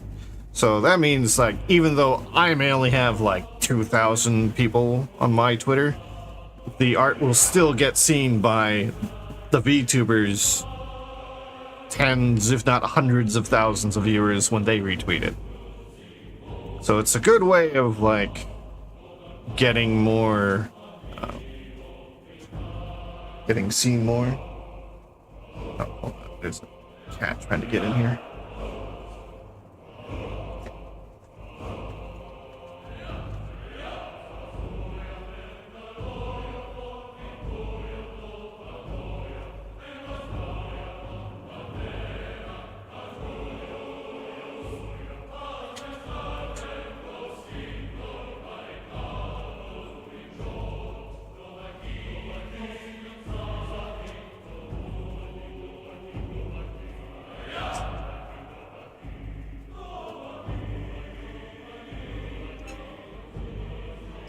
I'm back.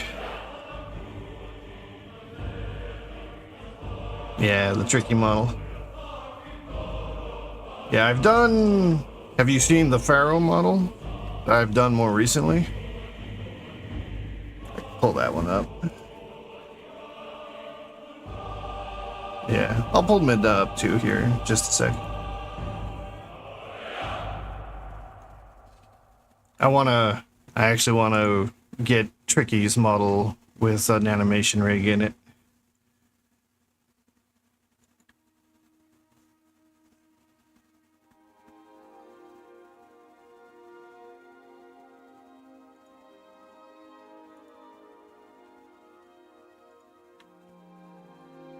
Yeah. Tricky. And she's got this in her VR chat. So whenever she decides to get VR, which she says she plans to do this year, but the VR she wants, I think, is quite a bit more expensive than the typical stuff.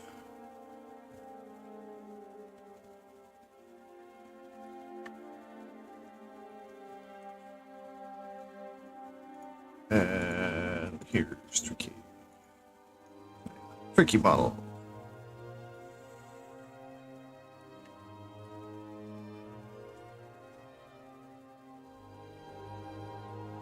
Yeah, VR is definitely, like, so long as you're not one of those people who get sick easily from VR, which is, I don't know what the percentage is, something like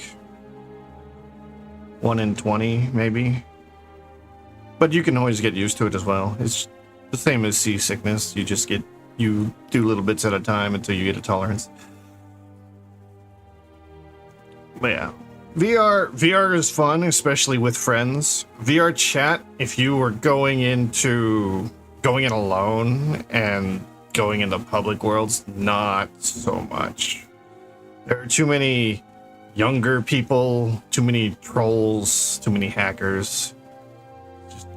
It's hard to find good, decent people in VR because it's like the worst of the internet in one space, in your face. Yeah, but like, if you got a bunch of friends like that you game with all the time and you all got VR, it could be great fun, and you actually hang out in person rather than just talking through Discord. And then you can go explore worlds and play games, because VR chat is Unity. It's really just Unity. If you can build a game in Unity, you can import it into VR chat. Yeah.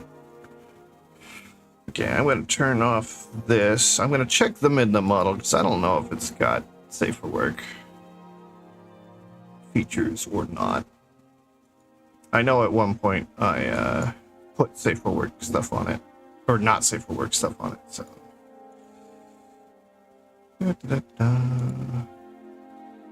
Midna.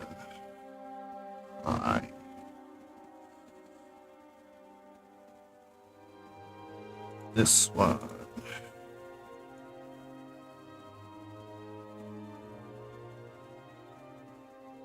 I mean, if they got them in there. I mean, you can turn VR chat on just without VR. There's a desktop mode, And you could go explore and look for worlds without going into VR, and then mark them for VR stuff later. Alright, so this one, here she is. Whoa. I feel like this is taller than... Yeah.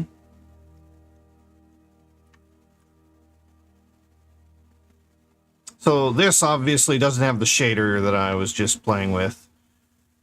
But I will probably put it on there. Oh, I gotta make sure I get emission stuff correct. Oh. That's, what did I do?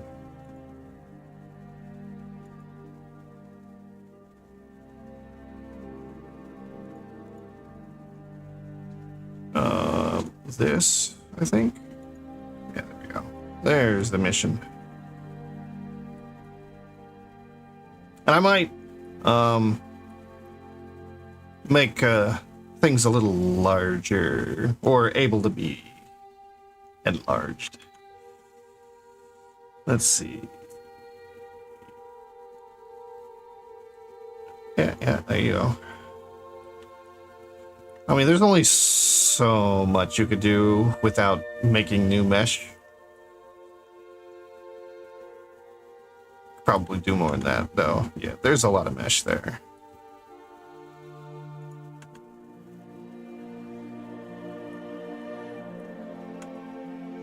But you can only stretch mesh so far.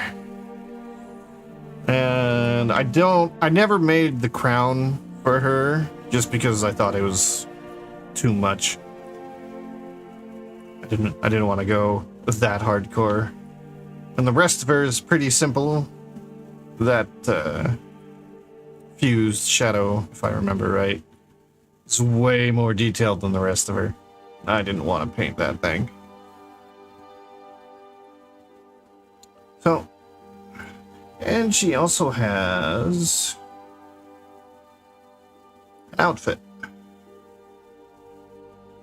I kind of made an outfit that was a little bit stylized like Wolf Link, with the colorings, the marking.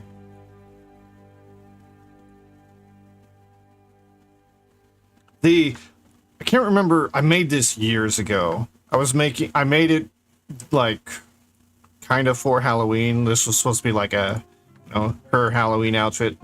And then the plan was to do like a werewolf Link with an outfit that's kind of like her coloring. But I never got around to that. Oh, and ads started.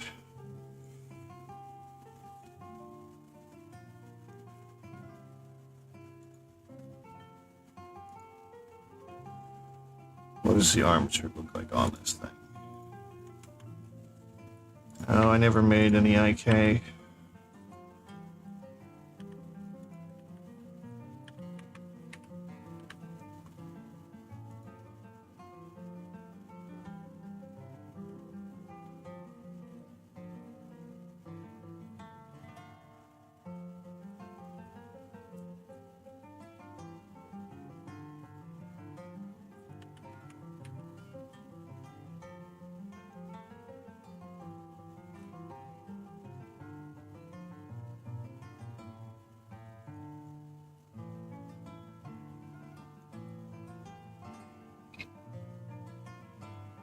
Yeah, the ad should be done soon.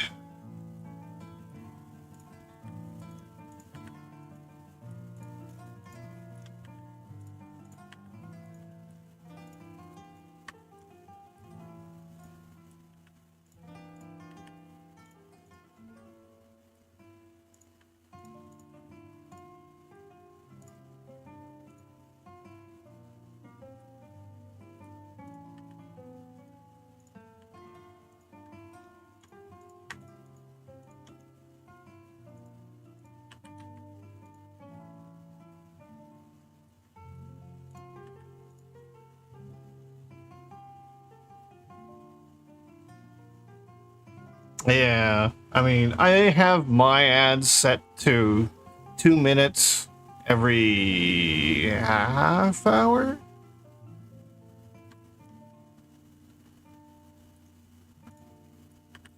Because you have to have 3 minutes of ads to prevent pre-rolls. So you shouldn't get ads immediately coming into my channel.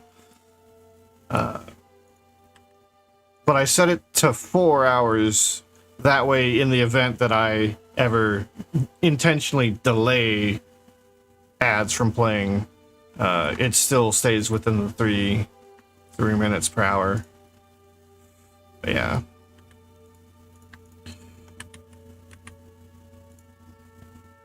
So I don't remember if I set this up to be like more of a hand or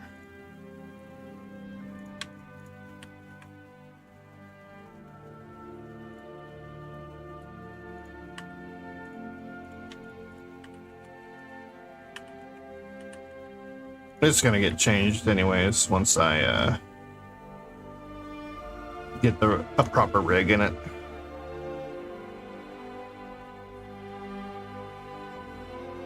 But yeah, what I was saying is this was a Halloween outfit when I made it, and I was supposed to, or I was planning to also do a like werewolf Link, like take Wolf Link, make him on 2 legs, and then make kind of like a Midna's kind of style of an outfit on him somehow. I hadn't really designed it, but that was the intention.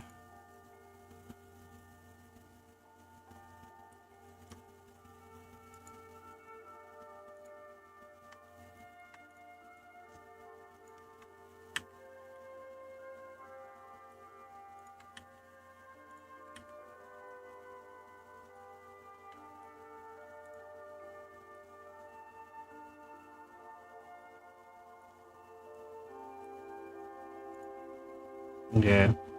I think there was like a werewolf Link reference art I had found, or a piece of art someone made I was going to use for reference.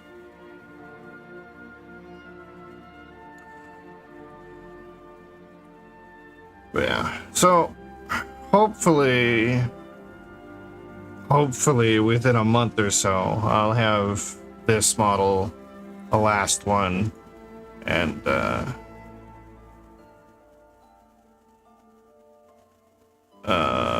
give me a sec. Well, I can open the cow character. She doesn't have features, even though she's got assets. So this will be the 3rd.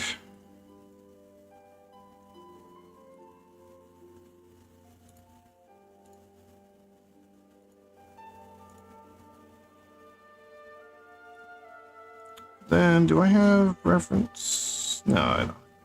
I was gonna do a mouse character.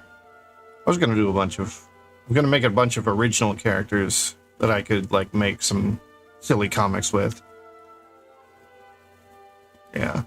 I wonder if I have the reference art I found. I do remember seeing someone made like a Breath of the Wild, like Wolf Link, like werewolf. I don't remember if I have. Let me look.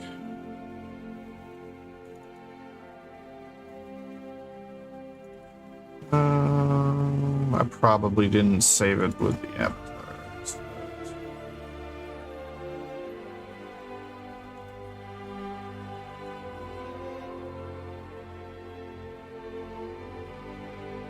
It's not there.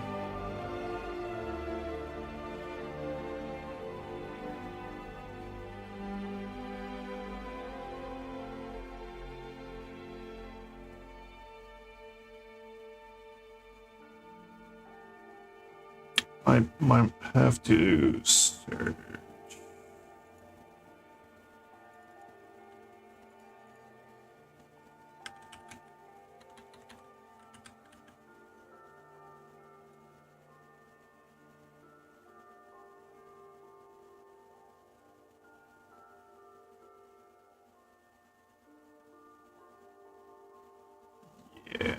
I'm probably not gonna find it.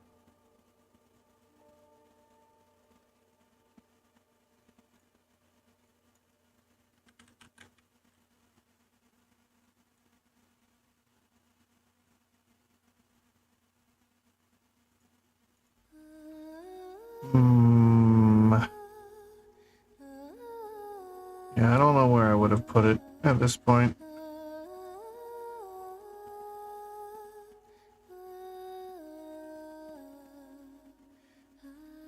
That was, I think the Midna model I did like 3 years ago. Maybe longer. So it's been a while since I looked for artwork.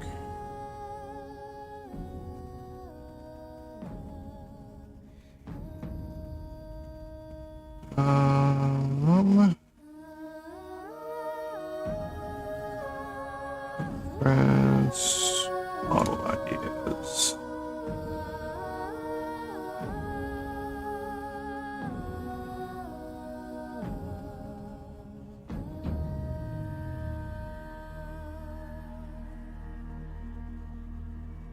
I know it was on a Twitter post, but that would take forever to try and find. Maybe.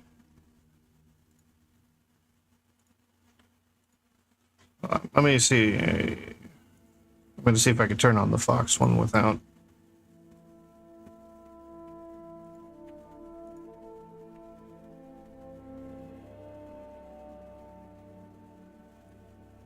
Oh yeah, this was the safe work one, I think.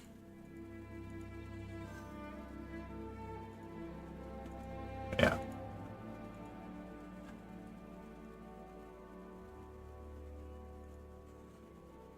This is the fourth model I have that's almost ready to go.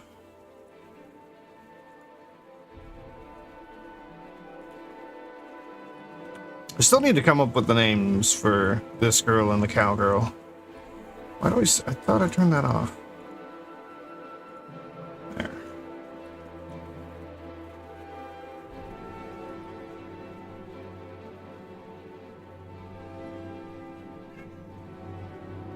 Yeah.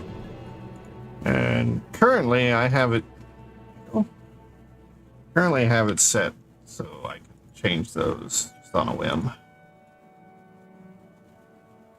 And I might try and leave that in the models so it can be adjusted.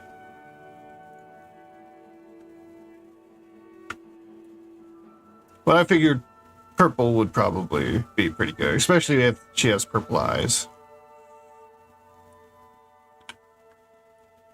But yeah, I mean, you never know. You might want to change what would be essentially dyed.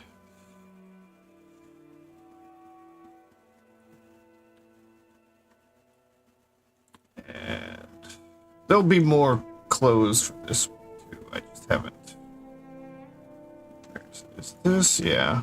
I was doing this sweater. Though it's gonna be a little bit different. I just haven't gotten further than this yet. Though someone did suggest I go and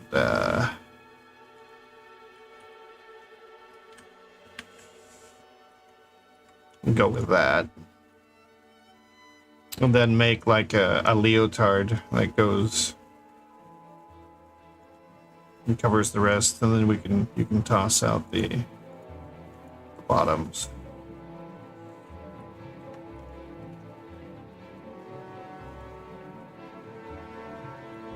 But we'll see.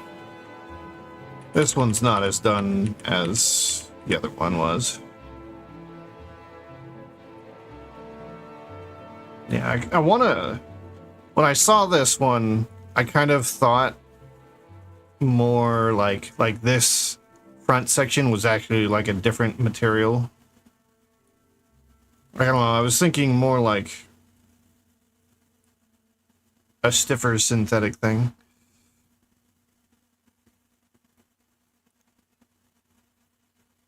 Well, we'll see. We'll see how it turns out when I start getting back to it. Yeah, this is the one that right now I'm doing the full animation armature in, and that one's not safe for work. That's what I'll be doing over on Picardo. Yeah, the problem with the full sweatshirt is I don't know what to do for the bottom half. This art, I mean, I think this is Stellar Blade, like the skin suit. I want to say that's what this is here. But I don't think I want to do that. I think I'd want like some actual more casual clothing.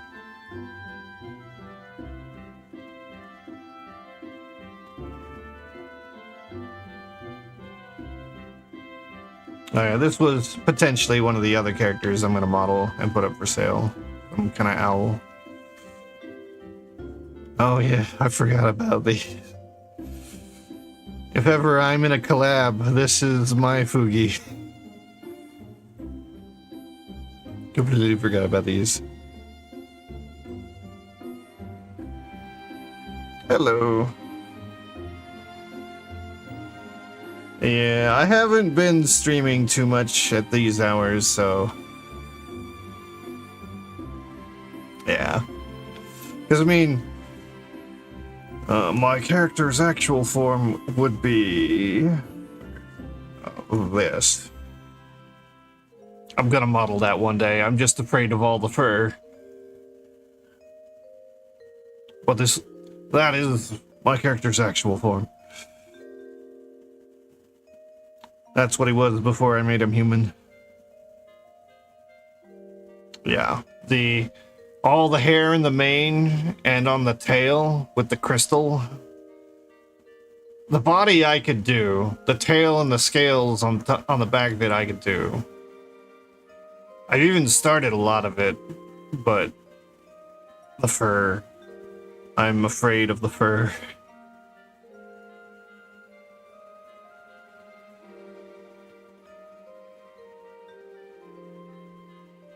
So, one day, but I gotta upgrade this one first, because this model I'm using for VTubing,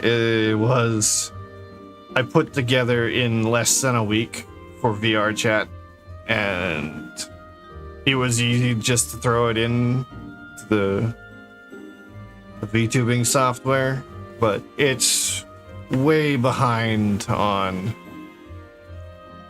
what I want to do for the outfit. Yeah, I'm afraid of the fur. I think the cowgirl might have actually had... Where's it here? One of these models, I had my new outfit that I'm gonna make.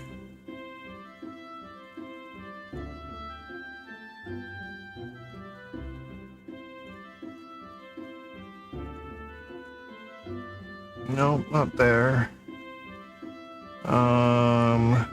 What model was it? I don't think it was Rapi.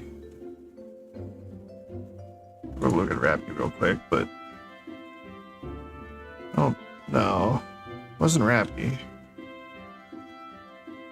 Yeah.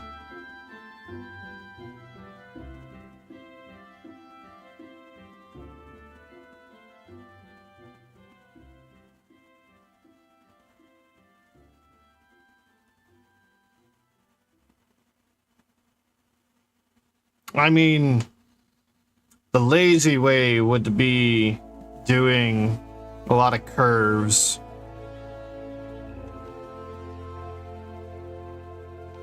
But I'd have to be super efficient with them. Because there's so many there that I wouldn't want to retopologize it. Rapi doesn't have either. Who was I doing?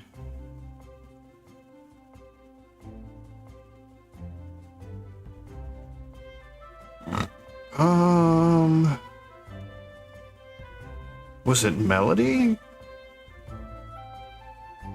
Oh, this is a funny one. You might see more of this one popping up soon.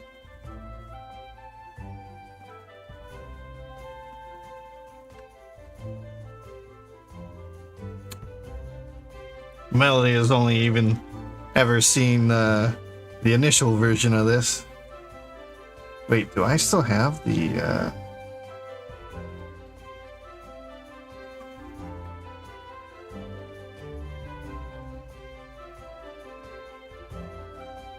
where is it in?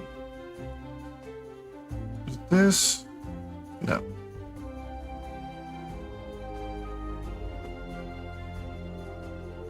Maybe it's on the other.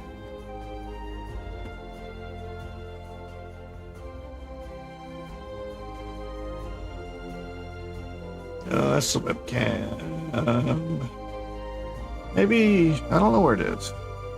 Yeah, the melody sock. Hold on a sec. I will show you something. Something very few have seen yet. I'm waiting, but it's gonna have to be the 23rd or later before I show it off. Unless I just can't wait anymore.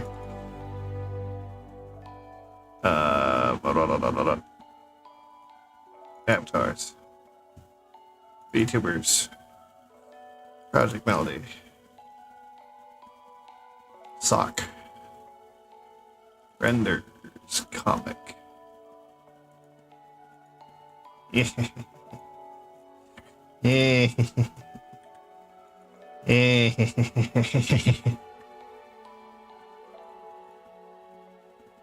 I don't know how well you could read any of this, but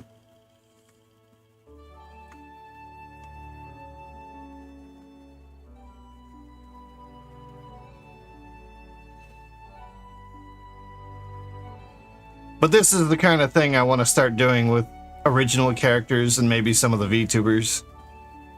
I know Mel would like, you know, some not safe for work.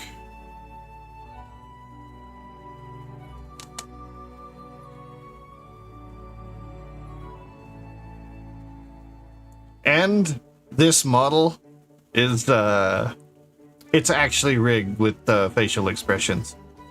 It could be exported and then put into Wardo. I don't know that I could convince Mel to actually use it though.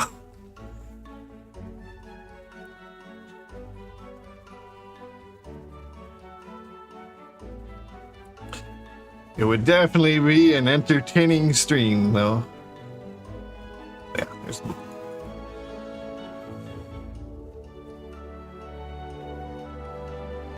it's VTuber software. It's 3D VTubers. Well, it's got some other things in it too, I think now, for motion tracking. I think it's what, like, Silver's been using for her 3D. Yeah.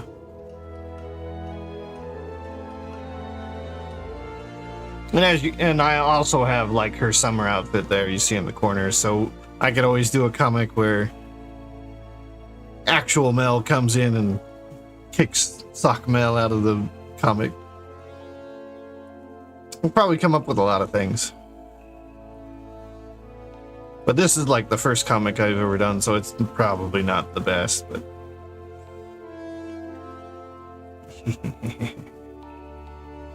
we hope.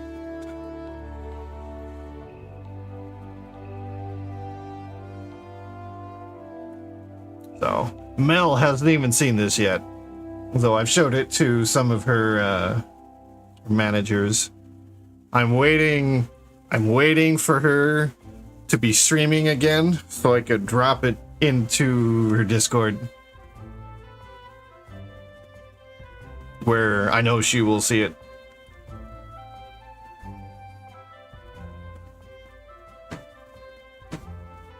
Yes, let me see. Is it here?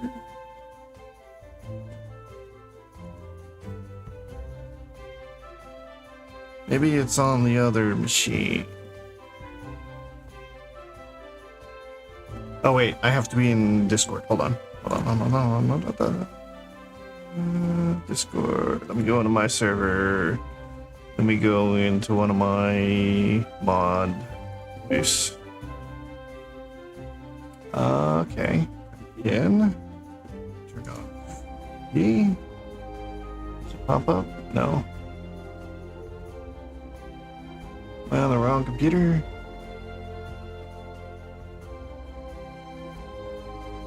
Might be on the wrong machine. That are, I don't know, Fugis are weird sometimes. They don't want to activate. Overlay.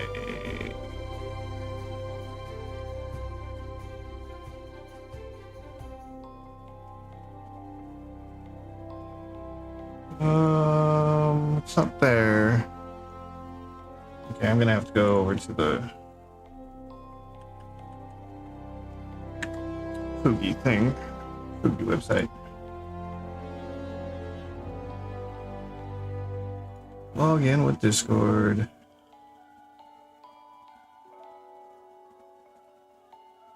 Oh, maybe it had to be reauthorized.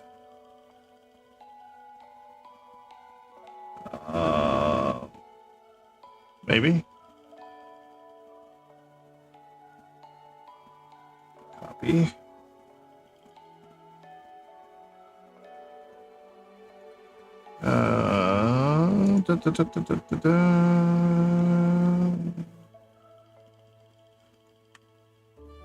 Paste. Okay. Ah.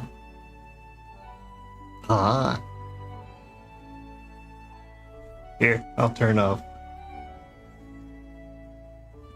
Where is...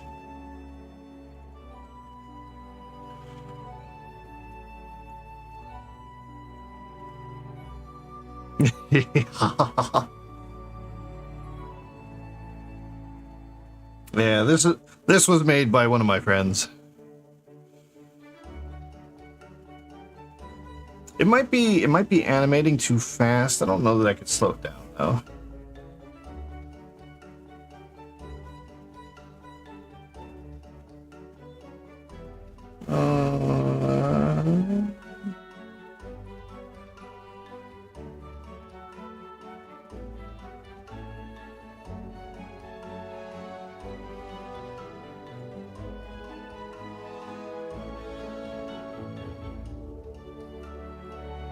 Yeah, I don't think I could. I feel like the switching between all the little GIFs is a bit too much, a little too fast. We can fix that.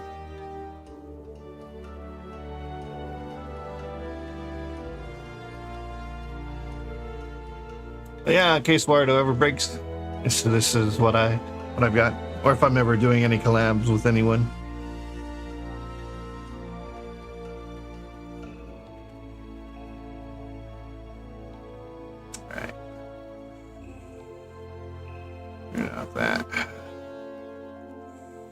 Rapi was today's project.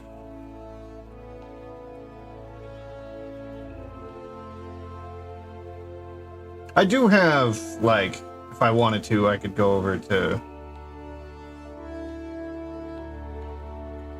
this and have, you know, a more detailed one.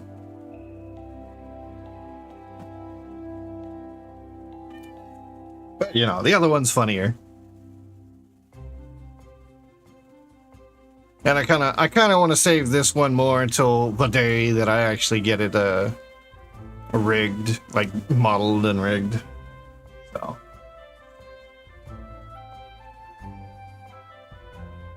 Yep. I want, like, the original idea when I started modeling is, like, this was a character I had in, like, some stories I was writing. And when I started VTubing, I realized that since most people who are VTubing are taking, like, their human hybrid creatures.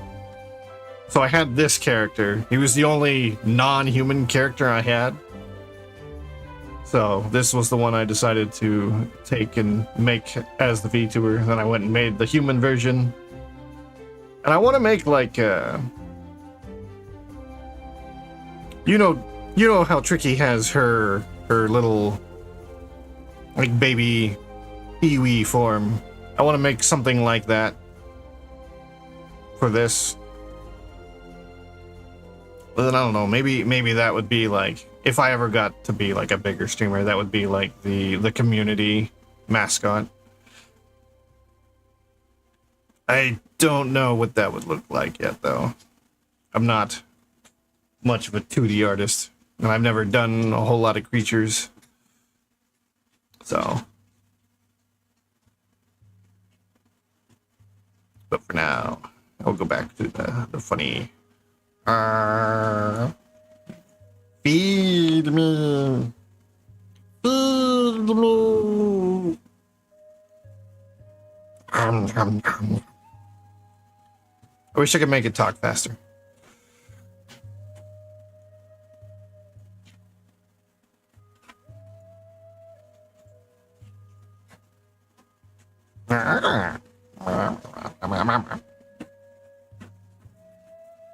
Discord doesn't quite know when I'm talking in this voice.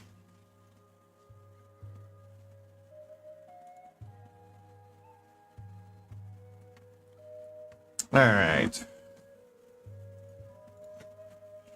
I think 10 hours is good enough for one day. So either Twin Tails, who's doing live 2D rigging of Bao's new model, apparently. This one looks interesting. Or I can go to Bunny, who's in VR chat doing dancing, and is more, you know, like this right now. Because she's a VR chat dancer. Most of the time. I want to make her actual VTuber model at some point, but you know, I don't think I've ever rated Twin, so I think I'm gonna rate Twin.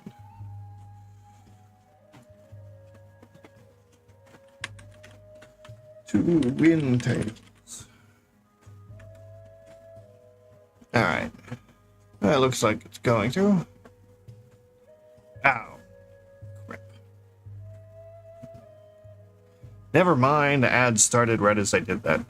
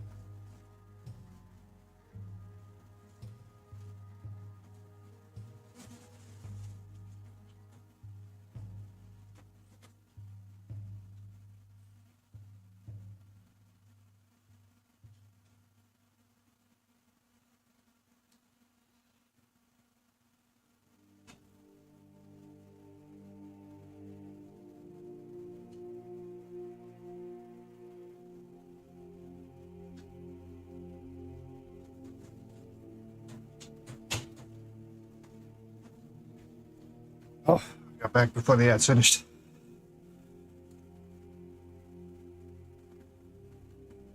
Oh. I'm not used to sing the Fugi.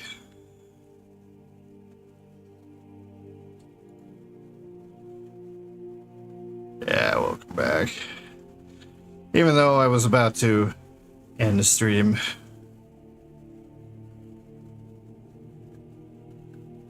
It's 10 hours, 16 minutes. That's quite long enough. I don't need to get to 12 hours like I did last stream. Especially if I'm going to stream tomorrow or the next day. Or both. Maybe both. Yeah, I mean, I get it. I saw the ads like 20 minutes after they had started, or seconds after they started, so.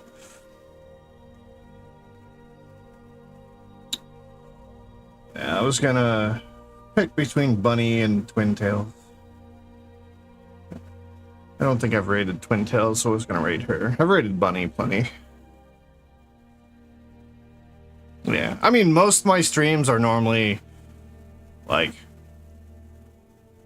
6 to 8 hours minimum. I don't like doing less.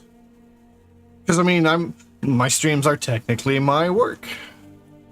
So, you know, 8-hour shifts or more.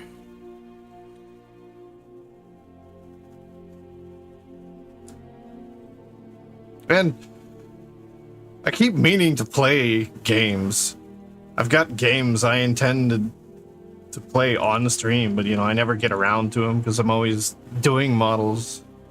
I need to, like, set an alarm, like, start stream, set an alarm for 6 hours, and once it goes off, I switch over to a game for a couple hours.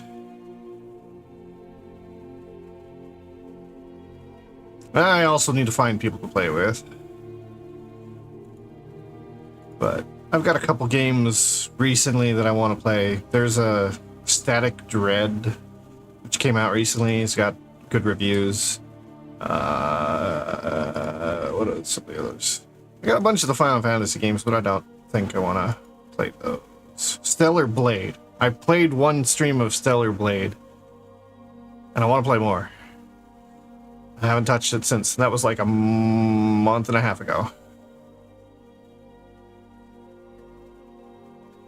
I've also got a couple VR games I want to play, though I feel like those might make people sick. Oh, depends on how they're captured. Because if you're capturing through my vision, then that could easily... That's basically shaky cam.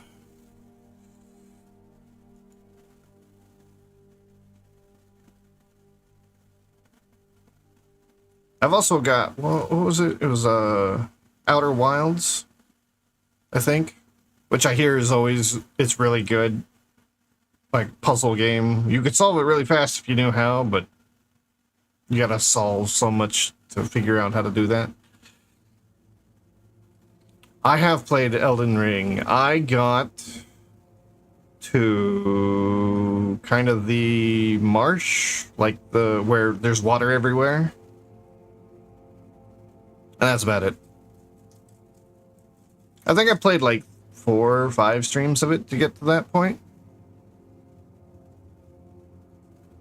Yeah, Junie's played. I mean, a lot of people have played it. It's one of those games that's like on every streamer's list to play eventually.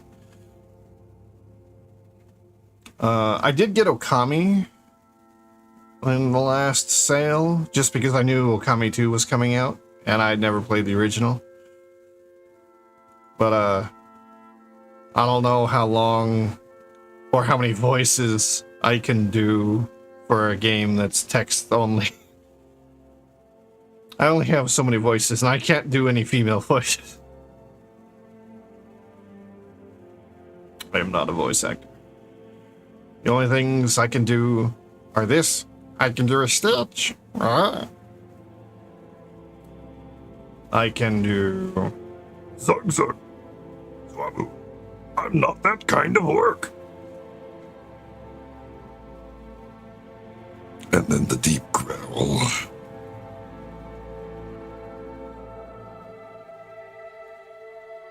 Yeah. Stitch, I have this voice because sometimes in VR there was some roleplay things I did, and I was a tiny cult, so you know this is a really good voice for that kind of character. My name was Dox. I was a loot kobold.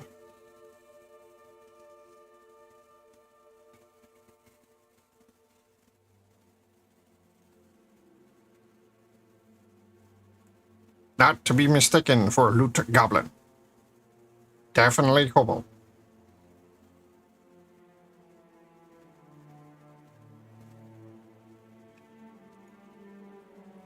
That was kind of fun.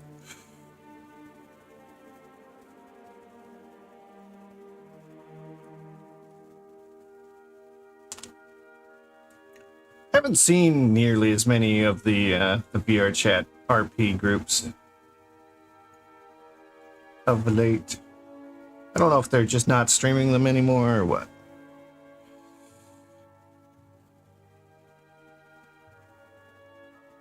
I only ever see Ascension every once in a while lately, and Fractured Thrones. There was a Mech Warrior one they did a while back. That was pretty good, but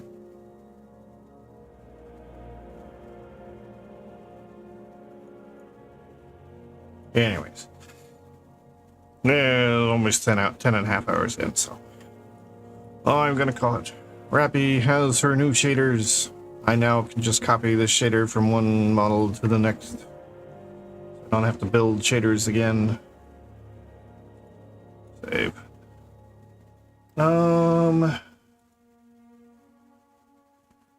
So do you want to see one of these models like being worn and dancing around, or would you want to go see how a live 2D model is made?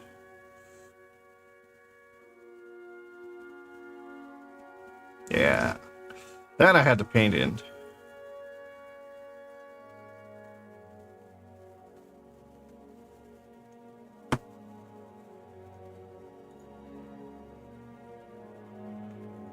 Yes. Collarbone in there without a shader. With shader.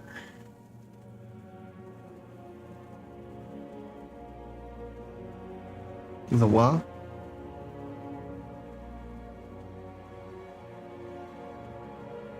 I mean, you're the only one talking. That means you get to pick who we get to raid to. A VR chat dancer who's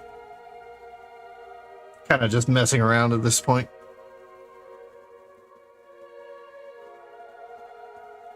Or we can go to Twin, who's making Bao's new live 2D model. I don't see any other 3D modelers at the moment, so yeah, we'll go to Twin then. I don't think I've ever rated her either, so raid Windtails.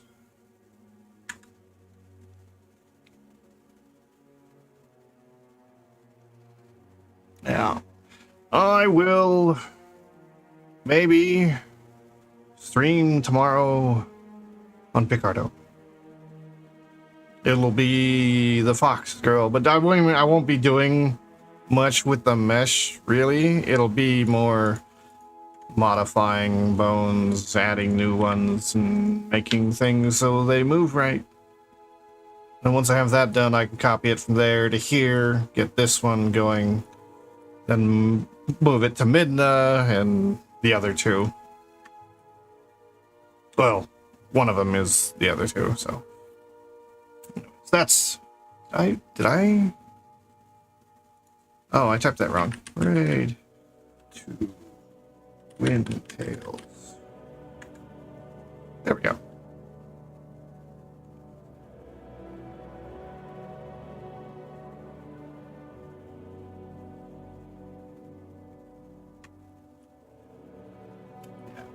I have not raided Twin before, so she's doing Bao. I wish I knew how to do live 2D, kind of, but I'm not as good of a 2D artist as I am a 3D artist. I can push dots around more easily than I can draw a straight line.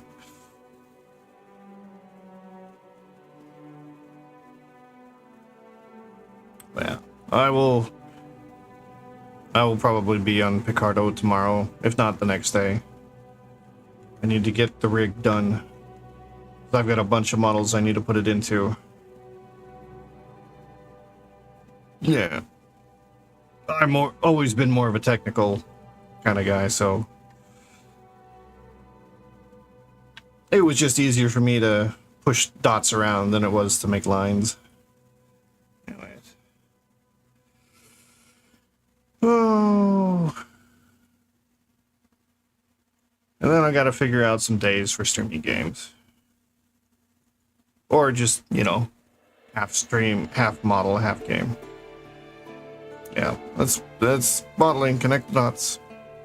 Anyways, have a good one.